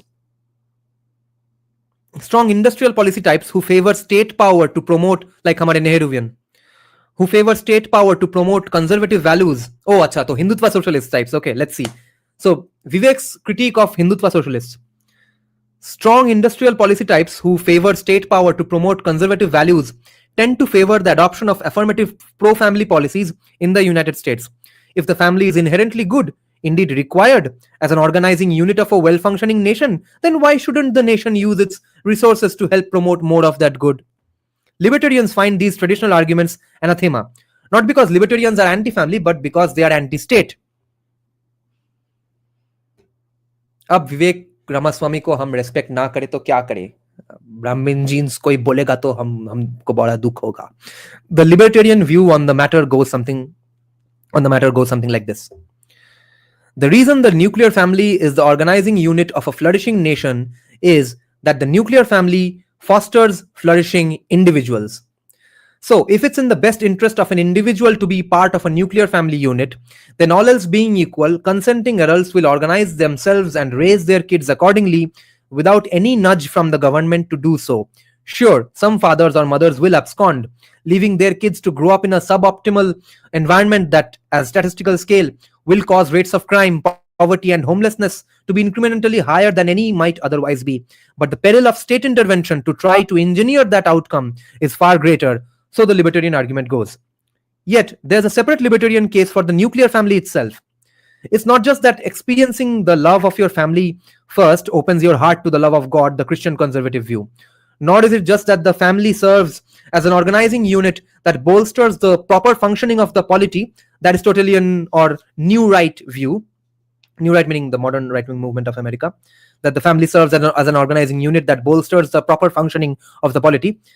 But There's another argument from the libertarian side that it's that a prevalent, well-functioning nuclear family makes obvious the need for an expansive, eliminates the need for an expansive welfare state, the archenemy of every libertarian. There is a pragmatic component to the libertarian case. तो हमारा तो सब शुरू से end तक तो सब pragmatism ही है. Strong families mean less crime. That means less jail, which is the ultimate restriction of freedom by the state. Strong families also mean less poverty, which means less welfare, less Medicaid, less people on the government dole. यही मैं बोल रहा हूँ भाई. ब्राह्मण jeans को गाली ना देके ब्राह्मण्स क्या कर रहे हैं अलग से, या फिर at least not all Brahmins, hashtag not all Brahmins, Vivek Desai Deepak Sandeep Sanyal Anand Ranganathan, इन सब के फैमिलीज में क्या हो रहा है वो सीखो, instead of asking for reservation and freebies. That means lower taxes and less government involvement in people's lives overall. I'm not the first to make this connection. Almost 20 years ago, Rick Santorum said that being pro-family means being pro-limited government. When you have strong families, the requirements of government are less, quote unquote. Of course they are. There's also a more philosophical case to be made. Being pro-family, you see, every Hindu cause is a libertarian cause. Libertarian पढ़ना पड़ेगा मुझे आपसे तो सिर्फ Hindutva points. हाँ, तुम वो David Friedman का रेडिकल कैपिटलिज्म वाला बुक पढ़ लो या फिर हमारा लाइव स्ट्रीम देख लो. मैस्कुलिनिटी जगा देता है. I bet you can't do this marathon on a hot summer day. Agarwal भाई लास्ट दादा, one question, do you think a joint family is better than a nuclear family? I know the pros and cons of both. In Bengali Bengal families, the people who came from Bangladesh, unke liye joint family did not work at all. It absolutely fucked them up because when there's a crunch for resources ना, modality immediately गड्ढे में चला जाता है. कोई Hindu values, family values, कुछ लौड़े का कुछ काम नहीं आया बंगाली बंगाल फैमिलियों के लिए. सबके सब भाई भाई को खाने लग गया. Property disputes every day. Okay, that's why the first thing that Bengalis discuss amongst themselves when they attend a non-Bengali wedding is that such a big family turnout happened. What a big family they have. Bengalis haven't seen those kinds of big families, at least not Bangals. Okay, क्योंकि सबके साथ सबका संपर्क खराब हो गया. तो अगर जॉइंट फैमिली का बेनिफिट्स लेना है तो इकोनॉमी में प्रॉस्पेरिटी रखो. अगर तुम ऐसे पॉलिसीज सपोर्ट करते हो जहां पे डॉगी डॉग वर्ल्ड बन जाता है, सब भोसड़ी के भिखारी बन रहे, सबको पार्टी के दादा या फिर ब्यूरोक्रेट के पास हाथ मांगना पड़ता है, ऐसे सिचुएशन में joint family might not work, but it might work in other ways because some joint families will have the extra privilege of being of getting so much contacts of the bureaucrats and the political party dada etc. that kids in that joint family will benefit extra, whereas joint families with no contacts will get the fuck up. Okay, absolutely will get fucked up. As for the modern liberal education which is eating into the minds of kids, there I see a large problem of joint family regardless of whether there is prosperity or not, which is they are being brainwashed into prioritizing privacy over all else. तो भाई joint family में privacy तो नहीं होगा. अब अगर किसी का माइंड हो गया है प्राइवेसी ओरिएंटेड, तो अब वो जब जाके पेरेंट बनेगा उसके बाद कुछ नहीं कर पाएंगे, वो जॉइंट फैमिली फिर से नहीं रिजुविनेट कर पाएगा. On the whole joint families could have worked when there was prosperity in society, not after partition, not in Bengal. आपने मुझे वो रीड करी है चैनल पे. हाँ, मेरा एक प्लेलिस्ट है, देखना शेखर. प्लेलिस्ट का नाम है can Hindutva 2.0 and libertarianism be reconciled. वहां पे हम यही बुक डिस्कस कर रहे हैं. Even if one doesn't know what libertarianism is, one can always go back to the basics. Maslow's hierarchy of needs, a stable family. अरे भाई वो जानेगा तो libertarianism भी उसको पता होगा. ये तो और भी एडवांस चला गया. I can confirm this. No good relations in my Bengal side, right? Okay, let's continue now. Yeah. किसने बोला ये? Brahmin deeds, no. Brahmin genes, no. Brahmin deeds. Yes, fair enough. What's your opinion about mothers with bad husbands? What should they do? Depends on what is a bad husband.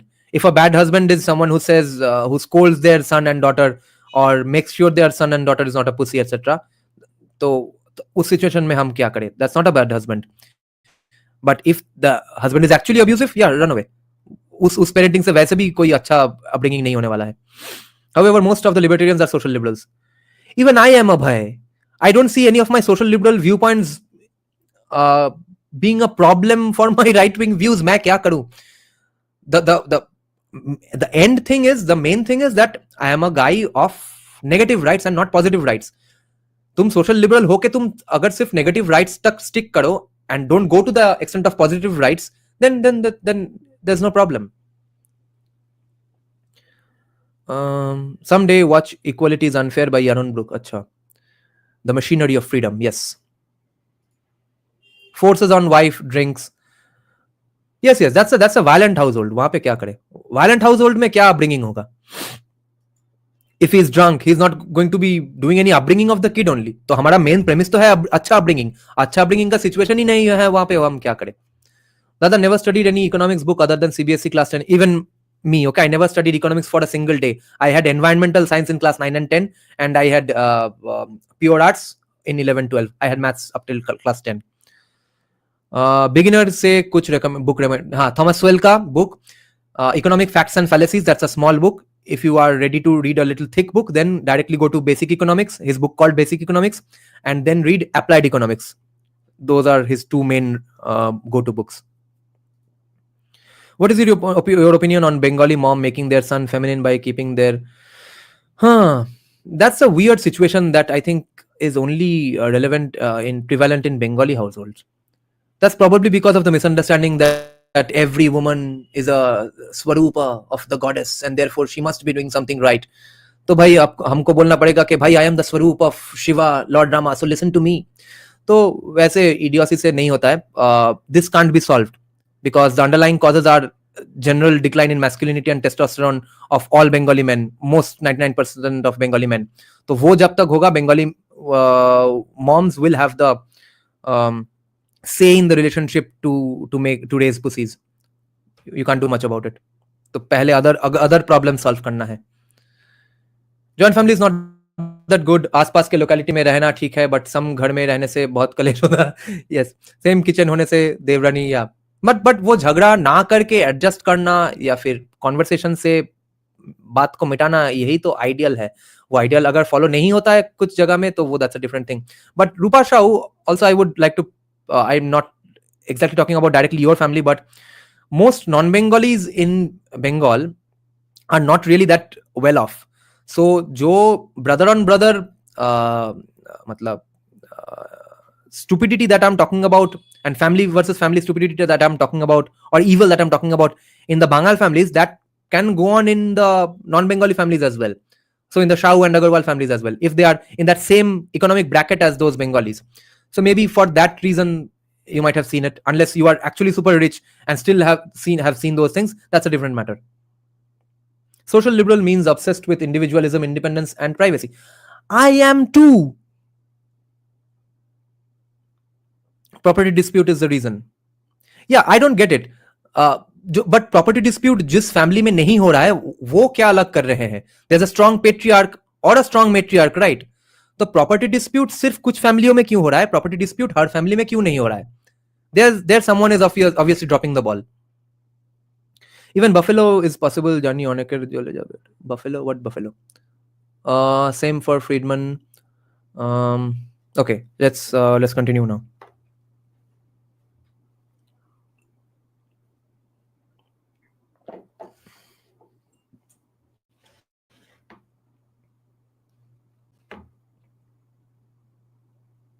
There's also a more philosophical case to be made.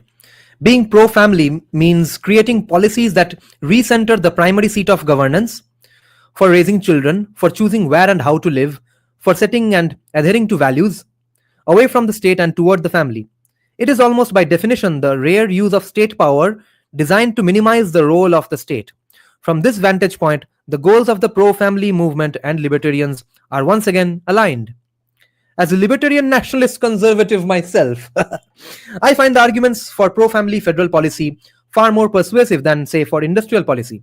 In the latter case, in the industrial policy, in the Hindutva socialist policy, in the latter case, the government collects and showers taxpayer money onto favored industries over disfavored ones. Yet, which industry or company is favored versus disfavored is determined by which ones more effectively lobby the decision makers in Congress and the administrative state. That's inefficient at best and corrupt at worst. ये भाई ये ही एक sentence सबके दिमाग में घुसाने का सिर्फ अपेक्षा है. Leave the allocation of capital to the market, not the government. By contrast, pro-family policies that directly reward family formation and preservation are not naturally fertile ground for special interest lobbying, unless the special interest group is the set of Americans who are part of stable families or aspire to become part of one. And if that counts as a special interest group, I'm not too bothered by it. But at least as things stand today, the question for policymakers isn't whether to promote families or let the free market decide. It's a question of whether to come to the defense of families or allow our current government policies to continue to dismantle them. Jonah Goldberg likens the situation to William F. Buckley Jr.'s line about moral equivalence. Quote, if one man pushes old ladies in front of oncoming buses and another man pushes old ladies out of the way of oncoming buses, you simply cannot describe both men as the sort who would push old ladies around. If one party wants to use government power to destroy families and the other wants to use government power to protect them, the two uses of government power are hardly the same. In my life, I've reaped the blessings of the traditional family twice over. First, by having two loving parents who instilled in me the importance of family and education and hard work. And now, having a beautiful, smart, funny wife by my side and two children we call our own. I wake up every morning to my family, my wife beside me and my sons just down the hall. We eat breakfast, we play silly games, we learn together. Heck, we traveled all 99 counties in Iowa in a bus together, twice. How many families can say that? But I couldn't imagine my life any other way. Exactly what I was talking about my commie NRI relatives, who just happened to be Brahmins, by the way. So they are waking up to these same experiences. Their kids are learning valuable things with their parents who are great academics and stuff, have PhDs, both sides. Okay. Both kids already emulate their parents in reading books, even though they can't even read books right now. Can you believe this? Bengali commie Brahmins who will grow up to become commies probably. And parents who hate Vivek Ramaswamy with all their guts. Actually, the ones who gave me this book, even those parents. But their kids are poised for success, because that's not the life that the white liberal kids are getting divorced after, when the mom is getting divorced 3 times, or the black family households. तो जब ये successful होंगे बोलेंगे ये हमारा Brahminical patriarchy का privilege था, या फिर भोसरी के कैपिटलिज्म गलत है इसलिए ये लोग सक्सेसफुल हुए. समझो. तो I need to harp on that point a little more. I'm seeing those kids 3, 4, 5, 6 years of age, okay, pretending to read books. One of them can read a bit. They are reading some coloring books and comic books and stuff, and one can't even read. He just takes out books out of the bookcase, what's it called? Book rack and stuff, okay, and bookshelves, and pretends to read it. It's only a matter of time that he actually starts reading anything and everything he can. He's about to become a voracious reader, like Desai Deepak, like Sanjeev Sanyal, like Vivek Ramaswamy. कैसे हुआ? माँ बाप को देख के ये emulate करने के लिए अगर पैसा चाहिए तो क्या करे. ठीक है, जो आदमी पूरे सुबह से शाम रिक्शा पुलर है और उसकी बीवी कोई मतलब कम वाली बाइक की काम करती है, उससे नहीं होगा. उसके बेटे शायद विवेक रामास्वामी नहीं बन पाएंगे. So what? They are becoming great cricketers, no? So कोई क्रिकेटर नहीं बनेगा. हर को भोसरी का विवेक रामास्वामी ही बनना है. That's the extreme scenario. I'm taking the strongest argument against my arguments, okay? But these are not even the most important arguments, because most of them do have the resources to read books at home in front of their kids, to instill reading habits in their kids. वो ना करके तुम IPL खेलोगे और भोसरी के Hindi serial देखोगे चूतिए के, तब ब्लेम मत करो ब्राह्मणिकल पेट्रियार्की को और कैपिटलिज्म को.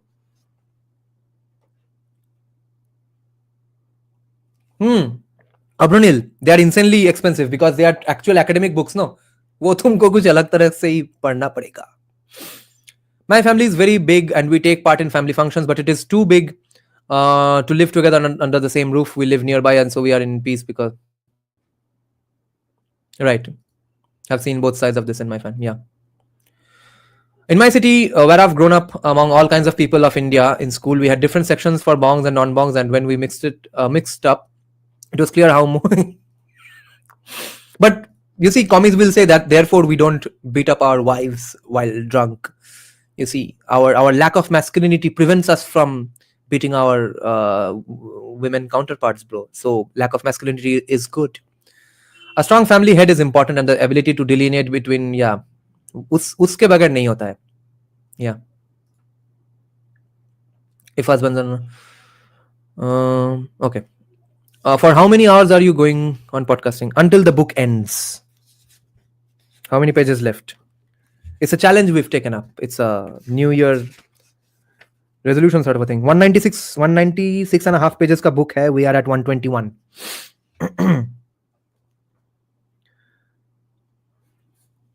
So we play silly games. We learn together. Heck, we traveled all 99 counties in Iowa in a bus together twice. ये अर्जुन और क्या नाम है, कार्तिक रामास्वामी का जो एक्सपीरियंसेस इस एक साल में हो गया, is that going to be replaceable by anything else in future? Imagine the kind of privilege these two kids had. How many families can say that?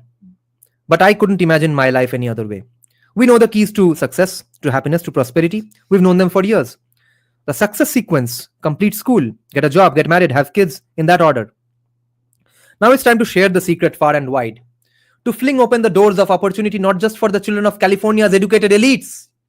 Even that's where my commie NRI relatives also live, where they are going to raise very successful kids without knowing how they ended up successful. But for the children of Chicago's South Side and rural West Virginia, I'll shout these truths from the pages of this book so that you can whisper them into your child's ears. That way, the next generation won't be burdened by the discomfort of those who would rather spread misinformation that makes children suffer than share the truths that help them succeed. So that when you tuck your child into bed tonight, you know you have imparted one more life lesson, and a crucial one at that. So now 5 truths from this one truth about family being important. Truth 1. Children raised in stable 2-parent families are statistically more likely to succeed in education, avoid poverty, and stay out of jail compared to those raised in single-parent homes. Not by a little bit, but by a lot. Strong families create strong nations, reducing the need for an expansive welfare state and government intervention in personal lives. States with higher marriage rates see more economic growth, less child poverty, and lower crime rates. A state's share of married parents is a better predicator of economic health than race or education levels. 3. Lyndon Johnson's misnamed Great Society, quote-unquote Great Society project was supposed to help black families, but its effects have been catastrophic for them by creating the incentives for family breakdown. Truth 4.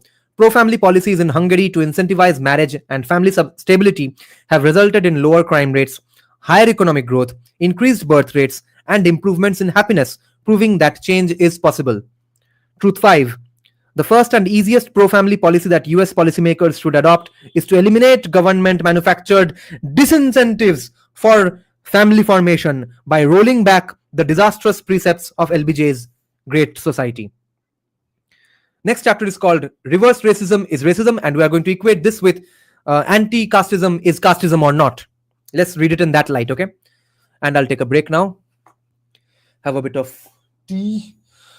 Do a bit of push-ups and come back after a song again. Grihastha Dharma and Swadharma, yes.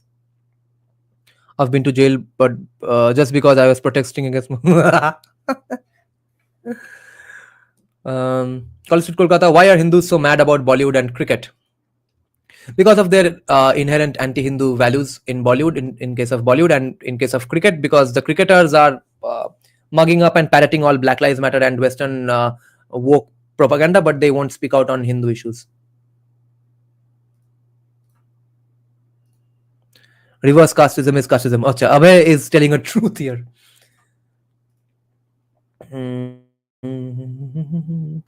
मैं खुद का self promotion के लिए एक और गाना चला के थोड़ा वर्कआउट करके आऊंगा और पानी पी के आऊंगा. 3-4 मिनट का ब्रेक होगा.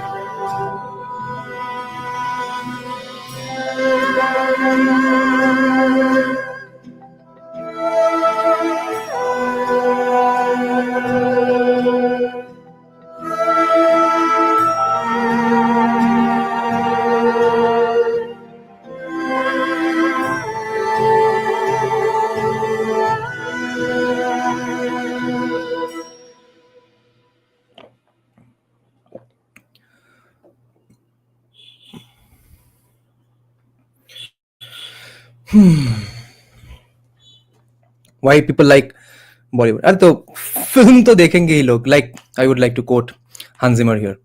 You can build the fastest trains and the biggest freeways. You'll still need someone to write you a piece of music and tell you a piece of tell you a few pages of a story. तो story entertainment के बगैर जीना ही क्या? जीना तो is not just for duty and morals and stuff. Entertainment तो चाहिए. तो बॉलीवुड बनाता है फिल्म्स देखने में मजे आते हैं. तो फिल्म्स जो बनाते हैं उसके लिए तो रेस्पेक्ट जन्म ही जाएगा. Okay. Chapter 7. Reverse racism is racism. I was in second grade in Avondale, Ohio when I watched Dr. King's I Have a Dream speech for the first time. It was 1992. My teacher rolled a dusty TV into the classroom on a cart. As kids, we were always excited to watch, quote unquote, watch TV in school. But this time was different. Dr. King dreamed that his 4 children would grow up in a country where they would be judged not on the color of their skin, but on the content of their character. And it's hilarious that when today a lot of woke black people, they have even lifted their speaking style after Martin Luther King Jr. That I have a dream. They copy even the way Martin Luther used to speak.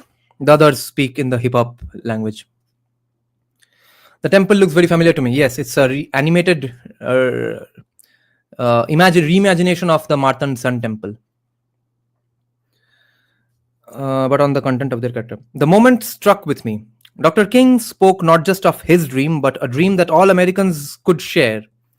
It was my father's dream, which brought him to this country to build a successful career at the local GE plant. It was my mother's dream, which allowed her to become a geriatric psychiatrist treating Alzheimer's patients in Ohio nursing homes. And it was my dream too, the one that allowed me to go in a single generation from being the middle class kid of Indian immigrants to becoming the founder of multiple multi-billion dollar companies and a candidate for the president of the United States. Okay? Huh? Bureaucracy bachayega. In America, there are no castes. There is no aristocracy. Every person is born equal, both in the eyes of the law and in the eyes of the overwhelming majority of good, decent American people. That's the American dream. The idea that someone would look at their skin color and predict something about the content of their character, the content of their beliefs, was abhorrent to Dr. King. The purpose of the civil rights movement was to defeat a cultural and legal tyranny of the majority that restricted what racial minorities were permitted to achieve in America.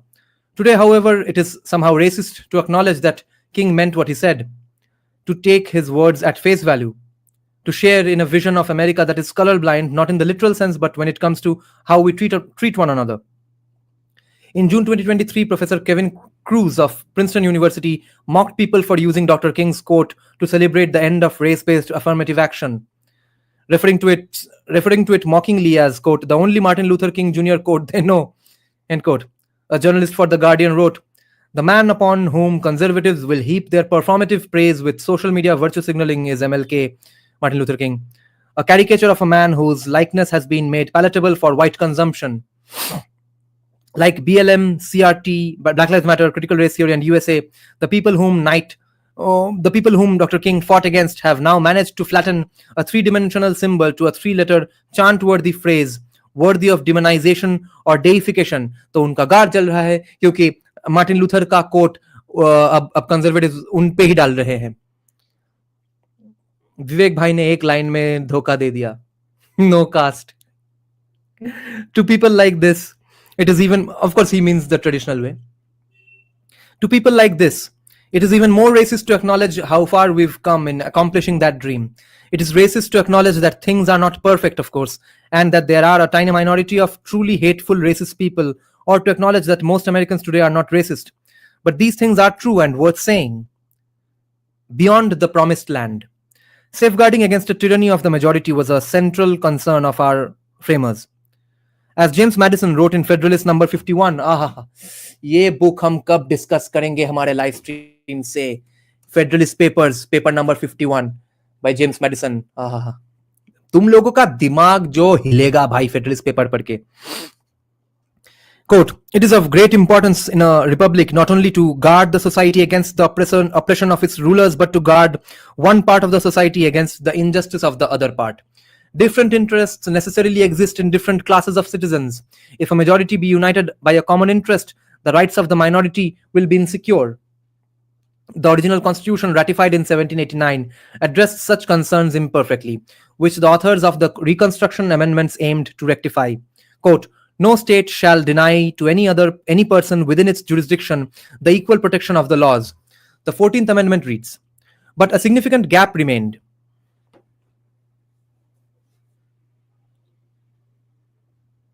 Is the camera perfectly aligned? Yeah.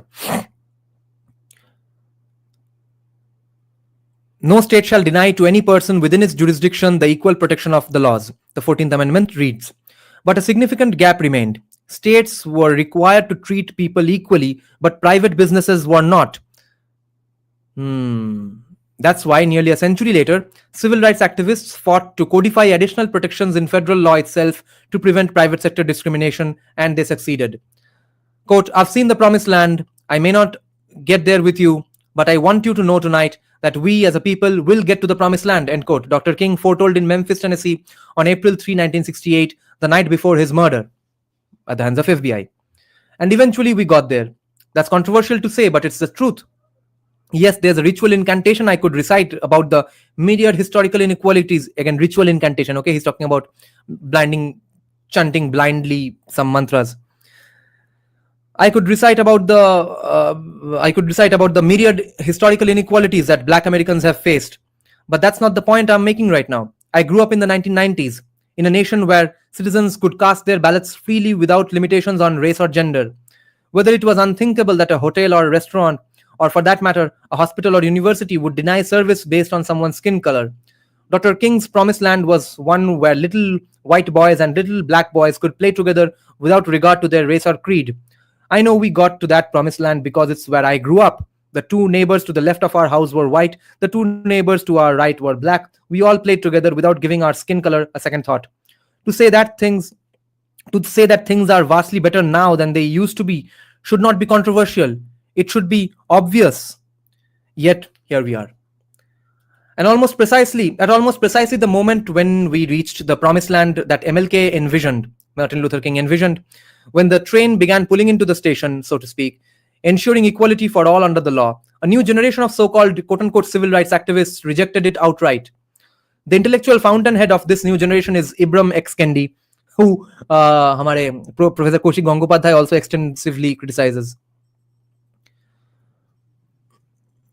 whose website bio described him as, quote, one of the world's foremost historians and leading anti-racist scholars. Ibram Kendi. Do you know what his claim to fame is? Writing a memoir without achieving anything before that. उसने एक memoir लिखा, biography लिखा कि देखो मेरा life ऐसा है. वो बेस्टसेलर बन गया कि अच्छा ब्लैक आदमी है, अपने कष्ट के बारे में बहुत लिखा होगा बड़ा चढ़ा के, तो चलो हम पढ़ ही लेते हैं, ना पढ़े तो हमको भी कोई रेसिस्ट बोल देगा. फिर मेमोर का सीक्वल आता है. वामाचार्य तांत्रिक Vivek Ramaswamy is what we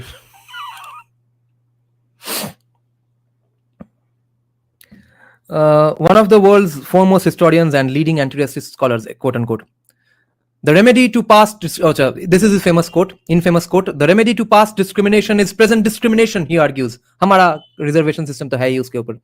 The remedy to past discrimination is, oh, listen to this. The remedy to past discrimination is present discrimination. The remedy to present discrimination is future discrimination. So, not only we can ask for जिजिया का returns, क्या है term मैं भूल गया, वो reparations, reparations for जिजिया. अब जो वक्फ board है उसके लिए फ्यूचर में भी डिस्क्रिमिनेशन करना ठीक होगा, एक हिंदू वक्फ बोर्ड करना ठीक होगा, according to Ibrahim Kendi, which many Hindutva socialists would agree. या reparations. I believe this encourages rather than fights racism. It reduces individuals to racial groups to be divided into the oppressor and oppressed. It is a dream in which children are judged on the color of their skin as compared to an ever-shifting racial hierarchy constructed and reconstructed in the name of equity, never complete. For this, Kendi was awarded a coveted MacArthur Genius Grant. ये लौड़ा लिखने के लिए. For his work and handed the keys to a new anti-racist research center at Boston University. Who cares what the academics say? Who cares who has a PhD? Why is Ibram Kendi writing this stuff? In less than a century, civil rights activists who fought for race neutrality had been effaced and outright replaced by a new wave of progressive activists who fought for a new form of racial discrimination. When we finally moved beyond the kind of invidious racism that stopped Rosa Parks from being able to sit in the front of a bus in Montgomery, Alabama, the claims about racism in America became more histrionic than ever, about racism that was so invisible that they had to label it systemic. भाई actually कौन सा racism है यहाँ पे, resist action कौन सा है हमको पता ही नहीं है, तो हाँ उसको हम सिस्टेमिक बोल सकते हैं. There's something especially peculiar about this. One can imagine a world where civil rights advocates successfully enshrined race-neutral policies into law, and yet invidious racial discrimination nonetheless got worse. Where in the decades following the Civil Rights Act, even more restaurants and hotels denied service to black people, where fewer black people were able to vote. Perhaps the law's opponents would have found loopholes, or the cultural backlash would have proven so strong that local officials were willing to turn a blind eye to rampant discrimination. Against that backdrop, Kendi's argument that we need more aggressive anti-racist policies might be more persuasive. But that's not what happened at all. Over the next half century, there was a remarkable decline in racism across America. Before the Civil Rights Act, there was a very real possibility that black Americans in the South could be turned away from a business on account of their race. Today, it's unimaginable. I haven't met a single person who's ever heard of something like that happening, at least not any time this century. Chances are neither have you. When the biggest civil rights battle of our day is to rename schools with quote-unquote racist namesakes like Dianne Feinstein and Abraham Lincoln, the war has been won.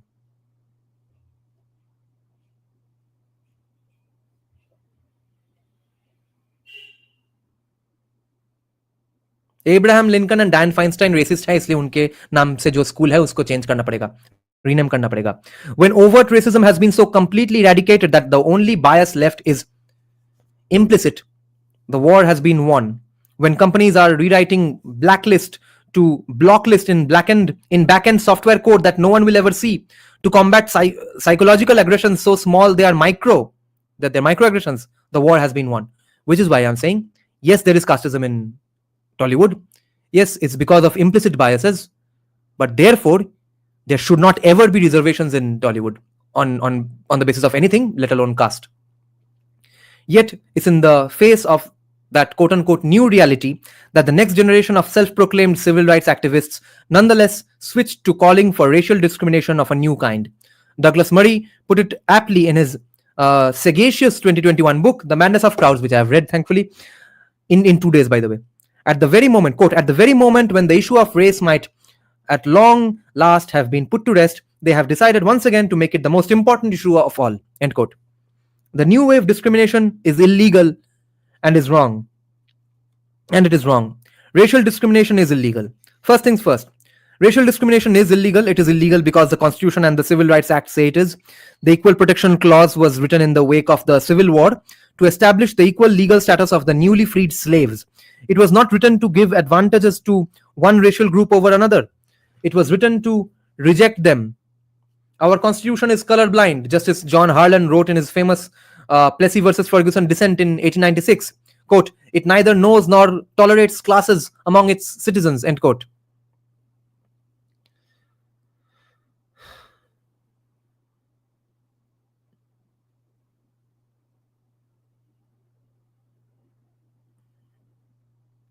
Opponents of the colorblind view argue that the Equal Protection Clause permits the government to discriminate on the basis of race in order to achieve more equal racial outcomes. To make this claim, they argue that the Equal Protection Clause could not have been intended to ban government action that would help black people because the same Congress that passed the clause also created the Freedmen's Bureau. The Freedmen's Bureau, the argument goes, was one of the boldest legal programs designed to help the newly freed black people and offered benefits exclusively to blacks. But as legal academics have persuasively explained, the Freedmen's Bureau afforded benefits to the recently freed slaves, not blacks writ large, not all blacks. And its goal was decidedly not to ensure equitable outcomes in the vein of the modern anti-racism movement today. As Justice Clarence Thomas, another famous black conservative judge of the Supreme Court of USA, as Justice Clarence Thomas has explained, the legislative history of the Freedmen's Bureau Act makes clear that, quote, equality sought by the law was not one in which all men shall be 6 feet high. That's not equality. Rather, it strove to ensure that freed men enjoy equal rights before law, such that each man shall have the right to pursue in his own way life, liberty, and happiness. The goal was equality, not equity. There is nothing in the text of the Equal Protection Clause or the historical record that suggests otherwise. Racial discrimination is also outlawed by the Civil Rights Act. Now, there are plenty of laws in our thick US code that are ambiguous and hard to understand. Racial discrimination is also outlawed by the Civil Rights Act. But the Civil Rights Act is not one of them. It's not hard to understand. It's not ambiguous. Title 2, which applies to restaurants, hotels, and other businesses that serve the public, states that, quote, all persons shall be entitled to full and equal enjoyment of goods, services, and facilities without discrimination on the grounds of race, color, religion, or national origin, end quote. Pretty clear. Title 7, which governs employment, is arguably even clearer. Quote, It shall be an unlawful employment practice for an employer to discriminate against any individual because of such individual's race, color, religion, sex, or national origin. End quote. Easy.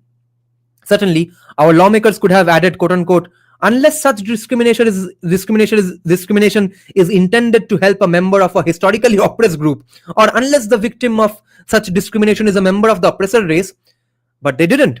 In truth, they probably couldn't have, because that kind of language would violate the Equal Protection Clause. But that's kind of the point, isn't it? But even if we understand that our laws as currently written do not allow the kind of race-conscious reallocation of resources the anti-racists demand, it is still worth asking what the law should be. Laws and even the Constitution are just words on paper. They can be changed. So if we were starting from a blank slate, what should we do? Should we as a society condone or promote discrimination against certain races as a means to achieving racial equity? No, we should not, for many reasons. Anti-racist policies are racist.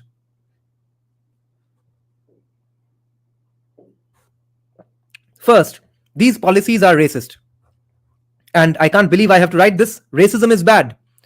It sows resentment and division. It reduces individuals to racial stereotypes and really is just unfair. To state the obvious, many of these quote-unquote anti-racist policies are nakedly racist against the whites and Asian Americans. The most prominent example is affirmative action in higher education. High-achieving Asian Americans are told they need to give up their spots at America's elite institutions to make way for Black and Hispanic kids. Or worse, that they suffer a personality defect that no amount of hatred, that no amount of hard work will ever be able to overcome. Affirmative action supporters claim it helps poor, disadvantaged Black kids, but it doesn't. As Thomas Sowell's research has shown, it's only the most privileged Black kids inside the Black community who get into Harvard because of affirmative action, beating the even less privileged Asian kid who grew up poorer.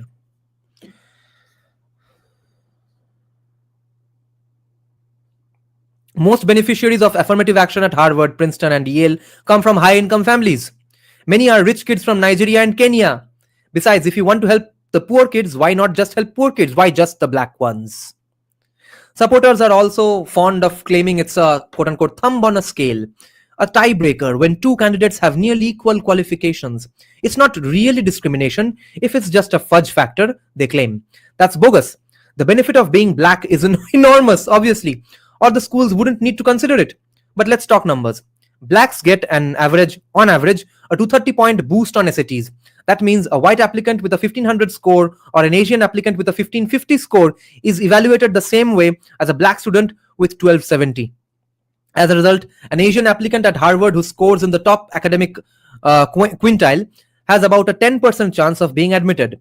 It's very unlikely he'll get in. But a Black applicant, there's a 55% chance he'll be given the golden ticket. It's true that the Supreme Court has at long last banned the practice. In Students for Fair Admissions versus Harvard recently, the Supreme Court held that Harvard's practice of penalizing Asian American students violated the Civil Rights Act. And when the University of North Carolina did it, the discrimination violated the Equal Protection Clause too. But that doesn't mean affirmative action is going away. Already schools are scheming on how to prevent too many Asian Americans from gaining admission. Students are scrambling to rewrite college essays to revolve around their ethnic hardships or traveling back to Africa or Mexico to visit ancestors, wink wink, since they can no longer check a racial box. Even legislators are working to find, अच्छा अब तुम black बोल नहीं सकते, इसलिए बोल रहा है कि मैं घूमने गया था मेरे गरीब ancestors को अफ्रीका में जो लोग मुझे पहचानते भी नहीं है, by the way. And you see, therefore I should be let in. Even legislators are working to find under the radar ways to restore the quota system in America's colleges. And of course, college admissions are not the only place where the anti-racists have reared their ugly heads. Employment is just as bad. Quote, you can't fire only the white guys, end quote. Read one Wall Street Journal headline detailing the case of David Duval, a white man who claims he was fired to make room for his Black replacement. His company, like hundreds of others, had set a target to increase minority representation because of ESG scores, obviously, and DEI ratings. And executives were financially incentivized to do so. But it was a bounty scheme paid out when white men were put on the chopping block. Those handed pink slips are supposed to just understand. The company wanted more, quote-unquote, flair. Or consider reparations. It used to be the kind of cockamamie idea that could be easily dismissed, but serious efforts are now underway. San Francisco convened an official commission. Their recommendation, $5 million per black adult, the elimination of personal debt, guaranteed income of $97,000 a year for 250 years. 250 years. And homes in San Francisco for $1 per family. Ab chutiye, wo Nizam of Hyderabad was the richest person in the world, no, at one point. So at least हमको छोड़ो, at least सारे Hindus of Hyderabad को reparations दो. The San Francisco proposal hasn't gone anywhere yet. But in some places, race-based cash transfers are already happening. Ask Tyler Lynn, a high school Spanish teacher for more than 20 years. In Oregon, where he works, teachers have to renew their licenses every few years. There's a $192 fee, but only if you are white. If you are black or a member of another statutorily defined racial minority, you can apply for reimbursement. Lynn's skin color isn't dark enough, so he won't get the $192 refund check in the mail. What the fuck? This goes all the way up to the federal level. As of this writing, the Biden administration has just approved a plan that pledges more than $5 billion to black farmers, explicitly implementing racial discrimination. Even NPR, National Public Radio, was recently forced to admit the equity goals of this program were sloppy. The private sector is in on it too. Virtually every major company has pledged to discriminate, although they would never call it that explicitly. This is fascism. The government and the capitalists are joining hands to scratch each other's back and to do the bidding of the government, not the market. Because right now, for some companies, the market returns don't even matter. क्योंकि corruption के वजह से the government will make sure you are well fed anyway. और नहीं तो China में तो है ही.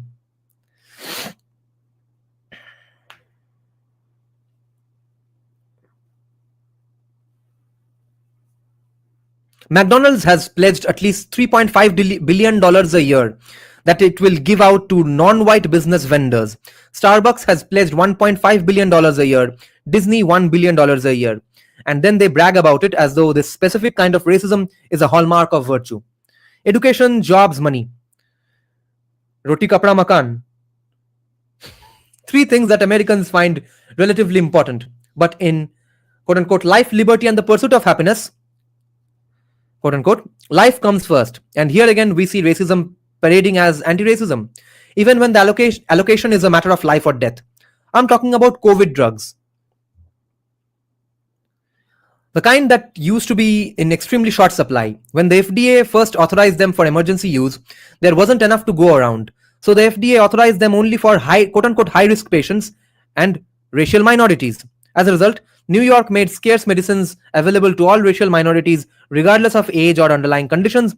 Minnesota devised an quote-unquote ethical framework that prioritized black 18-year-olds over white 64-year-olds.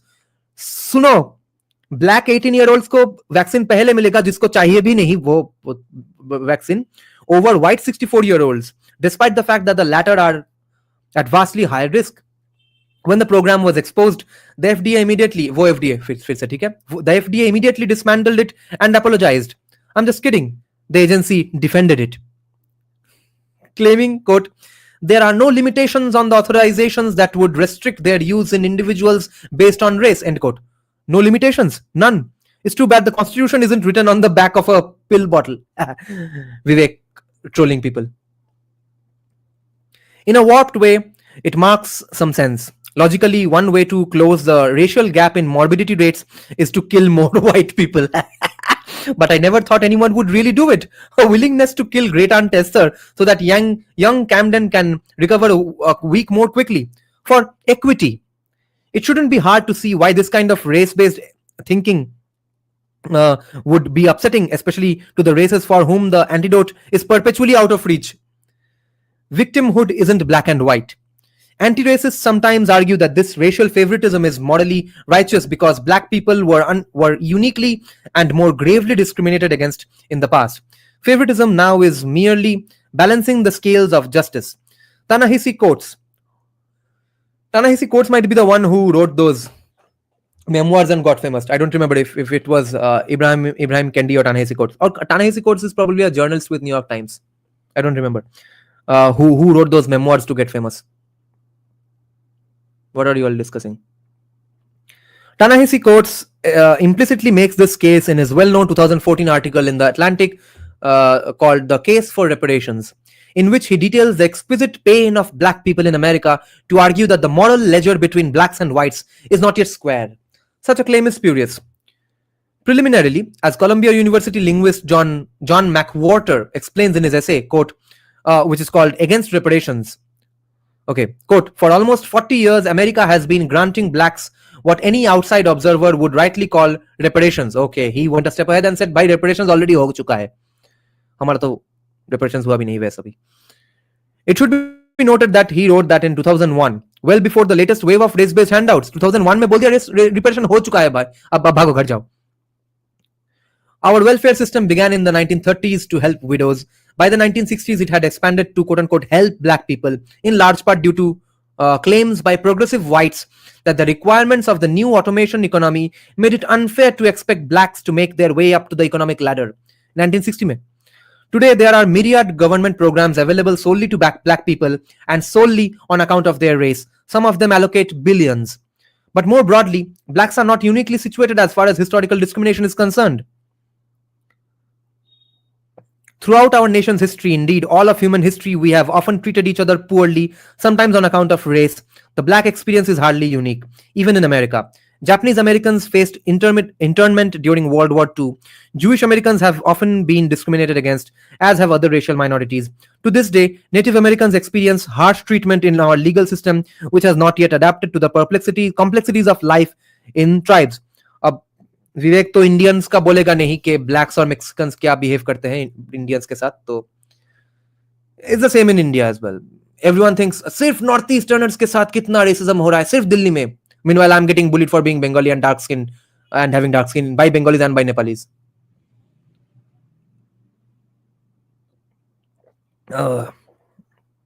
O Thomas Sowell को कोट किया जा रहा है यहाँ पे.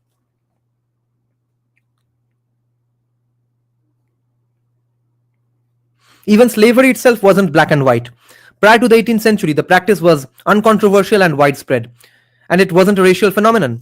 As Stanford University professor Dr. Thomas Sowell has explained, people of every race and color were enslaved and enslaved others.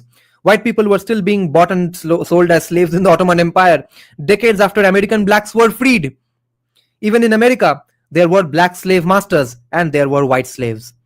Slavery was and has always been driven by human greed, not racial animus. I say this not to minimize slavery, but to contextualize it. Every racial group in American history has been a target of racist attacks. Every single one, and members of every group have done the attacking.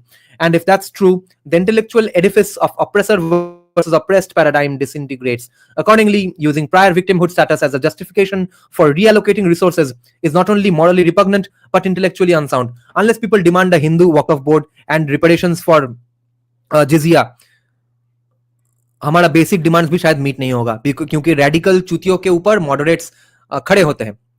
Radicals ask so insane stuff that moderates get a seat at the table to negotiate. तो हमारा भी वैसा ही कुछ चाहिए अब. Remind Northeasterners how they treat Indian Hindus in the quote unquote. Okay, the next subchapter is called To Help or to Hurt.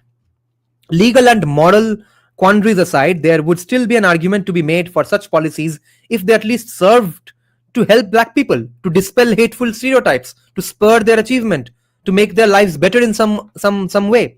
But the truth is that anti-racist policies do precisely the opposite. First off, anti-racism reinforces negative racial stereotypes. This shouldn't be surprising, since fixating on racial stereotypes is one of progressive orthodoxy's founding principles. The National Museum of African American History and Culture in Washington, D.C. has a whole article on quote-unquote whiteness, where it describes traits like objective, rational, linear thinking, delayed gratification, and punctuality as emblems of white culture. So, bhai, Bhagavad Gita hai white culture. What does that suggest about blacks? The exhibit may seem trivial, but the messaging runs deeper. Anti-racism seeks a revolutionary change in how America works, based on what McWhorter calls, quote-unquote, the faulty assumption that black Americans are the world's first group who can only excel under ideal conditions. Soft bigotry of low expectations. Hard bigotry क्या है? चप बसरी वाले, तू क्या है, तू काला है, etc. Soft bigotry है कि तू इतना चुतिया है, तुझसे कुछ नहीं हो पाएगा, ये ले थोड़ा affirmative action. The faulty assumption that black Americans are the world's first group who can only excel under ideal conditions. It is a dogma that says that blacks are incapable of thriving in the world as it is today, that they are victims and helpless ones at that. Let's do an experiment. Look at these two stories that are or could be taught as part of a school curriculum. Which of these two do you think is official education policy and which is an outcry against the system? Let's see, we'll have a thought experiment now. A. Quote, a long time ago, way before you were born, a group of white people made up an idea called race. They sorted people by skin color and said that white people were better, smarter, prettier, and that they deserve more than everybody else. Racism is the unfair rules they make about race so that white people get more power and get treated better than everybody else. ये वैसे भी हमको हिंदुओं को बोला जाता है हिंदुओं के बारे में. Okay, the other option is B. Quote, I am the direct descendant of the North American slave trade. I am not oppressed. I am not a victim. There's the truth about slavery and racism, and also the truth that we ended slavery. We had 2 consecutive black secretaries of state. We had 2 consecutive black attorneys general. We have black billionaires, black mayors. I live inside of my skin, and I don't walk around in an oppressed country. End quote. A, surprisingly, the first example is excerpted from a book included in New York City's new critical race theory curriculum. And B is a black parent railing against the type of indoctrination. Which of these two narratives do you think sets black children up for success? Which one makes black children feel motivated and proud? Which one sounds like racist gibberish? Then there's a related phenomenon, the soft bigotry of low expectations. Aha. It tells black and Hispanic children that when they are unable to meet a bar, whether it's a standardized test or being punctual or getting a math question right, the problem is the bar. And it will either be eliminated for everyone or lowered for them alone. They are deprived of the encouragement needed to keep trying, of the incentive to persevere, and the thrill of success achieved on equal terms. Before you know it, people will avoid getting into planes which are being flown by black pilots, especially black female pilots.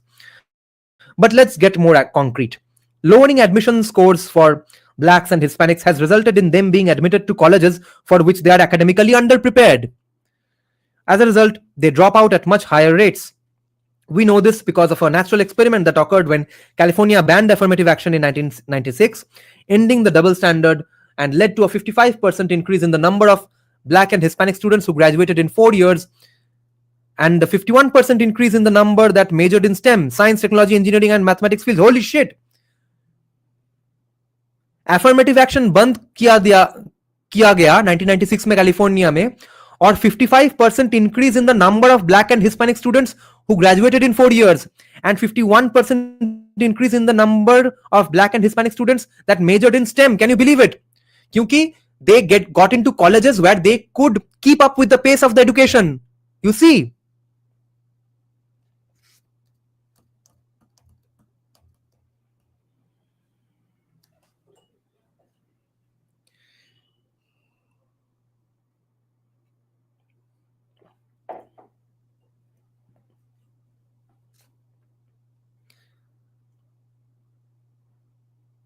Defunding the police has led to what a significant point.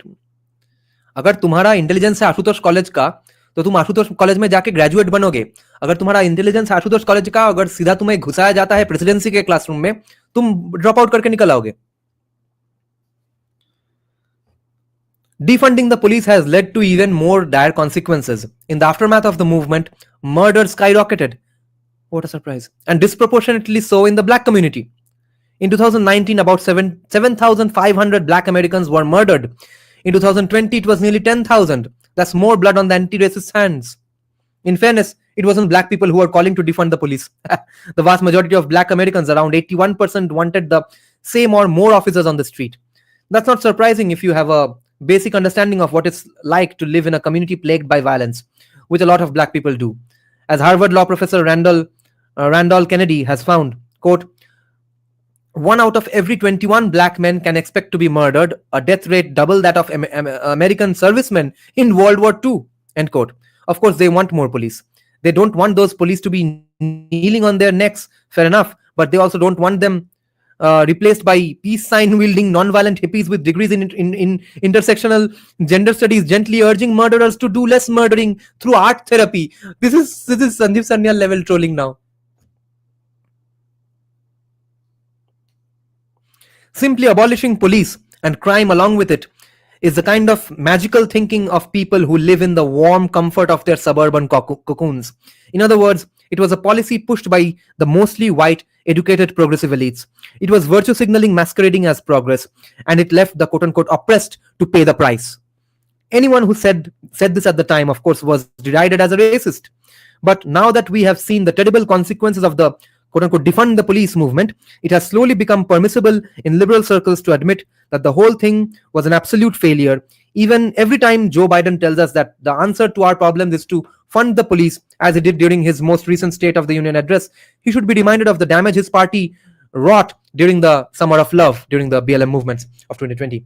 He should be reminded that words and policies have consequences. Sacrificing truth and happiness on the altar of justice. Anti-racist policies cause a lot of harm. To specific groups, the whites and Asians who are supposed to shoulder the burdens of such policies with a smile. The blacks and Hispanics whom it is supposed to help, sure, but also to our society as a whole. And they do so in at least two related but distinct ways. First, the non-stop focus on race is unhealthy. There are various ways I could make the case. Skyrocketing anxiety and depression among the woke, increased polarization and sense of societal disconnect. But most people just feel it. The increased negativity, the us versus them mentality, the race wars. It's a bad vibe. Earlier this year, a court ruled that Zach DePiero, a Pennsylvania State University professor, could sue his employer for creating a hostile work environment. He was forced to undergo bias trainings, to watch videos and participate in a quote-unquote breathing exercise so that Penn State's white faculty could experience what George Floyd felt. Yep. Oh my God. White and non-black people of color were instructed to hold their breath just a little longer to feel the pain of George Floyd, a fucking criminal. When he objected, the university told him, and non-black people of color, जो कि खुद कुछ अपने देश में Islamic या British colonialism face करके आए हैं, उनको लौड़ा बोल रहा है कि तुम थोड़ा सांस कम लो क्योंकि जॉर्ज फ्लॉयड के साथ अत्याचार हुआ.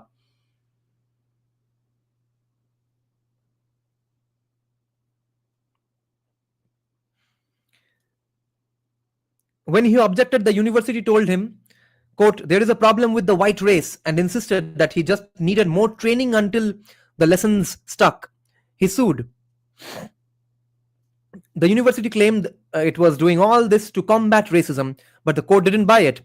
Quote, when employers talk about race, any race, with a constant drumbeat of essentialist, deterministic, and negative language, they risk liability under federal law. Brilliant, end quote. That's a win for DePiero, but what does it mean for the rest of us? The quote-unquote constant drumbeat of essentialist, deterministic, and negative language is everywhere. NFL stars kneel during national anthem. Outdoor clothier, the North Face offers a 20% off coupon for taking a course explaining that systemic racism is why black people don't hike. What the fuck? Starbucks launches a hashtag Race Together campaign so that office workers and baristas can solve race relations via a quick chat while picking up coffee on their morning commute.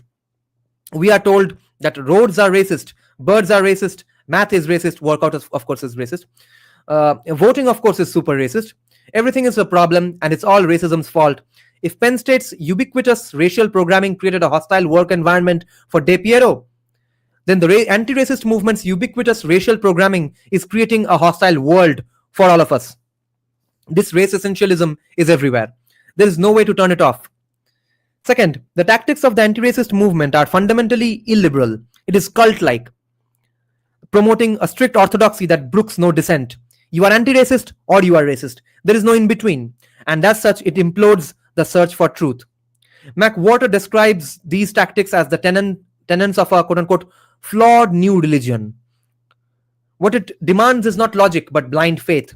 If you operate in the world of reason, you cannot sing Harvard's praises for explicitly preferring black scholars in the academic job market, but then shriek in horror at any suggestion that Claudine Gay, who resigned as president in 2024, was hired because she is black.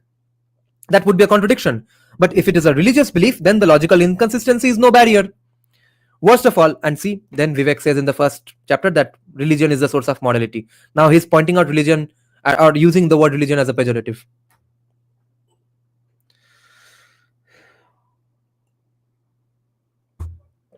Yes, AK Brahmo, voting is racist because they say that voting ID cards are not required because that promotes racism, because black people apparently can't afford voting ID cards, therefore voting is racist. That's what he's talking about.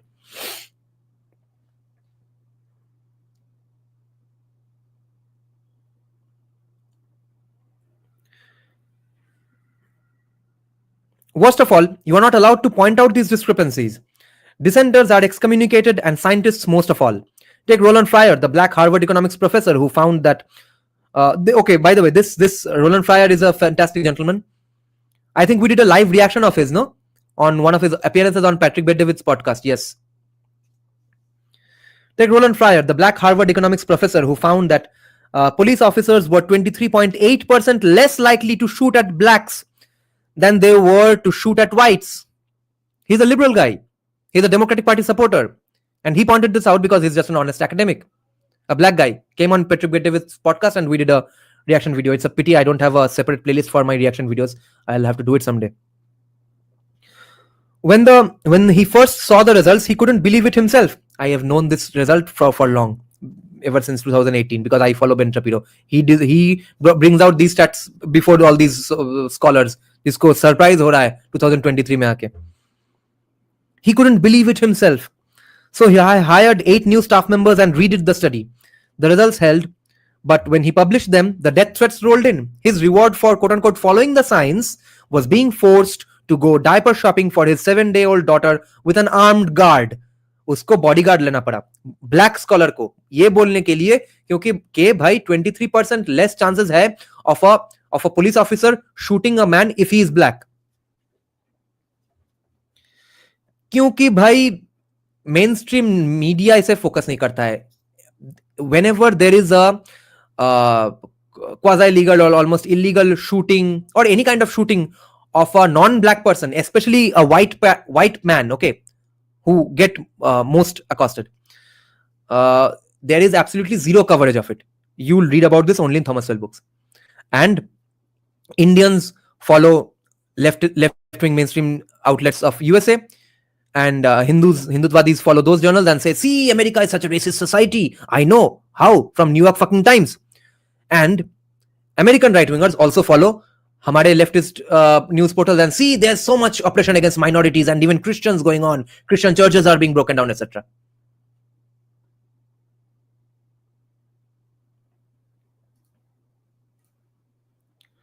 Kagesaki Nobara. Who is the country that runs UN? Where is its head office based? And when UN peacekeeping missions happen in different foreign lands where Indian elite special forces do heroic things and stuff, listen to their podcasts and find out what company cars they drive and how do they get those contracts.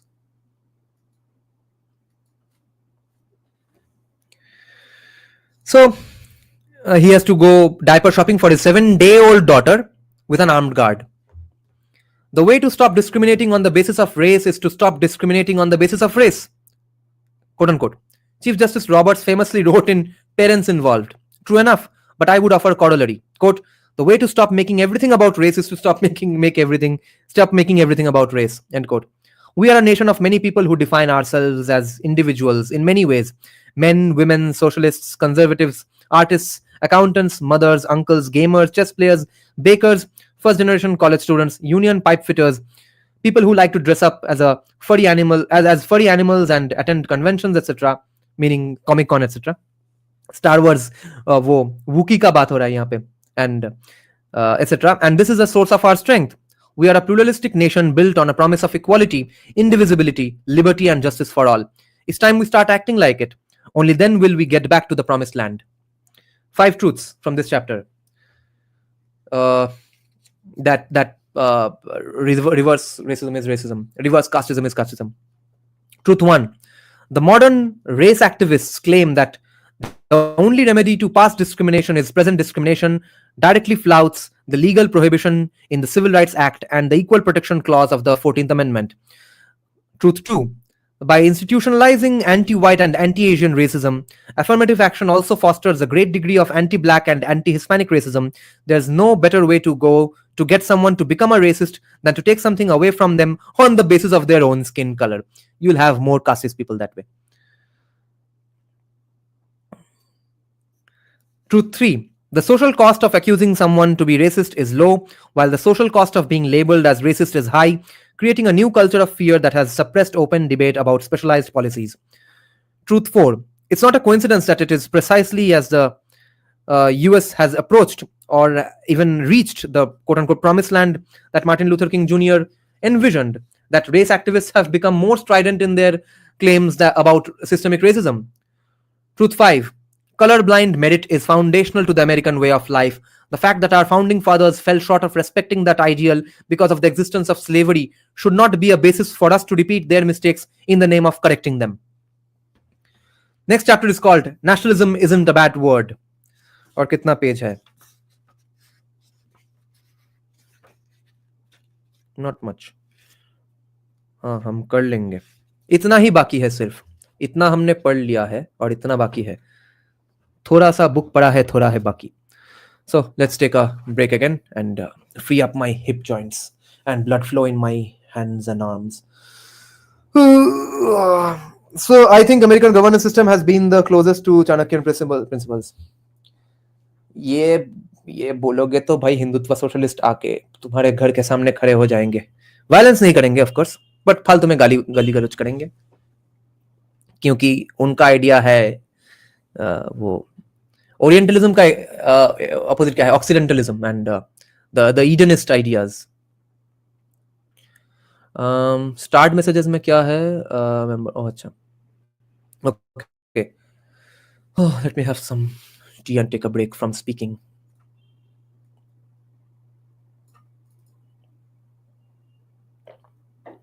If you identify as one, I sure I'm gonna come for you. कुशल के discussion में क्या discussion हुआ by the way? Kushal के वो civilisation, I think with Ajit Bharti. Nice. क्या discussion हुआ वहां पे? Some gada exercise. यस,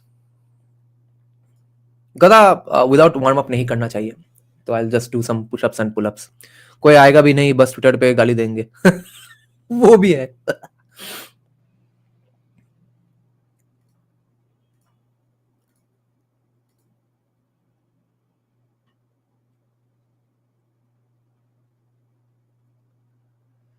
और क्या गाना सुना है खुद का?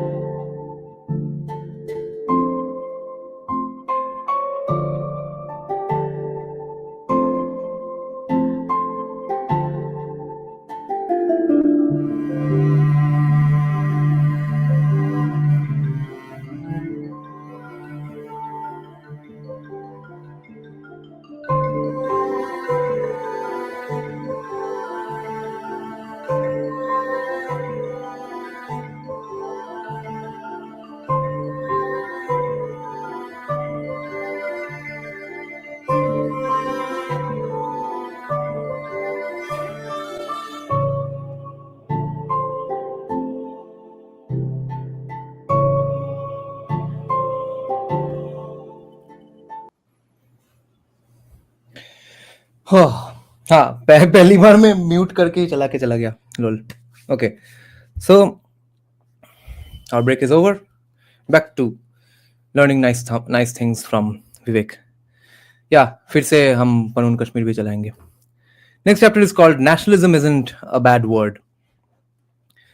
I agreed with many things you said during, in fact, probably more than most other candidates when you were running for president, but I still would not have voted for you because you are an Indian. End quote. That's how Ann Coulter opened the conversation the first time I spoke to her several months after my presidential campaign had ended. During an episode of my newly relaunched podcast, I had invited her as a guest because I had seen her make a number of similar remarks about me during the presidential campaign, so I wanted to have a conversation with her about it face to face. The press criticized her comment as racist, but that missed the mark. Ann Coulter's problem with voting for me wasn't my genetics or my skin color. Suppose I had been born to exact same parents at the exact same time in the exact same place, Good Samaritan Hospital in Cincinnati, but I had been legally adopted at birth by fifth generation white Americans or even fifth generation black Americans. Coulter says she would have had no problem voting for me. Quote, I've said it a million times, I think immigrants can wait a few generations before telling us what to do. I'm only talking about president. End quote. She told Dan Abrams of News Nation. Quote, it's not racist. Blacks have been here longer than most whites. It has nothing to do with race. It has to do with being a citizen for at least 3 generations. I think that's a good rule, end quote. I have my doubts about whether Ann Coulter is actually more ready to vote for the great-grandson of a Jamaican immigrant than she is for the grandson of an Anglo-Saxon British lord. But for the sake of discussion, let's take her at her word.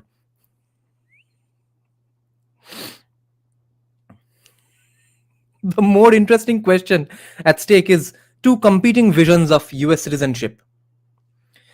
US citizenship, categorical or scalar? I adopt a categorical, cut and dried view of US citizenship. If you are an American citizen, then you are every bit as much of an American citizen as anybody else, period. Your skin color doesn't matter. Your ethnic heritage doesn't matter. The number of generations that your ancestors have been in the United States doesn't matter. What matters is that you owe your sole civic allegiance to the United States of America, not another nation. And Coulter's view of US citizenship is different, which is, i.e., the citizenship isn't just a categorical attribute. Rather, citizenship is a scalar concept. There are different degrees of, so it's a scale-based concept. So there are different degrees of how, quote unquote, how American you can be. A kid of legal immigrants born in the United States is not all else equal as, quote unquote, American as someone whose ancestors arrived 2 centuries ago. Yeah, whoever does the timestamp gets a pinned comment. As someone whose ancestors arrived 2 centuries, I think you can do it with AI. Arrived 2 centuries ago. The view is worth taking seriously because a lot more people share this view than are willing to admit it.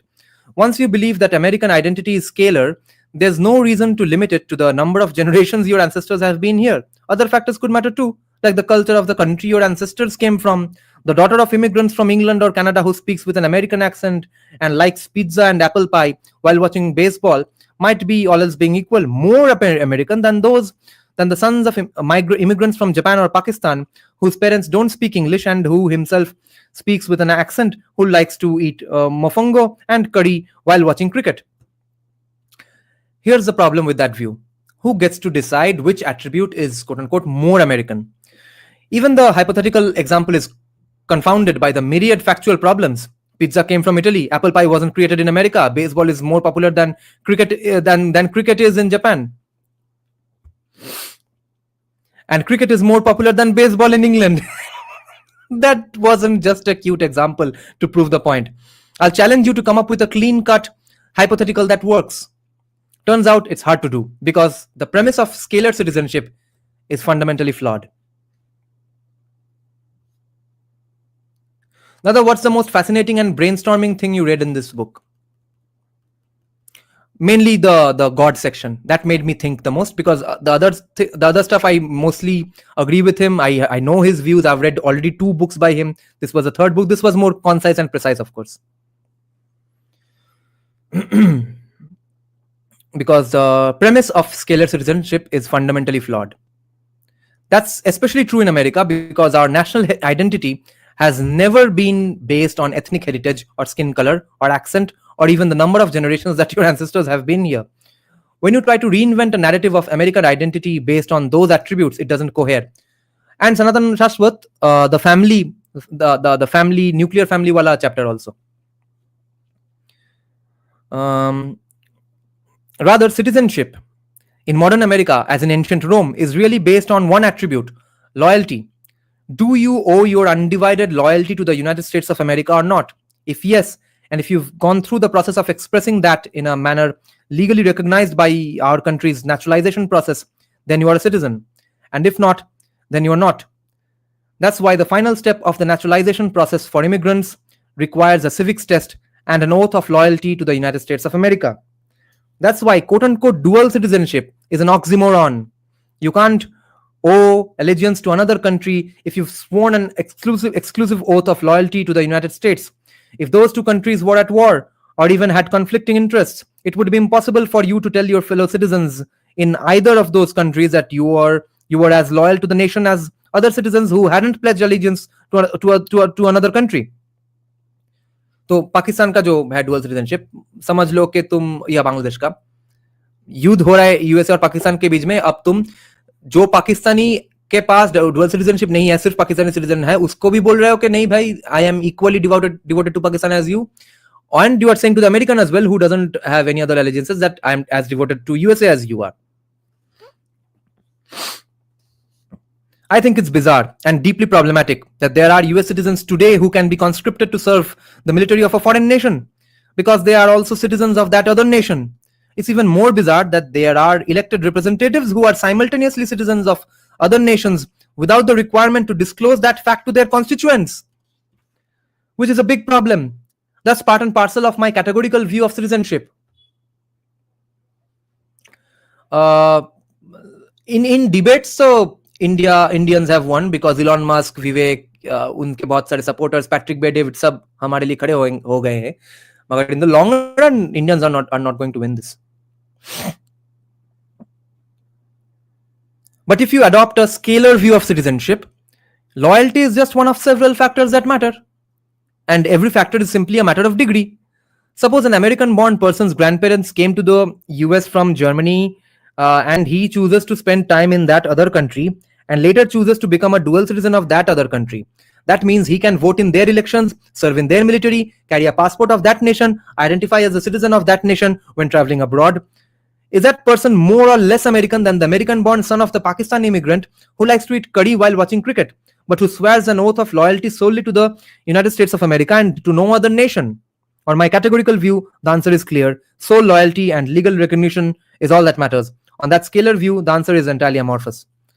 Ethno-nationalism versus civic nationalism. This leads us to the topic of another forbidden N-word, nationalism. The word carries a negative connotation, but it needn't be that way. Nationalism is a powerful force that has shaped the world we live in for good. Nationalism reflects the worldview that citizens should support the interests of their own nation above those of other nations. It's often accompanied by the view that one's own nation is inherently superior, at least in certain ways, to other nations. I call myself an American nationalist because I believe that the United States of America is the greatest country on earth, and that the first and sole moral duty of US leaders is to advance the interests of US citizens. But a lot hangs on the concept of citizenship that we just discussed. If you believe, as I do, that citizenship is exclusively about loyalty to your nation, then nationalism is a civic concept, not an ethnic or lineage-based one. With the exception of Native Americans, every American is either an immigrant or the descendant of one. We don't have a state religion. We don't pledge fealty to a monarch. There is no national ethnicity. Not only is there an absence of national religion, monarch, or ethnicity, our commitment to the absence of one, that we will make sure there is none, is essential to our national identity. Why did AM get trolled? By Americans who hate Indians? I don't know about this. American national identity is grounded in a set of ideals that united a diverse group of people 250 years ago. It wasn't that diverse. The idea that you get to speak your mind freely as long as I get to in return. The idea that you get to practice your religion without the government getting in the way. The idea that you get ahead in America based on hard work and merit rather than the station of your birth. The idea of self-governance over aristocracy. Even if that is the basis of American national identity, then what does it mean to be an American nationalist? It means you believe in the exceptionalism of those ideals, that these ideals form the backbone of the greatest nation known to mankind, and that it's our responsibility to bequeath these ideals to posterity, future generations, because if the United States of America doesn't do it, then no other nation will. ओ या वो तो उसने गलत अंग्रेजी बोला ही था, वो अच्छी बात है, AIM ने उसको ट्रोल किया, ठीक है. People forget that nationalism as a concept dates to antiquity.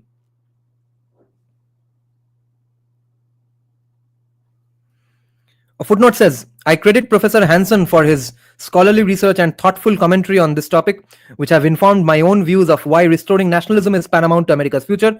This is that Professor Hanson, which we had discussed in a live reaction stream long back. Richard Hanson, I think.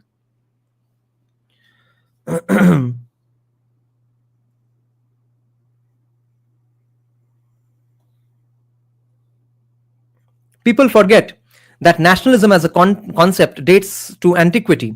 Before it was corrupted by Hitler and Stalin, it was an enlightened liberal ideal.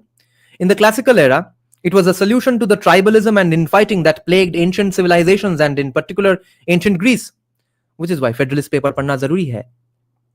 As Victor David Hanson, of the Hoover Institution has explained, the word nation itself comes from the Latin word natio. Back then, nationalism was considered a progressive idea that, unlike the Greek city-state, where people of the same language, roughly the same traditions, and the same ethnic background were politically fragmented, same as it in India, in Italy, they came up with a new concept of unification as a more equitable and successful way of solving rivalries between different people. Ancient Rome, he reminds us, was a multiracial society like our own. It had incorporated most of Western Europe and parts of Northern Europe, Africa, and Middle East too. It needed a way to unite its people. Given its diversity, unification based on ethnic or religious homogeneity wasn't an option. And given its liberal ideals, use of force was also off the table. Or एक बात है कि वो Roman empire middle east तक इतना फैल गया था कि रोमन एम्पायर के जो इंस्ट्रूमेंट्स है, अब वो कौन सा मिडल ईस्ट का इंस्ट्रूमेंट है, म्यूजिक इंस्ट्रूमेंट, कौन सा रोमन एम्पायर का इंस्ट्रूमेंट है, उसमें भी कंफ्यूजन है. To the extent that I go to Indian museum in Calcutta and see sculptures from 300 BC, 200 BC, 100 BC, 500 AD, and see some god or goddess playing an instrument called lute. Okay, LUTE.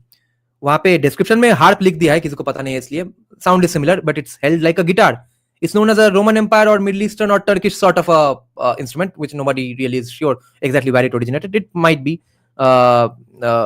might have originated in some specific place, but it's kind of known as it might have been in any of those places that Roman Empire existed.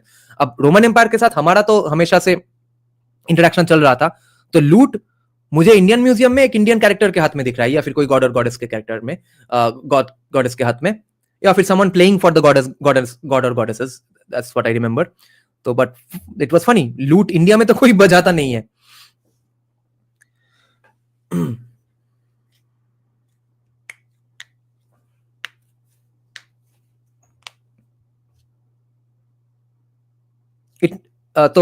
Ancient Rome had incorporated most of Western Europe and parts of Northern Europe, Africa, and the Middle East too. It needed a way to unite its people. Given its diversity, unification based on ethnic or religious homogeneity wasn't an option. हो भी नहीं सकता था उनसे. And given its liberal ideals, use of force was also off the table. But there was a third solution. One that could bring together people of different races, ethnicities, religions into a single country. One that Hansen describes as quote-unquote very rare.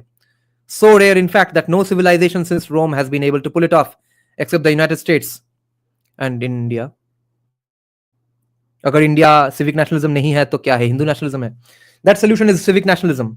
It's the ability to unite a group of people based on a common national story of the pilgrims who set out for America in search of a better life, and the Native Americans who helped them survive in a foreign land. Of our founding fathers who sought to build a nation on ideals, of Martin Luther King Jr., who fought for equality for all Americans, of the great works of Ernest Hemingway and John Steinbeck and Georgia O'Keeffe and Louis Armstrong, and everything in between. A story that belongs not to any of us or any faction of us, but to all of us as Americans. The idea of American citizenship is about pledging your sole allegiance to that nation founded on those very ideals. So Vivek is saying we are not a civic nationalist country. So we are a Hindu nationalist country, according to Vivek. How much Romans were aware of our civilization? इसके लिए आपको Land of Seven Rivers पढ़ना होगा to begin with. But there is Hellenistic Buddhism, Hellenistic Vaishnavism, King Seleucus Nicator marrying his daughter to Chandragupta Maurya. And then there's the example of Pliny the Elder protesting at the court of Emperor Vespasian कि ये Indian भोसरी वाले ने हमारे साथ इतना trade deficit कर लिया है कि हमारा इकोनॉमी गड्ढे में जा रहा है. We are buying so much stuff from these Indians, they are not buying enough Greek stuff and Roman stuff. तो हम क्या करें, हमारा तो करेंसी खत्म हो रहा है. तो then Emperor Vespasian says, okay, decrease trade with India, and Indian traders immediately start minting fake Roman coins. Lol.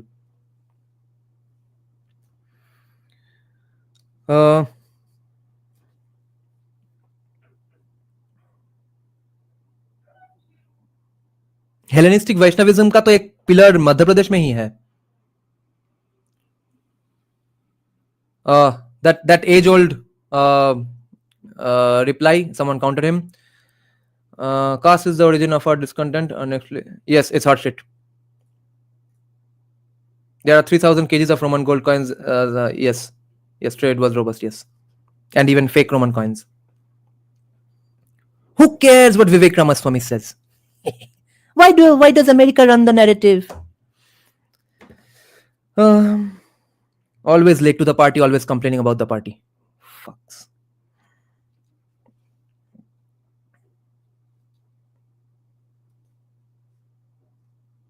So, a story that belongs to not to any of us or any faction of us, but to all of us as Americans.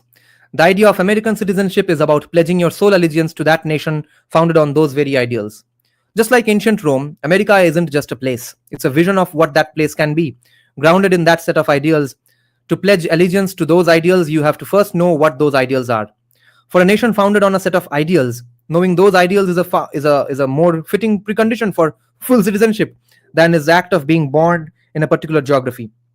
We live in a moment where nationalism can actually be a force for good in America, an important tool for reviving national unity over a national divorce. I don't just mean national pride, which means you believe that you live in a great country. I actually mean nationalism in its own right.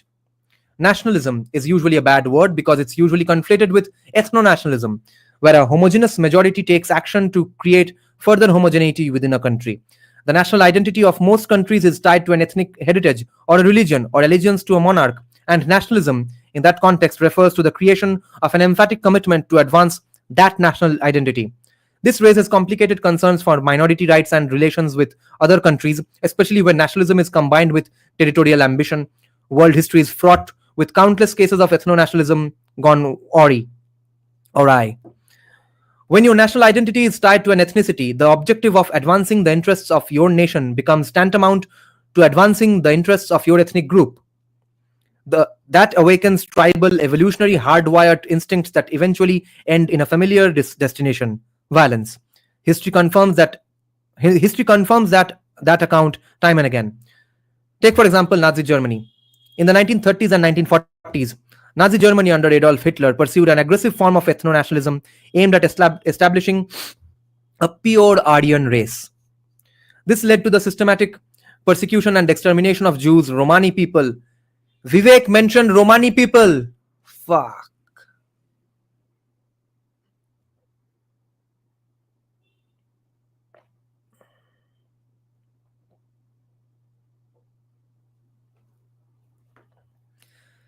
This led to the systematic persecution and extermination of Jews, Romani people, disabled individuals, and other minority groups. The Holocaust, which ensued, resulted in the murder of 6 million Jews and millions of others in concentration camps. This extreme form of nationalism didn't just lead to genocide, it ignited World War II, causing widespread destruction and loss of life, reminding us of the catastrophic consequences of such ideologies. Thomas Shelby Romani, yes. Romanis were Hindus kicked away from Rajasthan and Gujarat area. I don't know anything about Tamil Nadu details. Similarly, in 1994, Rwanda experienced one of the most horrific instances of ethno-nationalism. The Rwandan genocide saw the Hutu majority government orchestrating the mass slaughter of the Tutsi minority, leading to the deaths of approximately 800,000 people in just 100 days. Fun fact, this is the only genocide in recent recorded history where the genocide was carried out by the majority against the minority. In all other cases, at least in the top 10 biggest genocides, it's the minority who did a genocide or caused the exodus of the majority community. I didn't like how Rebecca was offended when Romanis were mentioned and compared with the Jews. Yes, I should have done a better job countering her. And saying that, yes, even if they are thieves today, how the fuck does it matter? They were oppressed and harmed by Hitler as anyone. The Jewish scientist got the same treatment as the Romani thief. So how does that matter from the perspective of discussing how asshole Hitler was? Sab argument dimag mein aata nahi hai immediately. Or she was stating something factual that yes, Romanis are not the same as Jews and even like they are thieves and stuff. So usme main confused ho gaya. The Rwandan genocide saw the Hutu. This ethnic cleansing was driven by deep-seated hatred and the desire to establish ethnic dominance, resulting in unimaginable brutality and the decimation of communities. These examples underscore why nationalism gets a bad rap, and understandably so. But that kind of nationalism has no place in America, since our national identity isn't tied to an ethnic heritage. Yet it risks its ugly head again with the scalar view of citizenship. If citizenship is a categorical concept, ethnicity and genetics play no role in defining your national identity. But if your genetic lineage governs how American you really are, then your identity as an American becomes inextricably linked to your genetic lineage, which replaces civic nationalism with ethno-nationalism, just like it would in most ordinary countries since the time of ancient Rome. Fortifying civic nationalism through a national civics exam. If we accept, as I think we should, that we are a country built on nationalism, on American exceptionalism, and that it is our shared ideals and history rather than our ethnicity or religion or even country of birth that define and unite us as a country, then we ought to take stock from time to time of how we are doing on those fronts. Democracy is fragile after all, and nationalism, at least the good kind, is more fragile still. Unfortunately, it's bad news almost all the way down. Today, American pride remains at a near record low. According to one Gallup poll, 39% of Americans described themselves as extremely proud to be an American, compared to 70% in 2002. Per a different survey, 95% of Americans believe that understanding how our government works is important for the nation's success, but just 45% of respondents thought the US was performing well in promoting such civic literacy. They weren't wrong. Study after study shows that Americans' basic civic knowledge is very low and dropping. Remember the Breakfast Club debate with Vivek the first time around? He went there 3 times, I think. The very first time, one fucking idiot, RJ, tells Vivek, I'm 42 years old. Who the fuck needs to know the 3 branches of government? I'm 42. Even I don't know the 3 branches of government. Meanwhile, he's debating Vivek on how American society is absolutely stacked up. American laws, government are all stacked up against black people. And he doesn't know the 3 words called judiciary, executive, and legislative.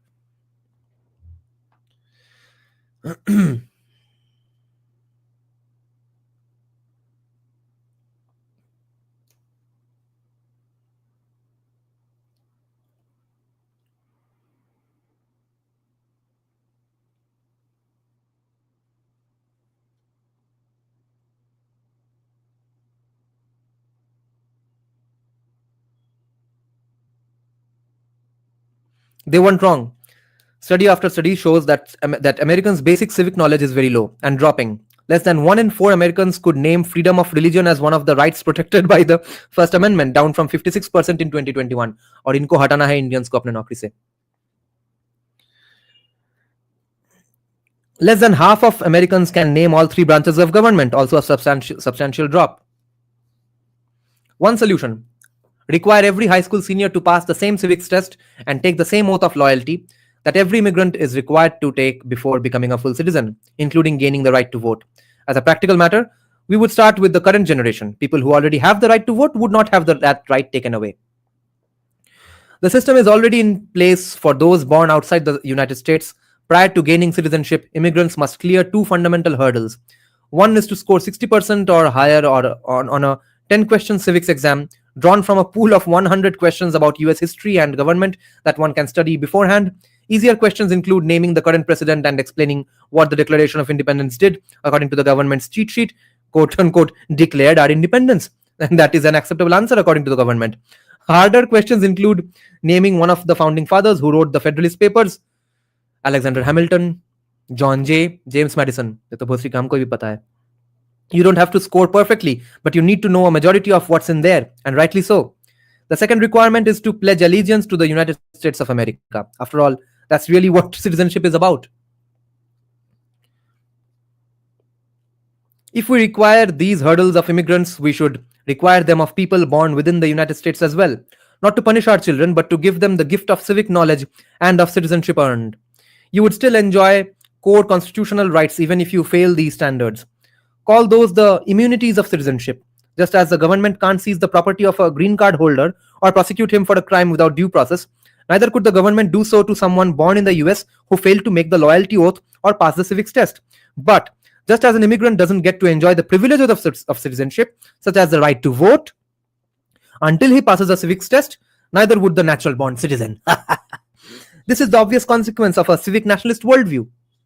If citizenship is truly about loyalty to your country, there's no reason why we should apply more lax standards to certain Americans just because of the geographic location of their birth. Your genetic lineage or exact geographic location of birth is less important than whether you espouse the ideals of the US.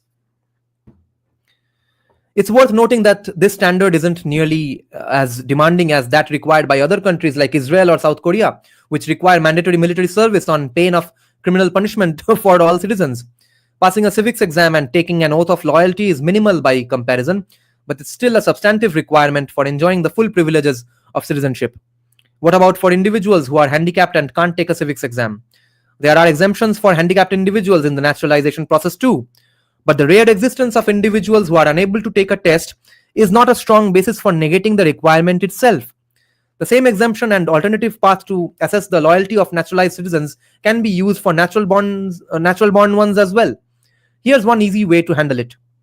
6 months of service in a military or first responder role would be sufficient as an alternative to passing the civics exam for anyone. This also addresses the objection that if someone serves and is willing to die for their country, they should be able to cast a vote in that country with no further questions asked.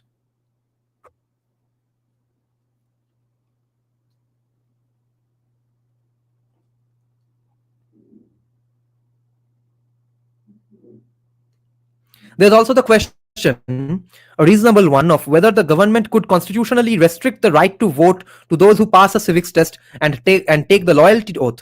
There's strong reason to believe that it could. For all our national history, both men and women could be citizens. Yet, prior to the passage of the 19th Amendment in 1920, women did not enjoy the right to vote in all states. Minors are citizens, and they enjoy lots of constitutional rights. The Supreme Court has held they have the First Amendment right to engage in political protests at school, Tinker versus Des Moines, and the 14th Amendment right to an equal education, Brown versus Board of Education, but they do not have the right to vote, like minors. Felons too are citizens of the United States, yet may be denied access to the ballot box, Richardson versus Ramirez.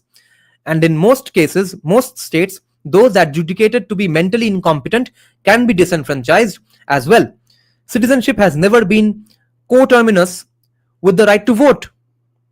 There's one potential wrinkle in this argument, because he's intellectually honest. The 26th Amendment, that's the one that says that the right to vote cannot be denied or abridged on account of age. Recall that under my proposal, new 18-year-olds would have to meet these requirements, but existing voters would not. That could be a problem, but not an insurmountable one. The policy goal here has nothing to do with age and everything to do with increasing the civic commitments of all voters. So it could be implemented in a manner decoupled from age as well. Logistically speaking, there are 3 potential workarounds. 1, amend the constitution, unlikely. 2, apply the test and oath requirement to everyone, less unlikely but still unlikely. And 3, frame the legislation as applying to all new voters so that it is tethered to registration status rather than age, so as to remove any implied age-based condition altogether. But the practical concerns of this particular proposal aside, the fact remains that voting is a privilege of citizenship rather than an inalienable right. And that means that the right to vote can be tied to responsible stewardship. Voting is not unique in this respect. You could perform the same exercise on any range of other privileges. Does citizenship entitle you to, say, social security or particular medical benefits? Not quite. There are citizens who may be denied these entitlements, and conversely, there are non-citizens who collect them. What the fuck? So the exercises go on. Exercise goes on until we understand that asking, quote unquote, what you get is the wrong answer to ask about citizenship. It's not about what you get at all. It's about what you give. For men in South Korea or for anyone of either gender in Israel, that means mandatory military service. In our country, it should mean knowing the minimum attributes of the ideals that define our nation, or at least living them out through some form of national service. That's the basic obligation that every citizen owes this nation. Voting isn't really an entitlement of citizenship. The obligation to vote as a loyal and knowledgeable American is a duty of citizenship, one that is critical to mend a fraying nation. और हमारा तो एक qualification अगर हो के सरकार को क्या क्या करना चाहिए अगले इलेक्शन में, वो अगर हमारा सिविक टेस्ट है तो वैसे भी सब लोग पास कर जाएंगे बहुत सीखे. Fortifying civic nationalism by demanding loyalty from our elected officials. No, I had coffee just twice. Rest is just one tea bag of tea and putting water on it repeatedly. Truta by Ramaswamy is a hard shit too. What is Truta? I said hard shit, not hard shit. Isabel Wilkerson is hard shit. And if Ramaswamy is hard shit, that's just a compliment. He's both hard. Fortifying civic nationalism by demanding loyalty from our elected officials. The thing that a citizen gives his nation is undivided loyalty. What the citizen rightly expects back in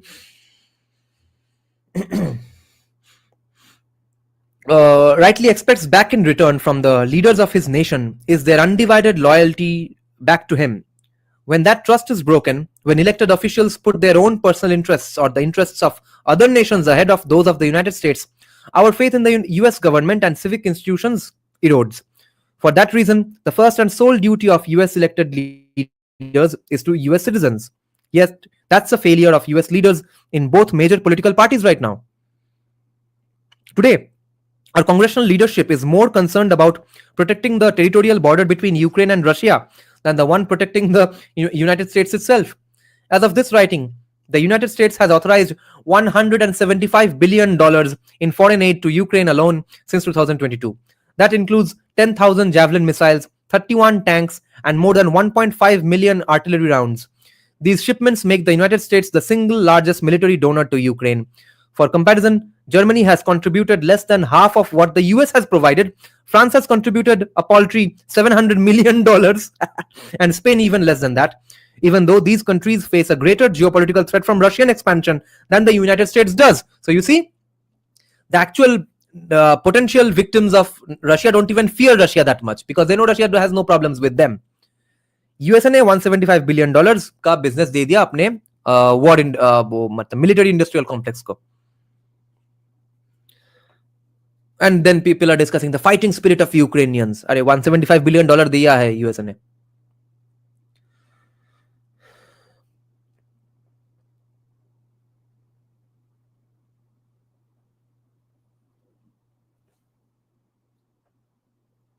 The United States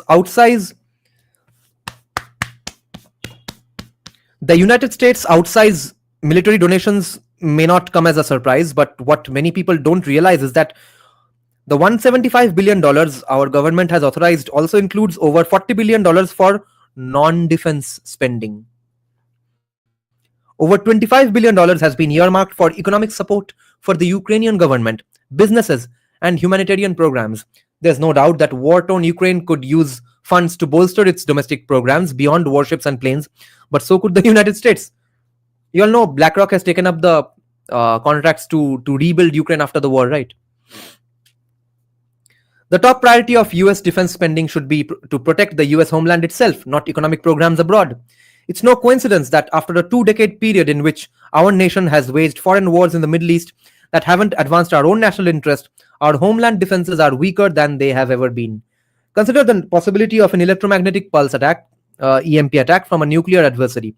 Should such an attack occur, the US could be cast in darkness for over a year, sent in an instant to the era before the Industrial Revolution. There's a movie on this, a brilliant movie, funded by Barack Obama, written by a Bangladeshi guy, Bangladeshi-American author. What's the name, guys? Can anybody say? The initial E1 pulse of an EMP would disable electronically वो कौन है वो मुस्लिम actor, अरे उसका भी नाम भूल गया, क्या अजीब एक ओल्ड मुस्लिम नाम है उसका, इस्माइल या oh I forgot. That black guy is the hero. Brilliant movie. And Julia Roberts is also there, or Uma Thurman. I confuse between those two women. What's the name of the movie? Very good movie though. A post-apocalyptic movie.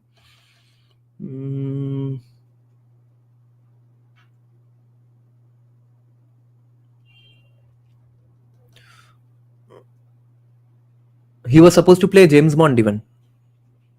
No. James Bond was supposed to be played if black by the guy who played Thor's entry security guard. Not that guy.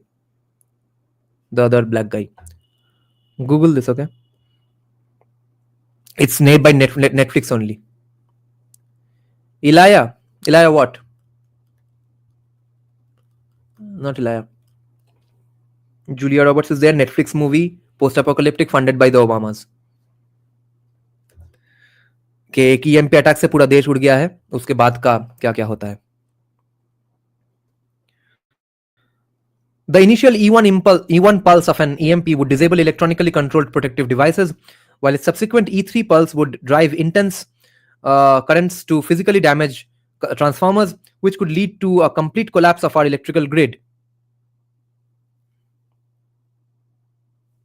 To counter this threat, we need to bolster our critical infrastructure now by standardizing equipment, replacing Chinese-made transformers with domestic ones, building a stockpile of reserves, hardening existing infrastructure, and supporting the development of microgrids. None of this is cheap, yet we throw billions at Ukraine. Leave the world behind. Yes, that's the one I'm talking about. What's the name of the black protagonist? Or cyber attacks. Our military, economy, business, and civilian infrastructure, from smartphones to traffic lights to fuel pipelines, all depend on secure internet access. Our adversaries know this and are constantly engaging in cyber espionage and probing for weaknesses. The risks are expanding exponentially, as is the potential fallout. Mahershala Ali, yes, not Mahershala Ali, Mahershala Ali. As is the potential fallout. We are also more vulnerable to missile attacks than ever before. China and Russia both have hypersonic missiles that can travel 20 times the speed of sound, reaching anywhere on Earth in under an hour. We don't. And we aren't prepared to deal with them. The missiles can stay low to the ground and maneuver in flight, evading even our most advanced detection mechanisms. We need billions dedicated to shoring up these defense capabilities urgently. Our national debt is arguably at its most precarious position in our national history, at $34 trillion and ballooning by the day. Yet we continue to expand foreign aid to other countries whose national debt per capita is less than ours. Elected leaders who owe an obligation to their own citizens must, at the very least, require zero-based budgeting for all foreign aid and investment in multilateral institutions ranging from the World Health Organization to the United Nations, asking the primal questions, which is, how does this investment of US dollars advance the interests of US citizens? Not Idris Elba, Mahershala Ali. Idris Elba is the guy who played the security guard for Thor. He was supposed to play James Bond for a while. I was talking about Mahershala Ali in Leave the World Behind. That's the movie, okay? I gave out a spoiler though, lol. But it's still a very, very good movie that one should watch. There's a great message and stuff in the end. Yet we continue to expand. Yeah. How does it advance the interests of US citizens? Our elected officials must also avoid using their positions of power to enrich themselves. Most obviously, that means ending insider trading for members of Congress. It's indefensible and widespread.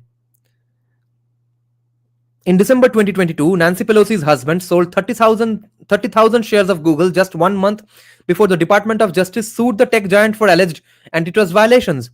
In 2020, Senator Dianne Feinstein sold off millions of dollars of stock right before the coronavirus outbreak crashed the market. These aren't isolated examples. By the way, there are ETF funds now which track Dianne Feinstein and Dianne Feinstein to passed out. Nancy Pelosi's investments. Okay, there's a Nancy Pelosi ETF. These aren't isolated examples. A New York Times analysis found that 97 members of Congress, 97, had bought or sold stock that intersected with their congressional work.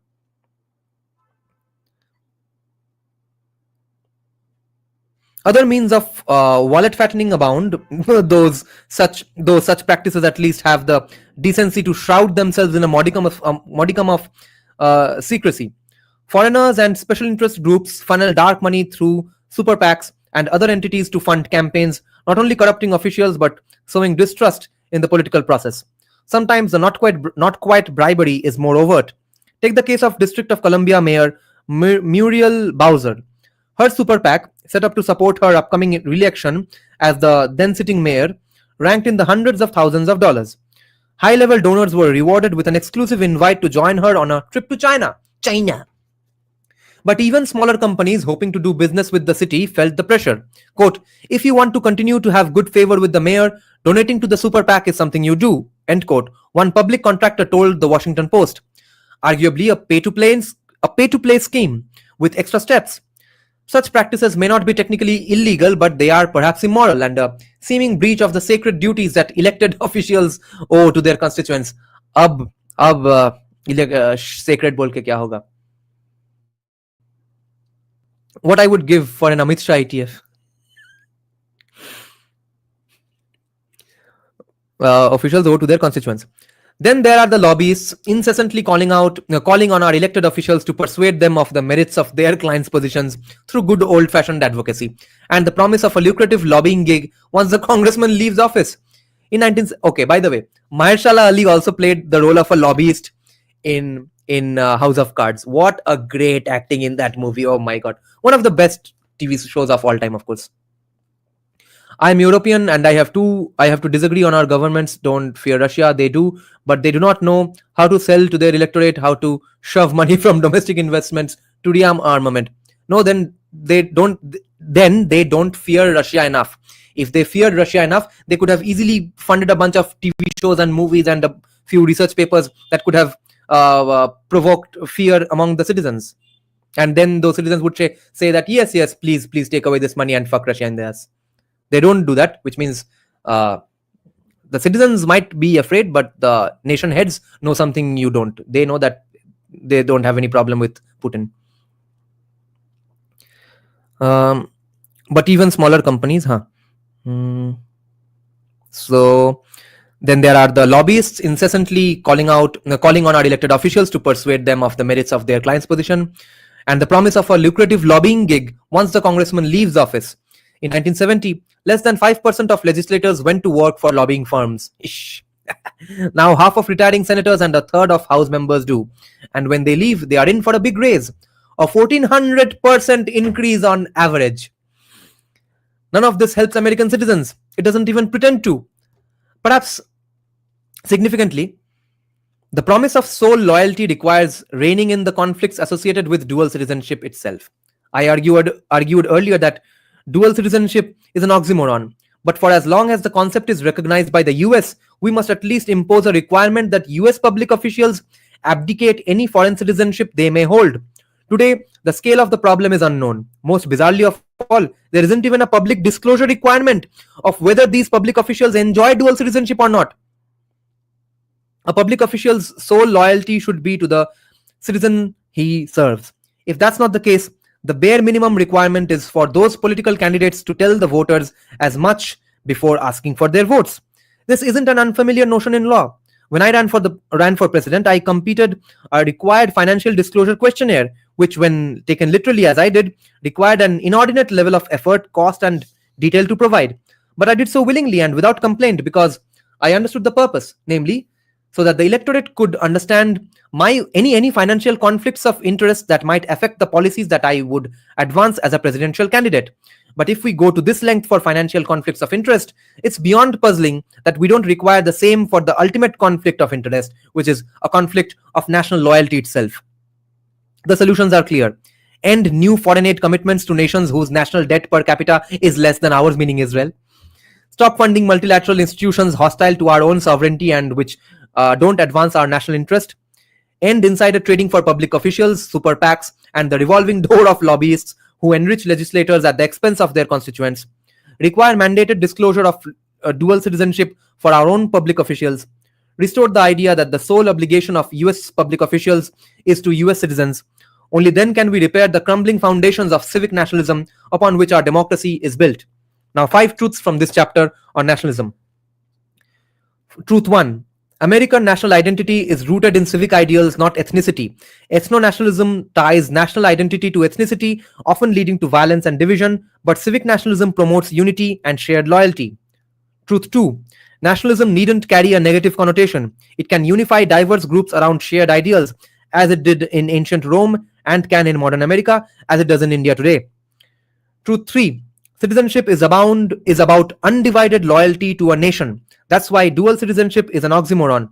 You cannot pledge your loyalty to 2 different nations at the same time.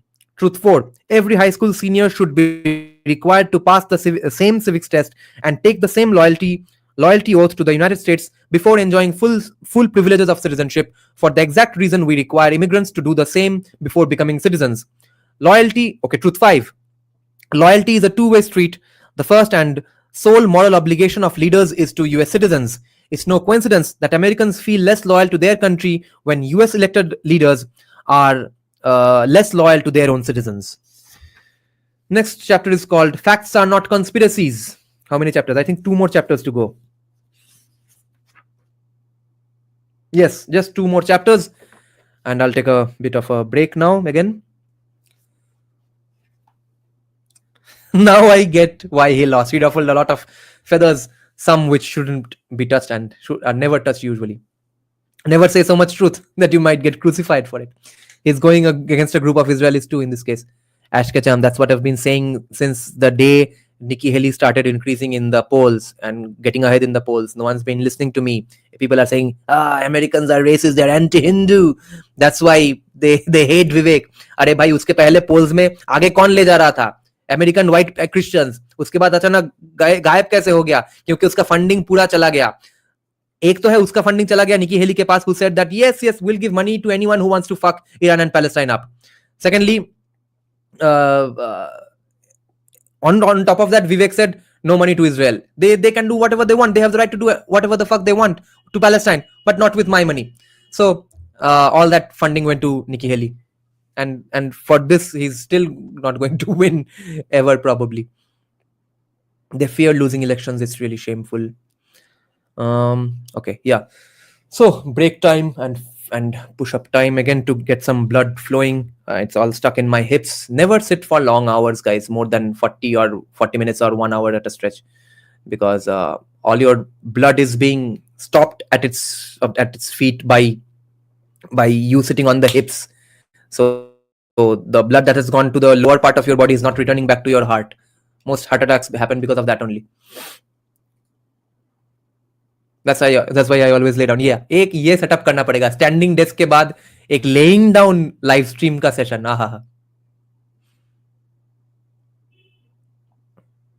हम थोड़ा हमारा खुद का गाना चला के break लेके आते हैं, टॉयलेट जाते हैं, कॉफी वॉफी बनाते हैं. नहीं, कॉफी नहीं खाएंगे, सिर्फ गर्म पानी लेके आते हैं.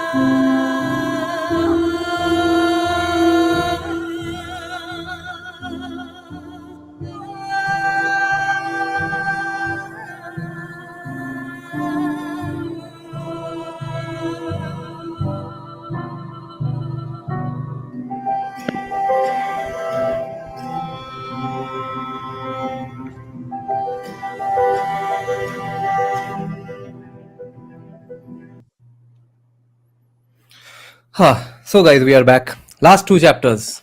This will be a funny, interesting achievement. Feat.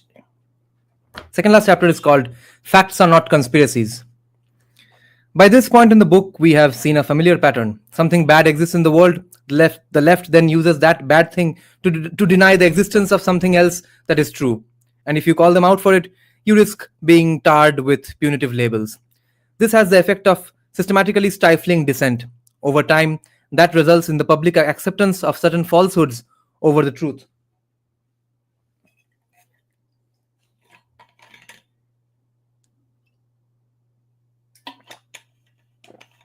The pattern is the pattern is ubiquitous. It's a fact that there is a lot of suffering in the world. The nihilist left uses that fact as a basis to deny the existence of God. It's a fact that racism exists. The woke left uses it to deny the existence of equality of opportunity. It's a fact that a very small number of people suffer from a mental health condition called gender dysphoria. The sex-obsessed left uses it to deny that there are only two genders. It's a fact that global surface temperatures have tended to rise very slightly in recent years. The climate obsessed left uses that to deny the value of fossil fuels. If you deny their narrative, they will label you a racist, a transphobe, or a climate denier. This chapter deals with a different subject where I've observed the same pattern: the use of the label conspiracy theorist. Like people say that in the American context and in the Bengal context, if you ever had the opportunity, had the good privilege to listen to the conspiracy theories of mine and a mysterious sociologist, but in USA they are saying these days that the difference between fact and conspiracy is 6 months. Quick question on the last chapter: do you agree with the isolationistic position Vivek takes? You see, I don't think it's factually even possible. I think he says those things just as a cool thing to say, because I've repeatedly asked this, and to that Rebecca girl from Israel on whose podcast I go, she comes to my podcast, etc. I've checked from other sources. Many in our live chats also have pointed out that it's basically impossible that USA will stop funding Israel, because they get the best quality data about the entire Middle East, not data, I mean intelligence, from Israel. So I don't, and no one asks these particular counters to Vivek. Sab to busy hai with the ad hominem attacks. Okay, no, you are a Jewish shill because you said Israel has the right to do whatever the fuck you want, or you are against the existence of Israel because you said Israel shouldn't be funded, etc. So I don't get it. If USA actually can't function without intelligence provided by Israel, how the fuck does Vivek even propose? I don't even know his argument in this case. That how do you think you are going to cut off that funding? Oh, Ukraine-Russia thing तो I agree, yes. वहाँ पे तो है ही भी नहीं कुछ to gain from US. But isolationistic position would mean overall, no. Overall, in general, as a principle, yes, maybe some countries can be funded for some strategic gains, but USA is not funding Ukraine right now with $175 billion for strategic gains. No, they are funding it just to keep their military industrial complex high and high and running. Dada, I pray to Sri Ram that your channel blows up and gets the views it deserves. I admire your knowledge, hard work, and dedication to the cause. This podcast should reach everyone. Thank you, Rishabh, very much, and for contributing 500 rupees to our state's GDP, which is lower than Elon Musk's net worth. Rebecca last পডকাস্টটা কি করলে? ওটা তো ওড়াতে হলো বাবা, মহিলা যা বলে গেছেন। Rohan দান্তে is saying your dedication is great. Thank you. अरे भाई, too much popularity is bad.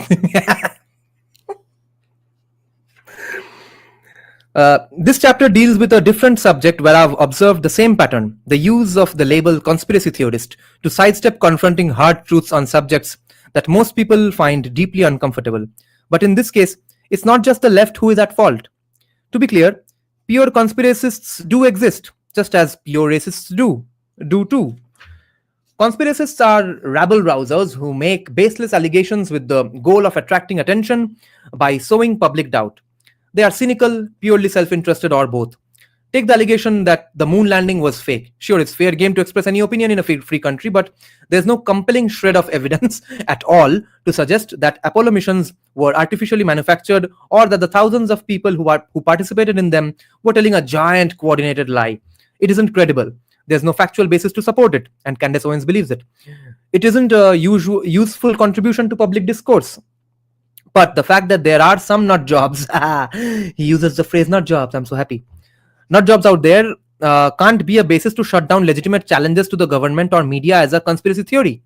Just as the existence of some malevolent racist somewhere can't be a basis to shut down legitimate challenges to the wisdom of affirmative action. Yet, that's exactly what's happening today. Democrats and Republicans are both guilty of it. I've been on the receiving end of a lot of unfriendly labels in recent years: racist, transphobic, climate denier, Uncle Tom, you name it. But none was more damaging to my candidacy for president than the charge of being a conspiracy theorist.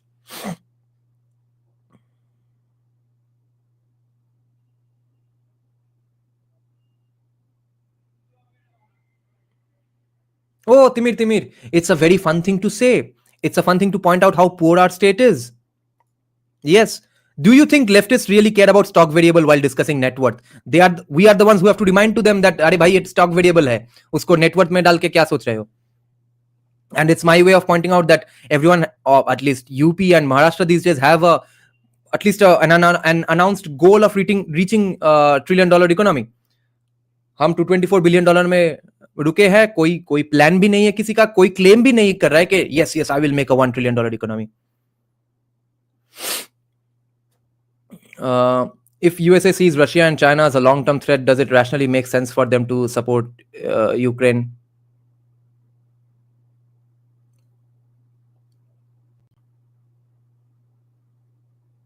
It doesn't really. Because the kind of pro-Russia voices or the anti-Ukraine voices in this context have been saying that this is you are provoking Russia forever for absolutely no reasons other than just giving a bunch of money to your military-industrial complex.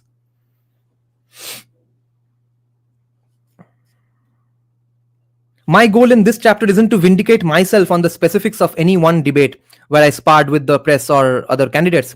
It isn't even to relegate the handful of supposed conspiracy theories that I reference in this chapter.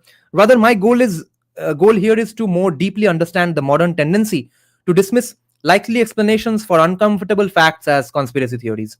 It turns out the solution to this problem is the same as the solution to every problem we explored in this book. That gets to the heart of the most foundational promise of America's founding itself. Saudi involvement in 9/11. 14 days before the first Republican presidential debate in Milwaukee, Wisconsin, I was interviewed by a podcaster, Alex Stein.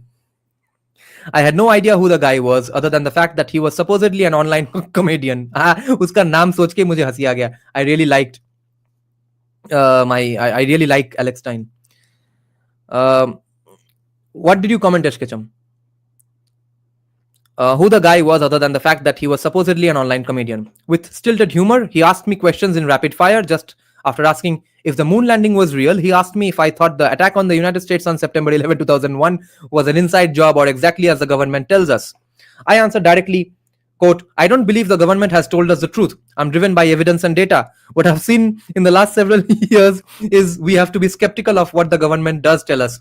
I haven't seen the evidence to the contrary, but do I believe everything the government has told us about it? Absolutely not. End quote. Apparently, that breached a third rail of American politics. The Wall Street Journal had a field day roasting me for that response. The paper's editorial board, which had previously been respectful, even if not friendly to my candidacy, published an extended piece titled, Vivek Ramaswamy dives into swampland, with the subheading, Did the presidential candidate really say that about 9/11? Referring to the interviewer's question, they said, Mr. Ramaswamy should have run away from that one, if not right out the interview door, end quote. That was the heart of the criticism. Not that something I said was false, but that it was in the category of the kind of question that ought not be asked in the first place. The anaphylaxis was bipartisan. Democrat Senator Chris Murphy from Connecticut tweeted, quote, if you want to be the GOP presidential nominee, meaning Grand Old Party, meaning Republican Party, GOP presidential nominee, you need to believe the government blew up the Twin Towers and Osama bin Laden is an innocent man who's living under an alias in Miami, end quote, sarcastically. He said this sarcastically, of course, that Democrat senator. Former Vice President Mike Pence said he was, quote unquote, deeply offended that I didn't trust the 9/11 Commission report. The Wall Street Journal went on to claim that the 9/11 Commission report was, quote, one of the better efforts at government accountability in recent history, end quote, whose, quote unquote, findings never have been discredited by anyone credible.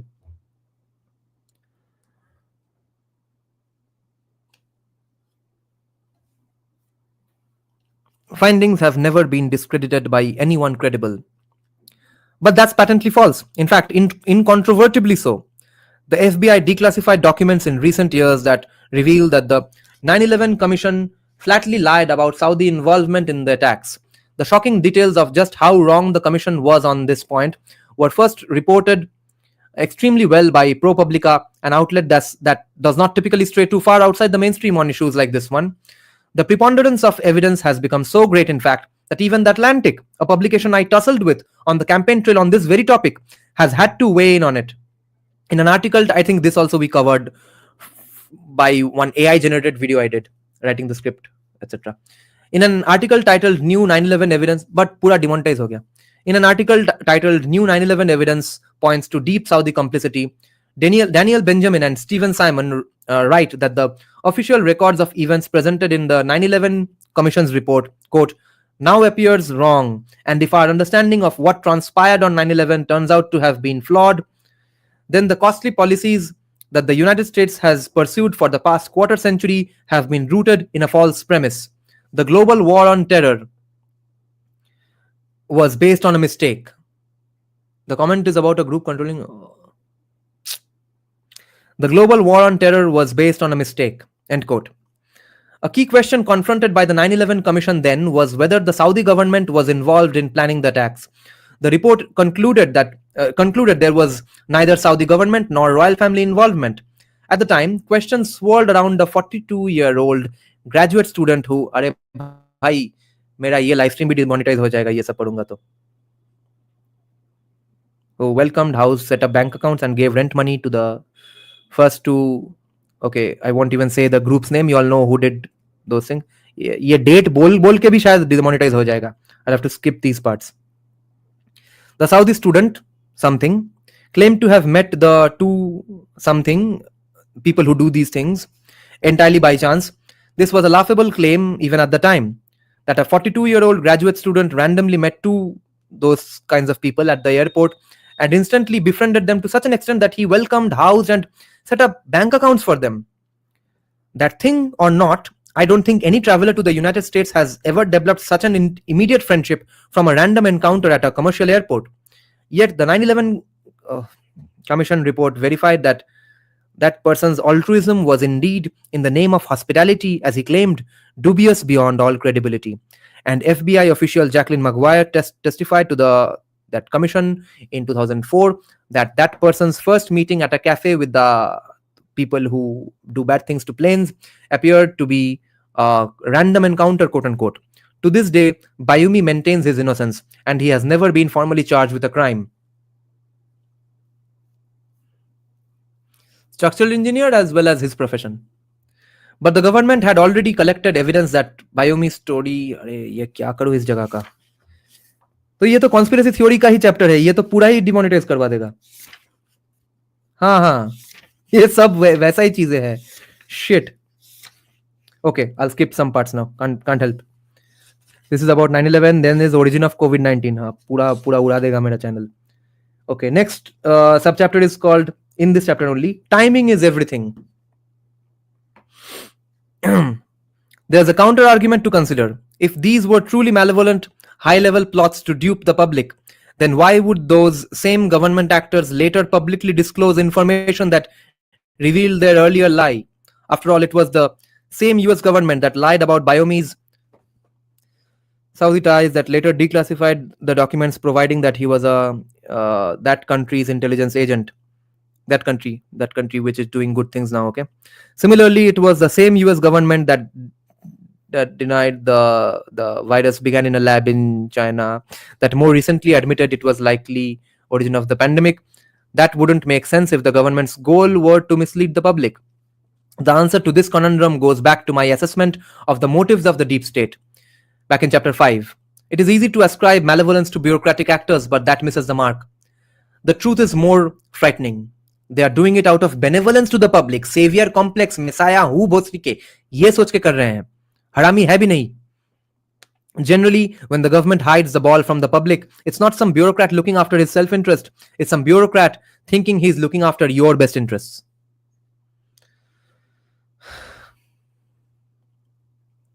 That explains why they went on to declassify the documents 20 years later. The real risk in the intervening period was that public knowledge of Saudi Arabia's potential involvement in 9/11 would unproductively sow chaos in Middle East policy.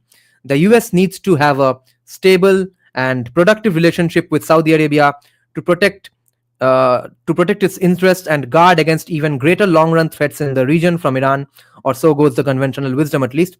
The harm from truth would almost certainly outweigh the benefits of geopolitical stability in the Middle East.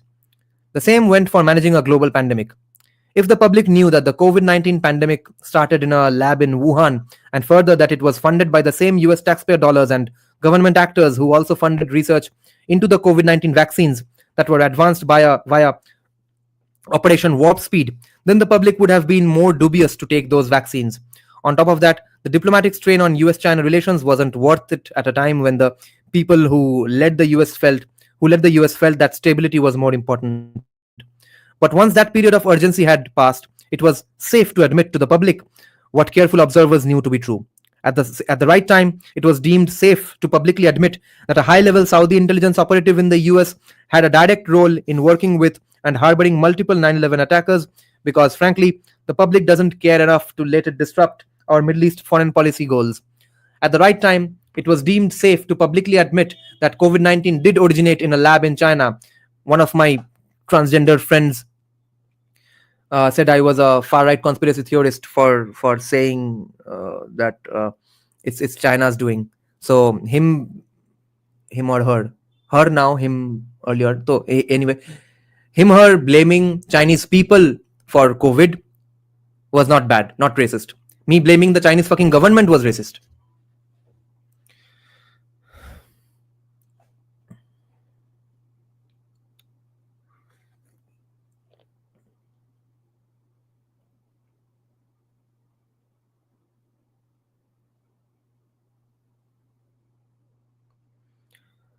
At the right time, it was deemed safe to publicly admit that COVID-19 did originate in a lab in China, because the policies viewed as necessary to contain the COVID-19 pandemic had already been implemented. And on top of that, US-China relations deteriorated in the meantime for other reasons anyway. Yet the irony of this approach is that it fosters more conspiracism. There's no evidence for the claim that 9/11 was an inside job, that US government officials were involved in facilitating the attacks. But an otherwise ridiculous claim becomes more appealing once it becomes evident that the US government definitively lied about another fundamental part of the attack. There's no evidence for the claim that the Chinese Communist Party intentionally created COVID-19 in a lab with the goal of releasing it and creating hell for the rest of the world. But when government actors around the world systematically suppress the truth that it came from a Chinese lab at all, it is natural to ask the question of what else they are suppressing. This fuels rampant public distrust and defeats the very benevolent intentions that motivated the noble lie in the first place. This raises the question of which untouchable conspiracy theories today will be vindicated by government admissions 20 years from now. That's a question that most of our founders would have asked if they were alive. Reviving our republic requires that alert citizens do the same. If 20 years can change what we characterize as a conspiracy theory about 9/11, or if a mere 2 years can change what we characterize as a conspiracy theory about the origin of COVID-19, or countless other topics that we haven't discussed in these pages, from the Trump-Russia collusion mirage to the fact that the Jussie Smollett incident was staged, a fake racism attack thing, then it behooves us to at least be inquisitive about certain viewpoints that are vehemently dismissed as conspiracy theories today, but which are grounded in legitimate factual questions and may be thus vindicated in the future. Arguably, no single topic tops that list more than getting to the bottom of the truth of what really happened on January 6, 2021. FBI involvement in January 6th during the pro-Trump protests, after Trump lost the elections. In the great pantheon of conspiracy theories, few today are as sensitive as those that dare to challenge the official narrative of the so-called January 6th insurrection. While the public deserves the truth, no matter how difficult, one can at least understand the sensitivities surrounding the jealously guarded 9/11 narrative. After all, 9/11 was the largest and most traumatic attack on American soil since Pearl Harbor 60 years before. The 9/11 terrorist attacks claimed the lives of 3,000 Americans and resulted in insurance losses of over $45 billion. By contrast, 4 Americans died on January 6, 2021. In terms of dollar damage, January 6th barely exceeds $1.5 million in damaged property, barely a rounding error next to the $1 billion in damage caused by BLM riots in the aftermath of George Floyd's death in 2020. Political leaders nonetheless continue to refer to January 6th in the most ominous and hyperbolic terms imaginable. Vice President Kamala Harris has compared January 6th to both 9/11 and Pearl Harbor. President Biden has claimed January 6th was the worst attack on our democracy, quote unquote, since the Civil War. Even former President George W. Bush used the occasion of the 20th anniversary of 9/11 to subtly suggest a comparison to January 6th. As absurd as such comparisons are, they are unintentionally accurate in certain critical respects. Just as 9/11 served as a catalyst and pretext for the development of a vast national security apparatus to prosecute the war on terror, so has the official version of the events of January 6th served as a pretext for the political weaponization of this national security apparatus against those who support President Trump. January 6th may be nearly 3.5 years ago, but the notion that it was a Trump-inspired insurrection not only remains a key pillar of one of the major criminal cases against Trump, but is also the basis upon which states have attempted to remove his name from ballots. Given everything riding on it, it's no wonder Democrats lash out at anyone who questions the official January 6th narrative.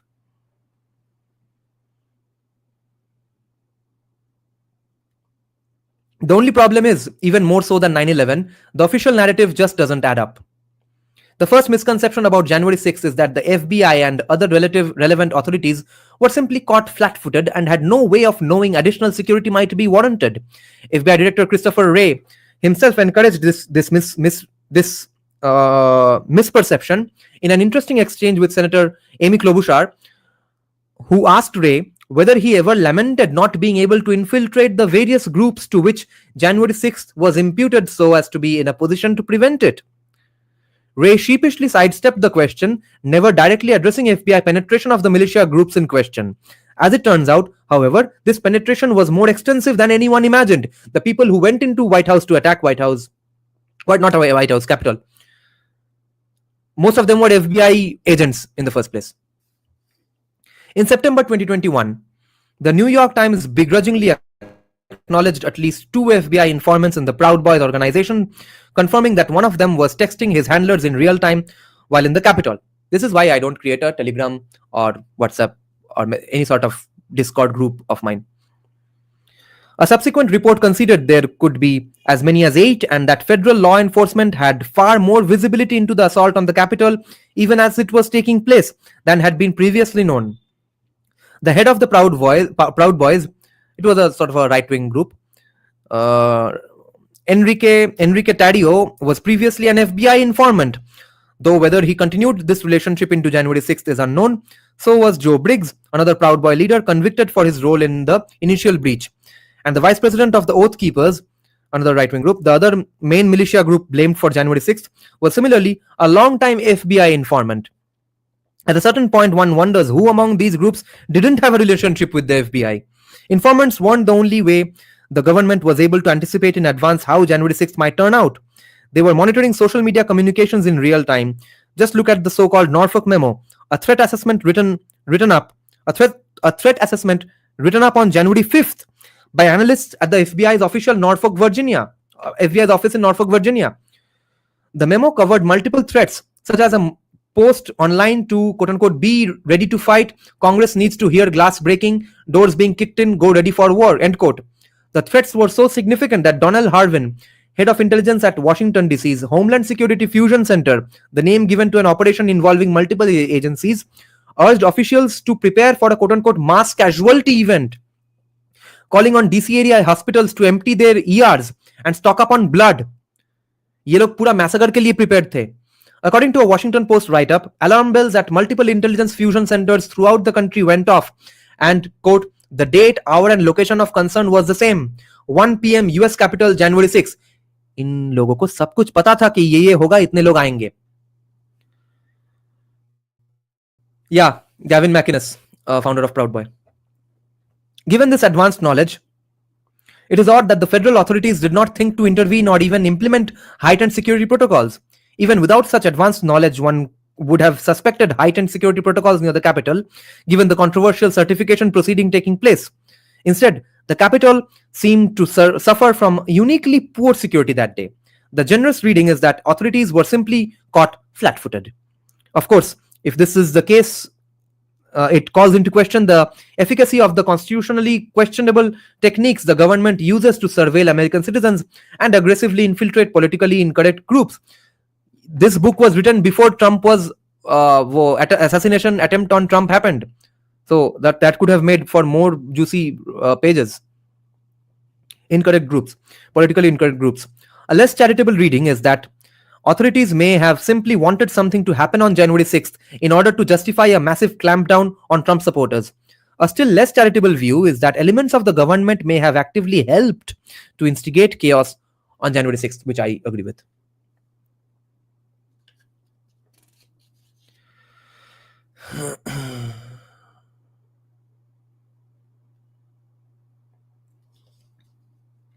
Readers who might be scandalized.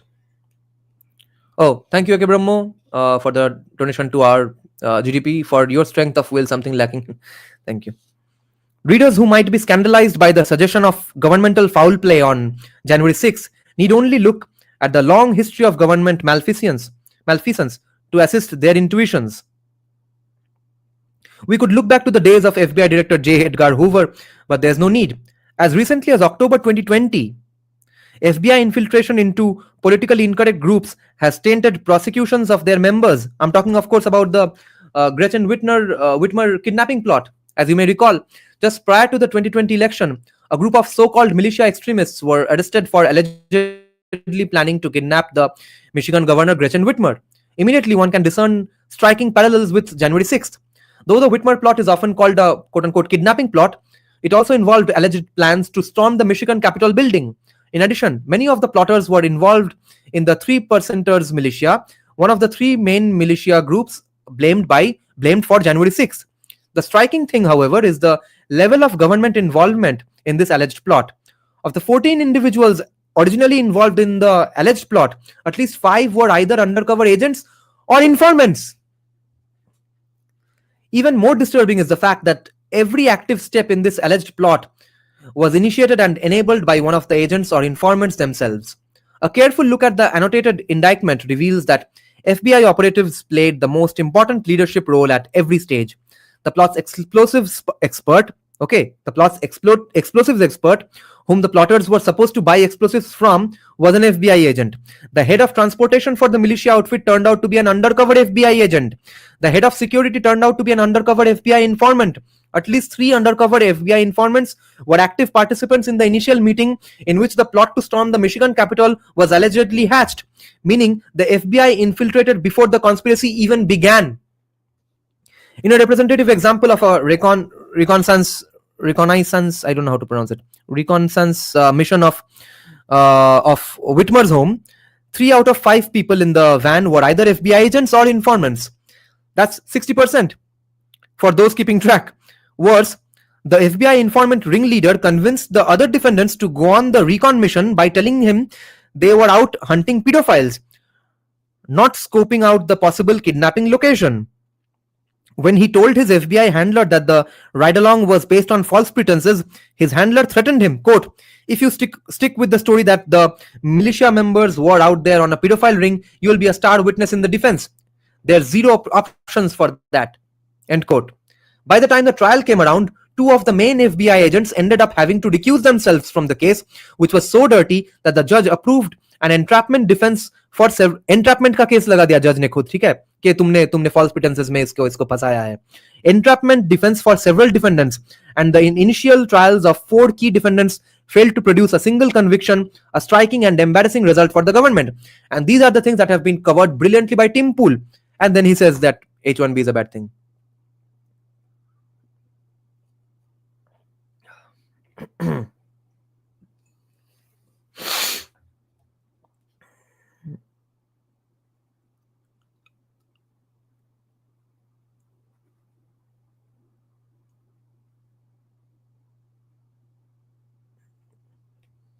A striking and embarrassing result for the government. 4 key defendants failed to produce a single conviction. Quote, "In America, the FBI is not supposed to create domestic terrorists so that the FBI can arrest them," end quote. One of the defense lawyers explained during close arguments. Khud problem create karo, fir solution becho. No kidding. In all, the government was able to secure just 5 guilty verdicts, 5 were acquitted, and 4 took plea deals. Even those raised significant constitutional concerns.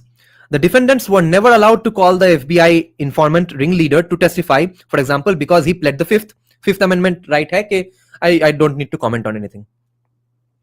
The FBI, you see, never wanted him to testify. In fact, they never even wanted to admit he was an informant. That's understandable. He had a rap sheet longer than a CVS receipt, including sex with a minor, selling guns, and drug dealing. अरे विवेक मेरा live stream को demonetize करवा के छोड़ेगा. So the FBI decided to call him quote unquote another individual rather than a confidential informant in the indictment, and then threatened to prosecute him on more gun charges if he stepped too far out of line. What the fuck is going on? But no worries. Quote, the government is allowed to induce somebody to commit a crime so long as they are predisposed to commit that crime. What the fuck? End quote. One law professor explained to the Wall Street Journal after the verdict. The government is allowed to induce somebody to commit a crime so long as they are predisposed. Oh, अच्छा अच्छा. Oh, I get it. तो समझ लो कि इसका example दे क्या. अगर तुम पत्थरबाज हो और कोई फॉल्स फ्लैग ऑपरेशन के लिए तुमको पैसे दे देता है, तो the government can do that legally in USA. कि तो पत्थरबाज वैसे भी था, पत्थर वैसे भी मारता, तो मैंने तो सिर्फ पैसे दे दिए उसको.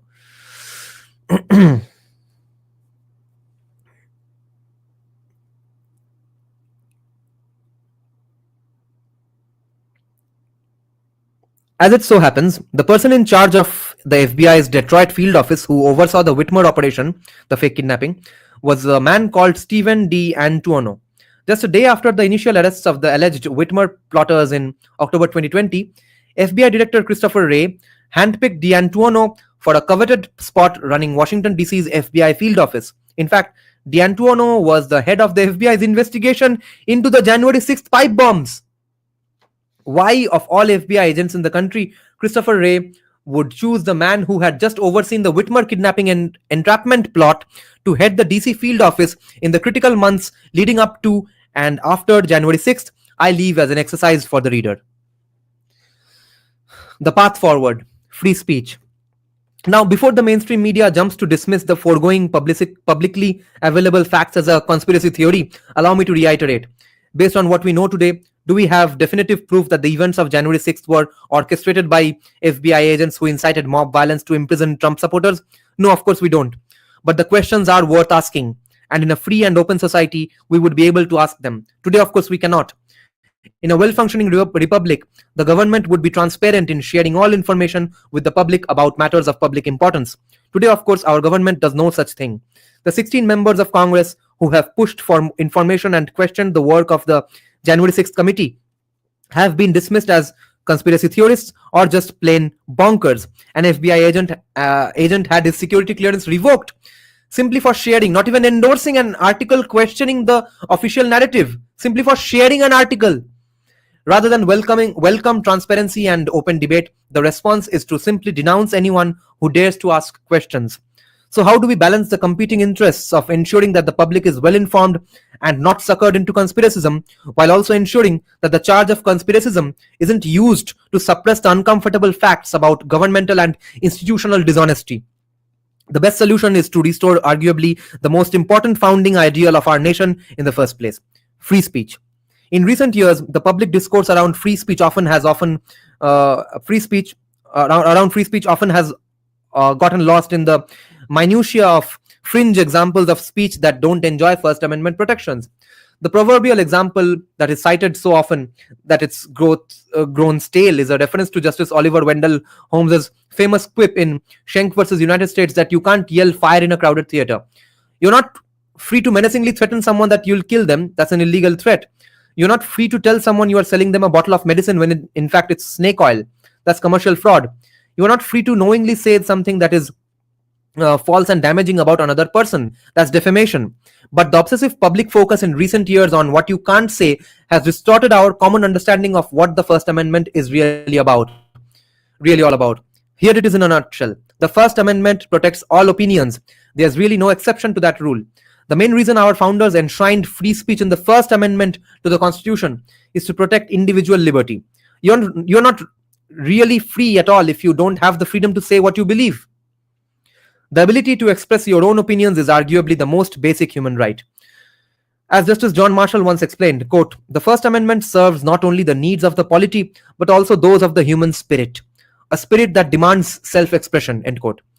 In the United States of America, it's your birthright. It always has been. It always has been. But individual liberty isn't the only reason that free speech is important. Free speech is also the path to truth. As the Supreme Court has explained, quote, the theory of our constitution is that the best test of truth is the power of the thought to get itself accepted in the competition of the market. What a brilliant sentence. The remedy for false speech is true speech. The cure for irrational speech is rational speech, as President Trump recently wrote in a legal brief in the Twitter files case, which we came to know thanks to Elon Musk. In the Twitter files case, in which he sued the Biden administration and Twitter for censoring his posts, quote, crackpot ideas sometimes turn out to be true. The earth does revolve around the sun, and it was Hunter Biden, not Russian disinformation agents, who dropped off a laptop full of incriminating evidence at a repair shop in Delaware. Galileo spent his remaining days under house arrest for spreading heretical ideas, and thousands of dissidents today are arrested or killed by despotic governments eager to suppress ideas they disapprove of. But this is not the American way. We believe the path to truth is forged by exposing all ideas to opposition, debate, and discussion. Confident in the wisdom of the American people, we believe ideas that survive the gauntlet of criticism will flourish, and those that don't will fall by the wayside. E is equal to mc square revolutionized physics, not because it got thousands of likes on Facebook, but because it survived withering criticism by proclaimed experts. End quote. What a fantastic status posted by Donald Trump. Trump's comparison to science is apt. The scientific method, for example, depends on free speech and open debate. Empirical testing requires a hypothesis to test in the first place, yet the generation of those hypotheses is really just an exercise in expressing opinions. You can't know what's true unless you have the freedom to express opinions that may be wrong, and to rule it out through others expressing their own competing opinions as well. Free speech is the ultimate precondition for holding the government accountable. The ability of citizens to engage in criticizing their government is the only way that government can ultimately be held accountable to its citizens. Sure, elections matter too. Citizens can vote bad actors out of office if they do a bad job. But you can only really know they are doing a bad job if citizens are free to point that out and express their opinions about it in the first place. Without that, the act of casting a vote at the ballot box is meaningless. It's just going through the motions. We likely wouldn't know that Omar al-Bayoumi was an alleged Saudi spy, or that COVID-19 did indeed originate in a lab in China, or that the Trump-Russia collusion allegations were false, or that the Hunter Biden laptop story doesn't seem to have been disinformation unless citizens were free to question the initial narratives they were fed. It's no different when the subject matter becomes more uncomfortable or topical, like understanding the truth of what happened on January 6, 2021. The questions that seem beyond the pale to us today are, from the vantage point of tomorrow, the ones that were vital to get the truth. There's another practical danger to the suppression of opinions. If you tell people they cannot speak, that is when they scream. If you tell people they cannot scream, that's when they start tearing things down. It's ironic that public inquiry around the unanswered questions relating to January 6th is suppressed, because it was arguably the systematic suppression of speech in the year 2020 on topics ranging from COVID lockdowns to the origin of the virus to Black Lives Matter-led riots to the Hunter Biden laptop story that culminated in the events of January 6, 2021. If we make the same mistakes, we are doomed for worse in the future. Liberty, truth, peace. It turns out that all three go together, and free speech is the through line that connects them. One line going through all the three words. Our founders understood that deeply. We would be well served to understand it once more today. And the Constitution is the single greatest protector of that aspect of individual liberty, and many others in all of human history. Like the rights it guarantees, however, the Constitution itself is now under attack. 5 truths from this chapter. And then we get to the last chapter of the book. Truth 1. The term conspiracy theorist is now wielded in the same manner as terms like racist, homophobe, and climate denier, as a way to silence legitimate dissent rather than to engage with it directly. We now know definitively that Saudi nationals and intelligence agents were involved in the 9/11 attacks. But saying so remains outside the Overton window of acceptable public debate in both parties, not because it is false, but because it's viewed as disruptive to modern foreign policy goals. Truth 3. Government actors and other institutions purposefully dismissed the lab leak theory for the origin of COVID 19, not because it was false, but because it was viewed as disruptive to public trust and obeisance during the early stages of the pandemic. Truth 4. We should rightly ask the question of what is dismissed today as a conspiracy theory that will be widely accepted as true in the future. Timing is often everything. While it is perfectly safe and uncontroversial to suggest now that COVID 19 came from a lab in China, the moment when it would have had the greatest positive impact on policy decisions has long passed. Truth 5. The path to truth runs through free speech and open debate. Silencing dissent fosters more conspiracism, not less. So Satya humko nahi milega without free speech. Chapter 10. I'll take a sip of tea and then finish this chapter.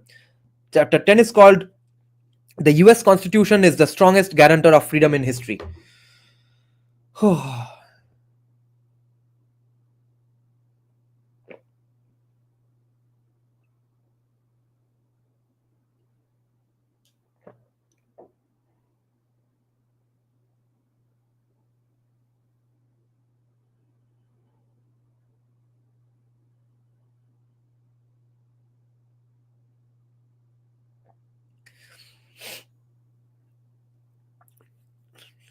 Anyone who answers AK Bromo's comment will probably lose his YouTube account.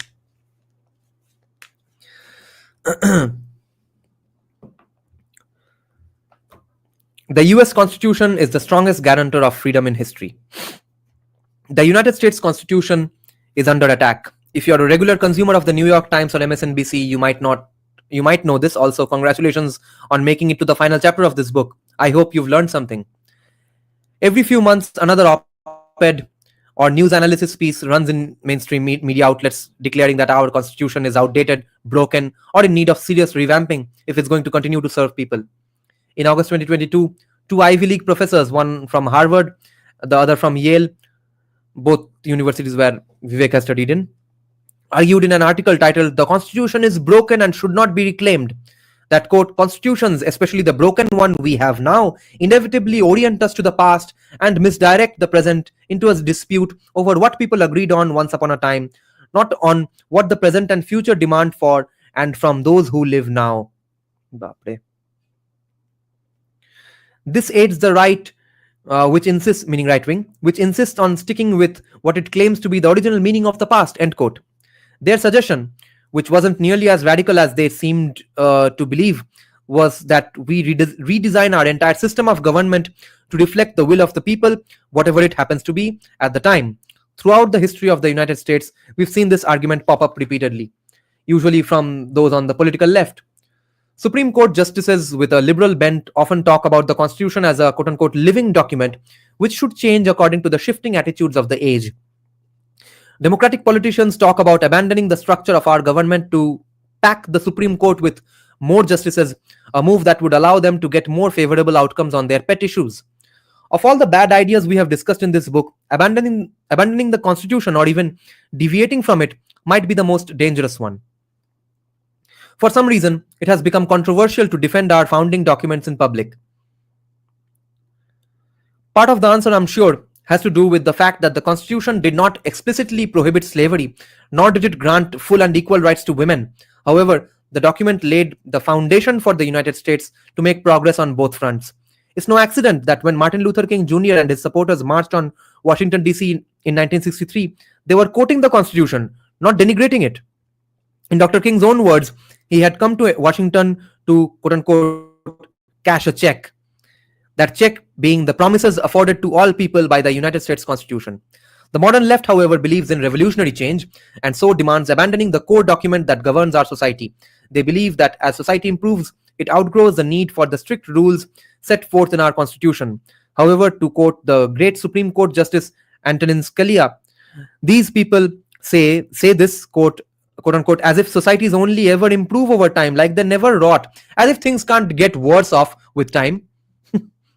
तो change हुआ, कुछ progress, कुछ मतलब नया हुआ, इसका मतलब वो बेटर है क्या थोड़ी? But revolutionary change in bureaucracy is kind of what Vivek is also talking about. Structural mass firing, structural change, etc., not incremental change. तो ठीक है, ऐसा ही होता है arguments. It is ridiculous to believe, especially given all the evidence of societal collapse we've seen over the last few hundred pages, that society always moves forward. Change is not always good. Some societal changes reflect a deviation from truth, the opposite of progress, or at least the kind of progress that is worthy. We require a North Star, a fixed set of commitments from the past to find our way back toward what is right. That is why we have a constitution. The catalysts for progress in our country are manifold, and it's fair to admit that the constitution isn't one of them. That's not it. That's not its job. Rather, the constitution is a conservative document in the most literal sense of the word. It aims to conserve certain fixed principles over time, even in the face of ever-changing circumstances. That's also why the constitution is undemocratic in certain ways. That might sound strange, but it was designed to be that way because it's a constitutional republic. The document expressly enumerates rights that the will of the people cannot overturn, even if a majority wish to do so at a given moment. Under our constitution, no matter how many people want to pass a law making it legal to inflict cruel and unusual punishments like torture, it can't happen because the 8th Amendment says so. No matter how many people vote to curtail the freedom to express heinous opinions or to abolish the practice of offensive religions, it can't happen. The First Amendment says so. No matter how many people wish to adopt a national ban on guns, it can't happen. The Second Amendment says so. No matter how urgent the circumstance to arrest a criminal at large, the government can't search a house or car of a person without probable cause. The 8th Amendment says so. The temptation to alter these rights can often be great. That's why our founders worked so hard to ensure that the document was immune to majoritarian whims. A careful reader of this entire book might call me a hypocrite for now defending these anti-majoritarian aspects of the Constitution. It's true that I argued vehemently in Chapter 5, Intellectual Honesty, against the existence of the modern administrative state on democratic grounds. That was a central premise of my candidacy for president. The people we elect to run the government should be the ones who actually run the government, not the unelected bureaucrats who issue most binding edicts today. Defendants of the administrative state argue that technically savvy, expert bureaucrats are required to blunt the impact of whimsical populist impulses for the betterment of people. It's a kind of elite benevolence that might be anti-democratic but supposedly still works to benefit our nation's citizenry overall. On the face of it, doesn't my defense of the anti-majoritarian aspects of the Constitution contradict my criticism of the anti-democratic aspects of the administrative state? Exactly what I pointed out. Holy shit. No, and here's why. The heart of my criticism of the modern administrative state wasn't just that it's anti-democratic, it's that it's unconstitutional. Certain safeguards are indeed required to protect against majoritarian incursions on individual liberties. That's what the Constitution achieves, both through the inviolable individual rights enshrined in the Bill of Rights, as well as in the checks and balances and separation of government powers enshrined in the first 4 articles of the Constitution. By contrast, the administrative state is fundamentally hostile to individual liberty. It uses, meaning the bureaucracy, it uses extra-constitutional means of lawmaking and enforcement to restrain individual behavior. It sidesteps the parts of the Constitution that are designed to preserve and protect democratic accountability for those whom we elect to make laws and enforce them. If your priority is to guarantee basic human freedoms, then embracing the anti-majoritarian protections in the Bill of Rights and the democratic accountability codified in the way we pass laws through Congress are equally important. The administrative state is anathema to both. Throughout our history, the Constitution's rigidity has allowed for greater human freedom than any other document in the history of mankind.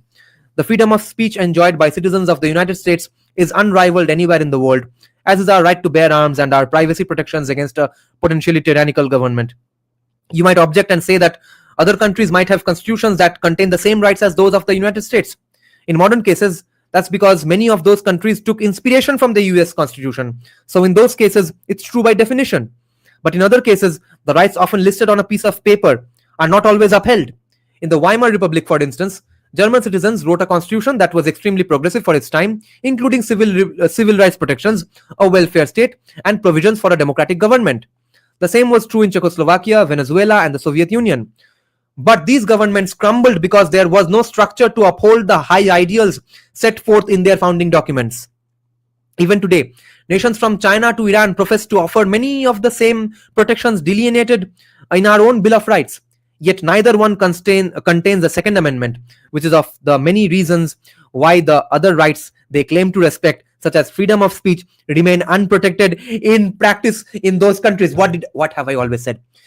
Without Second Amendment in USA, there couldn't have been any First Amendment to live, exist, and sustain in the first place. Your right to self-defense protects all your other rights. Our Constitution enshrines a delicate balance. The document ordains three branches of the federal government, each of which contains constraints on the operation of the other. The entire federal government is limited by the principle of federalism, which reserves most lawmaking power to the states. The federal government and the states are together limited by the inviolable rights enumerated in the Bill of Rights and subsequent amendments. Despite the problems outlined in this book, this balance usually works to preserve individual liberty, certainly more so than in any other nation known to the history of man. Our contemporary problem isn't the Constitution, it's that we are failing to follow it because we misunderstand it, lawmakers and ordinary citizens alike. A recent farcical example illustrates the point. It begins, as so many ridiculous things do, on a college campus.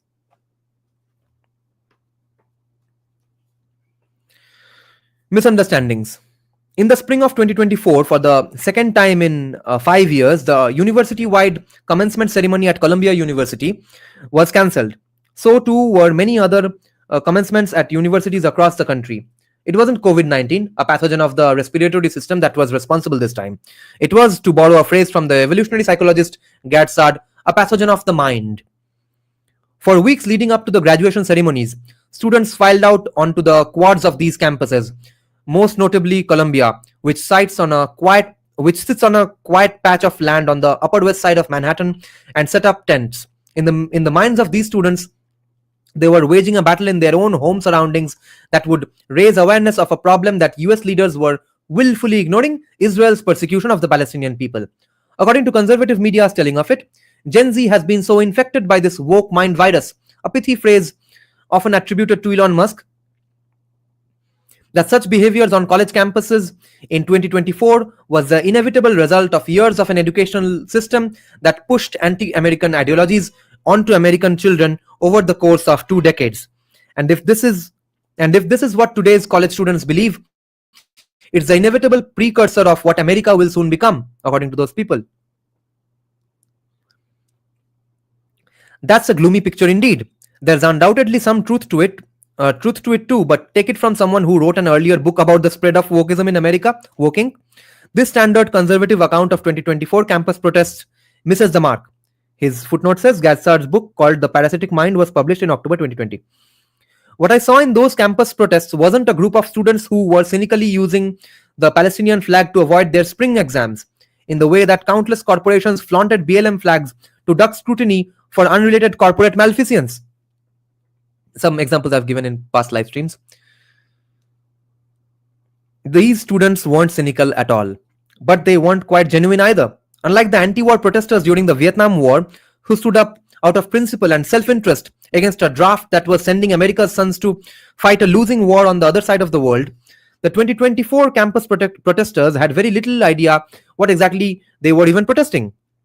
Quote unquote, from the river to the sea, they screamed, without the first clue of which river or which sea they were referring to. They protested for Palestinian statehood. Yet most couldn't find Gaza or the West Bank on a map. In one revealing instance, students were vehemently heard chanting Intifada, the Arab word for uprising, except a careful listen to the footage in one instance reveals they were actually saying Infitada, which isn't even a word in Arabic or any other known language. Video footage of the event circulated widely on Fox News confirms that despite demonstrating such moral fervor, most of the protesters were totally ignorant. They were uttering sounds without knowing what they meant or what they were even intended to mean.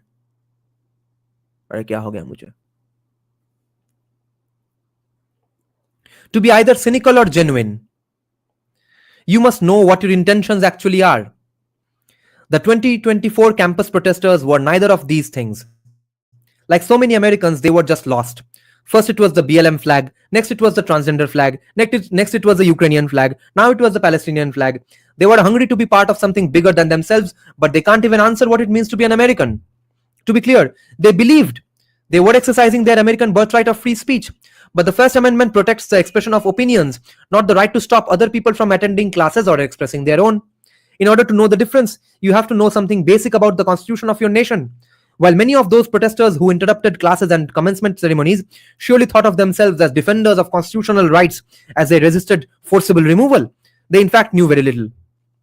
Yet, as often happens, the legislative reaction in response to the madness was even more egregious. The First Amendment does protect the expression of all opinions, something that 197 House Republicans forgot entirely when they joined Democrats to pass the Anti-Semitism Awareness Act. The campus protests became a catalyst to rush through a piece of legislation that adopted the International Holocaust Remembrance Alliance's definition of anti-Semitism and then banned the expression of opinions encompassed by that definition. Ye hai intellectual honesty.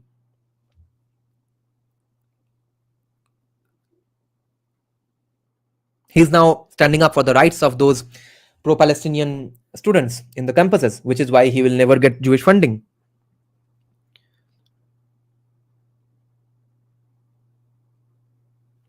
That is, the US government effectively outsourced our speech policies to an NGO that historically has taken political stances. That bill passed the House by a margin of 320 to 320 and 91 and is being considered in the Senate as this book goes to print. Like many campus protesters who had little idea what they were actually chanting, many congressmen who voted for this act surely had no idea what it actually said, just as they have no idea what many of the bills they vote for actually say. It's actually clear that the First Amendment doesn't protect blockading students from going to class and does protect the expression of the opinions that Congress is trying to ban. On the question of what the Constitution actually says, Republicans and Democrats increasingly compete for the prize of which party is more lost. I have no doubt that this bill, if enacted into law, would be struck down by the Supreme Court, perhaps even 9-0 if challenged. Still, it would be nice if our elected officials were more educated in what our Constitution actually says and what its words mean. We would certainly be able to save a little time if bills could be dismissed out of hand because they violated some principle of the Constitution. We don't need to reinvent who we are as Americans. All we need to do is to rediscover it. The facts. The Declaration of Independence is the greatest mission statement for our nation in human history. Right from the second paragraph, it lays out truths that have held up over the centuries. Quote, "We hold these truths to be self-evident, that all men are created equal, that they are endowed by their Creator with certain unalienable rights, that amongst these are life, liberty, and the pursuit of happiness, you are not guaranteed happiness. You are guaranteed the pursuit of happiness." And this, I think, is the most genius line in American founding documents. This is absolutely opposed to socialism, communism, equity, etc. in this very beginning of the line. And even the movie Pursuit of Happiness actually elaborates on this. Will Smith says that, how did the founders know that all you can guarantee is the pursuit of happiness? How did they know? Why didn't they write, yes, just be an American and we'll give you happiness, bro? That amongst these are, you'll be guaranteed life, you'll be guaranteed liberty, and you'll be guaranteed pursuit of happiness. That to secure these rights, governments are instituted among men, deriving their just powers from the consent of the governed. That whenever any form of government becomes destructive of these ends, it is the right of the people to alter or to abolish it, and to institute new government, laying its foundation on such principles and organizing its powers in such form as to them shall seem most likely to affect their safety and happiness. Yes, Rishabh. Bhai, when we discuss Federalist papers and anti-Federalist papers, you will know how correct you are. अच्छा, by the way, Abhay और ऋषभ भाई है क्या? ये कभी पूछा ही नहीं मैंने अभी तक. If the end quote. If the Declaration is our mission statement, then the US Constitution is our operating manual. Unlike countries like Iran and China that claim to protect free speech, our framers understood that the First Amendment is meaningless without the Second Amendment to actualize it. Yes, they understood that the Bill of Rights were still a set of amendments to a basic structure of government with a carefully calibrated set of checks and balances to ensure that leaders are accountable directly to the public. They understood that even though the 10 amendments they initially adopted protected the rights that they felt were most important, they ordained a process for amending that entire document, a process that yielded momentous changes in subsequent years that they didn't countenance at the time of our founding, from suffrage for women to the emancipation of slaves. How do we fix the egregious lack of public understanding of these basic principles? During my presidential campaign, I advanced avant-garde policies ranging from abolition of the Department of Education to the requirement that high school students pass the same civics test required of naturalized citizens before casting a ballot. I stand by these policies, but I'm increasingly convinced we can't just revive the founding principles enshrined in the Constitution by preaching them or even mandating their education. We too easily forget the fact that the Revolutionary War and the Constitutional Convention that followed it took place against the backdrop of a founding culture in America. It was a founding culture defined by the special combination of courage and curiosity. That's what we really miss today. It was a founding culture defined by the special combination of courage and curiosity. Consider who were some of the most intellectually groundbreaking thinkers of the 18th century. You might be tempted to cite the likes of Jefferson and Washington, but they weren't among them. Rather, most of them were on the other side of the Atlantic. They were the likes of Locke, Rousseau, and Montesquieu, who led the way in philosophy. Newton and Leibniz, who led in math and physics. Adam Smith and David Hume in economics and psychology. The thing that distinguished our founding fathers wasn't their genius in any of these disciplines. They weren't mathematical or philosophical savants. They just learned from the people who were those geniuses. The thing that really distinguished them was their ability to combine those intellectual foundations with a vision for the future that simply didn't exist in the old world. Minds like Locke and Leibniz, Newton and Hume were hands-down brilliant, but the European society in which they were born was different from ours in a fundamental way, kind of elaborating on what Abhay actually pointed out. Interesting. Even Vivek is agreeing and saying that yes, the American founding fathers did a better job of let's say, embodying enlightenment principles than the people who came up with the enlightenment principles themselves. But the European society in which they were born was different from ours in a fundamental way. They valued expertise over curiosity. They stayed in their lanes. The people who were supposed to run the government ran the government. The people who were supposed to philosophize about the government philosophized about it. But they weren't the same people. So you see, a bit of caste ke. Tumhara ye kaam hai, tum wo karo. The old world was fundamentally reluctant to break down boundaries. इसलिए caste फिर gradually rigid हो जाता ही है. Boundaries they thought existed for a reason. The ruling class existed to rule, the expert class existed to advise them. But our founding fathers were different. They didn't believe in those boundaries. They didn't even really believe in the necessity of expertise. A call to adventure. Take the case of Benjamin Franklin, one of the co-authors of the Declaration of Independence. He was a polymath genius who, in addition to founding universities and hospitals, was also a prolific author, a dabbler in medicine, who discovered a treatment of the common cold, and a creator of musical instruments, including one instrument that went on to be used by Mozart and Beethoven. Oh, Rishabh pointed out. Nice. Some of his devices were incredibly practical, such as the lightning rod for the home, the bifocal glasses, and the Franklin stove, a stool for heating food in the house, but also a major breakthrough in the field of thermodynamics. Franklin was the archetype of the 18th century Renaissance man. Most people with a basic understanding of American history know most of these facts about him. But here's the remarkable part. Franklin wasn't an exception. His level of intellectual curiosity was actually the norm. क्या भाई ये सब हमारा भी था. Actually not always. Cast में ये सब भी नहीं होता है. हमारा थोड़ा अलग तरह का सोसाइटी था ही. But in the 19th century and 20th century, that's when Indians became a different animal. Intellectual curiosity was actually the norm. Take two of his lesser-known co-signers of the Declaration.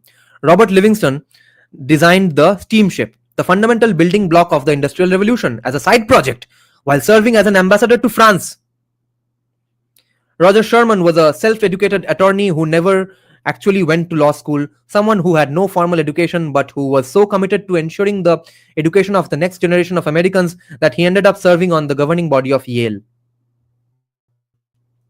And of course, there were the two most famous signatories of that document, John Adams and Thomas Jefferson, who together, by the way, Thomas Jefferson was on the opposing side. He didn't want a federal government. He is one of the contributors to the anti-federalist papers, and John Adams is one of the contributors to the federalist papers, who together formed one of the great intellectual rivalries in human history. Jefferson was more of a scientist, Adams was more of a humanities guy, but they were each deeply curious about the home turf of the other and unafraid to compete with a true heavyweight. Adams once said, "I must study politics and war so that our sons may have liberty to study mathematics and philosophy." Oh, it's true that Adams studied politics and war, but he also studied math and philosophy and poetry, Greek and Latin. In fact, a little known detail about John Adams is that after serving as our second president, he committed himself to becoming a scholar of Hindu scripture. Rishabh Agarwal, if you are not someone used to working out, then I would suggest follow along workouts. Okay, you can try any of these two or mix them up, and because these two doesn't even require any equipments and stuff, you can do it at home freehand. One is you can search by writing BJJ follow along workouts for beginners. ये सब घर में warm up है जो warm up करने में तुम्हारा 30-40 kg घट जाएगा. और एक है एक 45 मिनट का एक वीडियो है, बहुत पुराना वीडियो कैसेट में मिलता था, जो कि यूट्यूब में आजकल किसी ने डाल रखा है. Navy seal follow along workout. ठीक है, सब घर पे कर पाओगे, बढ़िया, सब पूरा का पूरा full body strength, stamina, lung endurance, functional fitness सब हो जाएगा. He committed himself, in fact, a little known detail about John Adams is that after serving as our second president, he committed himself to becoming a scholar of Hindu scripture. He said that if he were to live his life again, he would have been a Sanskrit scholar. John Adams was a lifelong learner. And so was his nemesis Thomas Jefferson. The man was fluent in 5 languages and capable of reading 2 more. Over the course of his life, he wrote 16,000 letters. A contemporary student reading that might run the mental math. 16,000 letters, that's like 4,000 words, which is like 5 whole pages, double spaced, which probably seems like a lot to a college kid who's busy chanting in Infitada on the campus lawn. But no, I don't mean that Thomas Jefferson wrote 16,000 letters of the alphabet by hand. I mean that he wrote over 16,000 full essays by hand. You might wonder if it was uncomfortable for him to sit in a chair for so long while writing. Well, it turns out he solved that problem too by inventing the polygraph and the swivel chair, which he built and sat in while writing the Declaration of Independence. The Virginia state capitol, standing right there in Richmond to this day, was designed by Thomas Jefferson. And building upon that technology, of course, is this chair.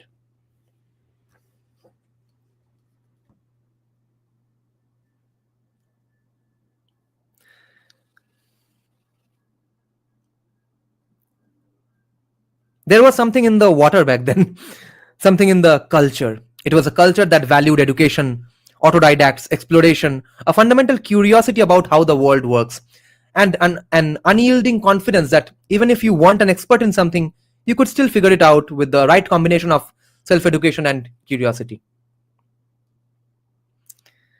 Compared to nations like France and England, it's true that America was provincial at the time. We were nothing more than a backwater cluster of small towns scattered along the eastern seaboard.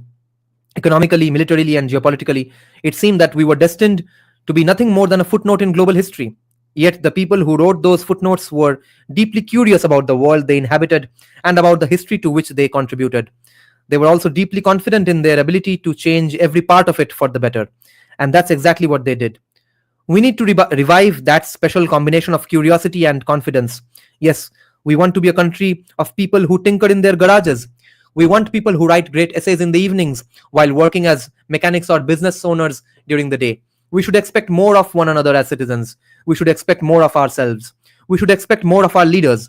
Back then, presidents who left the White House went on to become scholars of Sanskrit. Today, they sign Netflix deals and retire on Martha's Vineyard. It's easy to say, how cool were our founding fathers, and then go back to the daily drudgery of our modern technocracy. But why can't we behave like them too?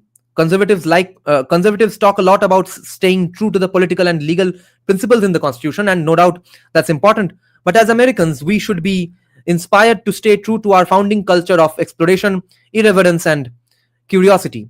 Without that, we are not even equipped to understand what our Constitution even means. That's how you get to pro-Palestine campus activists blockading college buildings, thinking that their physical transgressions are constitutionally protected. That's how you get to Republican congressmen banning the non-violent expressions of opinions in the name of an quote-unquote anti-Semitism awareness act. The irony is that it should be a lot easier for us to do that today than it was for them back then. For starters, the main languages of scholarships in 1776 were French and Latin, and you had to wait weeks or even months to get a physical copy of a book that you might have wanted to read. Today, almost everything is available in any language you want, and you are 2 swipes away on your iPhone away from any book you want to read on demand. The only thing stopping us is our own incuriosity, our own veneration of someone else's expertise, and our own lack of confidence to build our own. You might expect that our founding fathers didn't have the time to afford the luxuries of intellectual curiosity. They were struggling for their own survival against the British Empire. Yet actually, the opposite was true. The culture of England was less curious and less confident at its core. That's why they lost. Did we lose for the same reason then? That's why they lost. That's why we won. That's why they have been in decline in the 250 years since then. That's why we went on to become the greatest nation in modern history. The special sauce that allowed America to succeed was our founding fathers' unique brew of curiosity combined with confidence. Kya book likha hai Vivek bhai? And it wasn't just a matter of self-indulgence. The reason our founding fathers were so curious about the world around them wasn't just to get drunk on it. It's because they strived to make America, their nation, a better nation. It wasn't idle interest that moved them. It was a desire to create a thriving nation that would outlive them. And thrive that nation did. They made our nation a magnet for minds that were as curious and courageous as their own. One of the most important chemists of the 18th century was Joseph Priestley, a British guy who had unusual religious beliefs that defied mainstream Anglican thought. It soon became unsafe for him to remain in England, so he moved to Pennsylvania, where he was welcomed by the likes of Franklin and Jefferson. It may have been the first notable example of a brilliant scientist moving to America precisely because we are a free society, a tradition that so many others, including my own mother and father, followed centuries later. My parents came here for the same reason that Priestley did, in search of a free society where creative people are able to pursue their dreams however they see fit. Priestley set sail for the United States in 1794, just 5 years after the Constitution went into effect. That's no coincidence. That's the document that codified his reason for making the journey. Priestley didn't come to America because we had great universities or funding for his research. In fact, we had neither of those things back then. It's because here he had freedom.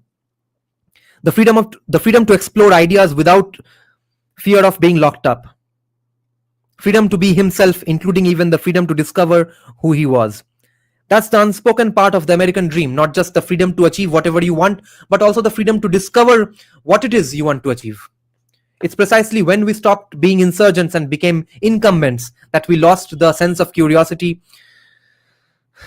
We stopped being insurgents and became incumbents. Fuck. That we lost that sense of curiosity and of sense of confidence. And if we don't change course, we will become the incumbent unseated by a backwater nation on the other side of another ocean. The way we remain a magnet for the most curious and ambitious people around the world is by cultivating the culture that drew Joseph Priestley here. A culture that prizes free and open debate and inquiry. A culture that doesn't force a monolithic cultural ideology on everyone. A culture that doesn't force you to bow down to what a politically appointed expert says on a given day, but instead gives you the latitude to question dogmas in the pursuit of truth. That's the greatest thing our founding fathers invented. It wasn't a lightning rod or a stove. It was a country that offered freedom of thought, the greatest invention that produced so many others. That's the invention we risk losing That's the invention we risk losing, okay? The greatest invention that produced so many others, which was freedom of thought. That's the invention we risk losing in a country that focuses on suppressing dissent instead of fostering creativity. Can we sustain that special combination of curiosity and confidence? That's the defining question of our era. And the answer starts with reviving the ideals in our constitution and culminates in how we pass those values on to the next generation. Those who object to this vision as the exclusive North Star for educating our children will say that it's not enough for our schools and universities to teach our children to be intellectually curious, courageous, and confident, that we must also teach them to be socially just and to rectify the injustices created by the likes of our founding fathers who blindly pursued enlightenment without actually abiding by the values that they preached. I would argue precisely the opposite. Intellectual curiosity and courage combined with a willingness to traverse boundaries that go beyond your preordained area of expertise, beyond your own lane, is the most important building block of empathy. And empathy is the most important building block of justice, something that 2024's wave of intifada chanters would do well to remember. The soil is more fertile now to plant those seeds than I've ever seen over the past decade. There's a wave of young people who have tired of false idols and are moving on. On the campus of the University of North Carolina, a group of fraternity brothers proudly stood around the American flag, holding it up even as a group of Hamas-supporting protesters attempted to take it down. At a frat party on the campus of Stanford University, another group of students stood up and spontaneously began singing the national anthem. These events weren't covered widely by the mainstream media, of course, which leads me to believe that they are far more common than you might think. Our founders were a band of renegade rebels. It's nice to see America's youth start to actually rebel again. They are hungry to be part of something bigger than themselves, just as we all are. We don't need false identities to fill that void. All we need is to seek the same thing our founders did in 1776. The truth. Last 5 truths from this chapter. The modern left is increasingly skeptical of the Constitution, an uncomfortable fact that quietly underlies many contemporary US political debates. Truth 2. Democrats aren't alone at fault. Republicans are often complicit in abandoning the Constitution to implement short-run political goals as a reactionary response to left-wing excess. Truth 3. The Constitution's anti-majoritarian rigidity isn't a bug, it's a feature. Critics argue for a quote-unquote living constitution that adapts to contemporary values, but the value of the Constitution is that no matter how many people desire to pass a law that violates one of its protections, they cannot. Truth 4. The unique balance of powers and rights enshrined in the Constitution has allowed it to uphold human freedoms more effectively than any other governing document in history. Truth 5. Preserving the ideals enshrined in the Constitution requires reviving the founding culture that produced it, including attributes like curiosity, irreverence, and insurgence. The next generation of Americans appears as hungry as ever for that cultural revival. Thorough acknowledgements, then the citations.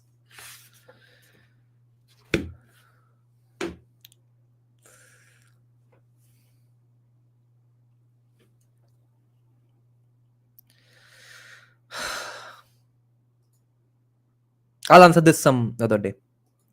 Now I need to rest my voice a little and ponder over the things I read and learned.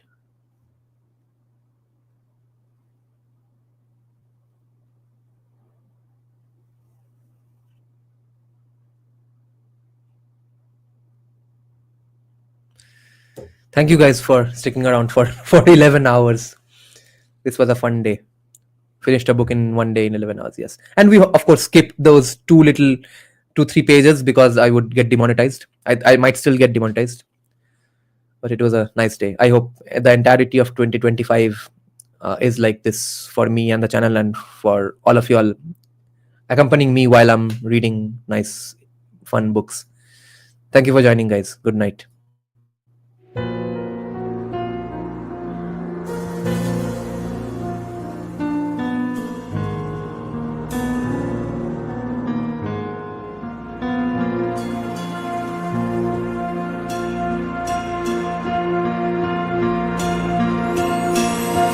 श्रवरूढं महाभीमं घोराद्रष्टाम्बरप्रदं